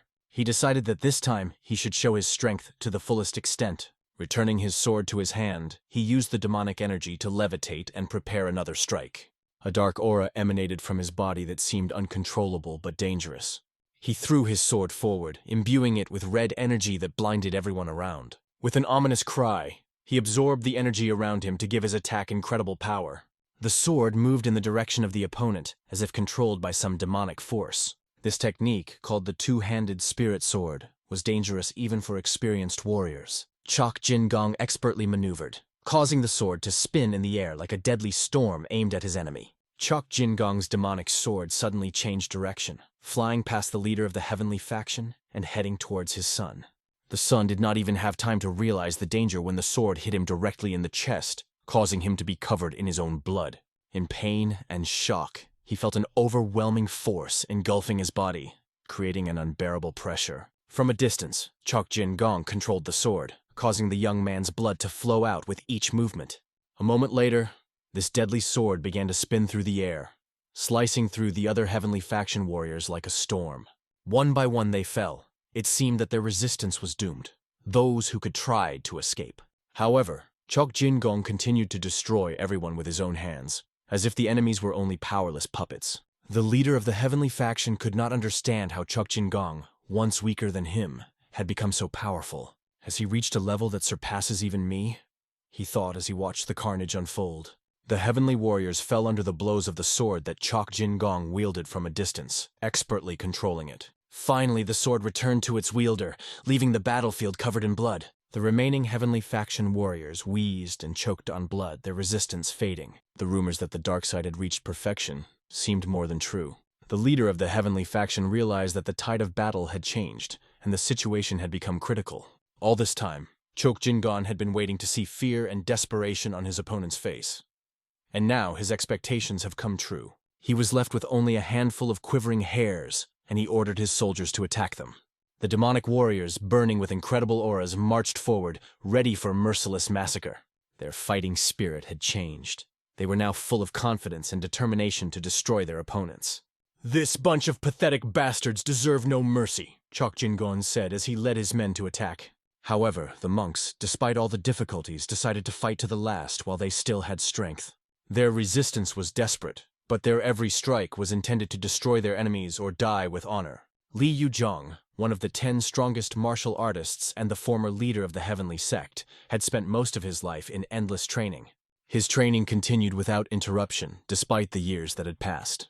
A few days later, he felt a surge of incredible power that brought his spirit back to life. Exhaling heavily, he completed another training session, preparing himself for a new challenge. That day, he opened the door of his house, deciding to go outside for the first time in a long time. Li Yuzhong went in search of his granddaughter, Solomon, who was his pride. The heavenly sect had always been famous for its power and influence, and he knew where to look for it. When the girl saw that her grandfather had finally left the house, her heart was filled with joy. They hugged, radiating incredibly good energy, because they had not seen each other for a very long time. Li Yuzhong guessed that she was having a hard time all this time, but his smile calmed her down. Solomon began apologizing, admitting that she had disgraced the heavenly sect, but the grandfather just shrugged his shoulders. "It doesn't matter what happened. Your safety is more important to me than any image." Solomon was still worried about her father, who had gone to battle against the human cult. She sincerely hoped that everything would be fine with him. Li Yuzhong tried to calm her down, stressing that her father was the leader of the heavenly sect, and there were no masters stronger than him. But the leader of the heavenly sect himself would not say so now. As the heavenly sword of demonic power pierced through his defenses, the blade raced toward his neck, and he felt the tide of battle turn against him. Tensions were rising. His men lay wounded on the ground, and the situation looked hopeless. Chok Jin Gong, on the other hand, was feeling great, his strength and excitement peaking. He laughed as he watched his opponents fall under his blows. Looking at the leader of the heavenly sect, Chok Jin Gong scoffed, saying that this enemy was no longer capable of surprising him. The heavenly sect leader couldn't believe that Chok Jin Gong, once weaker than him, had now become so powerful. He looked around, trying to assess the condition of his men, but saw only blood and the dead. Almost every one of his warriors lay dead, and no mercy was shown. The demonic warriors mercilessly destroyed everyone, leaving no chance for salvation. The leader could not accept the fact that even the elite of the Orthodox Alliance died so easily on the battlefield. He understood that this was unacceptable, but he was powerless to change anything. Despite his mistakes, he decided that he must save at least those who remained. The leader called on all those who were still fighting to retreat immediately. "Save yourself, even if one of you survives," he shouted, trying to convey his order. His son supported the order, urging the soldiers to leave the battlefield and return alive. Quickly regrouping, the remnants of the detachment began to retreat, putting all their strength into escaping. Their only task now was to survive and preserve the remnants of the honorable sect. But suddenly the door of the sect opened with a loud bang. Like an ominous whirlwind, Chokjin Gong's sword flew towards them, chasing those fleeing. "Did you think you could just leave?" Chokjin Gong laughed, enjoying their desperation. "You will all perish," he said ominously, wielding his deadly sword. And suddenly the sword fell on the leader of the heavenly sect, leaving him with no chance to defend himself. The blade cut off his hand, and it fell to the ground with a thud. This event happened right in front of the eyes of the young master, who froze in horror. His gaze was fixed on his father, who was now facing imminent death. The young master looked in horror at everything that was happening, not believing his eyes. The heavenly sect leader had received a fatal blow, and his injuries seemed hopeless. Grabbing his father, the son tried to keep him conscious, urging him not to give up. But the demonic bastard wasn't about to let go of his prey, reveling in their desperation. "I will not only take Warsword's head, but also his son's head," Chokjin Gong said. With an ominous hiss, his sword flew straight at the young master. The son, looking at the blade, realized that it could be the end for both him and his father. But at this crucial moment, the monks intervened in the battle, trying to stop this horror. They rushed forward, shielding the leader with their bodies from the fatal blow. One by one, they took on the power of the demonic sword, sacrificing themselves for salvation. The last of the monks, pierced by a sword, managed to whisper before his death, "Take the leader and run away from here." But the young master refused to retreat, considering it a betrayal of those who had already died. "Someone must return to the Orthodox Alliance and prepare for a new battle," Tak Gomyong shouted, using all his power. He used the technique to push the host along with the Alliance leader away from danger, taking the blow on himself. Masterback also decided to sacrifice himself to save them. He took the sword strike on his body, standing like an unbreakable wall. As a result, the demonic sect destroyed 4 high-ranking elite warriors, but at the cost of their resistance. So Gomyon held back the sword with his own strength, preventing it from advancing further. His body shuddered from the sword's ominous energy, but he held on, steadfast in his task. "This darkness will be cut by the sword of goodness," he proclaimed, concentrating the last of his strength for the decisive blow. The dark bastard's sword began to weaken, its power gradually fading, losing its power. Feeling his loss of control, Chokjin Gong blamed Tak Gomyong for his predicament with an angry shout. "I'll have to end this myself," he thought, deciding to personally approach Gomyon as his life faded. Stepping over the corpses of the heavenly warriors, Chokjin Gong disparagingly called them pitiful rats. "Let them run as much as they want, but they will not be able to escape death," he said ominously, confident of his superiority. His squad, named Blood Revenge, had already begun their brutal mission, leaving no way for the enemies to escape. A falcon soared majestically in the sky, delivering an important message. His wing cut through the air like a blade, and his eyes burned with confidence. He shot down to one of the bases, like an arrow finding its target. The landing was as precise as if he had rehearsed it 1,000 times. His craftsmanship was impeccable. No one could fail to note his efforts. He deserved praise. The falcon handed over the letter, which the warrior immediately tore open with impatience. His hands shook as his eyes scanned the lines. The message contained an appeal to the Alliance to submit to the human sector. Every word is like a heavy blow to the chest. The enraged warrior slammed his fist loudly on the table. This story was repeated again and again, and patience was at its limit. This time it was enough to throw the entire martial arts world into chaos. The victorious Alliance was no exception. Rumors spread like smoke on a windy day, filling the air with anxiety and confusion. The leader of the Heavenly Alliance lay seriously wounded. Doctors fought for his life, but even they could not heal the wound. As a result, he lost his hand. Alina barely recognized him, exhausted but still alive, despite everything. Li Yuzhong pondered for a long time, but the chaos in his thoughts did not give him a clear answer. The decision he had to make seemed incredibly difficult. He understood that there was only a brutal war ahead, where victory would require sacrifices and uncompromising struggle. The scene changes. Arjun. In the silence of the clinic, every step resounded with a loud echo. The boy Yomunbek, who participated in the suppression, was also in a serious condition. His face was pale, and his breathing was heavy. The boy's life was out of danger, but the internal wounds required a long rest and recovery. Brothers and mother looked at the beaten eldest son. Their faces froze in painful silence. The mother recalled how she let her son go without worry because the leader of the heavenly sect was nearby. But now her soul was consumed by the thought, what happened? However, her grief only increased when she learned of new problems. She was informed of new complications that dragged the family into an abyss of uncertainty. She asked to keep quiet because Yomenbek's condition was critical. It was hard for her to believe that this storm had arisen because of him. Events were developing rapidly. Everything seemed extremely urgent. The reason for the urgency turned out to be serious. The mercenary union announced that all trade unions were now under their control. Their organization stated that sects and variants were no longer allowed to set foot in the mountains under their rule. This decision surprised everyone. Such a strict rule was hard to even imagine. Why does the mercenary union go so far? What are they guided by? Perhaps they are using the Henan province mercenary union for their plans? In any case, the trade union under Varian's protection in Henan Green Forest was outlawed. Yunjo explained to his sister that he was going to resist the decision, although his words sounded grim. But what prompted him to accept this challenge? What was he trying to prove? Meanwhile, in the mountains, the young master reveled in his self-confidence, as if the chaos around him did not concern him. The wind that night was special.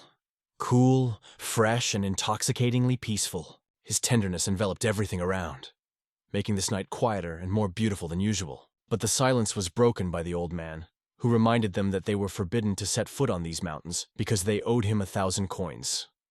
The boy just smiled annoyed. Yeon-joha did not listen to words, but acted.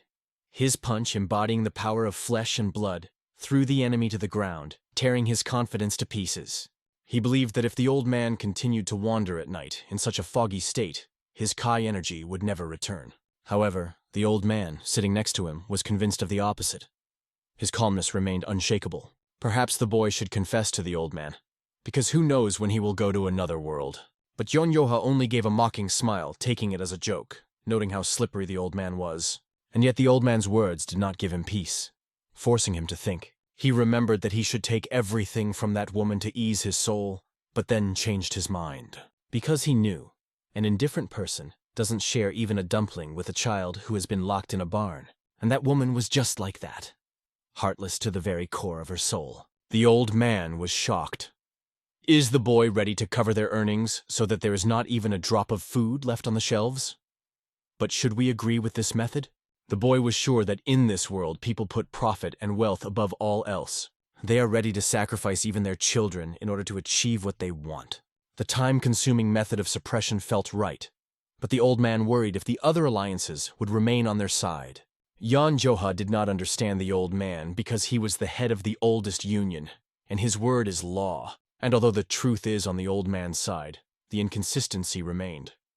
Could the one who wears the sign of the head forget that it is a symbol of great responsibility? Yeon-joha, although young, already stood above the world as the destroyer of the heavenly demon lord. He didn't ask for permission. He made the decision. As the head of the main gang and union, he dictated the rules for everyone. If Yeon-joha really thinks so, then he has forgotten about Starkan, and he is ready to tell him everything that hurts. Meanwhile, the news quickly reached Seok-mu-hai, who couldn't fathom what exactly the head of the guard had done. They discussed it at the table, the tension rising with every word. The citadel of the mercenary union was shocked by the boy's actions. His act caused a wave of indignation. The cat lord laughed at Yunjo, thinking that he had finally done something serious. But Seok-mu-hai only smiled upon hearing these words. After all, how did this brat even dare to call the head of the guard an idiot? Arbitrarily, Yeon-joha forbade any trade union under Varian's protection from entering the mountains. He even stated that if the mercenary union continued the conflict, they could lose control of the situation due to the caravans. However, the leader decided that this was not such a bad idea. This was Yunjo's first unexpected move as head of the guard, and so be it. They decided not to interfere and let events take their course. The cat lord was shocked. The situation in the region had heated up to the brink, and tensions were rising. But Seok-mu-hai sensed the boy's potential and realized that he was far from a fool. The Lord saw in his eyes a strength that suggested weeks of hellish training. Realizing the consequences, he fell to his knees in submission to his leader. But in the depths of his soul, he vowed to get rid of this cursed one day. Seok-mu-hai decided to keep a close eye on Yeon-joha because he promised many surprises. The leader realized that Varian seemed like a ridiculous organization, but he suspected hidden connections. They decided to find out what the relationship was between the head of the guard and the Varian sect. At that moment, his daughter hit the table loudly, breaking the tense silence. Her eyes burned with noble anger and desire to protect her father. She silently asked for permission to act without uttering a word. The leader was breathing hard, feeling his own guilt for the situation. Maybe when the sun is at its zenith, you better go for a walk, he thought. watching her. But deep down, he understood that she, as his daughter, would understand all the connections and protect his honor. She drank the glass in one gulp, as if preparing herself for a great test. Her father asked her out, promising to discuss everything after she sobered up. He wondered if he had done the right thing by sending her down this dangerous path. The sun has just risen above the horizon, flooding the earth with the warm gold of a new day. Konyaka rushed forward, neighing loudly, as if sensing the future path. Reisha completed the last preparations and was ready to leave. She gave her father a warm smile before leaving him behind. Sok Muhai, her father, silently watched her walk away and only waved her goodbye. Doubts gripped him. Was it right to send Reisha on this mission? She jumped on her horse and galloped forward, leaving a cloud of dust behind her. Her eyes shone with excitement. The spirit of adventure called her to leave her native home again. Thoughts were focused on Jonah Joha. She hoped he would wait for her in peace. Seok Muhai sighed as he realized how much his daughter was infatuated with the head of the guard. She is no longer the uninitiative girl she used to be. Reisha quickly left the house, leaving her father in silence, and thought. Seok Muhai thought.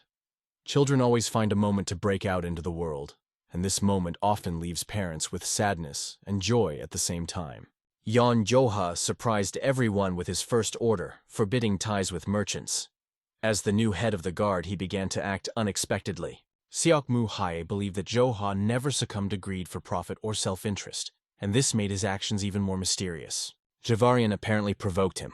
What did they do to provoke his anger? Their action brought them into disfavor with the head of the guard and brought upon themselves great trouble. Seok Muhai thought, if it wasn't for our strength, we wouldn't have achieved anything in the Mercenary Union tournament.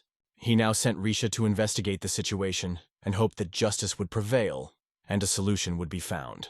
To the Varian leader, it seemed that their sect was going through its darkest period, turning Joe into an enemy. And it was hard not to agree with this, because everything pointed to the seriousness of the consequences. Joe's order was harsh but reasonable. The head of the guard, together with the Mercenary Union, was ordered to cease cooperation with the Varian sect. Members of the Varian sect were now forbidden to even set foot on the mountains. Trade caravans passing through these lands were ordered to bypass them to avoid destabilizing the region. The warriors who posted the prohibition signs did not fully understand the meaning of the order, but they followed it, understanding that Joha wanted to leave Varian without resources. We returned to the large meeting of the trade union where the situation was discussed.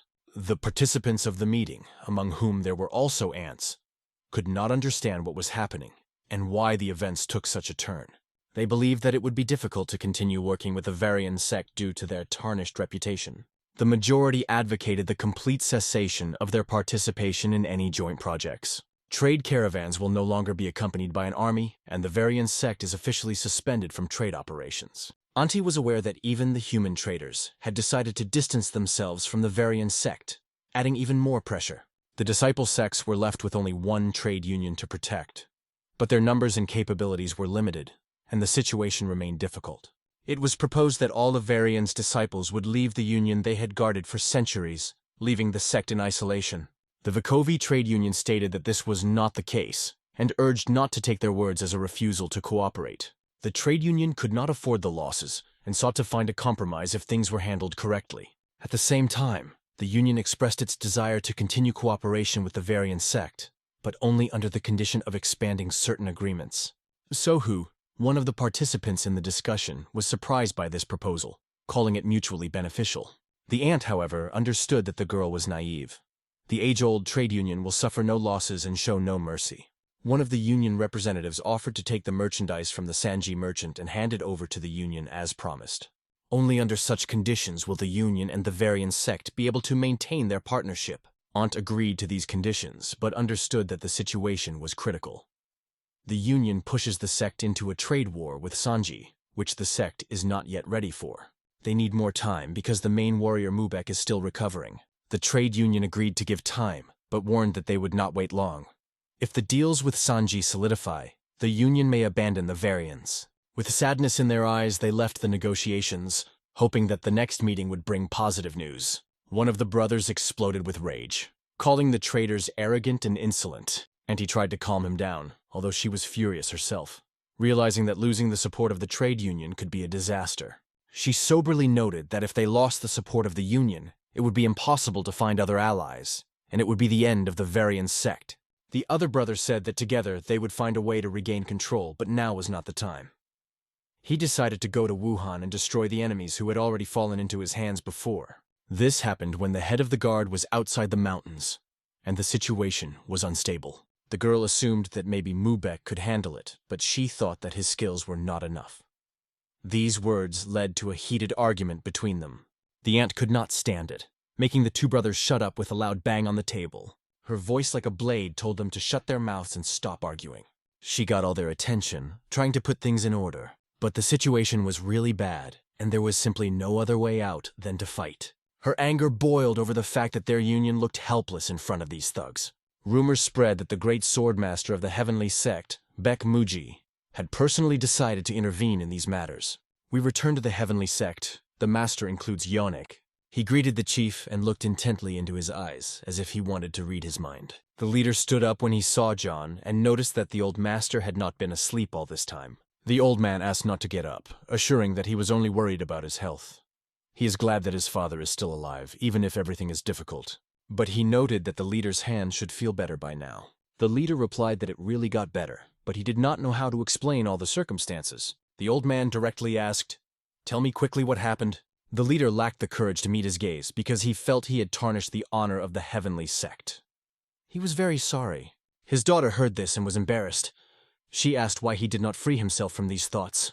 He agreed that his words were true, but it was a doubt he had in his heart. The old man angrily stated that he did not want to hear such a thing from someone who had lost his arm for the good of the sect.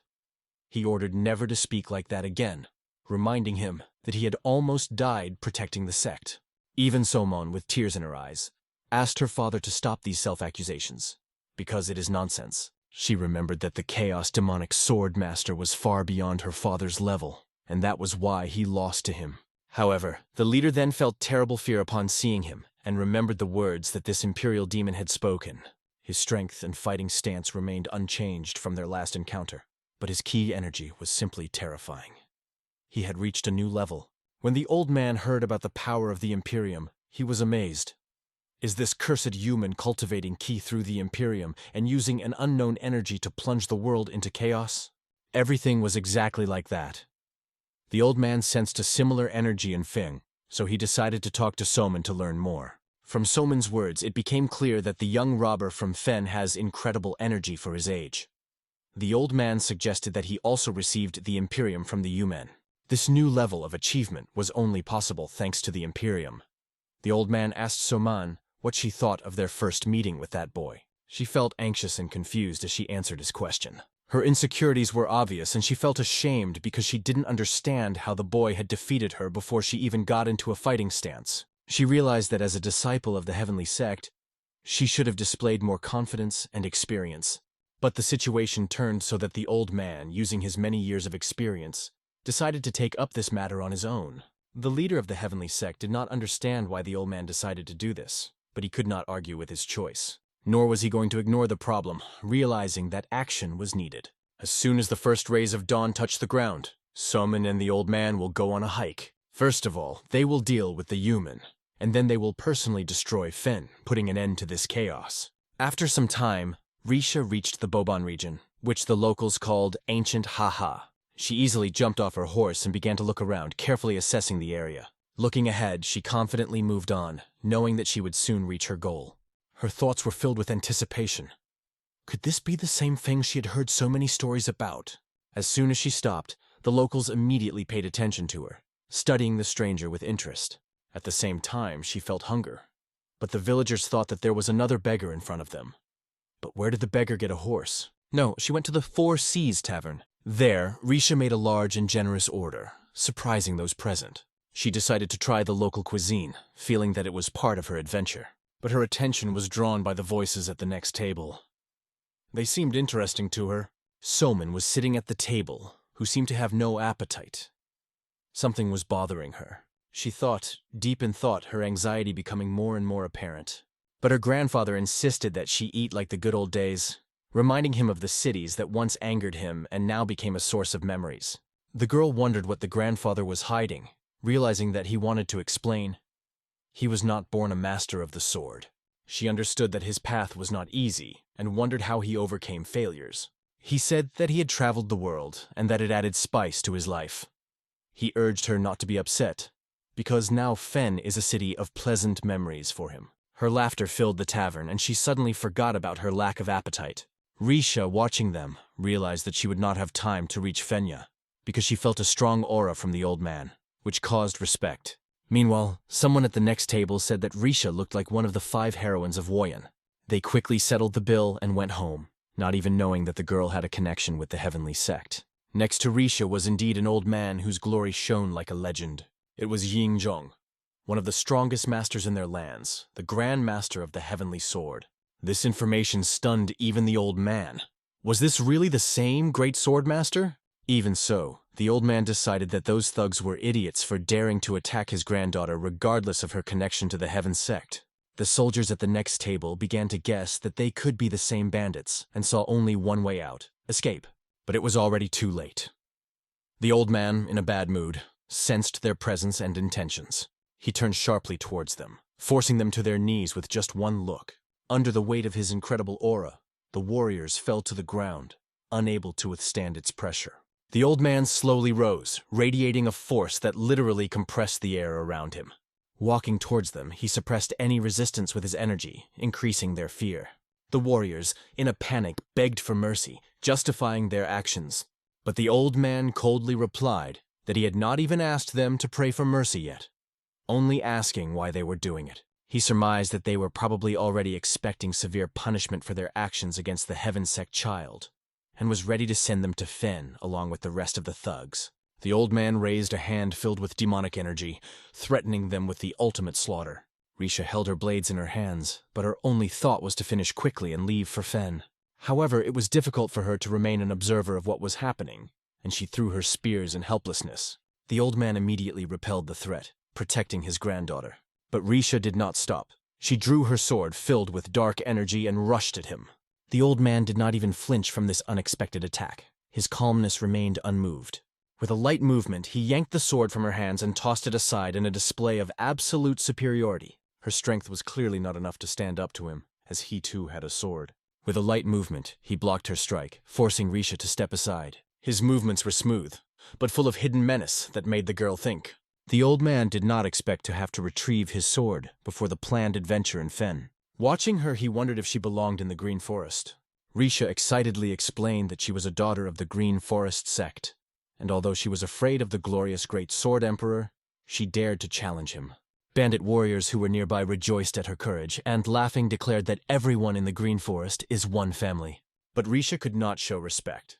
She pointed her sword at the old man, saying that if he is so strong, let him teach her a lesson. The old man looked at her carefully, realizing that she was not like ordinary bandits. In her thoughts, the girl persuaded herself to calm down, because all cheap tricks only worsened the situation in a fight with such an opponent. She knew she had to give herself completely to the battle, giving it her all. Her only hope for survival was Asura's Dark Heaven sword. Summoning all her strength, Risha delivered a powerful blow using her impressive technique. This blow caused admiration among the visitors of the tavern. They realized that the girl was impressively skilled. The Grand Master of the Heavenly Sword appraised her technique, recognizing it as legendary. However, his sword easily blocked her attack, showing absolute superiority. In one movement, he knocked out all of her energy, leaving her defenseless. He even emphasized that her energy is not bad but needs improvement. The old man added that her life might have ended there if he'd been less merciful. The warriors watching the battle could feel his power, perceiving the girl's defeat as a complete failure. Ariesha defended herself with her last strength, trying to avoid a fatal blow. She'd been training non-stop since the General Assembly in the Green Forest, but the Grand Master easily repelled her strongest attack. Her confidence in his strength only grew. The old man noticed her skill, noting that she was surprisingly skilled for her age. She belongs to her father, the ruinous Heavenly Demon Lord. Ariesha, trying to show respect, thanked him, noting that he was overestimating her. The old man, out of respect for her father, decided to let the 2 stupid bandits go and not take their lives. She saw the 2 running away in a hurry without even saying thank you. She was somewhat disappointed by this, because she expected more gratitude. The old man turned to her and told her sternly to tell the 10 heroes in Fen that he would be at the top of the mountain at dawn tomorrow. If even one of them escapes, it will pulverize all of Fen. This news quickly reached Feng. The great swordmaster was furious when he heard the news. What should they do now? But why are they panicking? Pun Yongcho anticipated that the heavenly sect would seek revenge, but he did not expect that the Grand Master himself would come to them. The situation was extremely tense, but instead of giving up, they should have hoped for Yeonjo, the Grand Master of the Heavenly Sword. Yeonjoa understood that they wanted to kill them again, and this time the enemy was incredibly strong. Earlier, the sage Chongji used to break in here, causing chaos. He then battled a ruinous heavenly demon lord who could destroy an entire family. The strength of these enemies was enormous, and now it was the turn of a new test. The boy felt fear, but something incomprehensible burned in his chest, forcing him to accept the challenge. However, this time he understood that he could not risk the lives of his brothers. His plan was completely different because not only his fate was at stake. He was just about to announce his plan when the door opened. Arisha flew into the room. Her voice sounded familiar to everyone. She rushed towards Yeonjo with her arms outstretched. Her embrace was full of passion and joy. They met again. Yeonjoa felt embarrassed, but her sincerity and warmth made him smile. He awkwardly asked Arisha how she felt and what she was doing here in this place. Risha replied that she had crossed mountains and rivers to find him, and as always, got into trouble while he was not around. She added that the great swordmaster had come for their souls, emphasizing the seriousness of the situation. This news was categorically unpleasant for everyone, but Soa paid attention not to Rishi's words, but to the way she was holding close to Yoon. She should have moved at least a few steps away, but she couldn't let him go, being happy to meet her. The atmosphere became tense. Everyone understood that the Grand Master of the Heavenly Sword aimed to destroy them. Risha noted that he looked serious, as if they had killed one of his family. She also reminded him of his words. If even one of them didn't make it to the top of the mountain in Fen, he would pulverize them all. The warriors remembered their grueling training with Yeonjoha since his return, and believed that now they might have a chance. But Yeonjoha stated that there is no point in dragging everyone into this battle. He is willing to go against the master one-on-one to be fair. Poon Yongcho, however, objected, saying that they had also put their heart and soul into their training, and if there was a battle they would fight together, even if it meant dying together. The old man intervened, warning them against foolishness. If they go to battle, they will all go to the ancestors together. He reminded them that their enemy was one of the 10 great sword masters, equal to the ruinous heavenly demon lord. The old man emphasized that if they joined the fight, everyone would die, and to save the gang, John would have to go it alone. Risha looked at them and realized that she didn't expect any other solution, but it seemed that Fanny had her own strategy. This moment became critical for Feng, and the tension reached its peak. As the sun set, Yeonjoha set out for the mountain, ready to meet the enemy. They met at the first of the 5 peaks of Fen. The great heavenly swordmaster, one of the 10 legendary warriors, stood before him. Yeonjoha, a master bandit from Fen, finally met his rival. Behind the master stood his granddaughter, who held his sword as a symbol of his steadfast strength. Next to Yeonjoha was Risha, who constantly followed him without leaving a single step behind. The boy kept wanting to ask why she was keeping up, but Risha declared that she was acting as a representative of the Green Forest. The old man turned to John, angrily asking why he had come alone, since he had ordered all the heroes to climb the mountain. But John looked around and realized that he was not alone. He and Risha, pointing at each other at the same time, said that they were here together, if that counted. The old man became even more angry when he realized that his demands had been blatantly ignored. However, the gazes of John and Risha directed at each other spoke of mutual recognition. The story is moved a day earlier. Then Poon Yongcho pointed out that the old man was exaggerating, although the only chance to survive was to fight. He admitted that the team's skills had greatly increased, but even under the current conditions, they would not be able to give the great swordmaster a single scratch. From his words, it became clear. If everyone joins the fight, then Jan will definitely lose, and the rest will simply die. However, if John fights alone, even if he loses, he will have a chance to save the rest. He assured that he would handle it himself, even if the situation got out of control. Risha asked what would happen if John wounded the master and he started chasing. The old man explained that such a scenario was possible, but reminded that the son of the head of the heavenly sect, Li Yonik, had recently been seriously injured in a battle with the Yoma cult. This made the sect defenseless. If the yeomen attack the heavenly sect upon learning that the Grand Master is here, it will plunge the entire Orthodox sect into chaos and may even cause a state conflict. Understanding this, John decided to trust the old man's plan and take all the responsibility on himself. It seemed that the Grand Master of the Heavenly Sword understood that the bandits had already calculated everything. With a flick of his hand, he drew his swords in a display of absolute skill. His power was impressive. He wielded his sword using only ki energy, leaving everyone in awe. Turning to Ion, he emphasized that it was he who annoyed him the most, because he dared to meet danger face to face, although he was trying to maintain a miserable life. Yeonjoa wondered if old Shim should be trusted, but the situation quickly turned into an inevitable confrontation phase. The Grand Master began expertly maneuvering his sword, displaying confidence and absolute precision. Finally, the sword was in his hands, ready to attack. Without hesitation, he pointed his sword at Joha, starting the battle. The boy was amazed that the old man dared to attack him. If this bastard wants a fight, he's going to get it, thought Joha as he prepared for battle. Risha, feeling waves of incredible energy, instinctively retreated. The power of the master was truly incredible. It caused both fear and admiration. At that moment, Joha found himself thinking about his own strategy.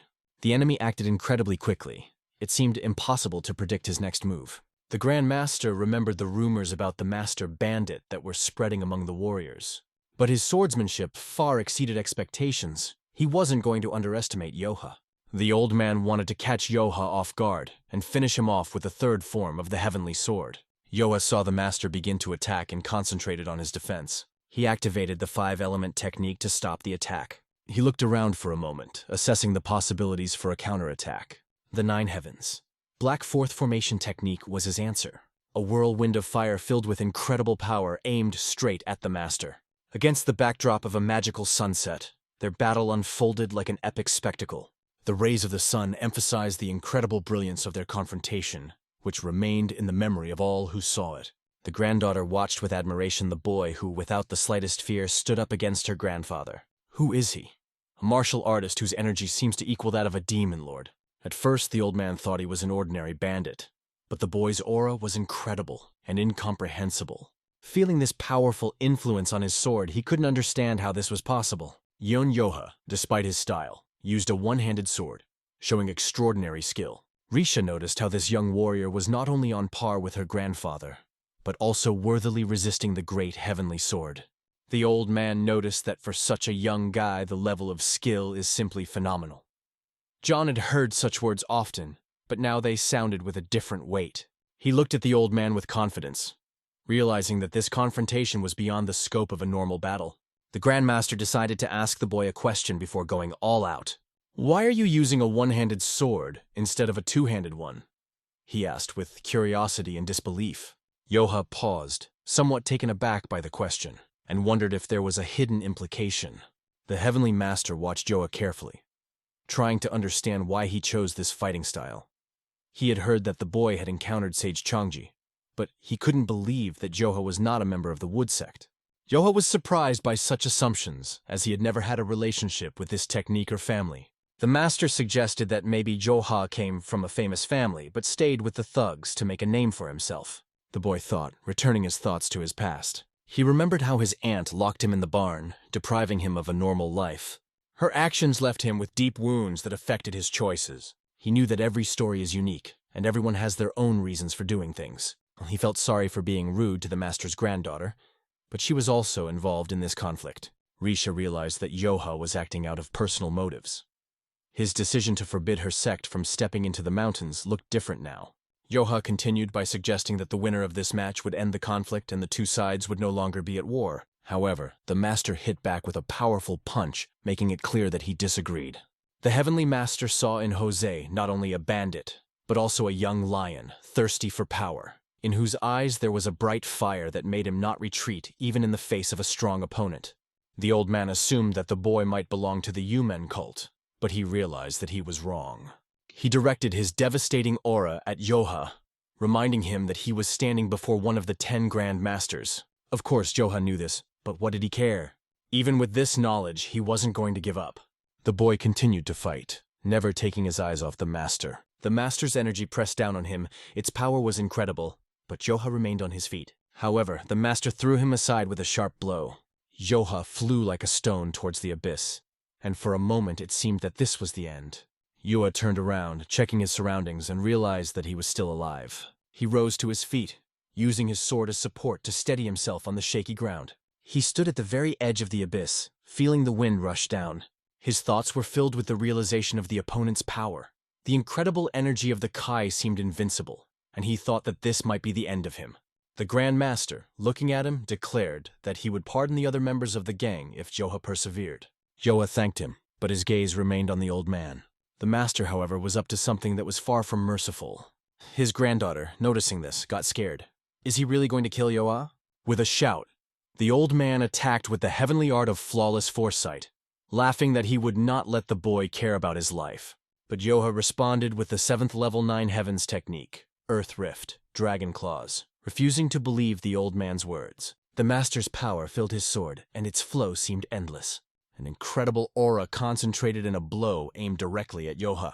The boy felt his hands begin to ache even from trying to block the blow. The old man admitted that for such a young man, Yoha had really good abilities. His sword technique was impressive, but his experience as a master gave him a significant advantage. Yoha countered every attack, but he himself was impressed by the skill and sophistication of the enemy's techniques. However, the experience of the old man began to put a lot of pressure on Yoha, gradually depleting his strength.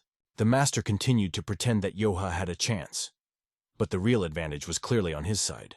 The boy understood that something radical had to be done, and struck with a fiery sword, forcing the old man to retreat. Yoha noticed that the master relied only on his strength and experience, trying to win only through pressure. Zoha gathered his strength, preparing a counterattack.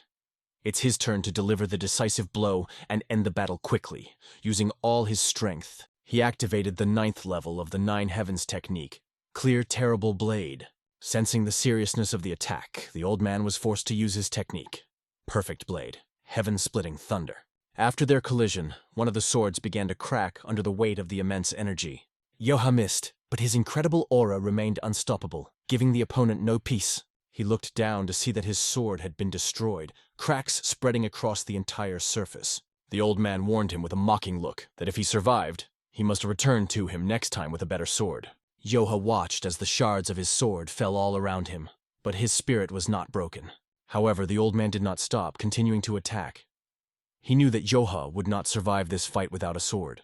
Risha anxiously watched as her lover was in mortal danger. She glanced at her grandfather, noticing that he had completely lost his temper, getting angrier by the second. Yoha saw the sword pointed straight at his neck and realized that this might be the end of him. But an incredible jump at the last moment saved him from the inevitable blow. The old man looked ahead, thinking that he had finally finished him off, but he was wrong. He froze as he felt the powerful energy rise up again, filling the battlefield. Seeing the broken sword and the confusion of his opponent, Yoha whispered, "That's it," giving the words a completely different meaning. Meanwhile, in the sect of 10 Heroes of Fen, the evacuation began. They moved the gang to a nearby village, waiting for Yoha's return. Their hope was that he was still alive and unbreakable. They were worried that something fatal might happen, but they believed in his power. Despite all the fears, the heroes hoped that Yoha would find a way to persevere and return victorious. Fen's heroes couldn't stay away as they watched Yoha fight alone. They were ashamed to just stand with their hands folded, but old Sheen told them not to interfere and only to observe, even if it seemed wrong. Soon there was a sound that caught everyone's attention. Yoha appeared on the horizon, opening the door with a triumphant look. He was panting and visibly exhausted, but his gaze still held conviction. He turned to his comrades and said with a smile, "I'm back, guys." Their faces were filled with joy. They sincerely rejoiced at his return. It seemed a miracle, and the joy was so great that they almost started celebrating on the spot.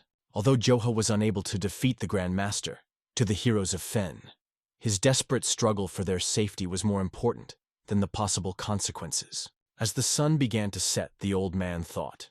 He realized that the boy he was fighting wasn't just using brute force. He had something more, something special.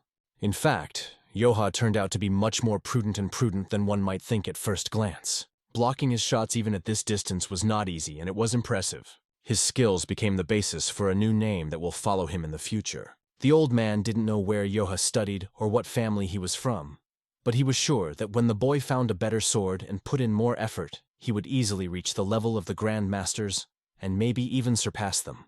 Turning to his granddaughter, the master said that it was time to go back to the sect with her. Risha, however, noted that they never retaliated. But the master explained that Yoha most likely had nothing to do with the Yumen cult, and the outcome of the battle was already obvious. So there is no point in staying here. However, he could not get rid of one interesting thought. Watching Yoha fight, he noticed something special about him. His aura and strength were amazing even now at such a young age. The old man wondered how much this power would grow over time. When Yoha finds the second sword and fills himself with incredible ki energy, he will be able to change the entire balance of power in the world.